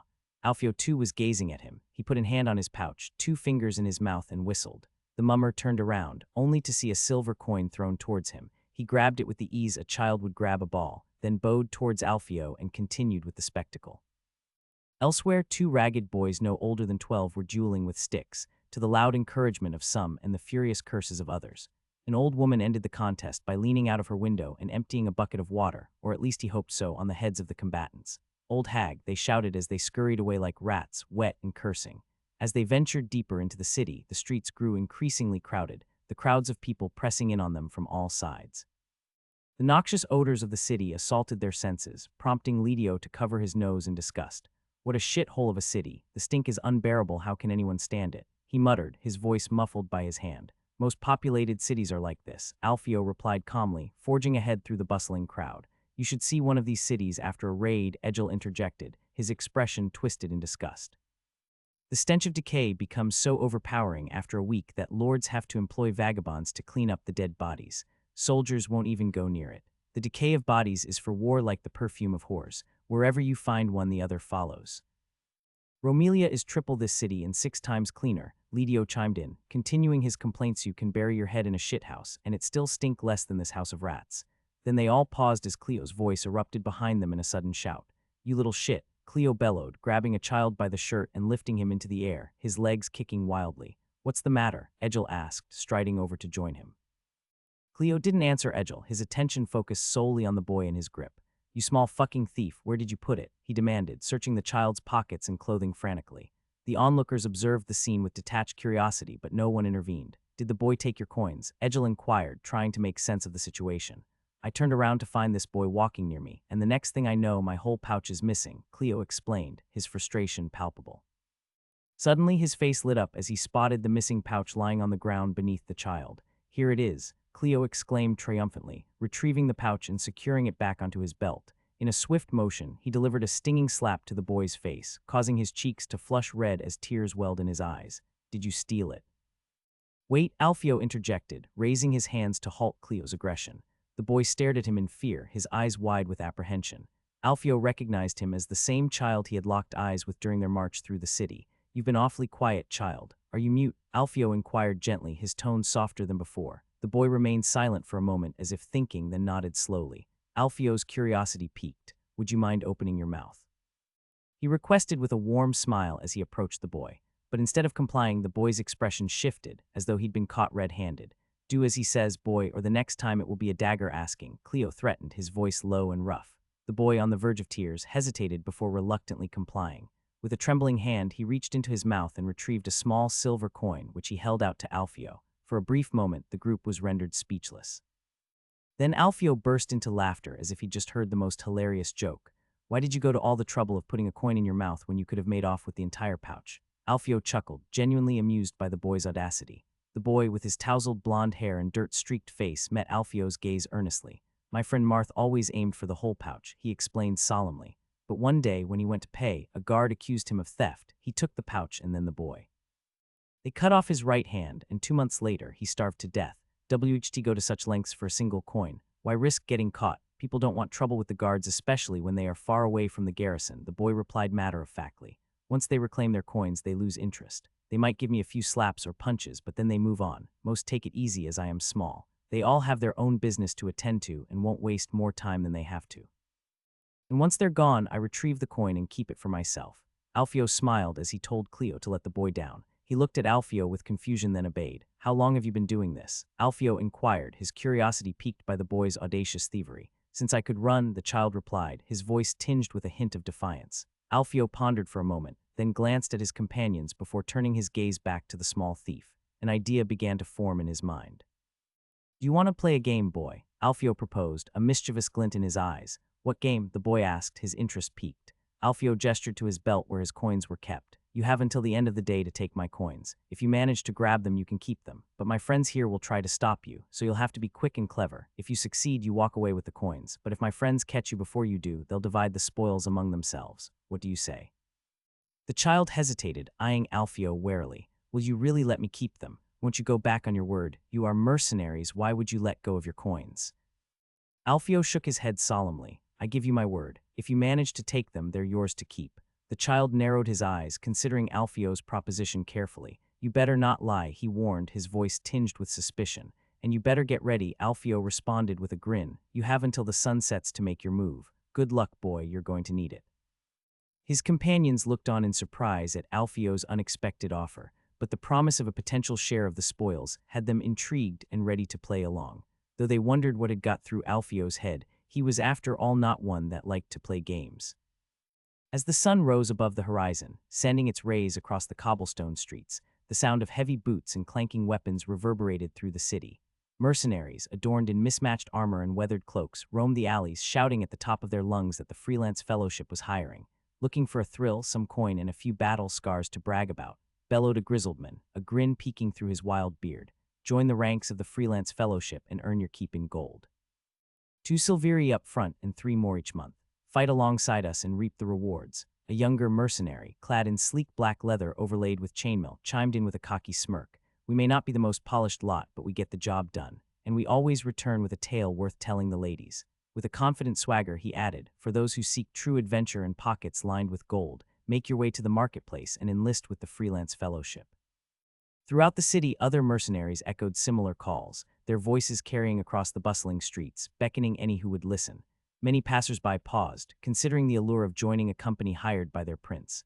The promise of imminent military campaigns, ripe with opportunities for plunder and glory, coupled with the upfront payment of 2 silveri, proved enticing to those hungry for adventure and wealth.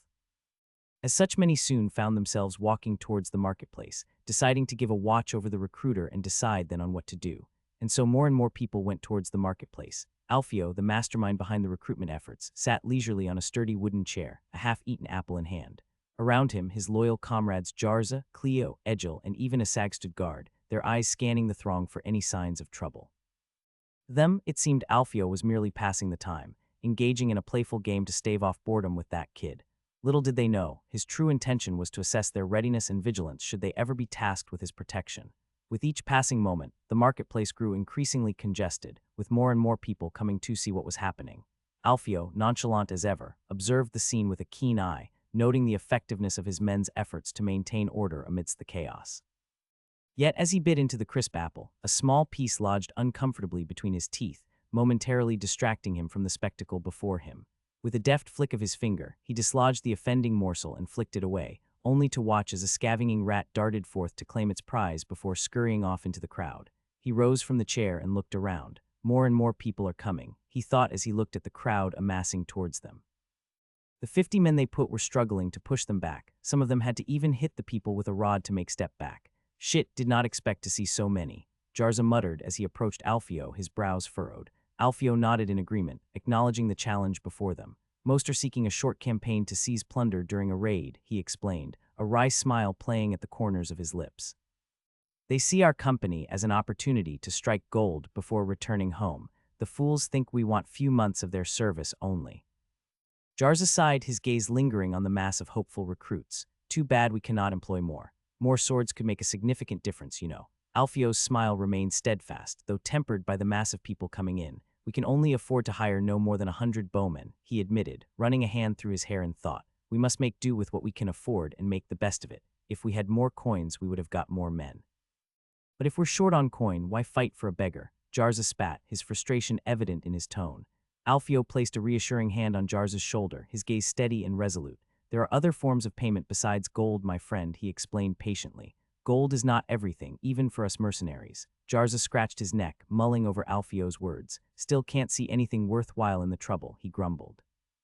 Only because you cannot see them does not mean they do not exist, Alfio countered gently, his tone firm yet understanding. With a nod towards the bustling marketplace, he gestured for the others to follow. It's high time we start selecting our newest brothers. As he strode forward, Alfio's keen eyes surveyed the chaos, noting the struggles of the men tasked with maintaining order. Approaching Lidio, who bore the burden of keeping the recruits in line, Alfio was met with a look of relief from his comrade. Boss, the men are struggling to contain the bastards. Shouldn't we start with the selection? Lidio's voice betrayed the strain of the task at hand, a bead of sweat tracing a path down his neck. Alfio pondered for a moment before nodding decisively. Have 50 men enter at a time, he directed, casting a brief glance at the unruly crowd.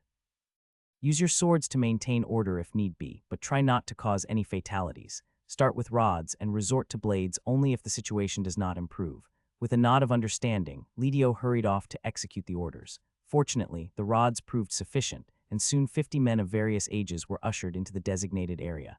After that, they were given bows for the selection.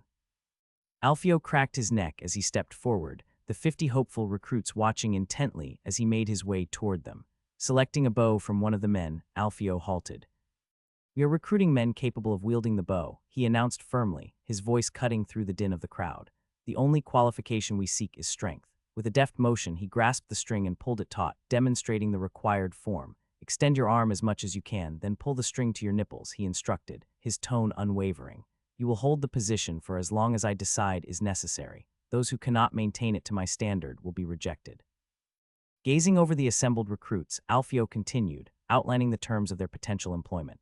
"If you pass, you will receive a salary of 3 silveri a month with a 2 silveri bonus. The contract will last 3 years, and failure to fulfill it will result in punishment by hanging." He paused, allowing his words to sink in before concluding. "If any of you do not agree to these terms, you may leave your post for the next candidate." No one moved. "Good," Alfio thought as he nodded towards the men at the side who quickly took over the exam. They stepped forward, seizing control of the process with practiced efficiency. Following Alfio's example, the chosen men demonstrated the test, executing each step. Observing their movements closely, they demanded that the recruits mimic their actions. With deep breaths, the candidates complied, grasping the bowstring and pulling it toward their chests while extending their arms.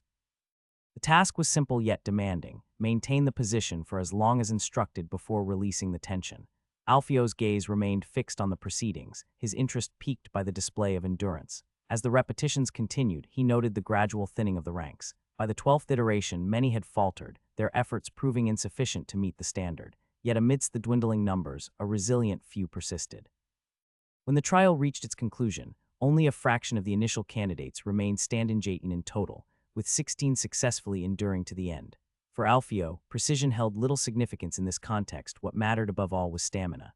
In the crucible of battle, his bowmen would be tasked with unleashing volleys of arrows upon hordes of enemies, their endurance proving far more critical than any marksmanship prowess akin to that of Robin Hood. And so the 16 were then led to a bench where they were given contract to sign, in their case simply putting their thumb on the ink and pressing it on the paper. And then other 50 took their place to take their chances to hit gold through war.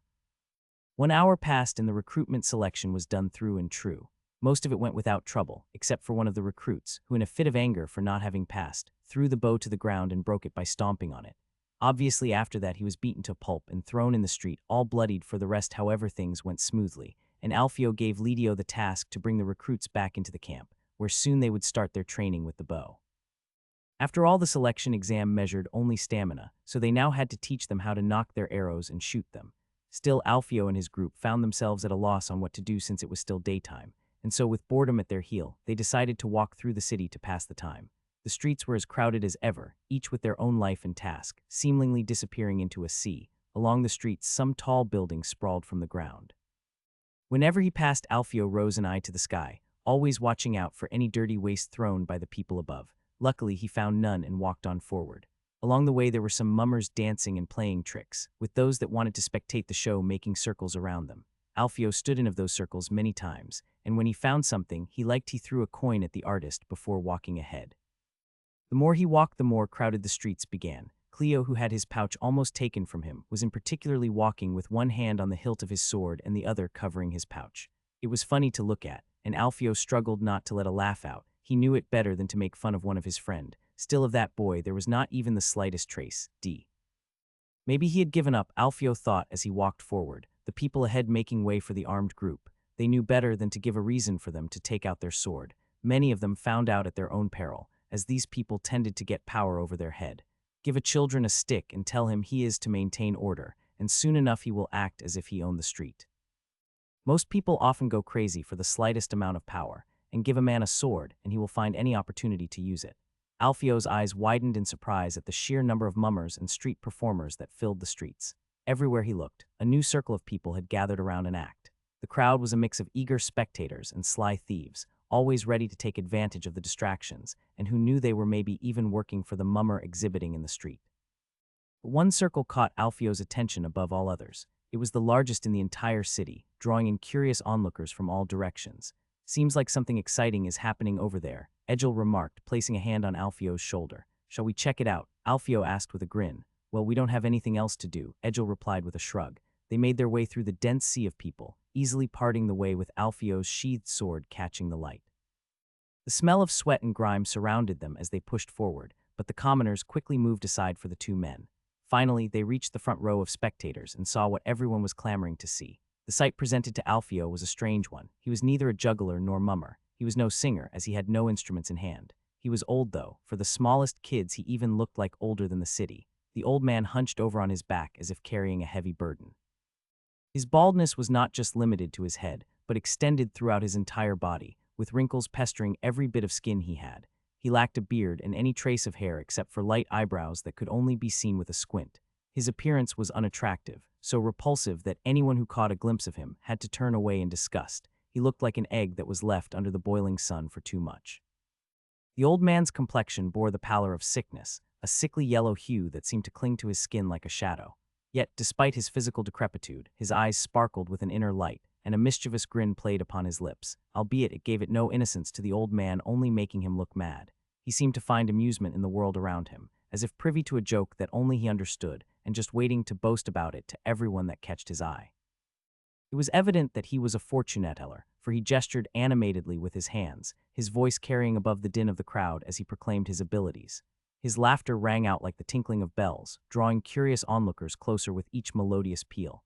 As Alfio observed the old man, he found himself being disgusted by it, as if his very own existence was an insult to everything he stooped for. There was something uncanny about him, something that defied explanation.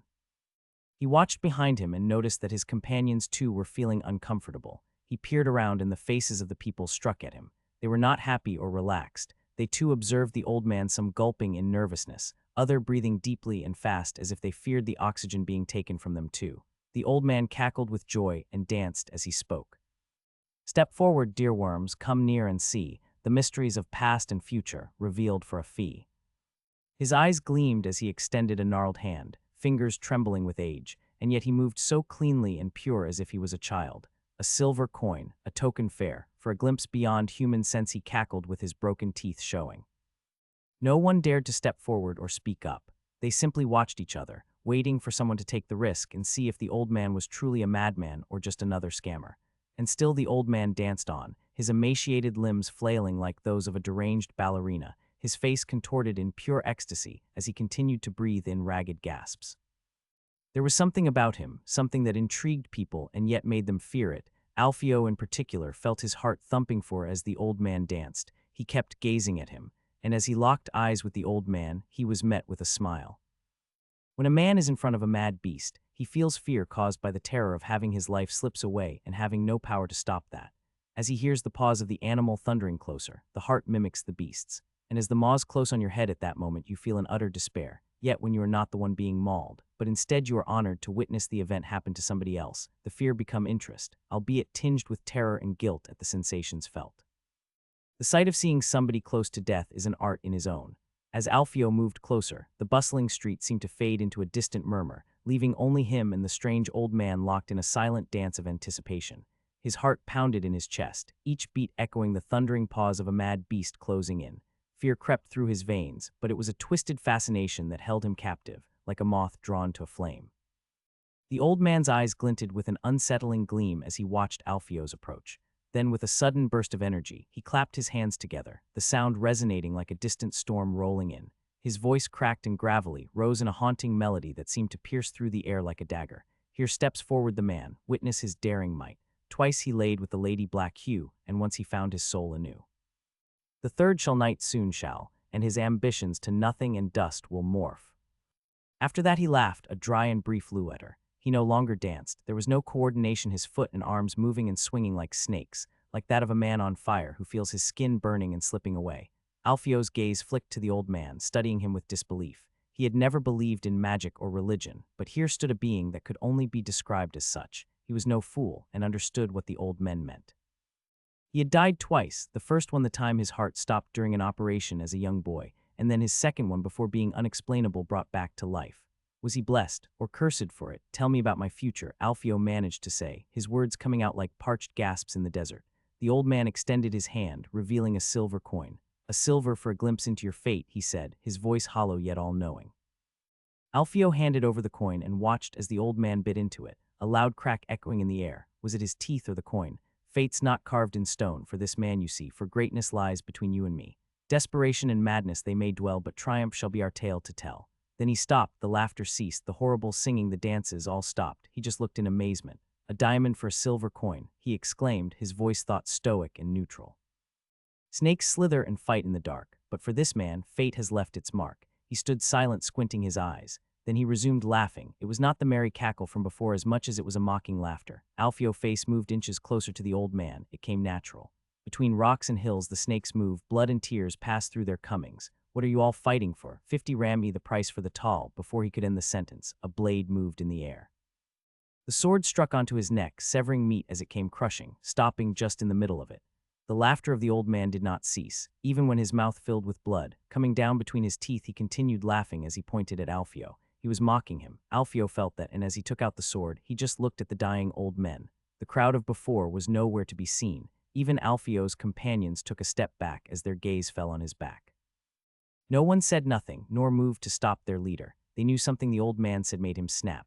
You should have kept that to yourself, he whispered to his ears, so that it could be heard by nobody as the old man fell to the ground. His laughter no more, though his smile remained there. A mocking and vain smile it was. The wind rose through Alfio's finger just like the sound of running echoed in the street, and then he felt something pushing him from behind. The wind rustled through the leaves of the towering trees, their branches swaying in a gentle dance. The green pasture lay beaten and trampled by the heavy hooves of the beast that rode through it. Fear gnawed at his core, his heart pounding in his chest as he urged his horse forward. But he knew he couldn't turn back, not after the council had chosen Lord Andrux for this mission. His mind raced with thoughts of what was to come, knowing he must choose his words carefully and act humble before his betters. He prayed to the gods for guidance, but the serene sky gave no answer, offering him no hope. The rhythmic thud of hooves on the ground echoed in his ears, the beast's brown mane bobbing up and down with each stride. His own eyes were unfocused, resigned to whatever fate awaited him. It was such a beautiful day, and yet here he was, facing possible death at the hands of some spoiled queen's son. He thought of all the things he still wanted to do and say, now wasted because some bitch wanted her offspring on the throne. And here he was, sent to deliver a pointless message to a second prince who refused to bend the knee to a child or worse yet, a woman. To what end? To call him out and make demands on behalf of some delusional queen. He knew it was all for show, a futile attempt at avoiding war. And yet she would still find a way to shift blame onto them when they inevitably came for her head. Was to die today, then he at least hoped that the gods would have mercy and send her and her son to join him in the afterlife. Sooner rather than later, he hoped. As the sight came into focus, his jaw dropped in awe. He had never seen a camp so vast and bustling before. The thick plumes of smoke from countless fires filled the sky, almost as dark as the fumes coming from the capital's notorious brothels. The walls surrounding the camp stretched for miles, unlike any city's boundaries he'd ever seen. There must have been over 15,000 soldiers within those walls, a display of power and allegiance by the nobles who funded such a massive operation. And to think there was still another prince who could enter the fray. In that moment, he knew peace was not an option. This was to be a total war. Nobles wouldn't just fight each other for land or wealth. They would capture and ransom one another before gathering around at night to drink and laugh about it all. Instead, they, the people, the poor, the low bastards, would kill each other, families torn apart and raped, enslaved in the crossfire. And by the end of it all, their corpses would be unceremoniously thrown into a communal pit with their faces pointed towards the moon, as the men in power would toast at the victory or drink in sorrow for the loss. Such was the way of civil war, where brother would put cruelty into act against brother. Man rode forward. He struggled to breath even though it was coming in such rapid flow. He breathed in, but no air came in, only terror. He knew little about the second prince, though he heard rumors, and he knew that many times those held little truth. It was always said that the second prince was arrogant, lazy, and also of great libido. The first prince took the head of the father, while the second took the balls. The young prince was known to throw great feasts each time he had the occasion. Enormous orgies that would unravel into a sea of moving flesh and moans. It was said that a whore in those parties would receive so much seed that the only thing that would match it would be the silver in her hands at the end of the feast. The libido of the second prince knew no bounds, and worse of all, it was only second to his ego. A man once laid with one of his favorite whore, and the only thing he did not cut off was his head. The rest was gone in little pieces. The priests that cursed him during the day, the night became silent. The day forward too, they would be of little words. As a matter of fact, they would not talk again ever. The horse trotted ahead, his long face snorting the heavy breath coming from hours of riding. He should have deserted when he had the chance. He had no family to care for, so he could have easily went to a village and made a life there with the little silver he had. The horse stopped, and the man looked forward. He had not noticed that he was already ahead of the camp. Bows pointed at him, as angry-looking eyes observed him and his horse. He took a deep breath. "I come in peace," he shouted as he raised his hand. "I am a messenger from the capital. I request a meeting with his grace." He continued, omitting to call their liege prince or emperor. The soldiers on the top continued observing him. Then, wordless and soundless, the wooden gate opened towards the outside. The ambassador dismounted and started walking. It was a rule that no man could go riding inside a camp, for riding on horse meant that they had conquered it. Only the emperor and his close guard could ride inside a military camp. Not even nobles dared break their rules, no matter rank and strength. Not even the high marshal of the imperial provinces were given such honors. The man, and soon enough 3 men walked up to him. He knew what they wanted, so he wordlessly disarmed himself. Sword and dagger went to the guards. He felt naked without them, but he knew that with or without them, nothing would change. If the prince wanted his head, a piece of iron would not change that. After they searched for any hidden weapons, they let him go on with his mission, while obviously escorting him out to their ledge. The man felt like a prisoner going to the gallows, with the only difference being that he did nothing to deserve it. He was just a messenger, and he hoped the excuse would hold ahead of the second prince. The tent he was going towards was the biggest in the entire camp. 8 wooden stakes were impaled on the ground as they held the cord supporting the massive tent. They entered, and the prince was already expected him. The prince was handsome to the eye, that had to be said. Neck-length brown hair fell down his cape. His face was delicate, lacking any sort of virile strength that his father had. He looked a bit like a woman. It was not a man handsomeness as much as a delicate one. He had no scar, nor the demeanor of a man that saw war and knew it for that. His father was aware of war, the prince not so much, as he probably treated war like a game, a bit like the younger generation of nobility does, though the older one, too, seems to view it more like a dangerous play to pass their days. The prince was sitting on a chair, the biggest in the room. The various eastern nobles stood at the right and left as they stared at the man. The grip the guards had on him was released, and the man immediately went to bend the knee. "Your grace," he saluted as his head hung low. "You may rise." Prince Mavius's words dripped with grace, a hint of amusement dancing in his eyes. "I notice you wear my sigil and you come from my capital. Shall I take it as the southern lords have finally come to swear allegiance and invite me to claim my throne?" His smile was playful, tinged with the arrogance of one accustomed to power. The ambassador stifled a grimace, struggling to maintain his composure. "I am sorry to disappoint you, your grace." His voice faltered, betraying the turmoil within. "Take hold of yourself, you fool. The Queen Regent has sent a missive to your grace," he finally managed, opting to present the letter rather than stumble through his words. Prince Mavius turned to Lord Aaron, standing at his right. "Lord Aaron, would you be so kind as to take the letter?" "At once, your grace," Lord Aaron replied, bowing before swiftly retrieving the parchment and presenting it to the prince. The prince opened the letter with the same disdain one might unwrap a gift they already knew they would dislike. His expression darkened as he read, but then a chuckle escaped him, transforming into a wild laugh. "By the rights of man and power by the gods," he began, reading from the letter in an exaggeratedly serious tone. "His Highness Mavius Katazaukines is hereby called to swear allegiance to the rightful Emperor of Ralmia, Mesha first of his name." His laughter grew louder. "Any man following the second prince is extended the same offer. In the unwise choice that they would not repent and correct their wrong way, they will be declared an enemy of the state, their land confiscated, and their titles revoked." He paused, struggling to contain his mirth. "Let it be known that justice stands on Emperor Mesha's side, and the unlawful pretenders shall be smite." He snorted from his mouth, smitten down by the rightful sword of the rightful emperor and his loyal servant. With a dismissive gesture, he tossed the parchment aside. "What a waste of good ink. Seems like my father's wife is only good to open her legs to whoever comes knocking," he declared, causing the other lords to laugh, then his eyes fixed on the kneeling man before him, as if only just noticing his presence. "What have you to tell me?" the prince asked. "Nothing beyond what you have already heard, your grace.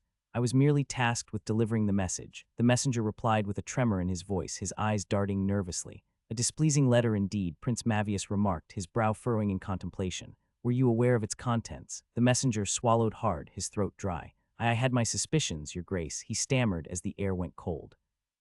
Lord Corbray, his white mustache twitching, interjected, "Your grace, I recall your father dealt with a similar message from his brother. The gods favored him then, just as they do now. The emperor had the messenger quartered before his camp to raise morale or mayhaps just for his amusement. Perhaps we should follow suit." The messenger paled, his fear palpable. "Why, your grace, I was but the messenger. I bore no responsibility for the contents of the letter. How am I guilty?" Of course the prince responded, granting the messenger a reprieve. "Lord Corbray, you speak true. Yet should we not show mercy when we can? This man is no traitor, he merely delivered the message. A minor punishment will suffice." Turning to Lord Landolf, he requested, "My lord, would you lend me one of your knights? Your knights are as much mine as yours, your grace." Lord Landolf, the father-in-law of the prince and also the newest high marshal of Red Rose by the second prince's decree, affirmed. Very well, please nail the letter on the envoy's hand and send him home. Let him go and scuffle like a rat's to my dear little brother. After that he turned to the envoy. When you go to him, tell him to go back play with his toy, for this is now adult's business. Excellent, Sir Varthia, please do the honors, Lord Landolph instructed his knight, who nodded in agreement and drew his sword. The messenger's cries grew louder as he was escorted from the tent, pleading for mercy, though it fell to deaf ears. The sound of steel meeting flesh soon followed, quickly drowned out by the voices of men discussing weightier matters. Your Grace, the letter demands a response, Lord Corbray reminded, seeking the approval of the other lords. Indeed. Lord Corbray, I entrust you with drafting the response, to be signed in my name. I have faith that your words will reflect my own, the prince declared. Of course, Your Grace, Lord Corbray bowed as the screams of the messenger echoed outside, as the first blood shed by this war finally fell on man's land.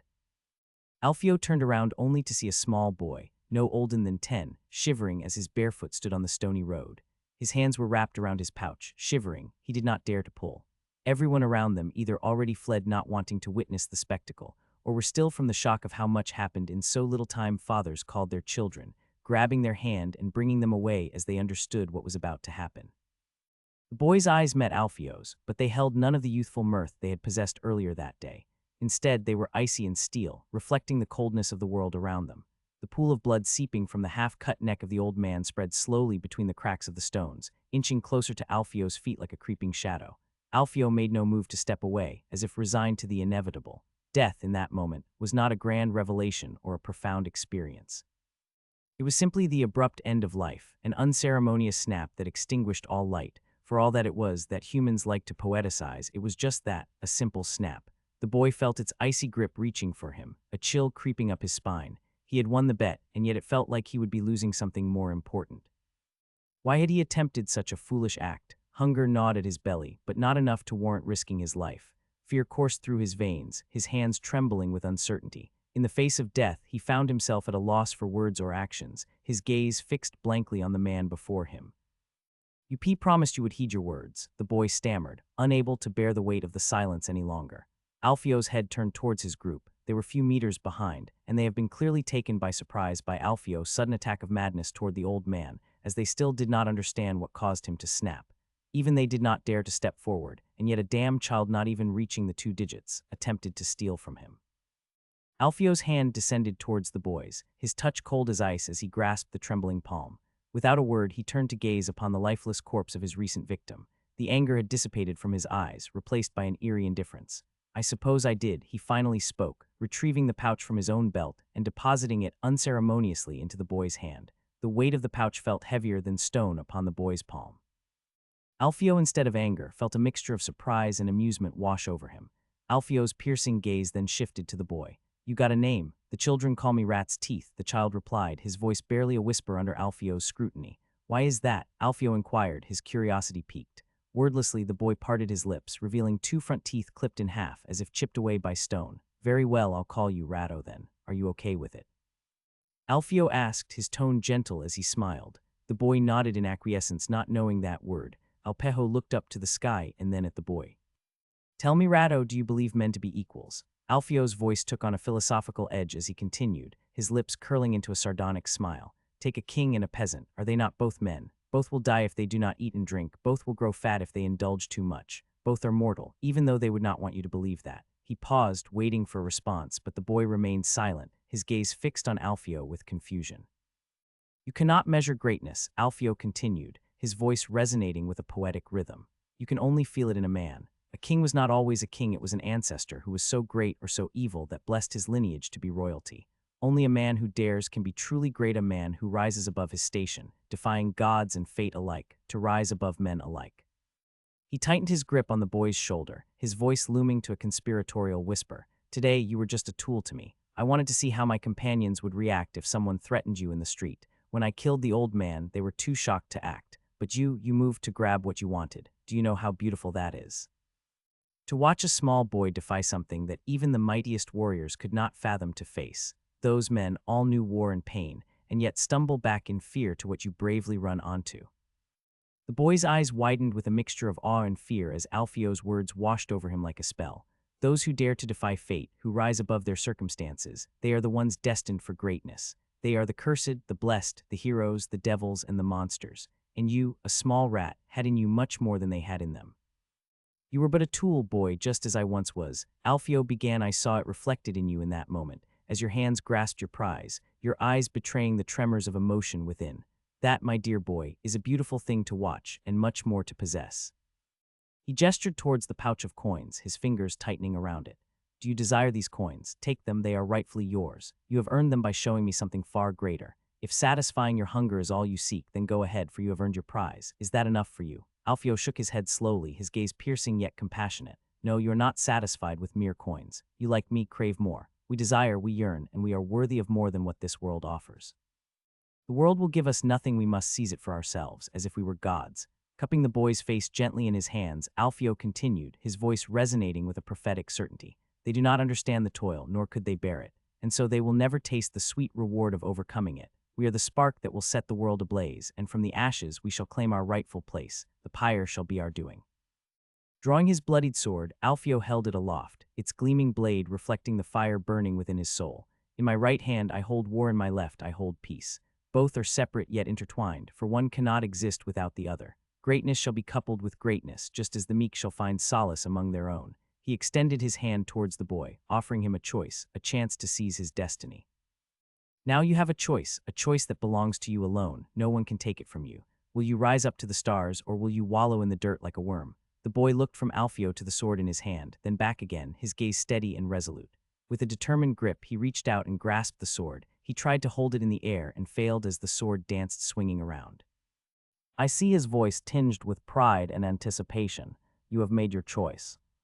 He leaned forward and pressed a kiss to the boy's dirty blonde hair, the mud still sticking to his hair. There he did not saw a small child, but himself. The room was quiet as Alfio munched on dried fruits, walnuts, and various other fruits. A chalice of wine was at his right. One day passed since he carried Rado in the palace. The various guards and courtiers raised eyebrows at the sight of a child walking beside him. Some thought it was his little brother or some relatives. Others instead thought that little children were of his preference. The issue went down as it went up. And no one raised more than an eyebrow at the information, deciding, instead, to let the mercenary do as he want as long as he does not concern them. After all, many nobles had such disgusting tastes. Jarza mirrored Alfio's actions, partaking in the bounty of nuts and wine with equal gusto. His eyes, however, betrayed a silent exchange with the others in the room, a wordless acknowledgement of the unspoken question hanging in the air. Finally, it was Cleo who dared to voice the query that had been lingering on everyone's minds. Clearing his throat delicately, he spoke, his tone tinged with curiosity and a hint of accusation. So why exactly did we bring a petty thief into the palace? Do you like to take in small boys now? He demanded, his tone sharp as he punctuated each word with a bite of his apple. Alfio merely shrugged in response, his demeanor calm and collected despite the brewing storm of questions. I gave a beautiful speech, have you not heard it? He replied nonchalantly, his fingers idly toying with the last remnants of a dried grape. But if you'd like, I can deliver another one. It was rather good, if I do say so myself. I think I have a knack for them. Cleo scoffed, unimpressed by Alfio's flippant response. I'm not buying your poetic nonsense, he retorted, his voice laced with skepticism. There has to be more to it than just a sudden whim. Alfio's lips curled into a sly smile, his eyes gleaming with mischief. Ah, but you underestimate its power, he countered, his tone light yet tinged with underlying seriousness. Sometimes it's the heart that leads us, not the mind. Those are the bullshit of a poet. You are not one. I am no poet, but I am a philosopher. The tension in the room mounted as Cleo bristled, clearly unsatisfied with Alfio's vague explanation. But before he could press further, Jarza interjected, his voice a calming presence amid the escalating conflict. Trying to decipher Alfio's motives is like trying to tame a wild beast, Jarza remarked, his tone tinged with resignation. It's a futile endeavor. Better to accept it and move on. You gain nothing by holding the horns of the bull. Cleo sighed, conceding defeat as he leaned back in his chair, his frustration giving way to resignation. Fine, he is mad though, that has to be said. One moment he is sane and logical, and the next it as if voices in the sky tell him what to do, he muttered, his gaze flitting to Egil, who had remained uncharacteristically quiet throughout the exchange, quite a rare thing from him. But Egil, rarely the voice of reason, suddenly burst into laughter, his booming voice filling the room with its infectious energy. You two just don't get it, do you? He exclaimed, his laughter bubbling forth like a wellspring of mirth. Alfio is as daring as an eagle and as dangerous as a wolf. Calling him mad would be a disservice to the greatness within him. His madness the very reason for how we are living now. Every man has a bit of madness, and Alfio has the amount of 100 men in him. Alfio raised an eyebrow at Edgel's proclamation, a hint of amusement dancing in his eyes. How many drinks have you had, Edgel? He quipped, a smirk playing on his lips. But before Edgel could respond, he leaned in with a conspiratorial whisper. Speaking of daring, he continued, his voice low and secretive. Did something happen between you and that royal bitch? I wonder who is playing whom. Alfio furrowed his brows momentarily at the probing questions, but the expression vanished almost as quickly as it had appeared. Nothing happened between her and us, he stated firmly, his tone brooking no argument. But you were gone for quite some time, Edgel persisted, his laughter subsiding as he leaned forward with curiosity, gesturing vulgarly with his hand. It's hard to believe that nothing occurred during your absence. You must have done this or that. Alfio took a sip of his wine, contemplating his response before speaking again. True, she was sent by her father to tempt me with her beauty and perhaps distract me with matters of our contract. Needless to say, it didn't work. However, she proved to be more than just a pretty face. She asked questions that a maiden should have little concern about, and instead piqued my interest as something more, maybe an employer, he admitted, acknowledging the need for outside perspectives on the matter. And what exactly would she want from us? To guard while she admires the flowers? Cleo interjected, skepticism evident in his tone. She's been rather elusive about her intentions, Alfio replied, his gaze distant as he considered the implications. But it doesn't sit right with me. Why would a princess take such a keen interest in recruiting a mercenary band? Edgel's laughter continued, though Jarza appeared deep in thought. Do you think she's planning something? After all, we have a strong presence near the city. 1 pouch of gold and any other mercenary would give the city to the highest bidder, he affirmed, setting down his wine glass with a contemplative expression. Alfio hesitated for a moment before responding, swirling the wine in his cup as he spoke. It's possible, he admitted, but I'm not convinced it's worth pursuing to stay more than we have.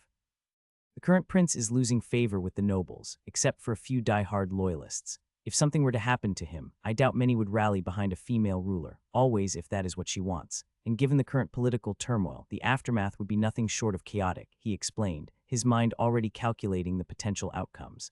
Chaos may offer opportunities, but it also presents risks that I'm not entirely comfortable with. Too many variables beyond our control, and the payoff may not be worth the gamble. He fell silent, lost in his thoughts as he weighed the current situation. Useless to say he was reluctant to bet on the losing side of an already falling state. Edgel, ever the optimist, chimed in with a grin. Perhaps we should entertain the princess's inquiries, just to know more. Obviously, he suggested, his eyes alight with excitement. After all, opportunity often presents itself in unexpected ways. Who knows what doors might open if we play our cards right? Alfio considered their varying perspectives, weighing the risks against the potential rewards. We can't afford to act rashly, he cautioned, his tone serious. We are newcomers in this land. One wrong move and we fall in the abyss. We still not ready for whatever thought she has, albeit I believe I already know what she wants. The paybacks is outweighed by the risk, is too bad of an investment, end of the story. While there were stories of female rulers taking the throne, most of those stories rarely ended with a good story for them, much less for a simple mercenary supporting a far-fetched claim to the throne, always if she was aiming for that.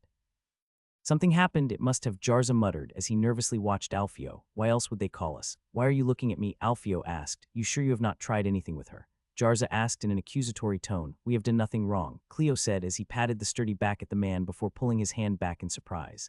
Bloody fuck, are you a boulder? He asked as he looked at the muscular frame of the black man and then at his hand. He grunted in response. Come now, stop it, no need to worry, he said with a forced grin. We've faced worse than a summons before, remembers the whips. Cleo jeered, trying to lighten the mood. But Jarza was not so easily swayed. It's not just any summons, he countered, his tone grave. There's something about this that feels different, can't you feel it in the air? Unless the gods bless me with such powers, no, Jarza, we cannot.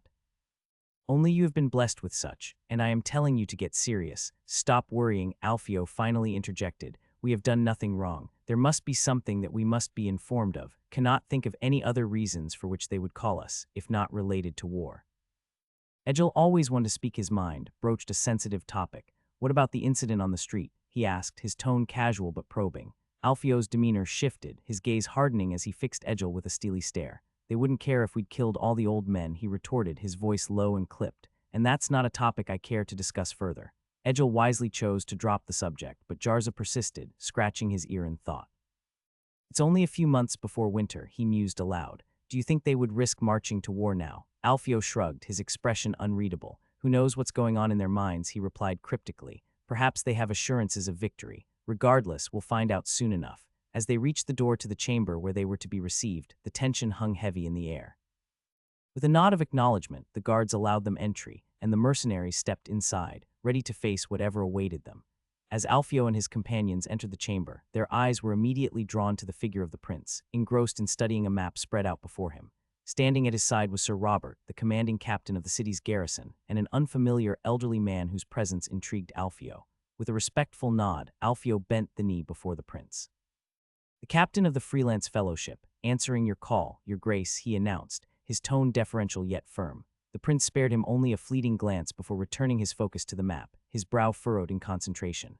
Alfio noted the absence of the prince consort, realizing that military matters were likely beyond the consort's purview.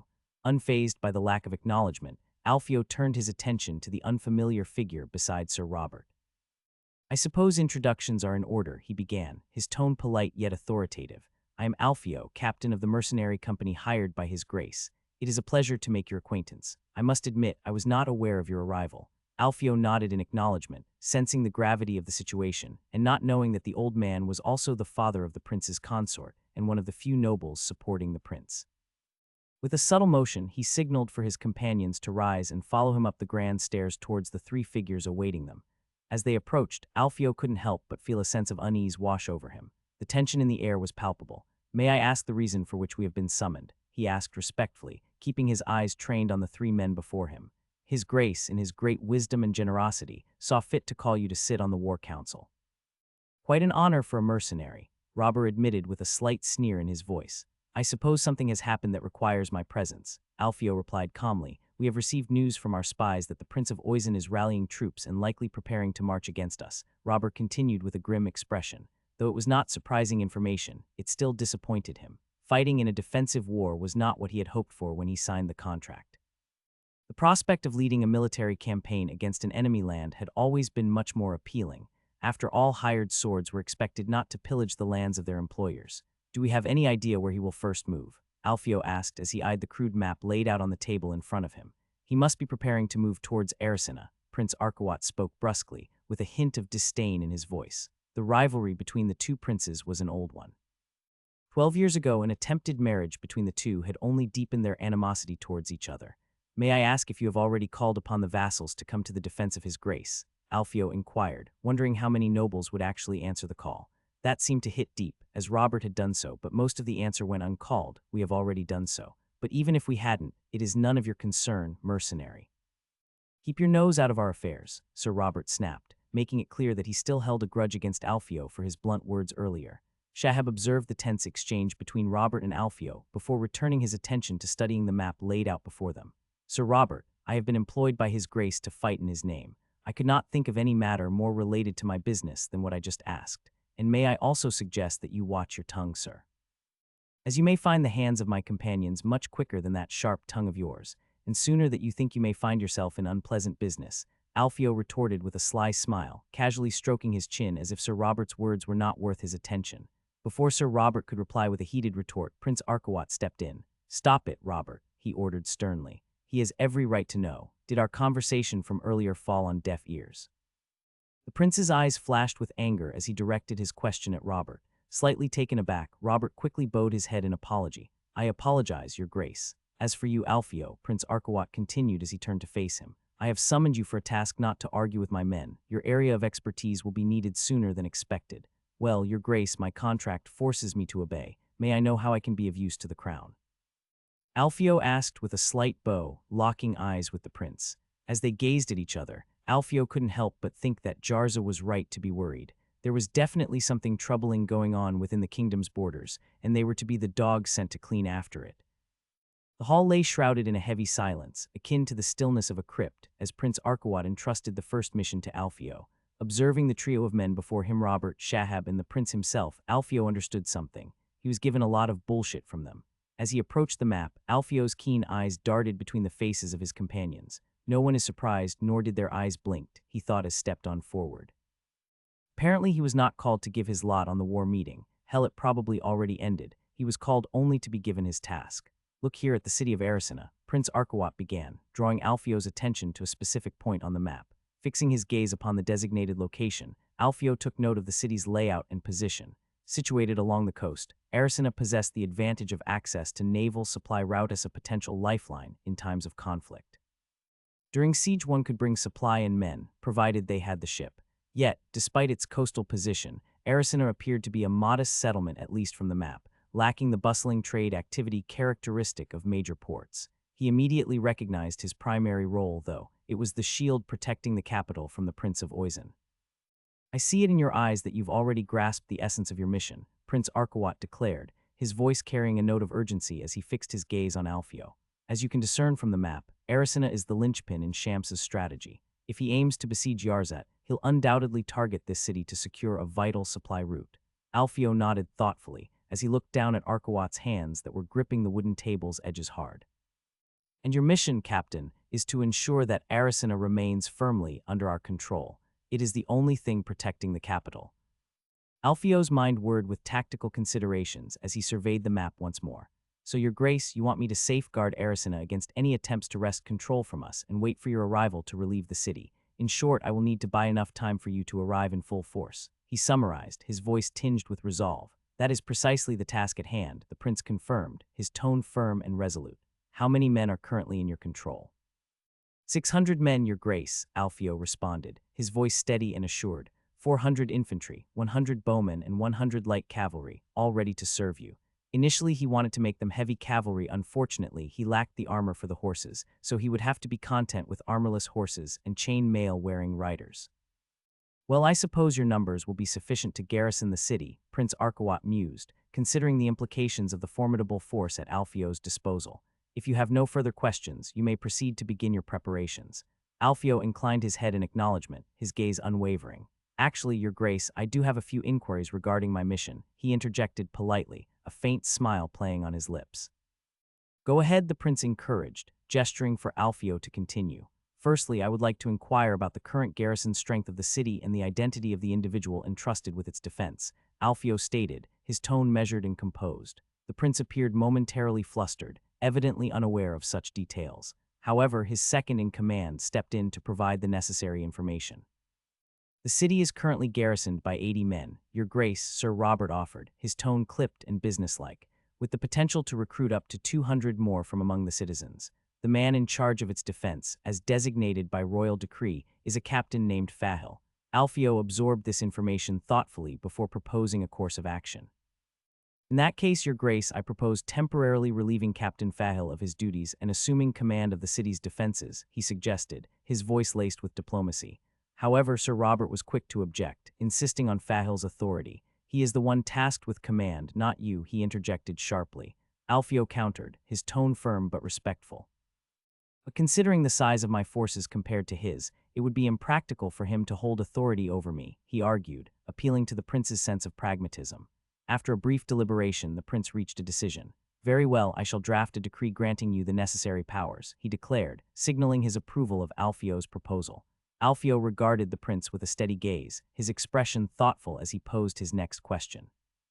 Your Grace, how long do you estimate it will be before you can muster your forces and march toward Arisina in full force? Prince Arkawat's brow furrowed slightly as he considered the inquiry, his mind already calculating some estimates. He glanced at the map once more. After a moment of contemplation, the prince finally responded, I would estimate approximately 4 weeks, at best, he declared, his tone firm despite the underlying uncertainty.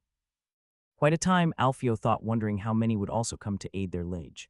However, he knew better than to voice his concerns further. The prince had made his decision, and it was not his place to question it. Your Grace, if you allow me, I have one last request, Alfio ventured, his tone respectful yet determined. Go ahead, the prince replied, his attention fully focused on Alfio. May I be allowed to be given some arrows? Alfio asked, his voice carrying a note of urgency. I fear that if I am to hold the city, I will be in need of as many arrows as I can. The prince considered the request for a moment before nodding in agreement. Very well, I have no reason to be parsimonious on them, especially considering the importance of your task, he conceded, his tone decisive. Please inform the Fletchers to provide sufficient arrows, and assure them that they will be duly compensated at the end of the campaign, he instructed Sir Robert, who promptly acknowledged the order with a bow. And when do you think you will be able to march? The prince inquired, turning his attention back to Alfio. I would say 3 days, Your Grace, Alfio replied promptly, his gaze steady as he met the prince's eyes. The prince's expression betrayed a hint of disappointment at the delay, but he saw no immediate issue with the timeline. Very well, I expect much from you, he remarked, his tone firm yet encouraging. You are dismissed, he added with a wave of his hand, signaling the end of the audience. Alfio bowed respectfully before turning to leave the room. As they walked out of the room, the tension was filling the air, thick with unspoken words and hesitant glances. Even as they passed through the hall, no one dared to break the silence. Servants bustled about, their presence a subtle reminder to keep quiet and not cause a scene. Only when the heavy wooden door of Alfio's room closed did a hushed voice finally rise, breaking the oppressive stillness. Lidio, Alfio said as he turned, please go inform Asag that in 3 days we will be marching. Tell him to prepare supplies and stock up on what we miss. As he finished, he sighed as he plopped down on the chair. Lidio did not move and stood still, joining the other in wordlessly staring at their leader. If you have something to say now, it is the time. Jarza was the first to speak. This was not why we were hired to fight. We were to participate in an invasion where we could raid at our liking. Now instead we are to fight in land we cannot pillage. Jarza is right, Egil quipped in, as he too was looking forward to putting some villages on fire. The contract was signed under the thought that most of our gains were to be made through raiding.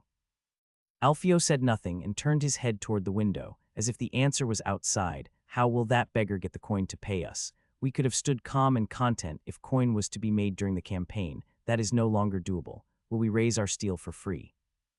The other two, Cleo and Lidio, did not say anything, but they were completely agreeing with Egil.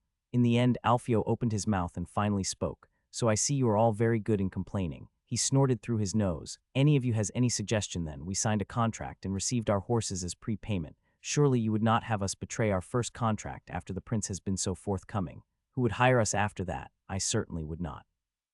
The group said nothing, then Egil spoke up. We could refuse to march to the city, citing that was not what the contract entailed, which would still break the contract. Seems like you did not read it. Alfio spoke, which in reality he did not either, as they were all illiterate. The contract says that we are to fight for the prince. It says nothing about offensive and defensive war. Remember, for us mercenaries, as strange as it sounds, respecting our word is very important. People are sure we will be bound by them. Then they will have an easier time opening their pouch. Yet our first employers is pretty empty, Egil muttered in a low voice. We will be paid nonetheless. If not by coin, I will certainly find a way to get us our due in one way or another, he said as he sat down on a chair sty. In one way or another, Alfio shouted as he bashed his closed fist on the arm of the chair. This is our first war, and yet you are already bickering before we take any step. Did you think that the road would have been smooth and straight? Well, welcome to the real world. Life's full of shit, deal with it. His gaze moved through the group. They rarely heard him shout. Most of the time he was all smile and jokes, so looking at him be angry was quite a sight. This is our first throw of the dice, and yet you are complaining even before the numbers are shown. I am tired all of your chirping. You thought it would be easy. Well, it's not. Let me tell this once again. We are Fafnirser. We are distrusted from the first moment they see us, so the best thing we can do is actually not give them another reason to add to that. His fingers moved to his forehead as he massaged the ache. If anyone has any truly helpful suggestions, speak up now, he urged, his voice tinged with exhaustion. Otherwise, I'd appreciate some peace and quiet. My head is pounding, and your complaints certainly aren't helping. The Bane in the southern region was often described as an impenetrable fortress, with walls that reached towering heights and were as strong as steel. But despite its reputation, few ventured to the city and even fewer knew of its existence in the south. Bane was not just a fort, it was one of the few remaining cities in the northern lands. Divided into two distinct parts, the first was a formidable fortress, built between the rugged mountains. Behind its walls stood hardened men who had defended against countless attacks and raids throughout the years, and beyond the fortress lay the city itself. As the prince sat atop the southern wall, he couldn't help but marvel at how alive the city seemed. Down below, miniature figures bustled through the streets, their movements accompanied by a deafening cacophony of music and revelry. The north was celebrating, feasting, and drinking in anticipation of their upcoming march south. Amidst the festivities, there were also darker pleasures to be found. Prostitutes roamed from house to house, flaunting their bodies to eager soldiers looking for a final romp before heading off to war. It's time to return, he thought, tearing his eyes away from the bustling city below. Most of the lords had brought their sons along for this feast, knowing it could be their last before heading off to battle. The last time they had been able to go to a war that was not fought behind a wall was before they bent their knee. So many thought of it as a way to honor their ancestors, who raided and pillaged all the way south, back when the north was feared by the south as a land of mighty warriors. Leaving the heat of the feast behind him, the prince stepped outside for some fresh air. But even outside, he could hear the rumblings of violence within. Some guests had grown restless and started a brawl, while others simply made bets on the outcome and cheered on from the sidelines. War made their blood boil, and they needed something to fight the steam off. The prince had had enough of the chaos outside. The sight of yet another brawl erupting, and the ale soaking his clothes as a result, was the final straw. With a heavy sigh, he pushed open the door and retreated back into the keep. Descending the stairs, he entered the warmth of the feast once more. The contrast between the cold, calm air of the keep and the bustling energy of the celebration below was stark. Servants hurried about, weaving through the throngs of guests, their cheeks flushed with the heat of the crowded hall. It was as if the very atmosphere crackled with excitement, fueled by the intoxicating mix of ale, music, and anticipation of battle. The prince's gaze wandered over the assembled guests, pausing on the host's family. Edmund, the jovial young lord, was surrounded by a group of maidens. He liked the attention. He was smiling and blushing, all happy and gleeful. If Edmund was the water, however, his sister was fire. At the start of the feast, as soon as the first drunken young lord approached her, she threw him to the ground and spilled a cup of whatever she had on his face to wake him up. From there no one approached her, and even then she was sitting, drinking and eating with a bored expression. The host of the feast, Harold, was instead sitting in his seat, looking at the congregation with the eye of an hawk. Before the prince could fully immerse himself in the revelry, he felt a firm grip on his shoulders. Turning, he found himself face to face a man with a crooked nose, a result of having it broken many times, scarred face, and a long braid trailing down his back. He was Mjorn Breakshield. His rough voice cut through the clamor of the feast, thrusting a cup of ale into his hands before downing his own with gusto. "I had wondered where the prince went," he began, his words slightly slurred from drink. "Haven't seen you at the feast. Where were you hiding?" The prince raised an eyebrow, amused by Mjorn's blunt manner. "Gone out to feel some wind," he replied casually, taking a sip of the ale. Mjorn scoffed, burping loudly as he spoke. "Bullshit," he exclaimed, the scent of ale wafting toward the prince. "Not even us northerners like the winter and snow. One can get fucked in the arse only so much before he hates it." Chuckling, the prince nodded in agreement. "Gone out to watch the city," he admitted. "It seems like tens of thousands entered it, not just 8. You know how long it's been since we went to war?" Mjorn asked, releasing the prince from his grip. "The people clamor for it. They want to raid the south like they raid their purses right before every winter." "Well, they're in luck then," the prince replied with a wry smile. "There will certainly be stubborn bastards that won't open their keeps for us. Their lands they can raid freely." Mjorn raised an eyebrow, his tone dripping with sarcasm. "Not worried about the people." Mjorn's laughter echoed through the hall, louder than before. "Well, get yourself acquainted with this bunch of beasts," he declared, slapping the prince on the back before walking away. "I'll get myself something to drink and eat." With that, he tossed his empty cup to the ground, leaving the servants to clean up the mess. In the end, the prince decided that the violence and shouting was not for him and went to sit back on his table. Harold's eyes moved to him as he entered the scene and sat on the seat reserved for him. His old meal was still there. It had grown cold, and he did not felt like eating it, so he pushed it away. Normally, he would have retired to his room, yet this was the feast before the war his absence would be noticed. His eyes moved among the lords, taking in the raucous scene of drinking, feasting, and fighting. He had seen it all before, and his gaze drifted with boredom until he caught sight of Elenor looking at him. With a raised eyebrow, he awaited her next move. She beckoned him over with a wave of her hand, and with a resigned sigh, the prince rose from his seat and made his way towards her. As he drew closer, her figure became clearer in the dimly lit hall. Her blonde hair was intricately braided and cascaded down her back like a waterfall into a lake. She was bundled up in layers of beast's pelts, a precaution against the cold night air. But it seemed that alcohol was also providing warmth, as she had clearly indulged in several drinks. Her face was flushed and her eyes glassy as she lazily looked down at the table in front of her. Her mouth hung open slightly, revealing slightly crooked teeth, and her unfocused eyes slowly came into focus as she noticed his approach. A broad smile spread across her face, more pronounced than usual due to the influence of alcohol. And apparently it also made her more handsy, or better yet punchy, as she immediately greeted him with a punch to the stomach. He doubled over, feeling the breath leave his body, and then felt a hand grab onto his hair and pull him closer. The drinks apparently made her violent side shine a bit more. Their faces were now only centimeters apart, and he could see the color rising in her cheeks. Despite himself, he couldn't help but feel the heat spreading to his own face as their proximity increased, as if drawing him to a kiss. The prince's anguish echoed through the halls as he knelt, his hands pressed firmly against his throbbing forehead. It felt as though his skull was being crushed beneath a rock, each pulse sending waves of agony coursing through his skull. The pain was so intense that it clouded his senses, leaving him momentarily disoriented. Then, like a shadow emerging from the darkness, Elenor appeared before him. There was a primal ferocity in her face that sent a shiver down his spine, her demeanor sharp and intense.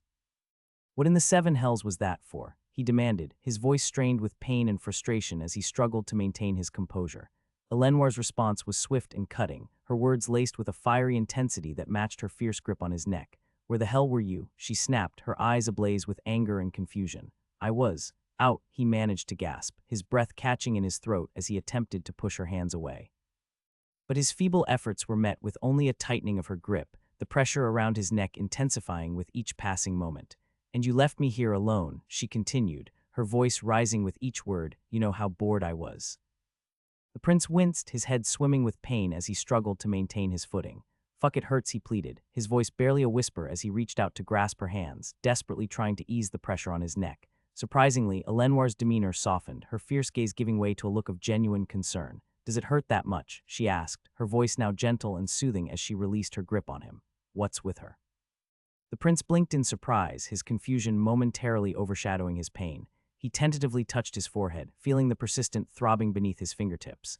Though there was no blood, the pain was all too real, pulsating with each beat of his heart. He did not answer, he just kept caressing his forehead. Most of the guests carried on with their revelry, oblivious to his discomfort, while a few keen observers cast furtive glances in his direction, their curiosity piqued by the sudden disturbance. Among them was Elenoir's father, his sharp eyes scanning the scene with a discerning gaze. His attention shifted from the back of the prince's head to his daughter's worried expression, a subtle furrow forming between his brows. "Prince Mecenius," he addressed the prince with a measured tone, prompting Mecenius to turn around with a start. "It seems my daughter has indulged a bit too much this evening. Would you be so kind as to escort her out?" The prince hesitated, a flicker of surprise crossing his features. "But sir, it would hardly be proper for a man to accompany a tipsy maiden." "Just do it," Elenoir's father interrupted, his tone firm yet tinged with a hint of resignation as he lifted his cup to his lips.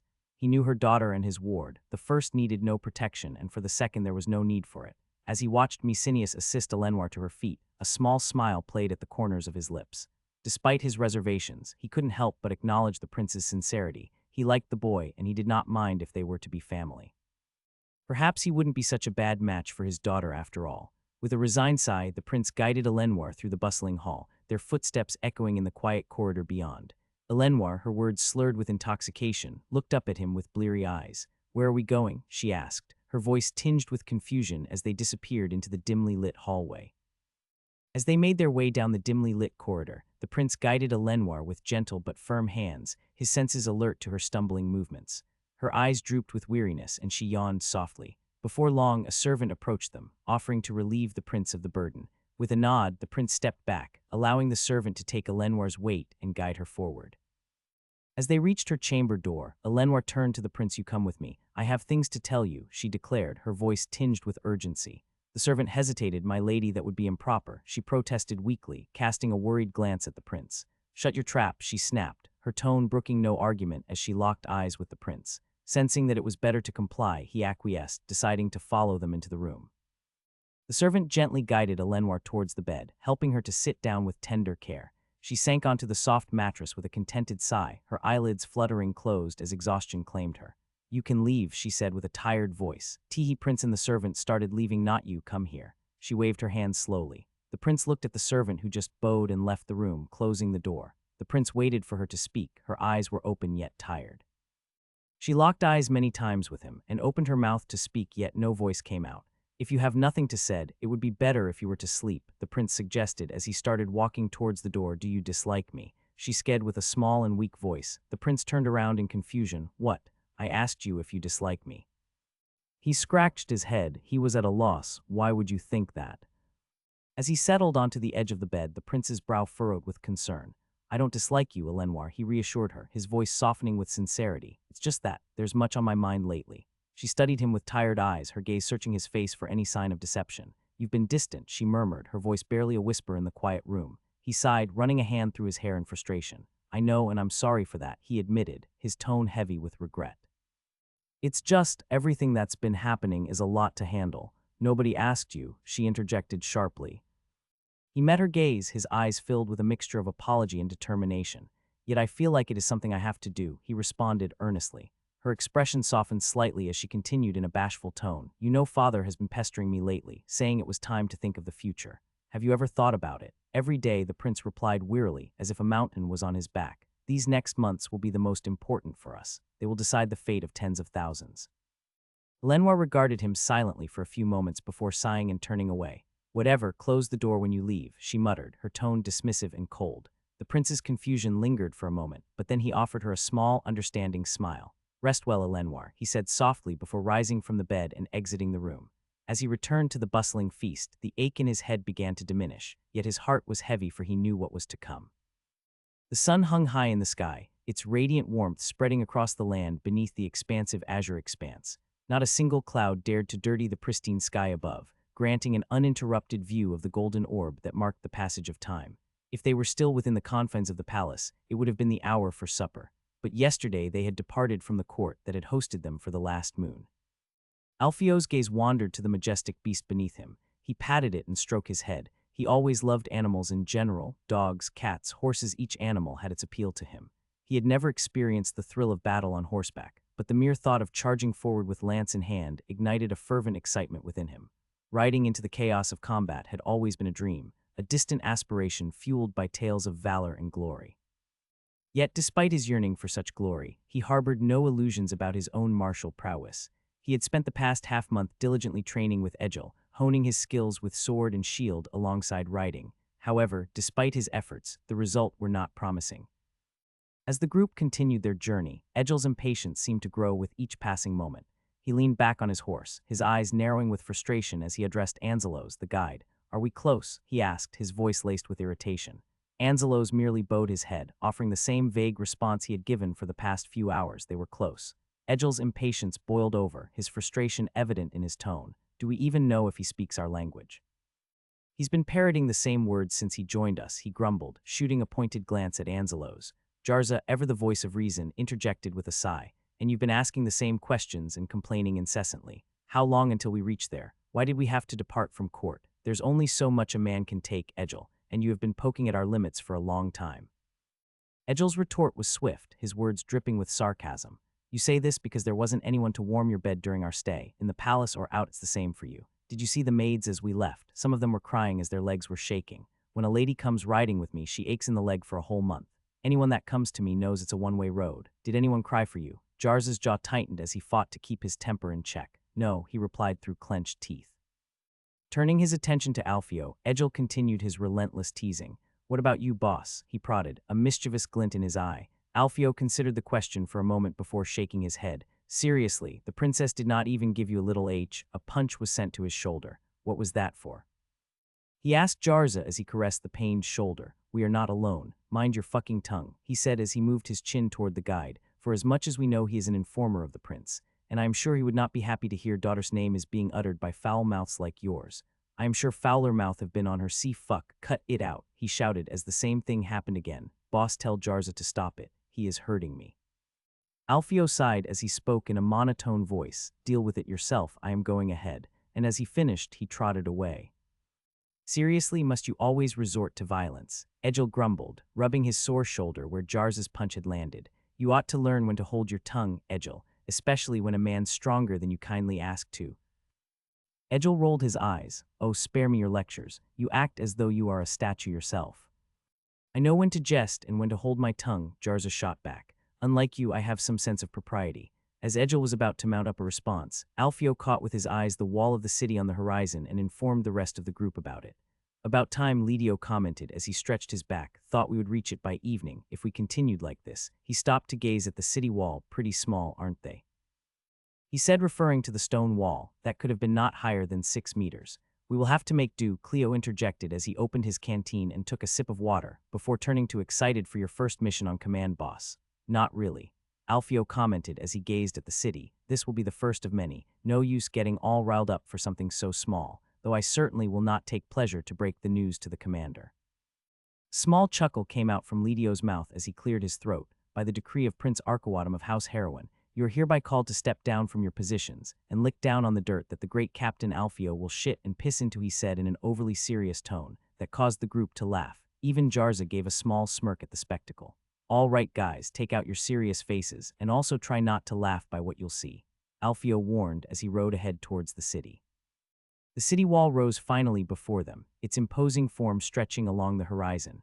Made of sturdy stone, the wall stood approximately 8 meters in height, its surface weathered by the passage of time and countless seasons. Moss and ivy clung to its surface, adding a touch of green to the otherwise gray expanse. "Bloody hell, it looks like it's ready to fall by the slightest of breeze," Alfio thought as he rode forward. Upon the wall, men of the garrison patrolled diligently, their figures silhouetted against the sky. clad in chainmail, at least most of them, and armed with spears they kept watch over the city. One of them, positioned atop the wall, scanned the horizon with a practiced eye. As the figures of 600 men drew nearer, the sentinel's initial tension eased upon catching sight of a familiar banner fluttering in the breeze.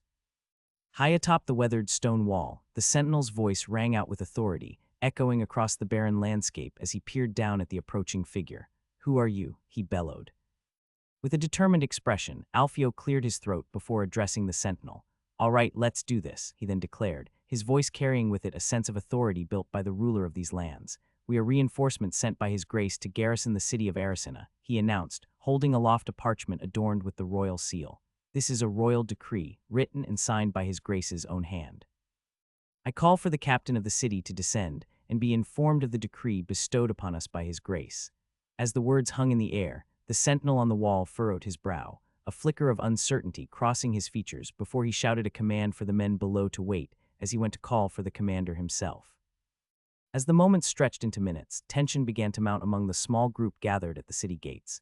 "He's taking quite the long time," Asag muttered, his voice barely audible, almost like a whisper carried on the wind.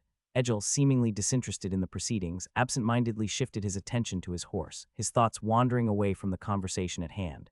"Maybe we've caught him at a bad time. Should we return later?" he suggested idly, his tone lacking conviction. "Do you think it will come to a siege?" Asag inquired to Alfio, his voice betraying a hint of concern. The walls hardly seemed to lessen the fright. Alfio nodded in response, his expression serious. "Yes, I do. This is the only obstacle preventing the Prince of Oizen from laying siege to Yarzat. It's almost certain that they will come. We will probably face hell in the upcoming weeks."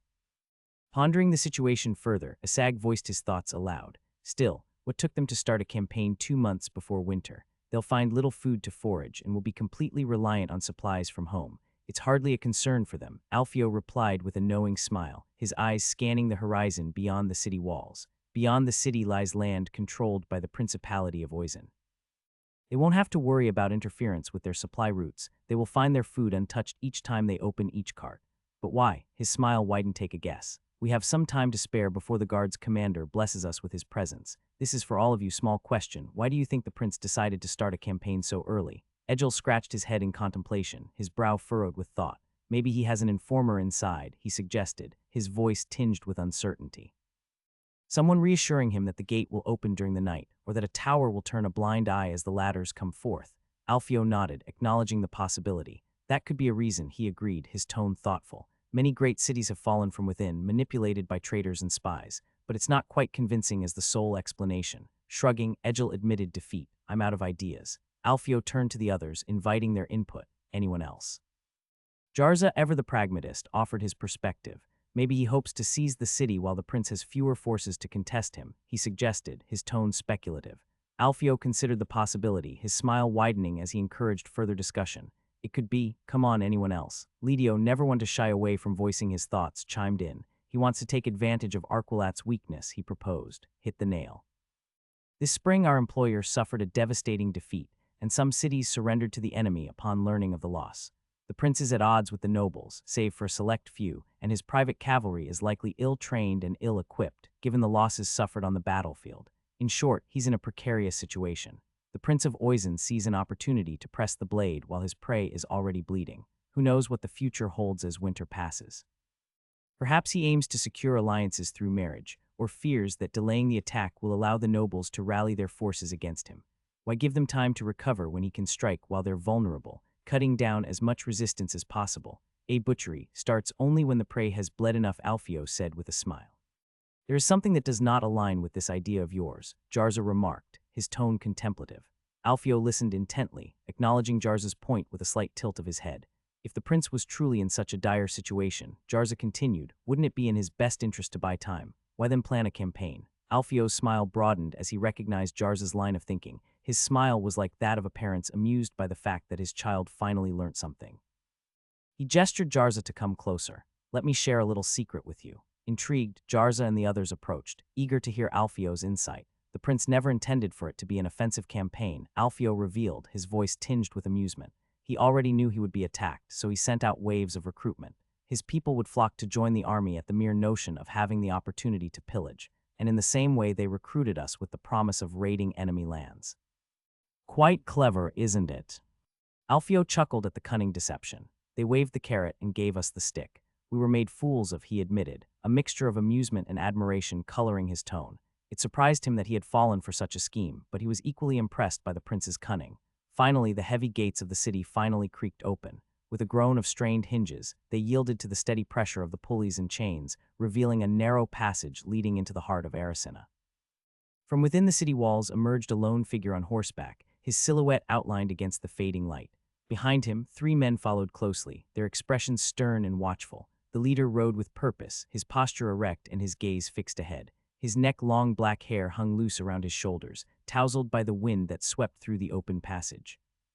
His visage was rough, weathered by years spent under the sun and wind, with lines etched around his eyes and mouth that spoke of a life lived hard and earnestly. Bushy eyebrows arched over sharp eyes, giving him a perpetually quizzical expression, as if he were forever pondering some unseen puzzle. His full beard, much like his hair, was untamed and unruly, adding to his rugged countenance.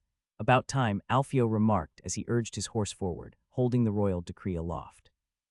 "With whom do I have the honor of speaking?" The man, his rough visage weathered by the sun and wind, scrutinized Alfio from head to toe before responding. "I am Captain Fahil, head of the city's defense in Arsina." Not anymore, Alfio thought as he stretched his neck, a faint smirk playing at the corners of his lips. "My name is Captain Alfio, leader of the mercenary company before you, and by royal decree, the new head of defense for the city of Arsina. Pleased to make your acquaintance today." Captain Fahil's eyes widened momentarily before he reached out to snatch the parchment from Alfio's outstretched hand. "It's all yours," Alfio quipped with a smirk. The men surrounding Fahil began to murmur, their expressions shifting from curiosity to confusion, then to disbelief, and for some anger. "Giving my position to a lowly mercenary and a youngster." Fahil spat out each word like venom. "This is madness at its greatest extent." With that, Alfio spurred his horse forward, not bothering to wait for Fahil's response. It was a small and cozy room illuminated only by a small window on a wall and few half-consumed candles atop the wooden desk. "My new workroom," Alfio mused as he made himself comfortable on the chair. He leaned back as he put his boots on top of the desk. He was currently waiting for somebody to arrive. There was much work to do and little time to waste. As he waited for Captain Fahil, Alfio found himself trying to kill time, so he in the meantime decided to take better care of himself. Taking out the dagger, he started cleansing his nails, perching off the piece of dirt inside. It was not very effective, but at least he gave him something to do as he waited. As time went on, Alfio went looking around the room. There were few parchments inside the desk with some writings. "I will have to pay someone to tutor me and the rest. We need to learn how to read and write as soon as possible." He put his hand on his forehead as the fact that he could not read bothered him deeply. His throat became dry. He rose as he walked towards one of the furnitures in the room. There were some cups and bottles of what seemed like wine. He took the bottle, opened it, and smelled it. "Yep, wine," he thought as he went to tilt the liquid inside the cup before sipping from it. "Maybe I will make that boy be my cup-bearer. I have to find something for him to do." It must have been less than a week since he took the boy in, yet he quickly grew on him. He was clumsy and funny to look at, and most importantly, he was eager to learn, something that he very much appreciated. If there was something he noticed, was that the company lacked actual commanders and administrators. And Alfio had half a thought to teach the boy how to do multiplications and simple algebra, and make him account for the expense of the band alongside the miscellaneous works. The people he had given the jobs to proved to be clumsy at best, horrible at worst, so he had to find a solution to it. Which was easier said than done, as mathematics and writings were usually only taught for the low class, either by rich artisans or merchants, and most preferred not to have their sons lowered to work in mercenary bands as accountants. The door creaked open, breaking the silence of Alfio's temporary workspace. His eyes narrowed slightly as he observed the man who entered, clearly displeased by the interruption. "Is it not customary to knock before entering?" he questioned, his tone firm. "Not when entering one's own room," Fahil retorted, his voice carrying a deep, rumbling growl. Alfio's gaze remained steady, unfazed by Fahil's imposing presence. "This room shall temporarily be mine, so please next time knock before entering," he replied calmly, though his words carried a hint of steel. Fahil's expression darkened, but he refrained from further confrontation. "No need for meaningless hostility, Captain Fahil," Alfio continued, attempting to diffuse the tension. "In less than 2 weeks I will be away from here. You shall take back your post and your job, and we will depart hopefully on good terms. So please let's spend these 2 weeks efficiently. No need to bark at each other like dogs in heat. Have you done what I asked? Yes, there's enough food for the town to last the whole winter. As for the armaments, we have enough to equip another 100 people, with only 20 having chainmail though. As you can see, this is but a small city," Fahil reported gruffly. Alfio nodded thoughtfully, though inwardly he wished they had more armaments. Then his eyes moved to his cup. "Oh, how discourteous of me. Would you like to share a cup with me?" he offered, extending a gesture of hospitality, offering a drink that was not his. Fahil's response was a tired sigh. "Let's just pass this time working. No need for false kindness. You do your job, I'll do mine," he replied, his tone curt. "Fair enough," Alfio conceded, taking a sip from his cup. "I have a job for you then," he continued, rising from his seat and crossing the room to gaze out the window. "What is it?" Fahil inquired, following Alfio's movements with a watchful eye. "Right now, the garrison is pretty empty. I want you to recruit as many as possible and train them as best as you can. Think you can handle it?" Alfio asked, turning to face Fahil once more. "Of course I can. I have been doing this job my whole life," Fahil replied, his confidence evident despite his gruff demeanor. "And doing a shitty one," he mused as he cleared his throat. "Very well then. Please make sure they are as prepared as they can be," Alfio instructed. "And what will you do?" he asked, his tone laced with skepticism. Alfio chuckled, shaking his head. "No, I will ensure that this small town is able to repel whatever is thrown at it and hold steady until your prince comes to help. There is much to be done. If you have no more questions, I would like to be left alone to start my work," he replied, dismissing Fahil with a wave of his hand. Fahil grunted in response, turning on his heel and exiting the room without another word. As soon as he left, the other that were waiting outside as per order of Alfio entered the room. "Pretty small," Egil remarked quietly, his eyes lingering on the cup in Alfio's hand. Alfio shrugged nonchalantly. "I'm not a big man. This will do," he replied absent-mindedly as he settled back into his chair. "I have a job for each of you. Well, it's time we get to work. I don't want this to be my grave," Lidio remarked, scratching the back of his neck with a hint of nervous energy. Truer words were never spoken, Alfio mused, his gaze shifting to meet Egil's. "All right, first job is yours. I want you to take every rider we have. Your job will be to travel through the countryside and gather as many people as you can within these walls. Tell them that enemies will be coming and to seek refuge here. We will be in need of as many arms as we can muster. The state of this city is abysmal. There are many works to be done, and most of the refugees will be made to be either workers or guards," he explained, taking a sip of wine before continuing. "If you don't have any questions, please proceed with your mission." "Will the food be enough?" Egil asked at the thought of bringing thousands inside the walls. Alfio gave a chuckle. "The last thing we need to worry about is the food. If we die, it will be for the steel of the enemy, not for a lack of bread. Supplies may dwindle, but this will be a problem that the prince will face after the war." "All right, you do you, Alf. At least I get to ride. I don't like sitting around too much. This beautiful butt here was made for the saddle," Egil replied with a grin as he slapped his ass before exiting the room to carry out his assignment. He could have omitted the last part. He sighed as he sipped his wine before turning to the other, as there were many jobs they needed to do if they wanted to give the city an actual shot at standing against a siege. "I've been thinking about the range of jobs we need to finish before the enemy arrives. We have much to do, so let's get down to it," Alfio declared, finishing the cup of wine and fixing his gaze on the group. "Now, the first thing we have to change is the layout of the city. Tell me, what's the easiest and most effective way to prepare for a siege? Hoarding food and manning the walls," Lidio offered promptly. "Exactly, but there's more to it," Alfio acknowledged. "You build them in front of a city. They're easier to construct and bothersome to deal with." "What is it?" The group exchanged glances, silently deliberating. It was Jarza among them, who had the most experience with warfare and sieges, who spoke up. "Moats, exactly. I see someone's dealt with 1 or 2 sieges before," Alfio remarked with a nod. "Tihos would certainly be stories I hope you will share with us." Now returning to the topic, moats are easy to dig. You can hoard as many as you want, and if the enemy wants to have a chance at assaulting the city, he first needs to fill up a path with dirt or wood. Turning to Cleo, he continued, "You are in luck. This job is yours. Take as many men as you need and have them build moats around the city.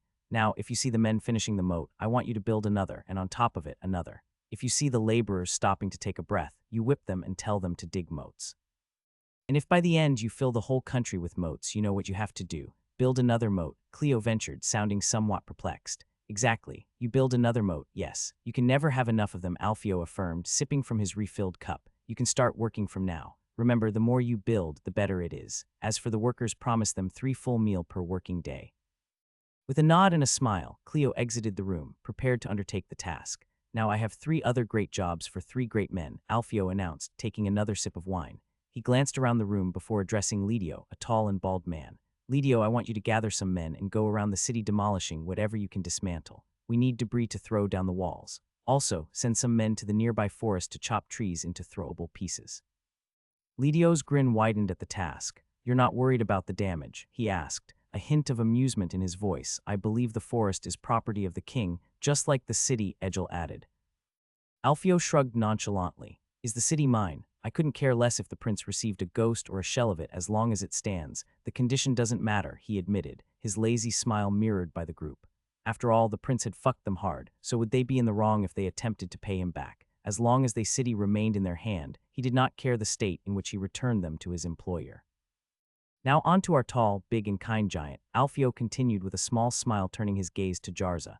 Among us you have the most experience in these matters. Organize our men to patrol the wall at all times. Additionally, recruit 50 men from the city and teach them how to use slings. While the stones may be too small to kill, they'll still be perfect ammunition for them. Jarza met Alfio's gaze with a thoughtful expression. I think I should tell you something. Slingers aren't very useful in a siege. They can't shoot people close to the walls, and they need space to rack up the force to throw the stones.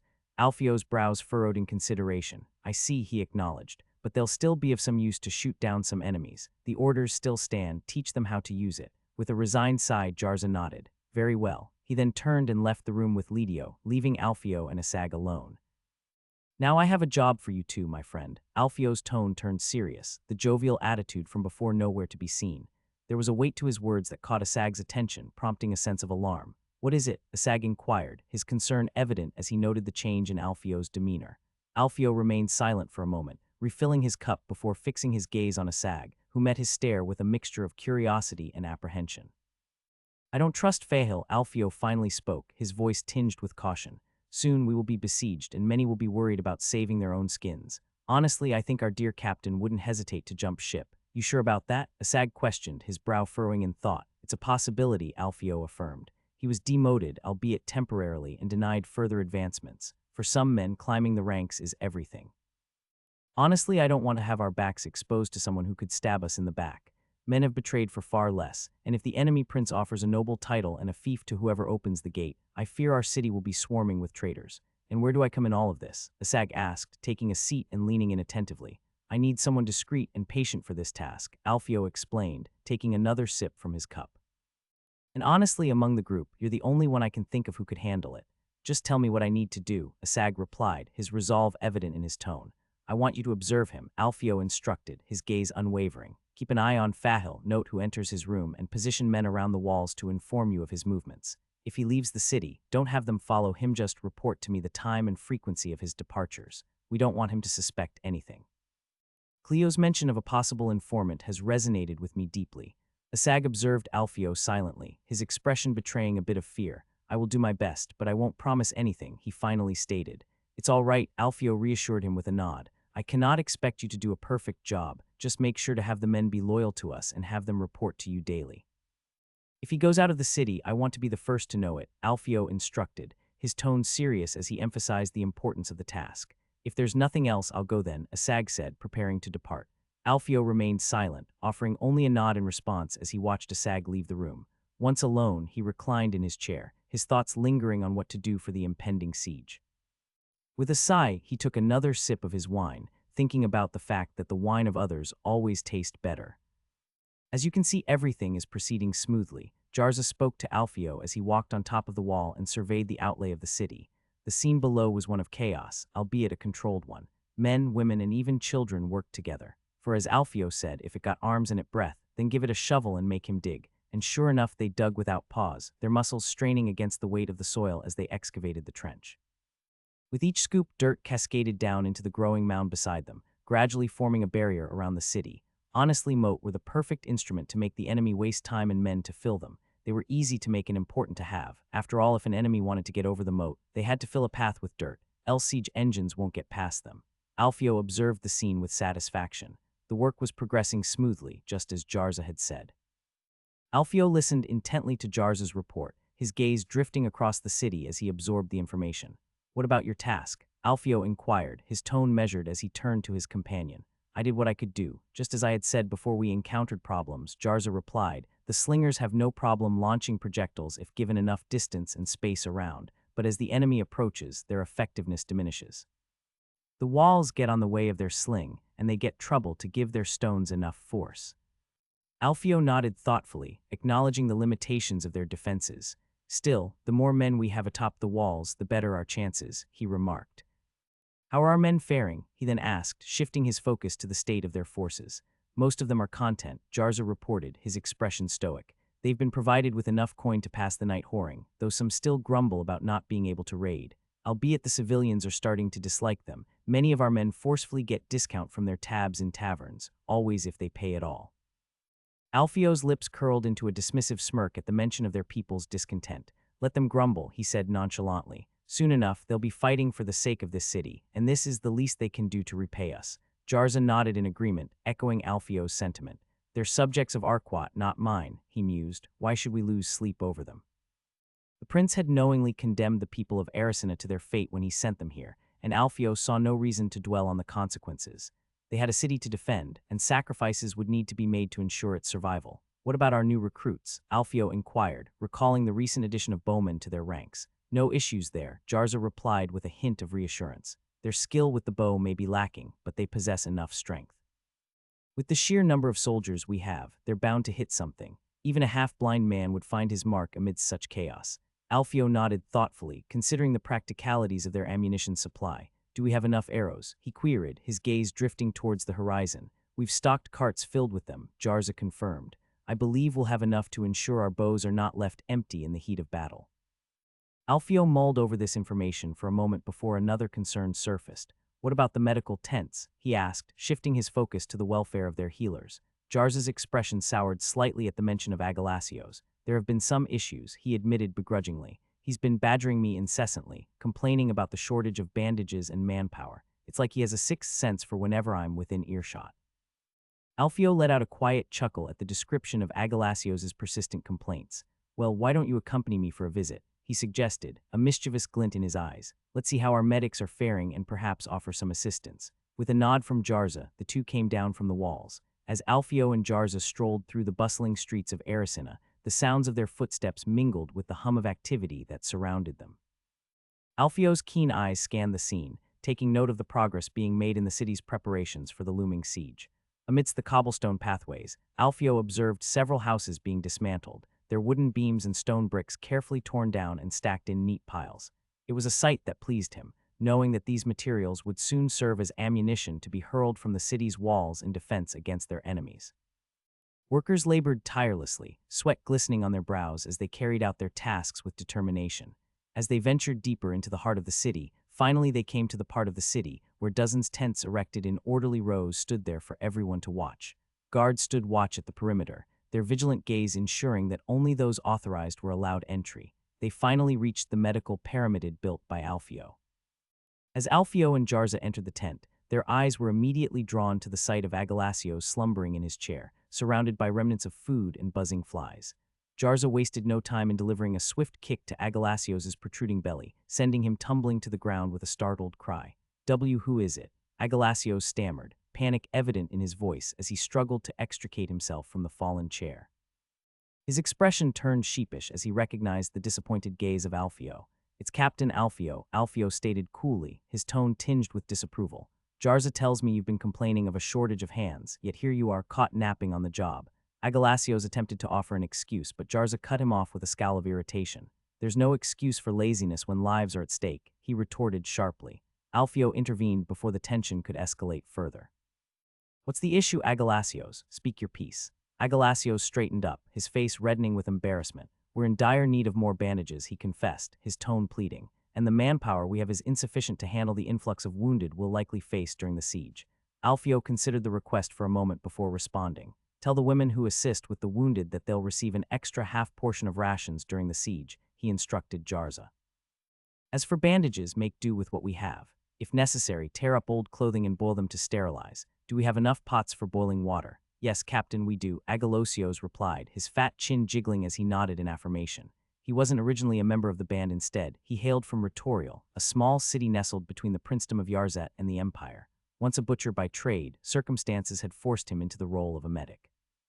Not that the medics of this world were any different from butchers in Agalasio's eyes. He had been destitute and unemployed when Alfio recruited him, recognizing the need for someone to tend to the wounded. Is it any good to waste so much water, though?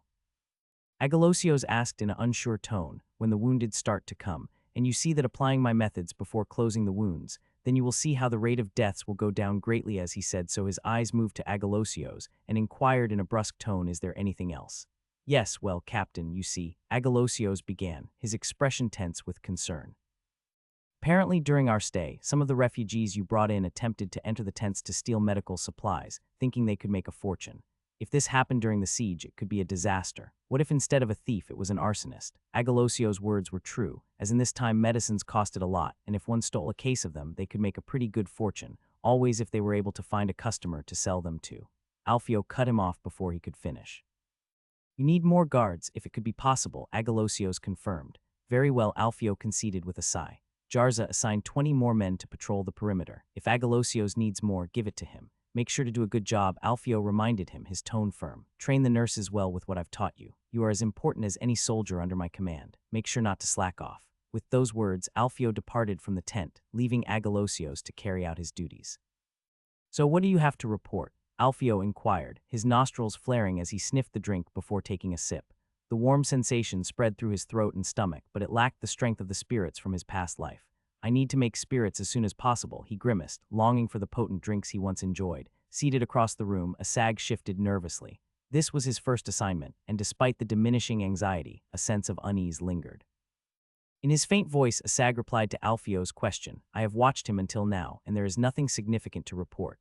He spends most of his time in his room when he's not training his men. He rarely leaves the room except to grab a drink or two, sometimes with company prostitutes. Hardly compromising, Alfio mused, swirling the liquid in his cup. Death is blind and will come to all. It's normal for him to seek pleasure. Who knows what tomorrow will bring? What about when he leaves the room? Has he ever left the city? Not once, Asag confirmed. As I said, the times he leaves, he gets a drink and a meal before retiring to his room, hardly suspicious. The individuals who entered his room mostly wore capes, but my observers noted they were different women each time. When they left, they returned to. Asag gestured with his hand in a circular motion, their place of work. So, from what you've seen, there's nothing to feed our suspicions about him. Alfio probed, his gaze fixed on Asag. None at all, Asag replied, his voice trailing off. And what about your judgment? Do you think he's clean? Alfio pressed further. Asag pondered for a moment, allowing the question to linger. From what I've observed and what's been reported to me, I see no reason to distrust him. However, the day is still young, and our wall is rather peaceful. Who knows if he might entertain any funny ideas later on. I suggest we maintain our watch over him, but for now, he seems as clean as a baby. Alfio hummed, his gaze drifting to the ceiling. Have it your way. Report back to me if why. Before Alfio could finish his sentence, the door shook open, and all eyes turned toward it. Egil strode in, his expression dark and grim. Alfio sighed grimly, already anticipating the news, and Egil's next words only confirmed his fears. The enemy had finally come.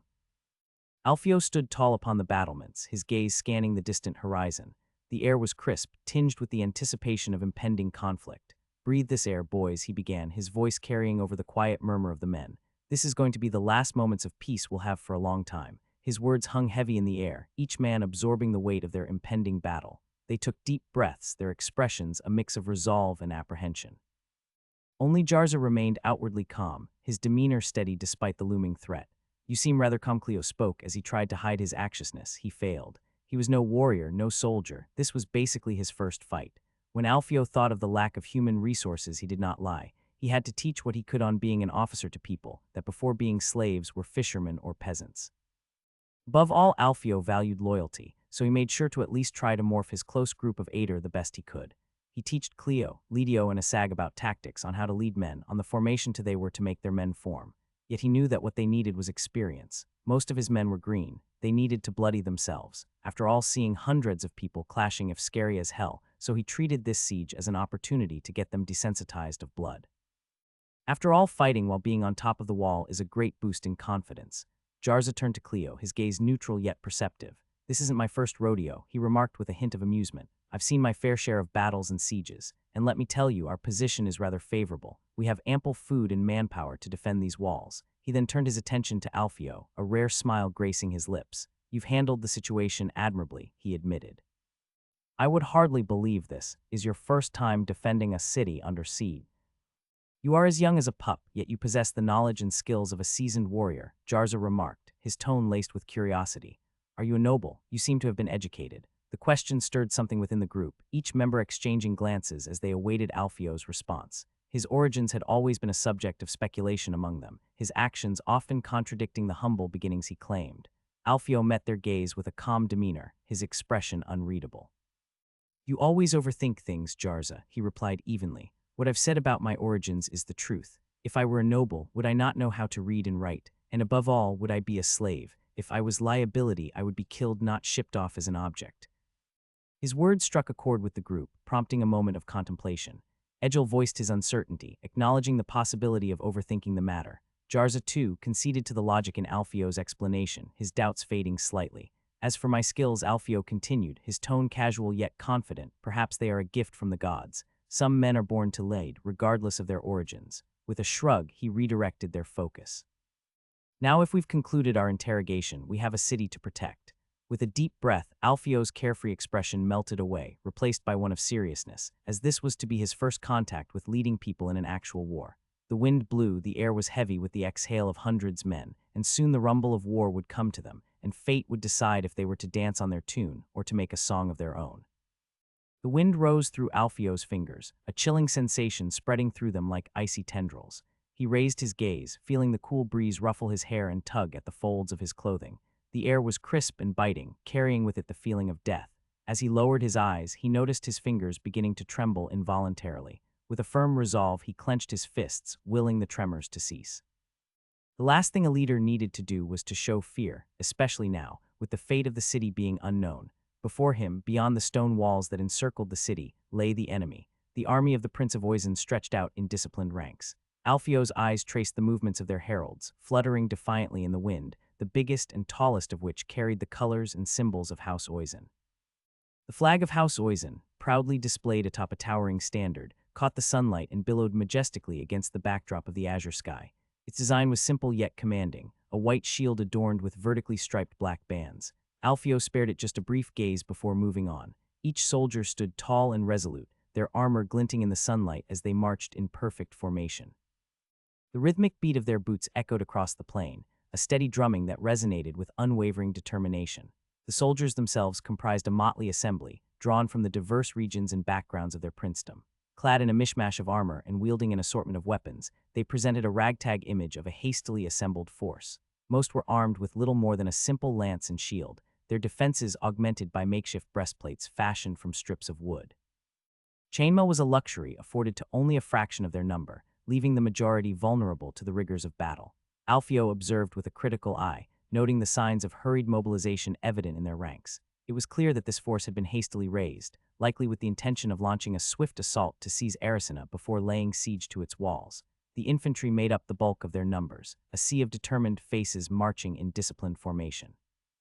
Among them, Alfio spotted a contingent of around 400 archers, yet the heavy cavalry commanded Alfio's attention, the true elite of the prince's army. Clad from head to toe in gleaming steel, these formidable warriors cut imposing figures atop their armored steeds. Each knight was encased in a suit of armor so thick and unyielding that it seemed to transform them into living fortresses. Their faces obscured behind visored helmets, they exuded an aura of indomitable strength and unwavering resolve. Alfio's gaze lingered on the heavily armored destriers, their powerful frames harnessed in protective barding. Even the horses were not spared the weight of battle, their bodies encased in armor to shield them from harm. For what good would it be to don armor from head to toe if their mounts were felled by a stray arrow, sending both rider and steed crashing to the ground in a tangle of steel and flesh? Luckily for Alfio and his men, they were on the defense. If the gods were on their side, the enemy army would be blasted by epidemics and sickness. He was an historian after all in his previous life, and he knew that in a siege most of the casualty came from sickness. It was for this reason that he made sure that each of his men washed their hands in water before eating, and that each day they would wash their face and hands. Unfortunately, he did not have a soap, still at least bathing in water was something. There was no worry about wasting water, since the city was built around a river that flew in the middle of it, and thankfully, the enemy would have no time to block the river with a dam to make them surrender for a lack of water, always if they had the engineer's ability for such an endovour. Alfio noticed the anxious expression etched on Cleo's face as they surveyed the approaching enemy army from atop the city walls. "Well, there seems to be quite a lot of them," Cleo remarked, his voice tinged with worry. Alfio's response was measured, his tone steady despite the weight of the situation. "More bodies to fertilize the ground then," he commented, his gaze unwavering as it swept over the advancing ranks below. We have the walls separating them from us. If the enemy prince is foolish enough to send his men forward without proper preparations, then he will find himself short of an army. Cleo, a fisherman thrust into the role of a defender, swallowed hard at the sight of the enemy host. Alfio understood the man's trepidation and knew he needed to project an image of control and confidence. Gesturing ahead, he directed Cleo's attention to the trenches that had consumed days of labor. "See those ditches I made you waste days digging?" he asked, his voice firm. "Those are what will separate us from leisurely waiting for them to come and facing them head-on as they throw lives at our walls. If they even want to entertain the idea of assaulting the walls, they'll first have to clear a path or use ladders." He chuckled, "And if they dare use the ladder, gods help the fools, for they'll find themselves dropping dead before they even reach us." Cleo remained silent, though Alfio noted a subtle shift in his demeanor. The transformation was slight but significant. Alfio recognized the need to bolster the man's courage, to ensure that he would not falter when the time came. He was short of men already. He did not need cravens in his ranks. With a determined gleam in his eye, Alfio resolved to provide Cleo with a baptism of fire and blade, placing him on the front lines of the defense where he would learn to stand firm when surrounded by blood and death. Alfio surveyed the enemy army sprawled out before the city, his gaze sharp and calculating. "From what I can see, the enemy has no siege engines, no catapults, and no ballistae," he remarked to his men. "That means we won't be hearing stones smashing against our walls day and night. Although it would have been nice if we could have seized one," he added in a lower tone, a hint of regret tainting his words. Turning his attention back to his men, Alfio issued his orders with authority. "Each of you has been assigned a specific task. Get into position and ensure that our archers never run out of arrows, our slingers always have stones, and our men never lack projectiles to hurl at the enemy's head. If we're lucky, sickness may spread among their ranks and cripple them." Egil, ever the skeptic, voiced his concerns. "Couldn't the same thing happen to us?" With a thoughtful nod, Alfio formulated a solution. "When distributing the daily rations, ensure that everyone washes their hands before eating. It's a small measure, but it could make a difference. Now everyone to their posts. The enemy will attempt to fill the moats, so I want our slingers raining down stones on them. Use the stones, but conserve the arrows, we'll need them." With that, he turned away, his mind already racing with plans to defend the city to the best of their abilities. The air was heavy, not because of the smoke from the enemy camp, or because the cool winds from autumn were about to leave their last caress before winter took over. It was the tense nerves of both sides that caused the air to be still. All understood all too well that a bloodbath was inevitable. Alfio harbored no illusions about the significance of the forthcoming parley. He entertained no hope that any meaningful resolution would be reached. His decision to participate had been born of curiosity rather than expectation, a desire to ascertain what, if anything, might transpire. Alfio was no fool. He understood the stakes all too well. He had no intention of allowing the emissaries sent by the enemy prince entry into the city, where they might spread falsehoods about the generous rewards awaiting those who would betray their own.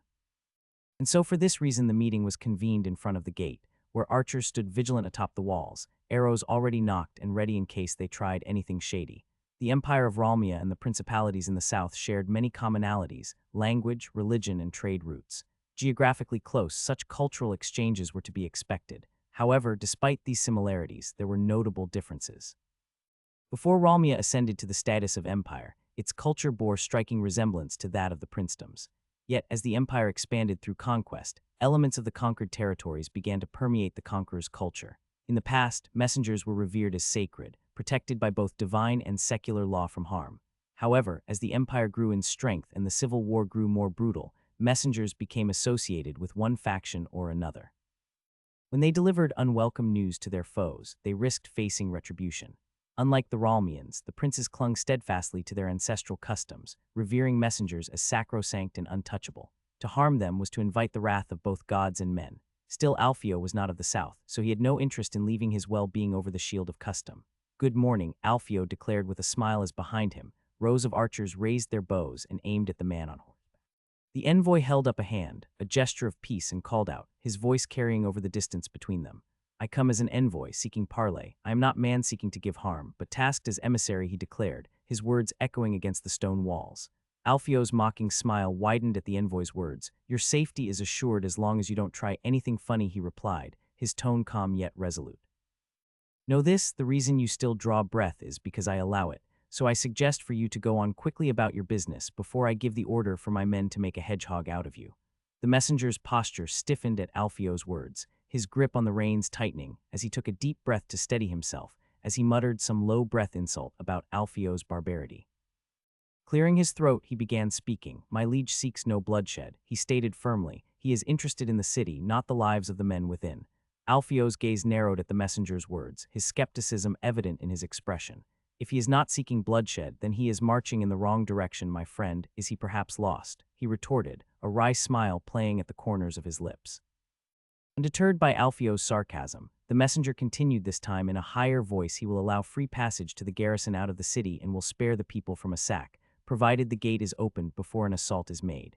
"And what if we were to refuse?" Alfio questioned, his tone laced with defiance. "Then the gate shall be opened by force of arms, and soon it will be baptized in the blood of its citizens," the messenger replied solemnly. Alfio chuckled at the messenger's words, his laughter carrying a hint of defiance.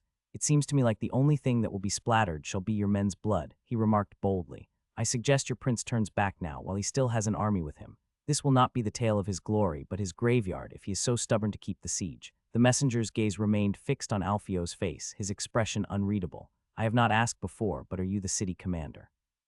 he inquired. "I, honored to meet you," Alfio confirmed. "I don't recognize your banner," the messenger observed. "It's that of the Free Company I lead," Alfio explained. "I have been employed by His Grace Arkawat of House Heroin to defend the city, a task which I am very much obliged to accomplish. Perhaps after your Grace's men fall beneath these walls and my contract ends, more opportunities will flourish between us. But until then, we are enemies. We will not yield the city.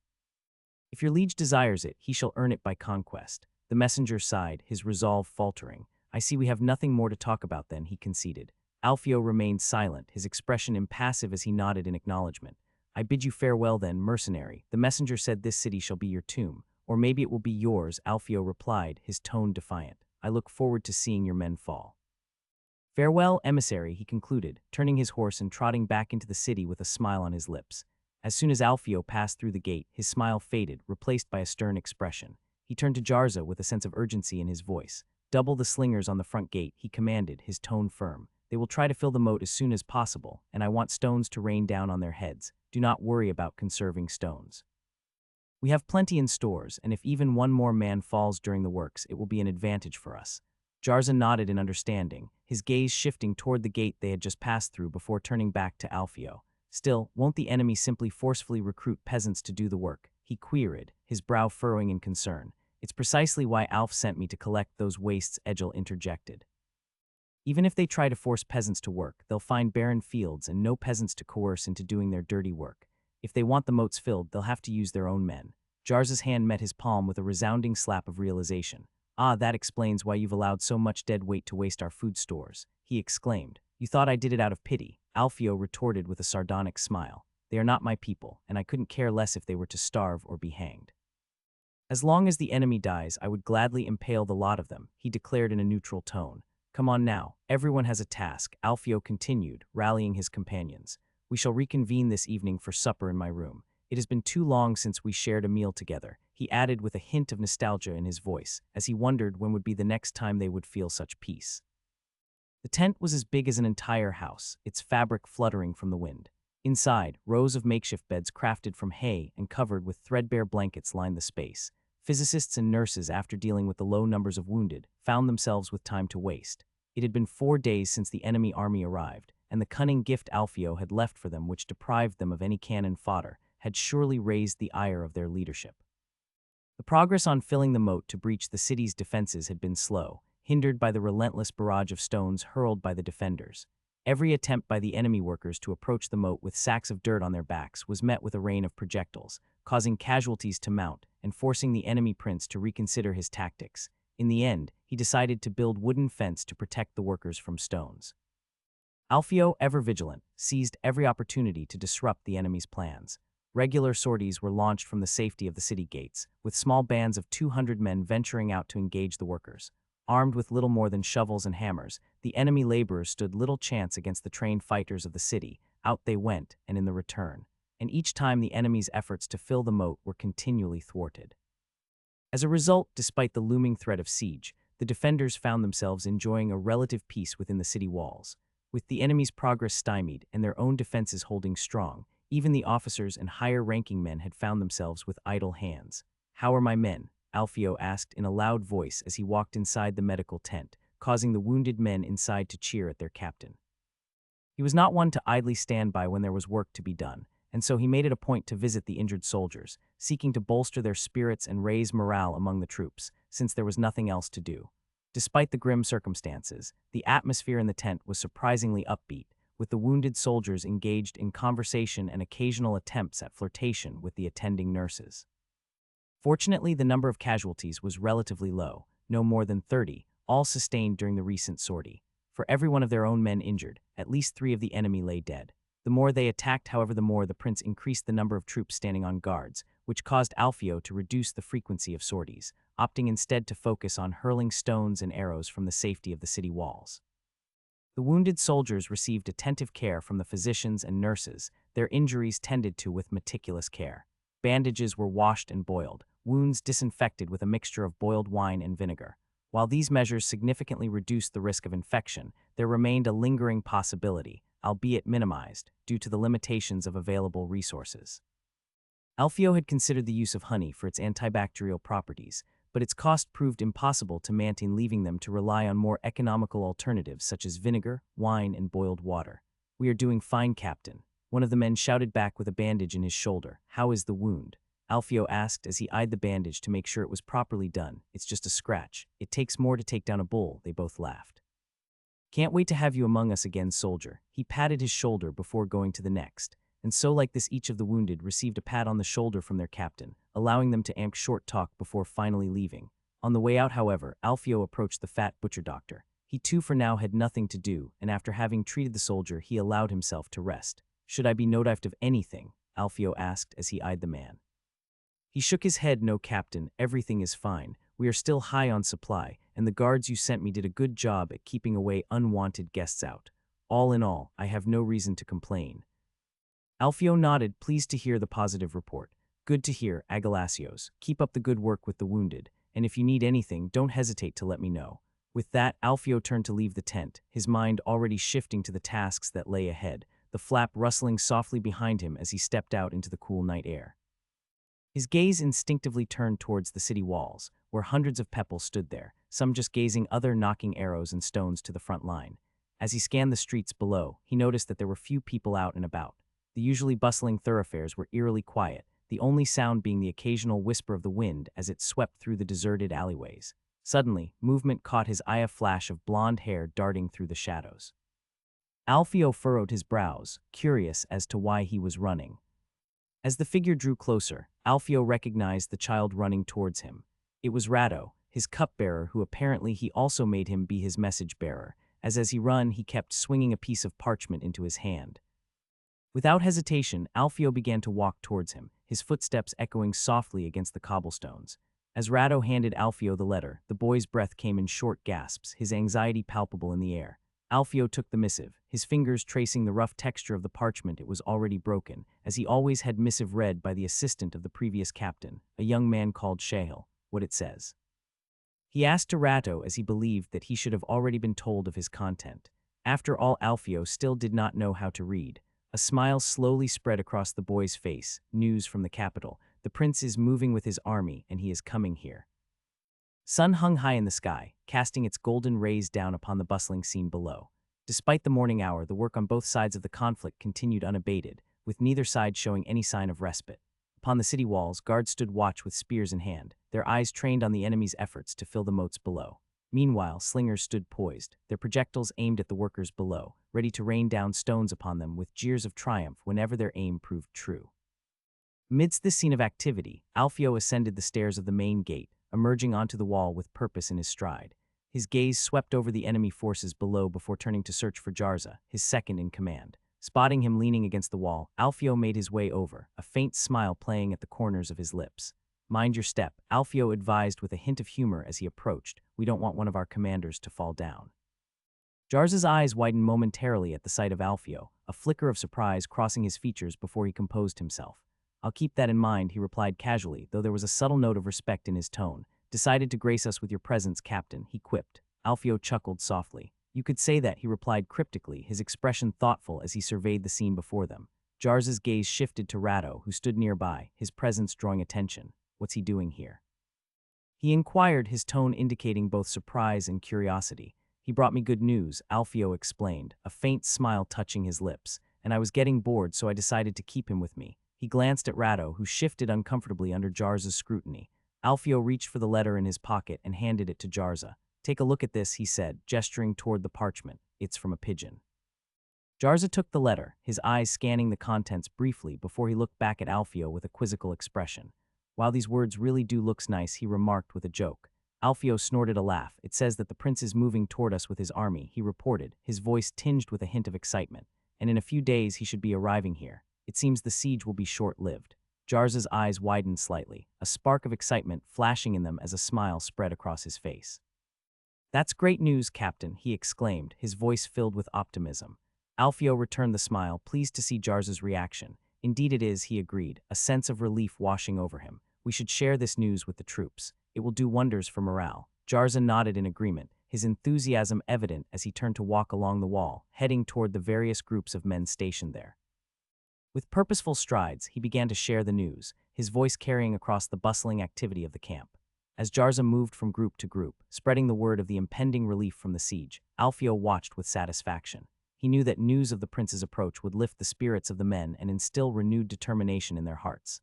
The guards atop the walls erupted into cheers, their voices ringing out in a mighty cry that echoed across the camp and into the surrounding countryside. The unexpected outburst caught the workers below off guard, causing them to pause in their labor and glance up in confusion.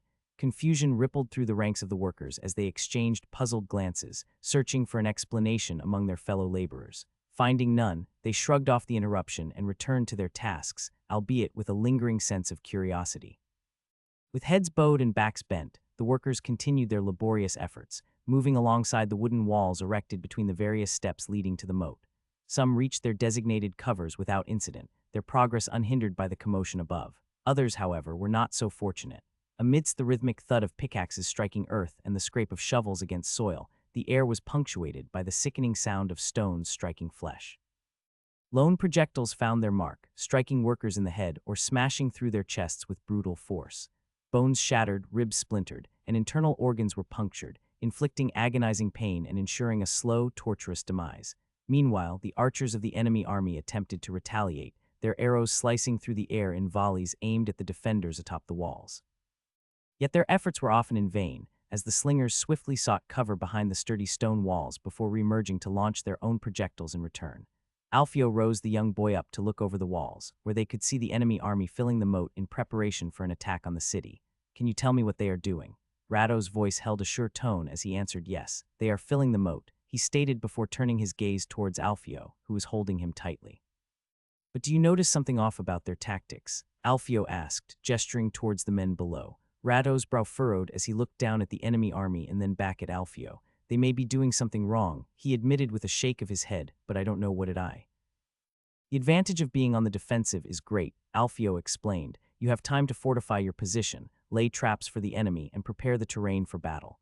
The attacker, on the other hand, is at a disadvantage. They must march towards the enemy in a position that has been chosen for them. They can try to avoid battle, but that only wastes more supplies, so there will be a time when they cannot retreat and they can only go forward. Eventually, they will be forced to make their way forward, regardless of their fighting condition. The only advantage they hold is maneuverability. They get to choose how to fight, and as such, they can plan and anticipate the enemy's response to their tactics." Rado remained silent, his eyes fixed on the scene below as Alfio continued to enlighten him. "Right now, the enemy is focusing their efforts on one section of the moat," Alfio explained, gesturing towards the workers laboring below. "While this approach may speed up the process of filling the moat, it also limits their flexibility and exposes them to our defenses. By concentrating their forces in one area, they're essentially making themselves vulnerable, as we can amass all our troops on one point."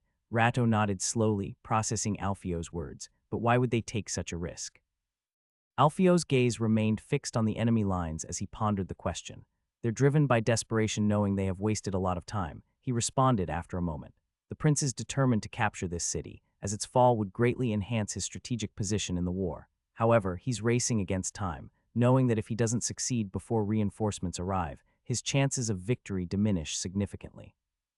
He then paused, a furrow forming between his brows as he continued. "They likely didn't anticipate the strength of our defenses, which has disrupted their original plan. Now they're doubling down on their efforts to breach the city before it's too late." Rado looked at Alfio, then nodded. "Still, why do you think they thought it would be easy to conquer the city?" Well, the garrison had low numbers before our arrival, so that's one reason, he answered, keeping the other one to himself. Or maybe they had an insider in the city, he thought as he looked back, wondering what were the chances of that and if he were to strike first without proof. Move, move, move, on the wall now, Jarza's voice echoed across the city walls, a command that sent a ripple of urgency through the defenders. Alfio gazed the scene before him, his eyes taking in the chaos.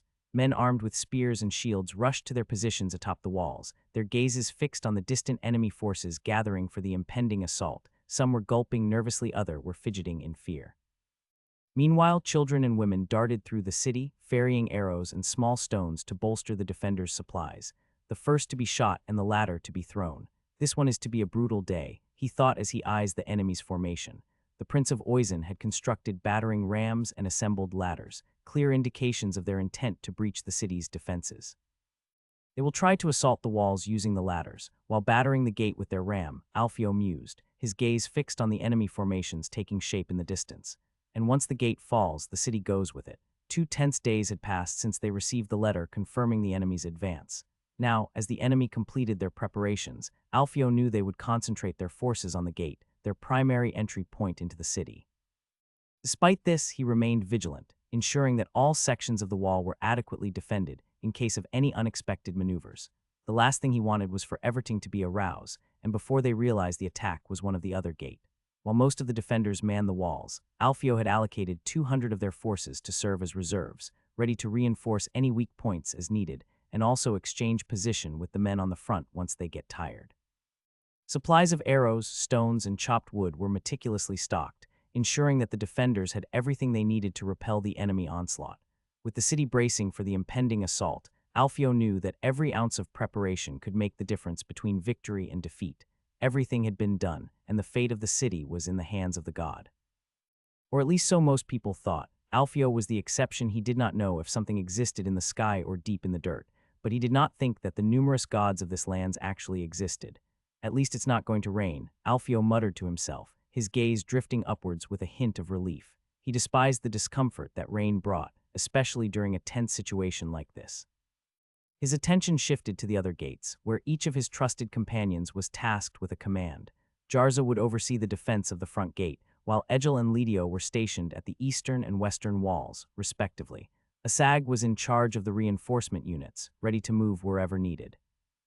Meanwhile, Cleo was given authority over the infantry positioned on a wall adjacent to the Gadia position that offered action without excessive risk, as the enemy would likely use ladders for their assault. Approaching Jarza, Alfio conveyed his instructions with clarity. Make sure to let the ram enter in action before proceeding. We want it to be thoroughly destroyed. If we destroy it, the enemy will lose any chance of gaining the city. Jarza nodded in understanding, his gaze shifting to the imposing gate and its strategically positioned towers. Understood, he replied, his attention fully focused on the task at hand. As Alfio began to walk away, Jarza called out to him, a note of concern in his voice. Hey Alfio, make sure to stay out of harm's way. Alfio smiled reassuringly, raising a hand in a dismissive gesture. Don't worry about me, he replied confidently. Despite holding one of the most important roles in the defense, he knew it was also one of the safest. Positioned within the towers guarding the gate, he would be shielded from the initial enemy assault. To reach him, the enemy would have to breach the gate itself, an obstacle that would prove daunting, to say the least. For the moment, however, Alfio chose not to stay inside any of the 2 towers. He preferred to stay on top of the wall and gaze onward, and there it finally arrived. Dozens of men holding horns gave the signal. WNNN. The men started moving. Alfio could not see their face, but he knew that if his men were getting nervous, then the enemy peasants must have been shitting themselves. That was what they were, peasants. The prince had no time to drill his men, which meant that apart from the hundreds of elite of the nobles and the prince, the entire army was made of undisciplined levies. If there was one thing that Alfio desired was to meet the prince. He wanted to know the face of the crazy son of a bitch, but unfortunately he would never have such opportunity. His gaze fell on the enemy's banner, as many as the clouds in the sky. Fluttering in the wind they danced in the breeze, like leaves in the winds. Slingers, Jarza shouted as he raised his hand, and 100 men put the stones on their slings and started building the kinetic energy for the throw. There was no order given by the commander. As soon as they thought they were on range, they started to rain down stones. Dozens of stones hurled in the skies, cutting the air with their body. Soon some men fell to the ground, the stones hitting the head of some and the shoulders of others. Confusion rippled through the ranks of the enemy before they realized what was happening. Raise shields, officers shouted as they made the motion, copied by their men. The shields given to the man were a cumbersome thing, rectangular shaped and big enough to cover their torso. The men raised them diagonally to their heads, as that was the part of the body they had to protect. The shields, bulky and cumbersome, offered protection against the hail of stones. Officers barked orders, urging their men to advance while shielding themselves from the incoming projectiles. The air filled with the sound of stones colliding with wood. Smash, smash, smash. The relentless barrage of stones rained down upon the enemy lines, most deflected by hastily raised shields, but a few finding their mark, inflicting painful wounds upon the unfortunate few who were struck. The cries of the injured pierced the air, their agony serving as a grim reminder of the brutality of war. Yet, despite their suffering, the wounded remained a small minority, their injuries unable to deter the resolve of the advancing army.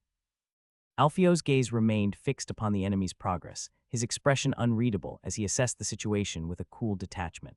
While the mass of men moving forward held little interest for him, his attention was drawn to the battering ram steadily advancing towards the city's defenses. It was this looming threat that occupied his thoughts, the potential breach of their walls a far greater concern than the mere foot soldiers approaching. As the enemy forces closed in on the second moat, Alfio knew it was time for the archers to shine. With the enemy now within range, both sides unleashed a storm of arrows upon each other. The defenders, positioned high upon the walls, had the advantage of elevation and cover, while the attackers, lacking such protection apart from few wooden shuffles, were sitting ducks and were left vulnerable to the deadly rain of projectiles. Jarz's archers targeted the advancing infantry, aiming to thin their ranks and disrupt their formation. The narrow path created by the enemy's makeshift bridge provided a prime opportunity for the defenders to concentrate their fire, picking off their foes with deadly accuracy, as they could not march all at once. With each volley of arrows, the defenders exacted a toll upon the enemy's forces that succeeded in raising the nerves of the enemy's army. "Eat this, bastards!" A triumphant cry echoed across the wall as an archer's arrow found its mark, piercing through an enemy's neck with deadly precision.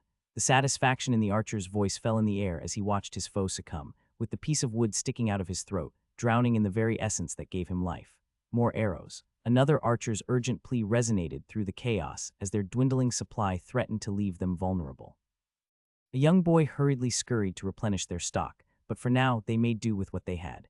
Each arrow loosed from their bows found a target, adding to the mounting toll of the enemy's casualties. Below the walls, the enemy drew ever closer, their advance marked by advancing presence of ladders held aloft by determined soldiers. Arrows whistled through the air, finding their marks amidst the chaos, while stones crashed against shields and skulls alike. A sudden thud silenced the air as a stone struck an enemy soldier squarely on the temple, felling him without a sound. His vacant eyes stared skyward, an eerie stillness settling over his lifeless form. Yet in the face of death, his comrades pressed on, another quickly taking his place as they held the laddery as they surged forward with unwavering resolve. He came and went as he never existed, as he never lived, his remains standing on a foreign flea away from love's tears. After dozens of such stories, the enemy's ladders finally reached the walls, dozens ascending in a desperate bid to breach the defenses. But they were met with fierce resistance as defenders armed with maces and lances awaited their ascent. With each step closer to the ramparts, the enemy became ensnared in a deadly trap, where lethal projectiles replaced the rain of arrows, raining down upon them with unrelenting force even before they could see the face of their enemy, and that was even before they reached the top. "Cease your throwing," bellowed an officer of the Yarlat Mercenary Company, his voice slicing through the chaos like a blade. With a pointed gesture, he directed his men's attention to the ladders ascending the walls. "Aim for those on the ladders, forget those on the grounds." With a coordinated effort, the defenders adjusted their aim, targeting the precarious footholds of the enemy scaling the walls. Debris, boulders, and chunks of wood hurtled through the air, finding their marks as they came down. The impact sent shockwaves through the ranks of the invaders, toppling those on the front lines and those below, their bodies crashing to the earth below with sickening thuds. Bones shattered, and lives were snuffed out in an instant, as an insect toppled by an heel.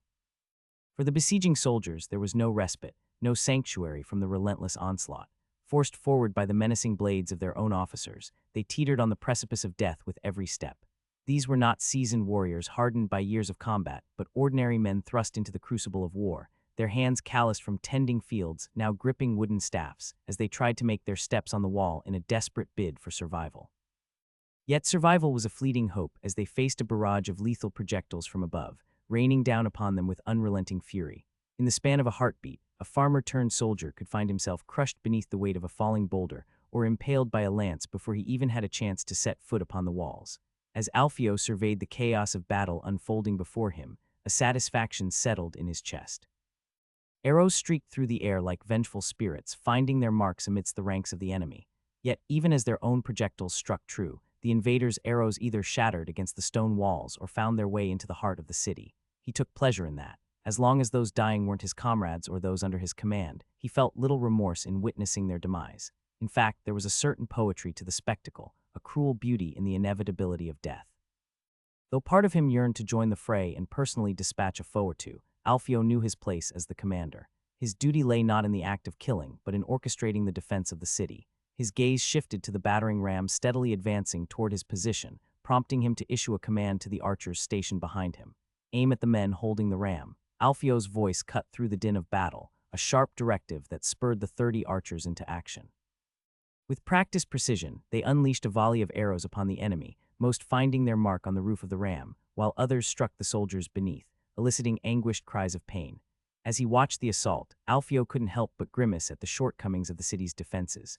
There were no underground features beneath the walls to provide additional avenues of defense, forcing the archers to rely solely on shooting from above.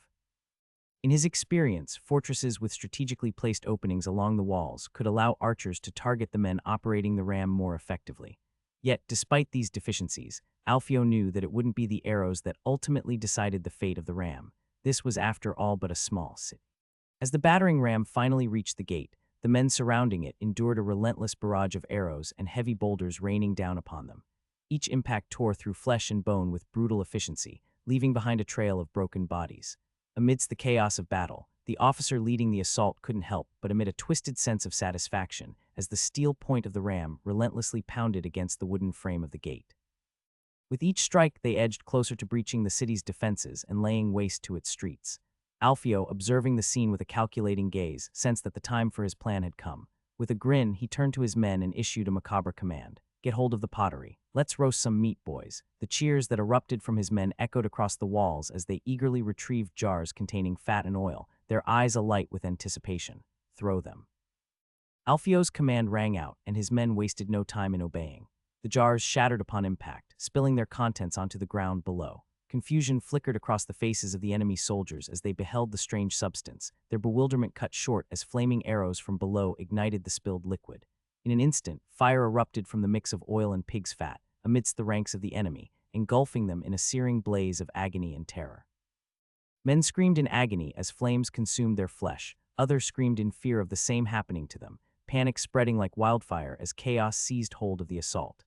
The meticulously crafted formations of the enemy dissolved into disarray, their discipline crumbling in the face of the inferno unleashed upon them.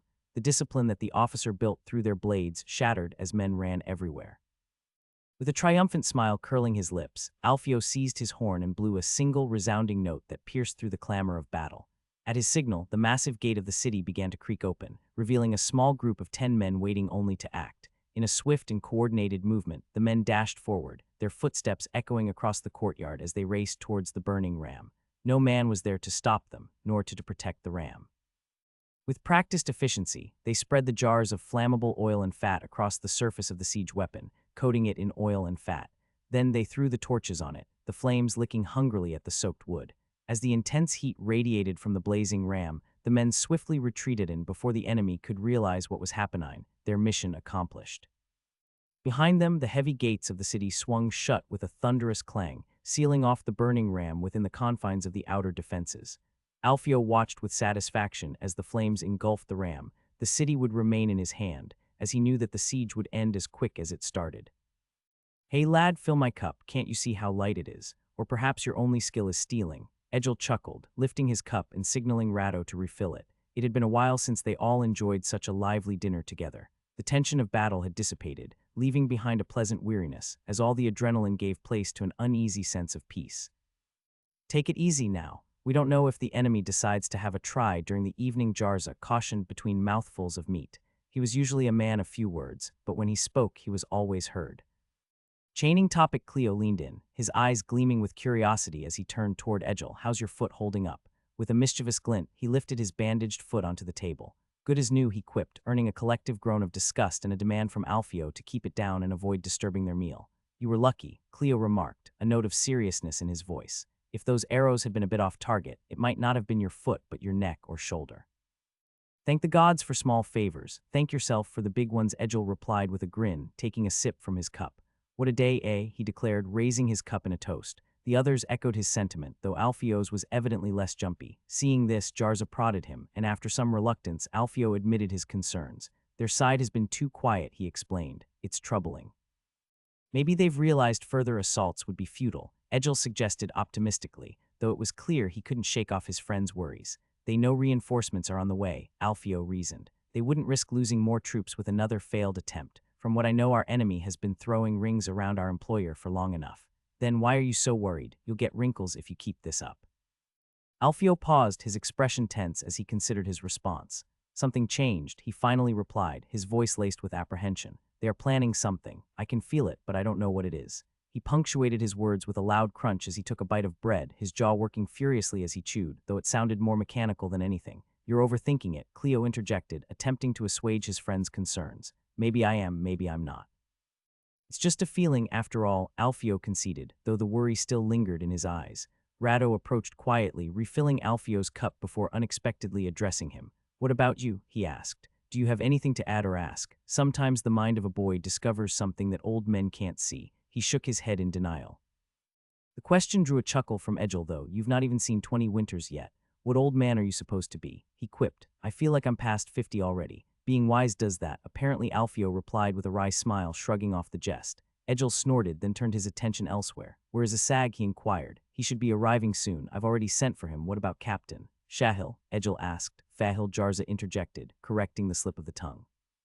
He hasn't been invited, and I doubt he'd entertain sharing food and drinks with some lowly mercenaries, Alfio remarked, taking a sip of his drink. He remembered assigning Fahil command over 20 archers during the siege, a decision that likely didn't sit well with the captain. He wanted more, but that was what he was going to get. Well, who cares? Alfio mused as the door finally swung open, signaling the arrival of their missing companion. Asag entered the feast hall with a confident stride.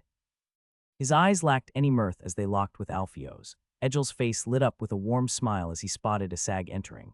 Ah, there he is. Come and join us, he beckoned, gesturing to an empty seat at the table. He made no sign to move. He instead turned to Alfio, his gaze intense and focused. We may have a problem, he stated matter-of-factly, his voice carrying a weight of concern. Alfio's sigh echoed through the room, his demeanor shifting as his gaze turned cold. When did it happen? The room fell into a heavy silence, tension palpable as the others exchanged uneasy glances, sensing that something was amiss. A few hours ago, Asag replied, his voice steady but tinged with concern. Alfio's brow furrowed as he considered the implications. Are you sure it wasn't just some encounter with a whore? Asag's response was firm. It was a male figure, and unless he's a sword swallower, then yes, I'm sure. The others looked in confusion at the exchange, though they kept silent. Alfio took a moment to collect his thoughts, closing his eyes briefly before addressing the group. Rado, please fetch another chair. We'll have a guest joining us shortly. Without hesitation, Rato hurried from the room to fulfill Alfio's request. Meanwhile, Alfio turned his attention back to Asag. Tell Fahil to join us for a meal. Tell him I need his counsel on certain matters. Bring some men with you, but keep them outside. If he refuses to comply, have them enter and rough him up on the edges. As you wish, Asag nodded, rising from his seat to carry out Alfio's instructions. However, before he could leave, Alfio halted him with a raised hand. But before that, there's something I need you to prepare, Alfio added. The room fell silent for 2 long hours before the heavy wooden door swung open once more, breaking the tense stillness with a loud creak. Asag strode into the room, his dark expression unreadable as he led their guest, Fahil, through the doorway. The newcomer's posture was rigid as he surveyed each man sitting at the table, guided by Asag to his designated seat. I have been told we would be discussing matters about the city, Fahil said in a low voice. You have been told correctly, Alfio replied smoothly, taking a sip from his cup before continuing. In a few days, your prince will be arriving to relieve the city, and we can all go our separate ways. Normally, I would be more than happy for that, if it weren't for something that has just come to my attention. What is it? He asked, trying to keep his voice steady and posture upright. Well, it appears, but take this with a pinch of salt. That our enemy is planning an attack on the city tomorrow, Alfio revealed calmly, as if discussing nothing more significant than the weather. You appear sure of that. Why's that? Alfio's enigmatic smile remained in place as he leaned back in his chair, seemingly unperturbed by Fahil's reaction.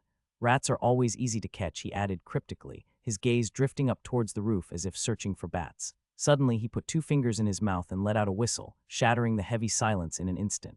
2 figures appeared from the kitchen door, dragging a bloodied man between them. Fahil's eyes narrowed as he wondered who he was. Fahil's gaze remained fixed on the bloodied man, his mind racing with a flurry of thoughts and suspicions.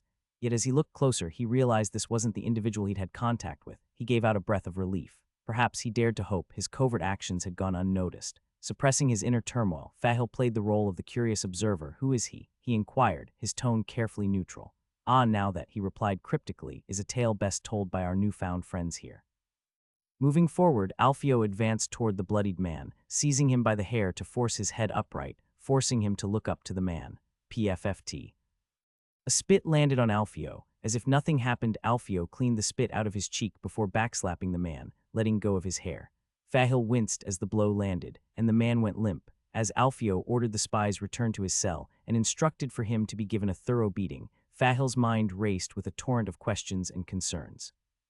He was never good at scheming. If he was, he would surely have understood what his position was, yet the commander was currently surviving on the feeble hope that he was just called to be informed of the spy. "Do we know where they will be attacking?" he asked. "Not yet," he admitted, a flicker of irritation dancing in his eyes. "The bastard does not know it," but he continued, his voice lowering to a conspiratorial whisper as he gave Fahil a smile. "We did manage to extract something else from him." Apparently he was not alone, he continued, his tone matter of fact. Fahil's breath caught in his throat, his mind reeling at his words. "I presume you captured them all?" he ventured, his voice strained. Alfio's response was curt yet affirmative. "Indeed," he confirmed, his gaze steady. But he added with a note of caution, "There may still be one or two that I did not catch." Fahil's pulse quickened. "If you will allow me, I will send my men to lead a watch party inside the city." Alfio made no answer, he just watched him with a neutral stare.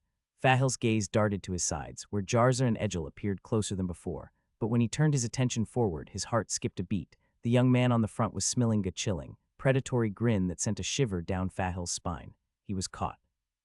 Without hesitation, Fahil lunged towards Alfio, his hand reaching for his dagger. But before he could even draw the blade, agony exploded in his left hand, followed by a sharp tug that pulled him back with a forceful jolt. He cried out in pain, his breath catching in his throat as he realized he had been thwarted, with a dagger nailing his palm to the table. "Lay your palms flat," Egil's voice cut through Fahil's anguish, the casual flick of his dagger sending a wave of fresh torment coursing through Fahil's wounded hand. "You fucking bastard," Fahil growled through gritted teeth, his voice laced with venom as he struggled to endure the agony coursing through his hand. He raised his gaze to meet Alfio's, the intensity of his hatred burning brightly in his eyes. "Well, I am sure you will be happy to know that the spy which we have caught was one of my men. Quite the actor, isn't he?" Fahil made no answer. He just gave a deep sigh and lowered his eyes. Seeing this, Alfio gave a deep breath as he continued. "Initially, I thought about using torture. However, that is a rather unsure method. After all, I have no way to know if what you are saying is the truth or not." Alfio's response was measured, his tone calm and composed despite the chaos swirling around them. "Things rarely unfold as planned. Truth be told, if you had kept ignorant a bit more, I would have thought I had erred," he remarked, his voice carrying an air of detached curiosity. "I'm curious, Fahil, what did he promise you? To be made Baron of Erisina?" Fahil spat out the words with bitter resentment, his voice thick with defiance. "A tempting offer indeed," Alfio mused, his expression unreadable. "In exchange, I think you had to open one of the gate to him, during the night perhaps." Fahil's desperation was palpable as he ranted on ignoring the question, his voice tinged with madness as he clung to the remnants of his shattered ambitions. "Arkawat will lose. He's barely clinging to power with your men by his side. Desert him, and Prince Sulaith will reward you handsomely. Why die for a losing cause when you can bask in opulence?" Alfio regarded Fahil with a mixture of pity and contempt, his gaze unwavering as he contemplated their next move. "I have more important issues to check now. There is also still the thing about your fate," he mentioned, his voice tinged with a hint of irony. Fahil's response was immediate, his tone desperate as he pleaded for clemency. "Haven't you heard me? Join his grace and you'll be granted wealth beyond your wildest dreams. You're a terrible liar, you know." Alfio's words cut through the tension, accompanied by a smile that bordered on mockery as he tapped Fahil's forehead lightly. Fahil's response was resigned, his sigh heavy with the weight of impending doom. "Very well, go on with it," he acquiesced, his gaze dropping to the floor in defeat. "Your head will soon lie with mine. The prince will surely breach the city, be it before or after the prince arrive." As Alfio approached, Fahil braced himself for what was to come, his body tense with anticipation. Alfio's hand reached out, hovering inches from Fahil's neck before descending to his shoulder in a reassuring pat. "Why so pessimistic?" Alfio said, his smile warm and inviting. "There's still a way out. Death may be the end of everything, but fortunately for you, the end of the road is not yet in sight. You can still choose to take a detour if you wish to live. Fahil's gaze narrowed at Alfio's words, a mixture of skepticism and defiance etched across his features. If you don't take my head, Arkawat will. Do me a favor and be quick with it, he retorted, his tone laced with bitterness. Alfio's response was calm and collected, his confidence unwavering in the face of Fahil's disdain. Now, that's what would happen if I weren't here, he replied with a faint smirk. Fortunately for you, you may have got someone covering your ass. Fahil's skepticism only deepened, his expression morphing into one of incredulity. And that would be you, he scoffed, his disbelief evident in the curl of his lip. I assume you would need something from me. If it is silver, this city is awfully empty of it. Alfio's smile remained unfaltering, his demeanor exuding an air of calculated charm. I want no gold nor silver. Well, what I am searching for, it's more of an exchange, a favor for a favor, he explained, his tone smooth and persuasive. You do a small little thing for me, and I'll make sure that not only will you avoid execution for changing sides, but you'll even be rewarded handsomely. You scratch my back, I scratch yours. Care to listen? As night draped its cloak over the city, the guards atop the walls moved across the walls, their footsteps echoing softly on the stony ground. Each one held a torch aloft, its flickering flame casting dancing shadows along the battlements. With keen eyes, they scanned the darkness beyond, sweeping their torches forward and down in search of any sign of movement or intrusion. The moon, a silent spectator in the sky, offered little assistance to the vigilant scouts below. Covered by the clouds, its pale light struggled to penetrate the thick veil of night, leaving vast stretches of the city's perimeter shrouded in shadow. In the cloak of darkness, hundreds of men stood poised and alert, their figures obscured by the blackness of night. No torches illuminated their presence, for stealth was their ally in this operation. With eyes narrowed against the gloom, they maintained close proximity to their comrades, shoulder to shoulder, ensuring that their formation remained intact in the shadowy expanse. These were no ordinary foot soldiers, they were the elite infantry of the Prince of Oisin, distinguished by their impeccable training and formidable equipment. Clad in the finest chainmail, breastplates, and helmets, they were the vanguard of the prince's forces, entrusted with the most critical of missions. Armed with sturdy shields and gleaming lances, they had earned a reputation for unyielding resolve on the battlefield, never faltering in the face of adversity unless commanded to do so. They were always the last one to enter the battle and the first one to be pulled out of. Reserved for pivotal moments in battle, they were accustomed to being held in reserve until their expertise was required to turn the tide. Their numbers were cherished by the prince, who recognized their irreplaceable value and took care not to squander their lives needlessly. Each soldier always trained in time of peace, and many of them were even literate. Now, as the city lay besieged by enemy forces, their skills were indispensable in reclaiming what rightfully belonged to their liege. In the silent anticipation of the night, they remained hunkered down, their senses finely attuned to the slightest sound or movement. Each man awaited the command of their officers, ready to spring into action at a moment's notice and execute their duty with precision and unwavering determination. The officers stood in a tight circle, their gaze fixed ahead toward their captains. Among them stood Shamliak, the nephew of the Prince of Oisin and commander of the prince's elite force. His father died in battle after saving the prince's life, and in return he was always the favorite nephew of the ruler, who treated him akin to a son. As the tense moments passed, Shamliak's heart pounded in his chest. Would their insider succeed in his clandestine task, or would their carefully laid plans crumble before their eyes? Despite his reservations, he kept his focus trained on the gate, unwilling to succumb to pessimism.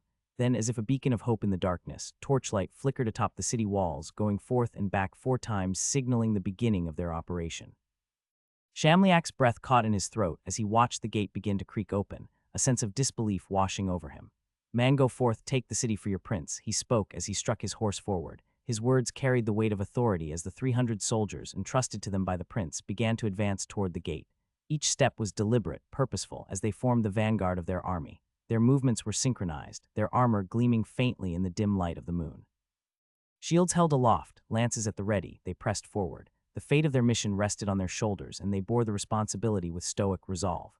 Behind them, the levy peasants of the army waited anxiously, their eyes trained on the advancing vanguard. They stood ready to follow suit, prepared to lend their strength to the cause should the road ahead be deemed safe. Finally, they passed through the gate. The road ahead was empty, and they easily took control of the gate from the same men that opened it for them. The silence that enveloped the city was unsettling, especially considering the clamor their entry must have caused. His keen eyes scanned the darkness beyond, searching for any sign of movement or opposition.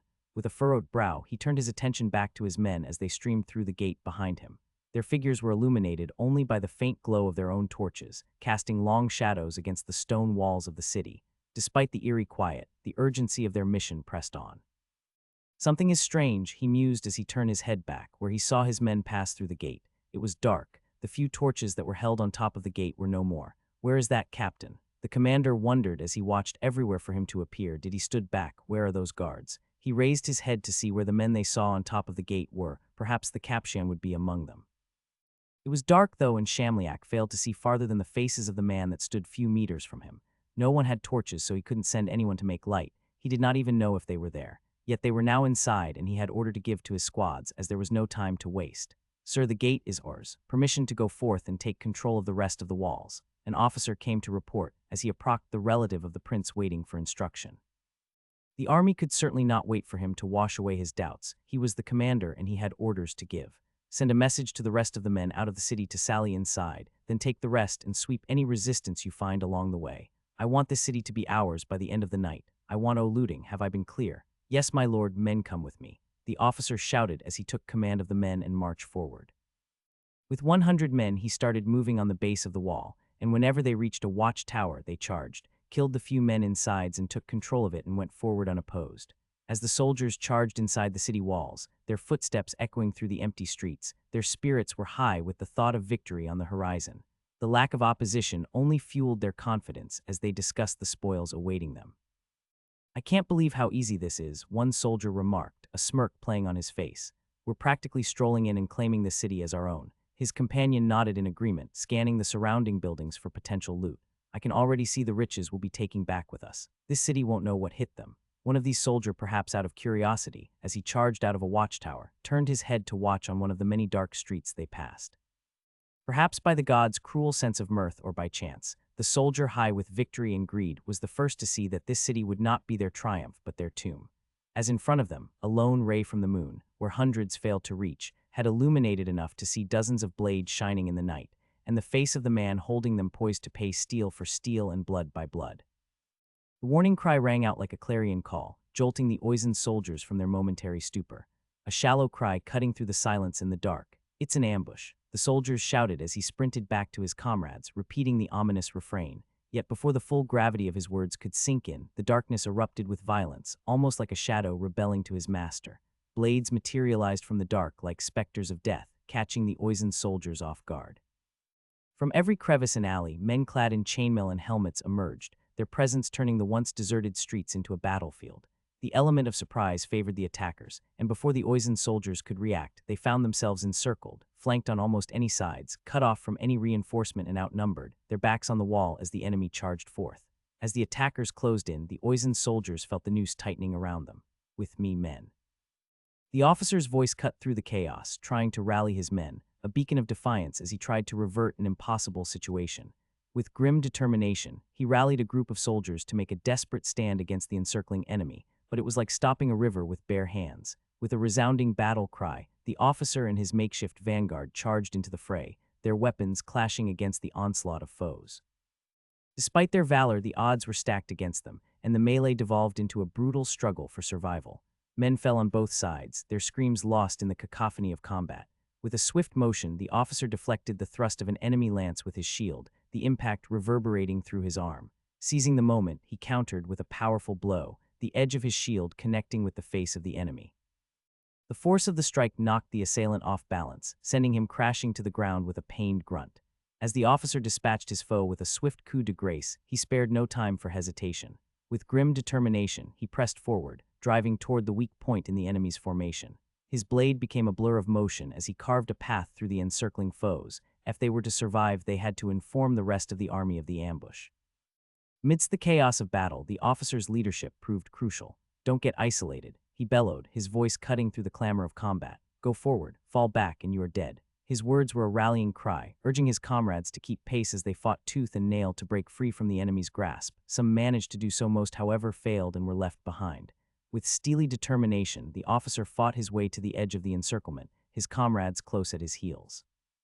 Sensing an opportunity, he seized upon it with relentless ferocity, through a charge that created a small opening in the enemy's ranks. With a decisive push, he led his men through the breach, their boots pounding against the cobblestones as they fled from the heart of the melee. As they ran, the sounds of battle faded into the distance behind them, replaced by the rhythmic thud of their footsteps and the pounding of their hearts. With every passing moment, the officer could feel the weight of their narrow escape bearing down upon him. The hole they had opened was closed, and apparently the enemy thought it would be too bothersome to pursue them. Finally, they emerged from the chaos of the streets, their breath ragged and their bodies battered but alive.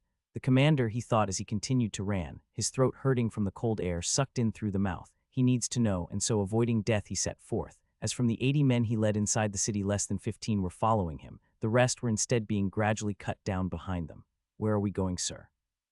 A man asked as he held his bloodied shoulder. "We link up with the rest of the army," he answered briefly before increasing the pace, leaving those that could not keep up behind.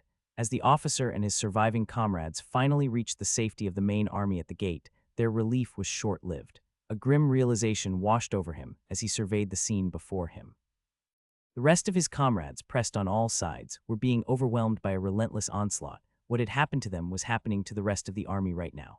From the walls and the buildings, arrows and stones rained down upon the defenders, turning their moment of triumph into a desperate fight for survival. It was dark as no torches were present except from the attacking army, meaning that while their position was easy to spot, those of the archers was not. "Why are they not reinforcing us?" The officer murmured as he could not comprehend why they were not overwhelming the defenders with their numbers. After all, the army was not outside the city. Some of the defenders caught sight of the officer and his group, and as they gestured to their comrades, death came knocking at their door. Before they could fully comprehend the gravity of the situation, arrows began to rain down upon them. The air was filled with the deadly whistle of projectiles. The officer and his comrades, too late to raise their shield as the night covered the arrows, got pierced by dozens of them. Despite their best efforts, they were just a fraction of the defenders destined to fall in the face of overwhelming odds, as the man who planned such slaughter was leisurely stretching his back as dozens of men fell at his feet. Trapped within the tightening circle of enemy forces, the encircled men fought desperately to break free, but their efforts were met with fierce resistance at every turn. With each charge forward, they faced a barrage of arrows, stones, and weapons wielded by their adversaries. As they surged toward the enemy lines, shields held high and swords flashing in the dim light, they were met with a rain of projectiles. Arrows streaked through the air like deadly darts, finding their marks with lethal precision. Stones hurled from slings or thrown over from the walls into the ranks, breaking bones and shattering armor. Despite their bravery and determination, most of the encircled men were quickly cut down by the relentless assault. Those who managed to close the distance with the enemy found themselves outnumbered and outmatched, surrounded on all sides by foes with shields locked together in a solid wall of defense. With each failed attempt to break free, their ranks dwindled further, and desperation began to set in. It all happened at once. They were easily marching through the city. The gate was theirs, yet the lack of torches was deliberately made from the enemy to not let them see what was over their head. The men entering the tower of the gate never left as they were cut down from men hiding in closet and in other spot covered by darkness. And then it happened. All of a sudden their escape route was swiftly cut off as a net filled with heavy boulders was dropped behind them, sealing their fate. Normally that could have been easy to fix, just simply using the men to cut the rope and take the boulders away. However, panic set on as some of the men frantically attempted to climb over the obstruction, only to be met with a barrage of enemy attacks. The moment the boulders fell, they were shot down by arrows, and the clanking of armor could have been heard coming from the darkness, as numerous teams of men charged the main army that entered the city straight towards the commander, the nephew of the prince. With their retreat blocked and no path forward, the men found themselves trapped in a deadly trap. The enemy closed in from all sides, their movements swift and coordinated, as they unleashed a relentless onslaught upon the helpless defenders. Any hope of mobility or escape was swiftly extinguished as the enemy's projectiles found their marks, rendering the men immobile and vulnerable. Surrounded and outnumbered, the encircled soldiers fought valiantly against overwhelming odds, but it was a battle they could not win. Cut off from any avenue of escape and facing a relentless onslaught, their fate seemed all but sealed. It was nothing short of a tactical decapitation. As the hours dragged on, the ambush continued unabated, the enemy showing no signs of relenting. Rather than launching a direct assault, they methodically whittled down the defenders with a relentless barrage of rocks and arrows. After all, why waste men when you can let arrows do the job? Gaps began to appear in the formation as casualties mounted, each breach exposing those behind to even greater danger. Among the beleaguered defenders stood Shamliak, the nephew of the prince, his muscles aching and his arms burning with the effort of holding his shield aloft for hours on end. Thirst gnawed at his throat, but there was no respite or time to satisfy that need. "This is it," he thought grimly, his gaze drifting upward to the sky. His original hope had been that maintaining their position would signal to his uncle that something had gone awry, prompting an assault on the walls to provide relief. Yet as the moment stretched into agonizing hours and no commotion arose from the enemy lines, Shamliak's heart sank. It became increasingly apparent that their plight had been overlooked or misunderstood, and that their fate was already decided the moment they entered. No aid would come. Arrows, stones, and javelin ran down on them, and every 5 minutes the barrage would end as the defenders' wild shout at the invader's usual words. The main army, come, you are alone, drop your weapons, lay down your arms, for there is no hope for you. Then they would wait for a few seconds before resuming the barrage once no answer was given. That bastard sent us to our death. The insider double-played us and we fell wholeheartedly for it, he thought as he bit his inner cheek from the pain coming out of his shoulder, where a lone arrow had embedded itself on it. With each agonizing throb from the embedded arrow, Shamliak's fury intensified, directed not only at their unseen enemy, but also at the one who planned all of this.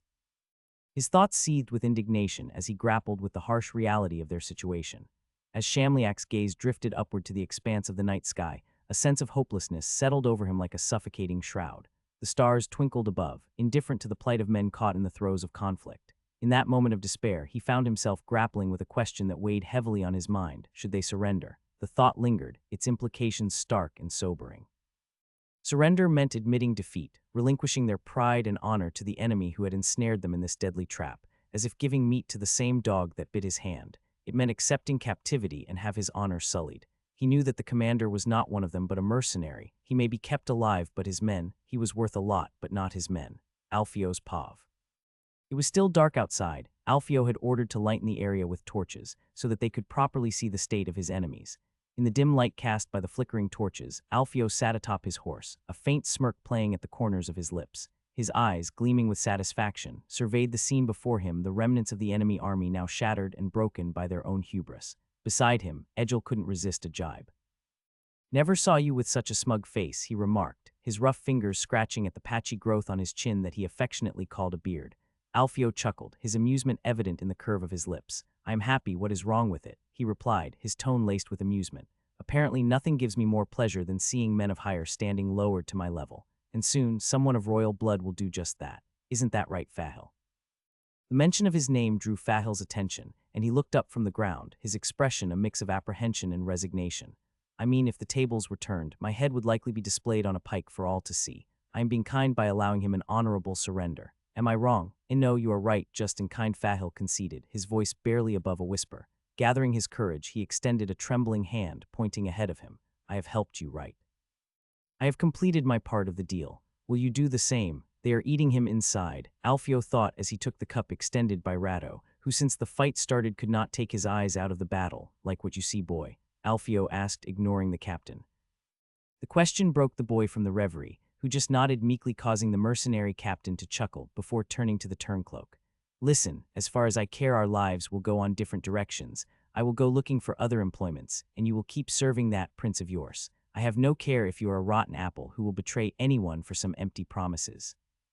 The captain started to sweat. "You do not serve me, so I have no care for what happens to you. As such, you don't have a thing to worry about. I don't like going against my word after all. Moreover, the enemy commander is coming to surrender, so let's just not spoil the moment, all right?" Alfio asked as he nudged the man's shoulder with his feet. As the tension hung thick in the air, a figure clad in armor emerged from the ranks of the defeated army. The soldiers parted before him, creating a path as he strode forward with deliberate steps. His armor, once gleaming, now bore the scars of battle, dented and tarnished by the hardships of war. With an arrow protruding from his shoulder, the man pressed on, his movement steady despite the pain. He held a sword, its blade sheathed but held horizontally before him in a gesture of surrender. As he approached Alfio and his companions, the man's gaze remained fixed ahead, his expression resolute despite the circumstances. The weight of defeat hung heavy upon him, yet he carried himself with a sense of dignity and honor befitting a warrior facing his final moments on the battlefield. When he few meters from Alfio, he dropped on both his knee and laid the sword down. "My name is Shakmel of House Oizen, nephew of the current Prince Shamsa Oizen. I hereby surrender unconditionally to you, if you swear on keeping my men alive for ransom, and to treat me as rank demand you do." Alfio's eyes moved down to the man, then he descended from horseback and approached him, taking the sword from his hand, which meant accepting his surrender. "I have no reason to refuse your request. Your men shall be disarmed, fed, watered, and given medical attention from my doctors, speaking of which I am sure you will need a visit from yourself," he said, pointing at the arrow and causing the man to grunt in agreement. After that, Alfio led his horse to the man, allowing him to ride on horseback in sign of respect. As he was to part way, however, the prisoner turned toward the mercenary captain as he asked one question: "Can I be allowed to know the insider always if he is still alive?"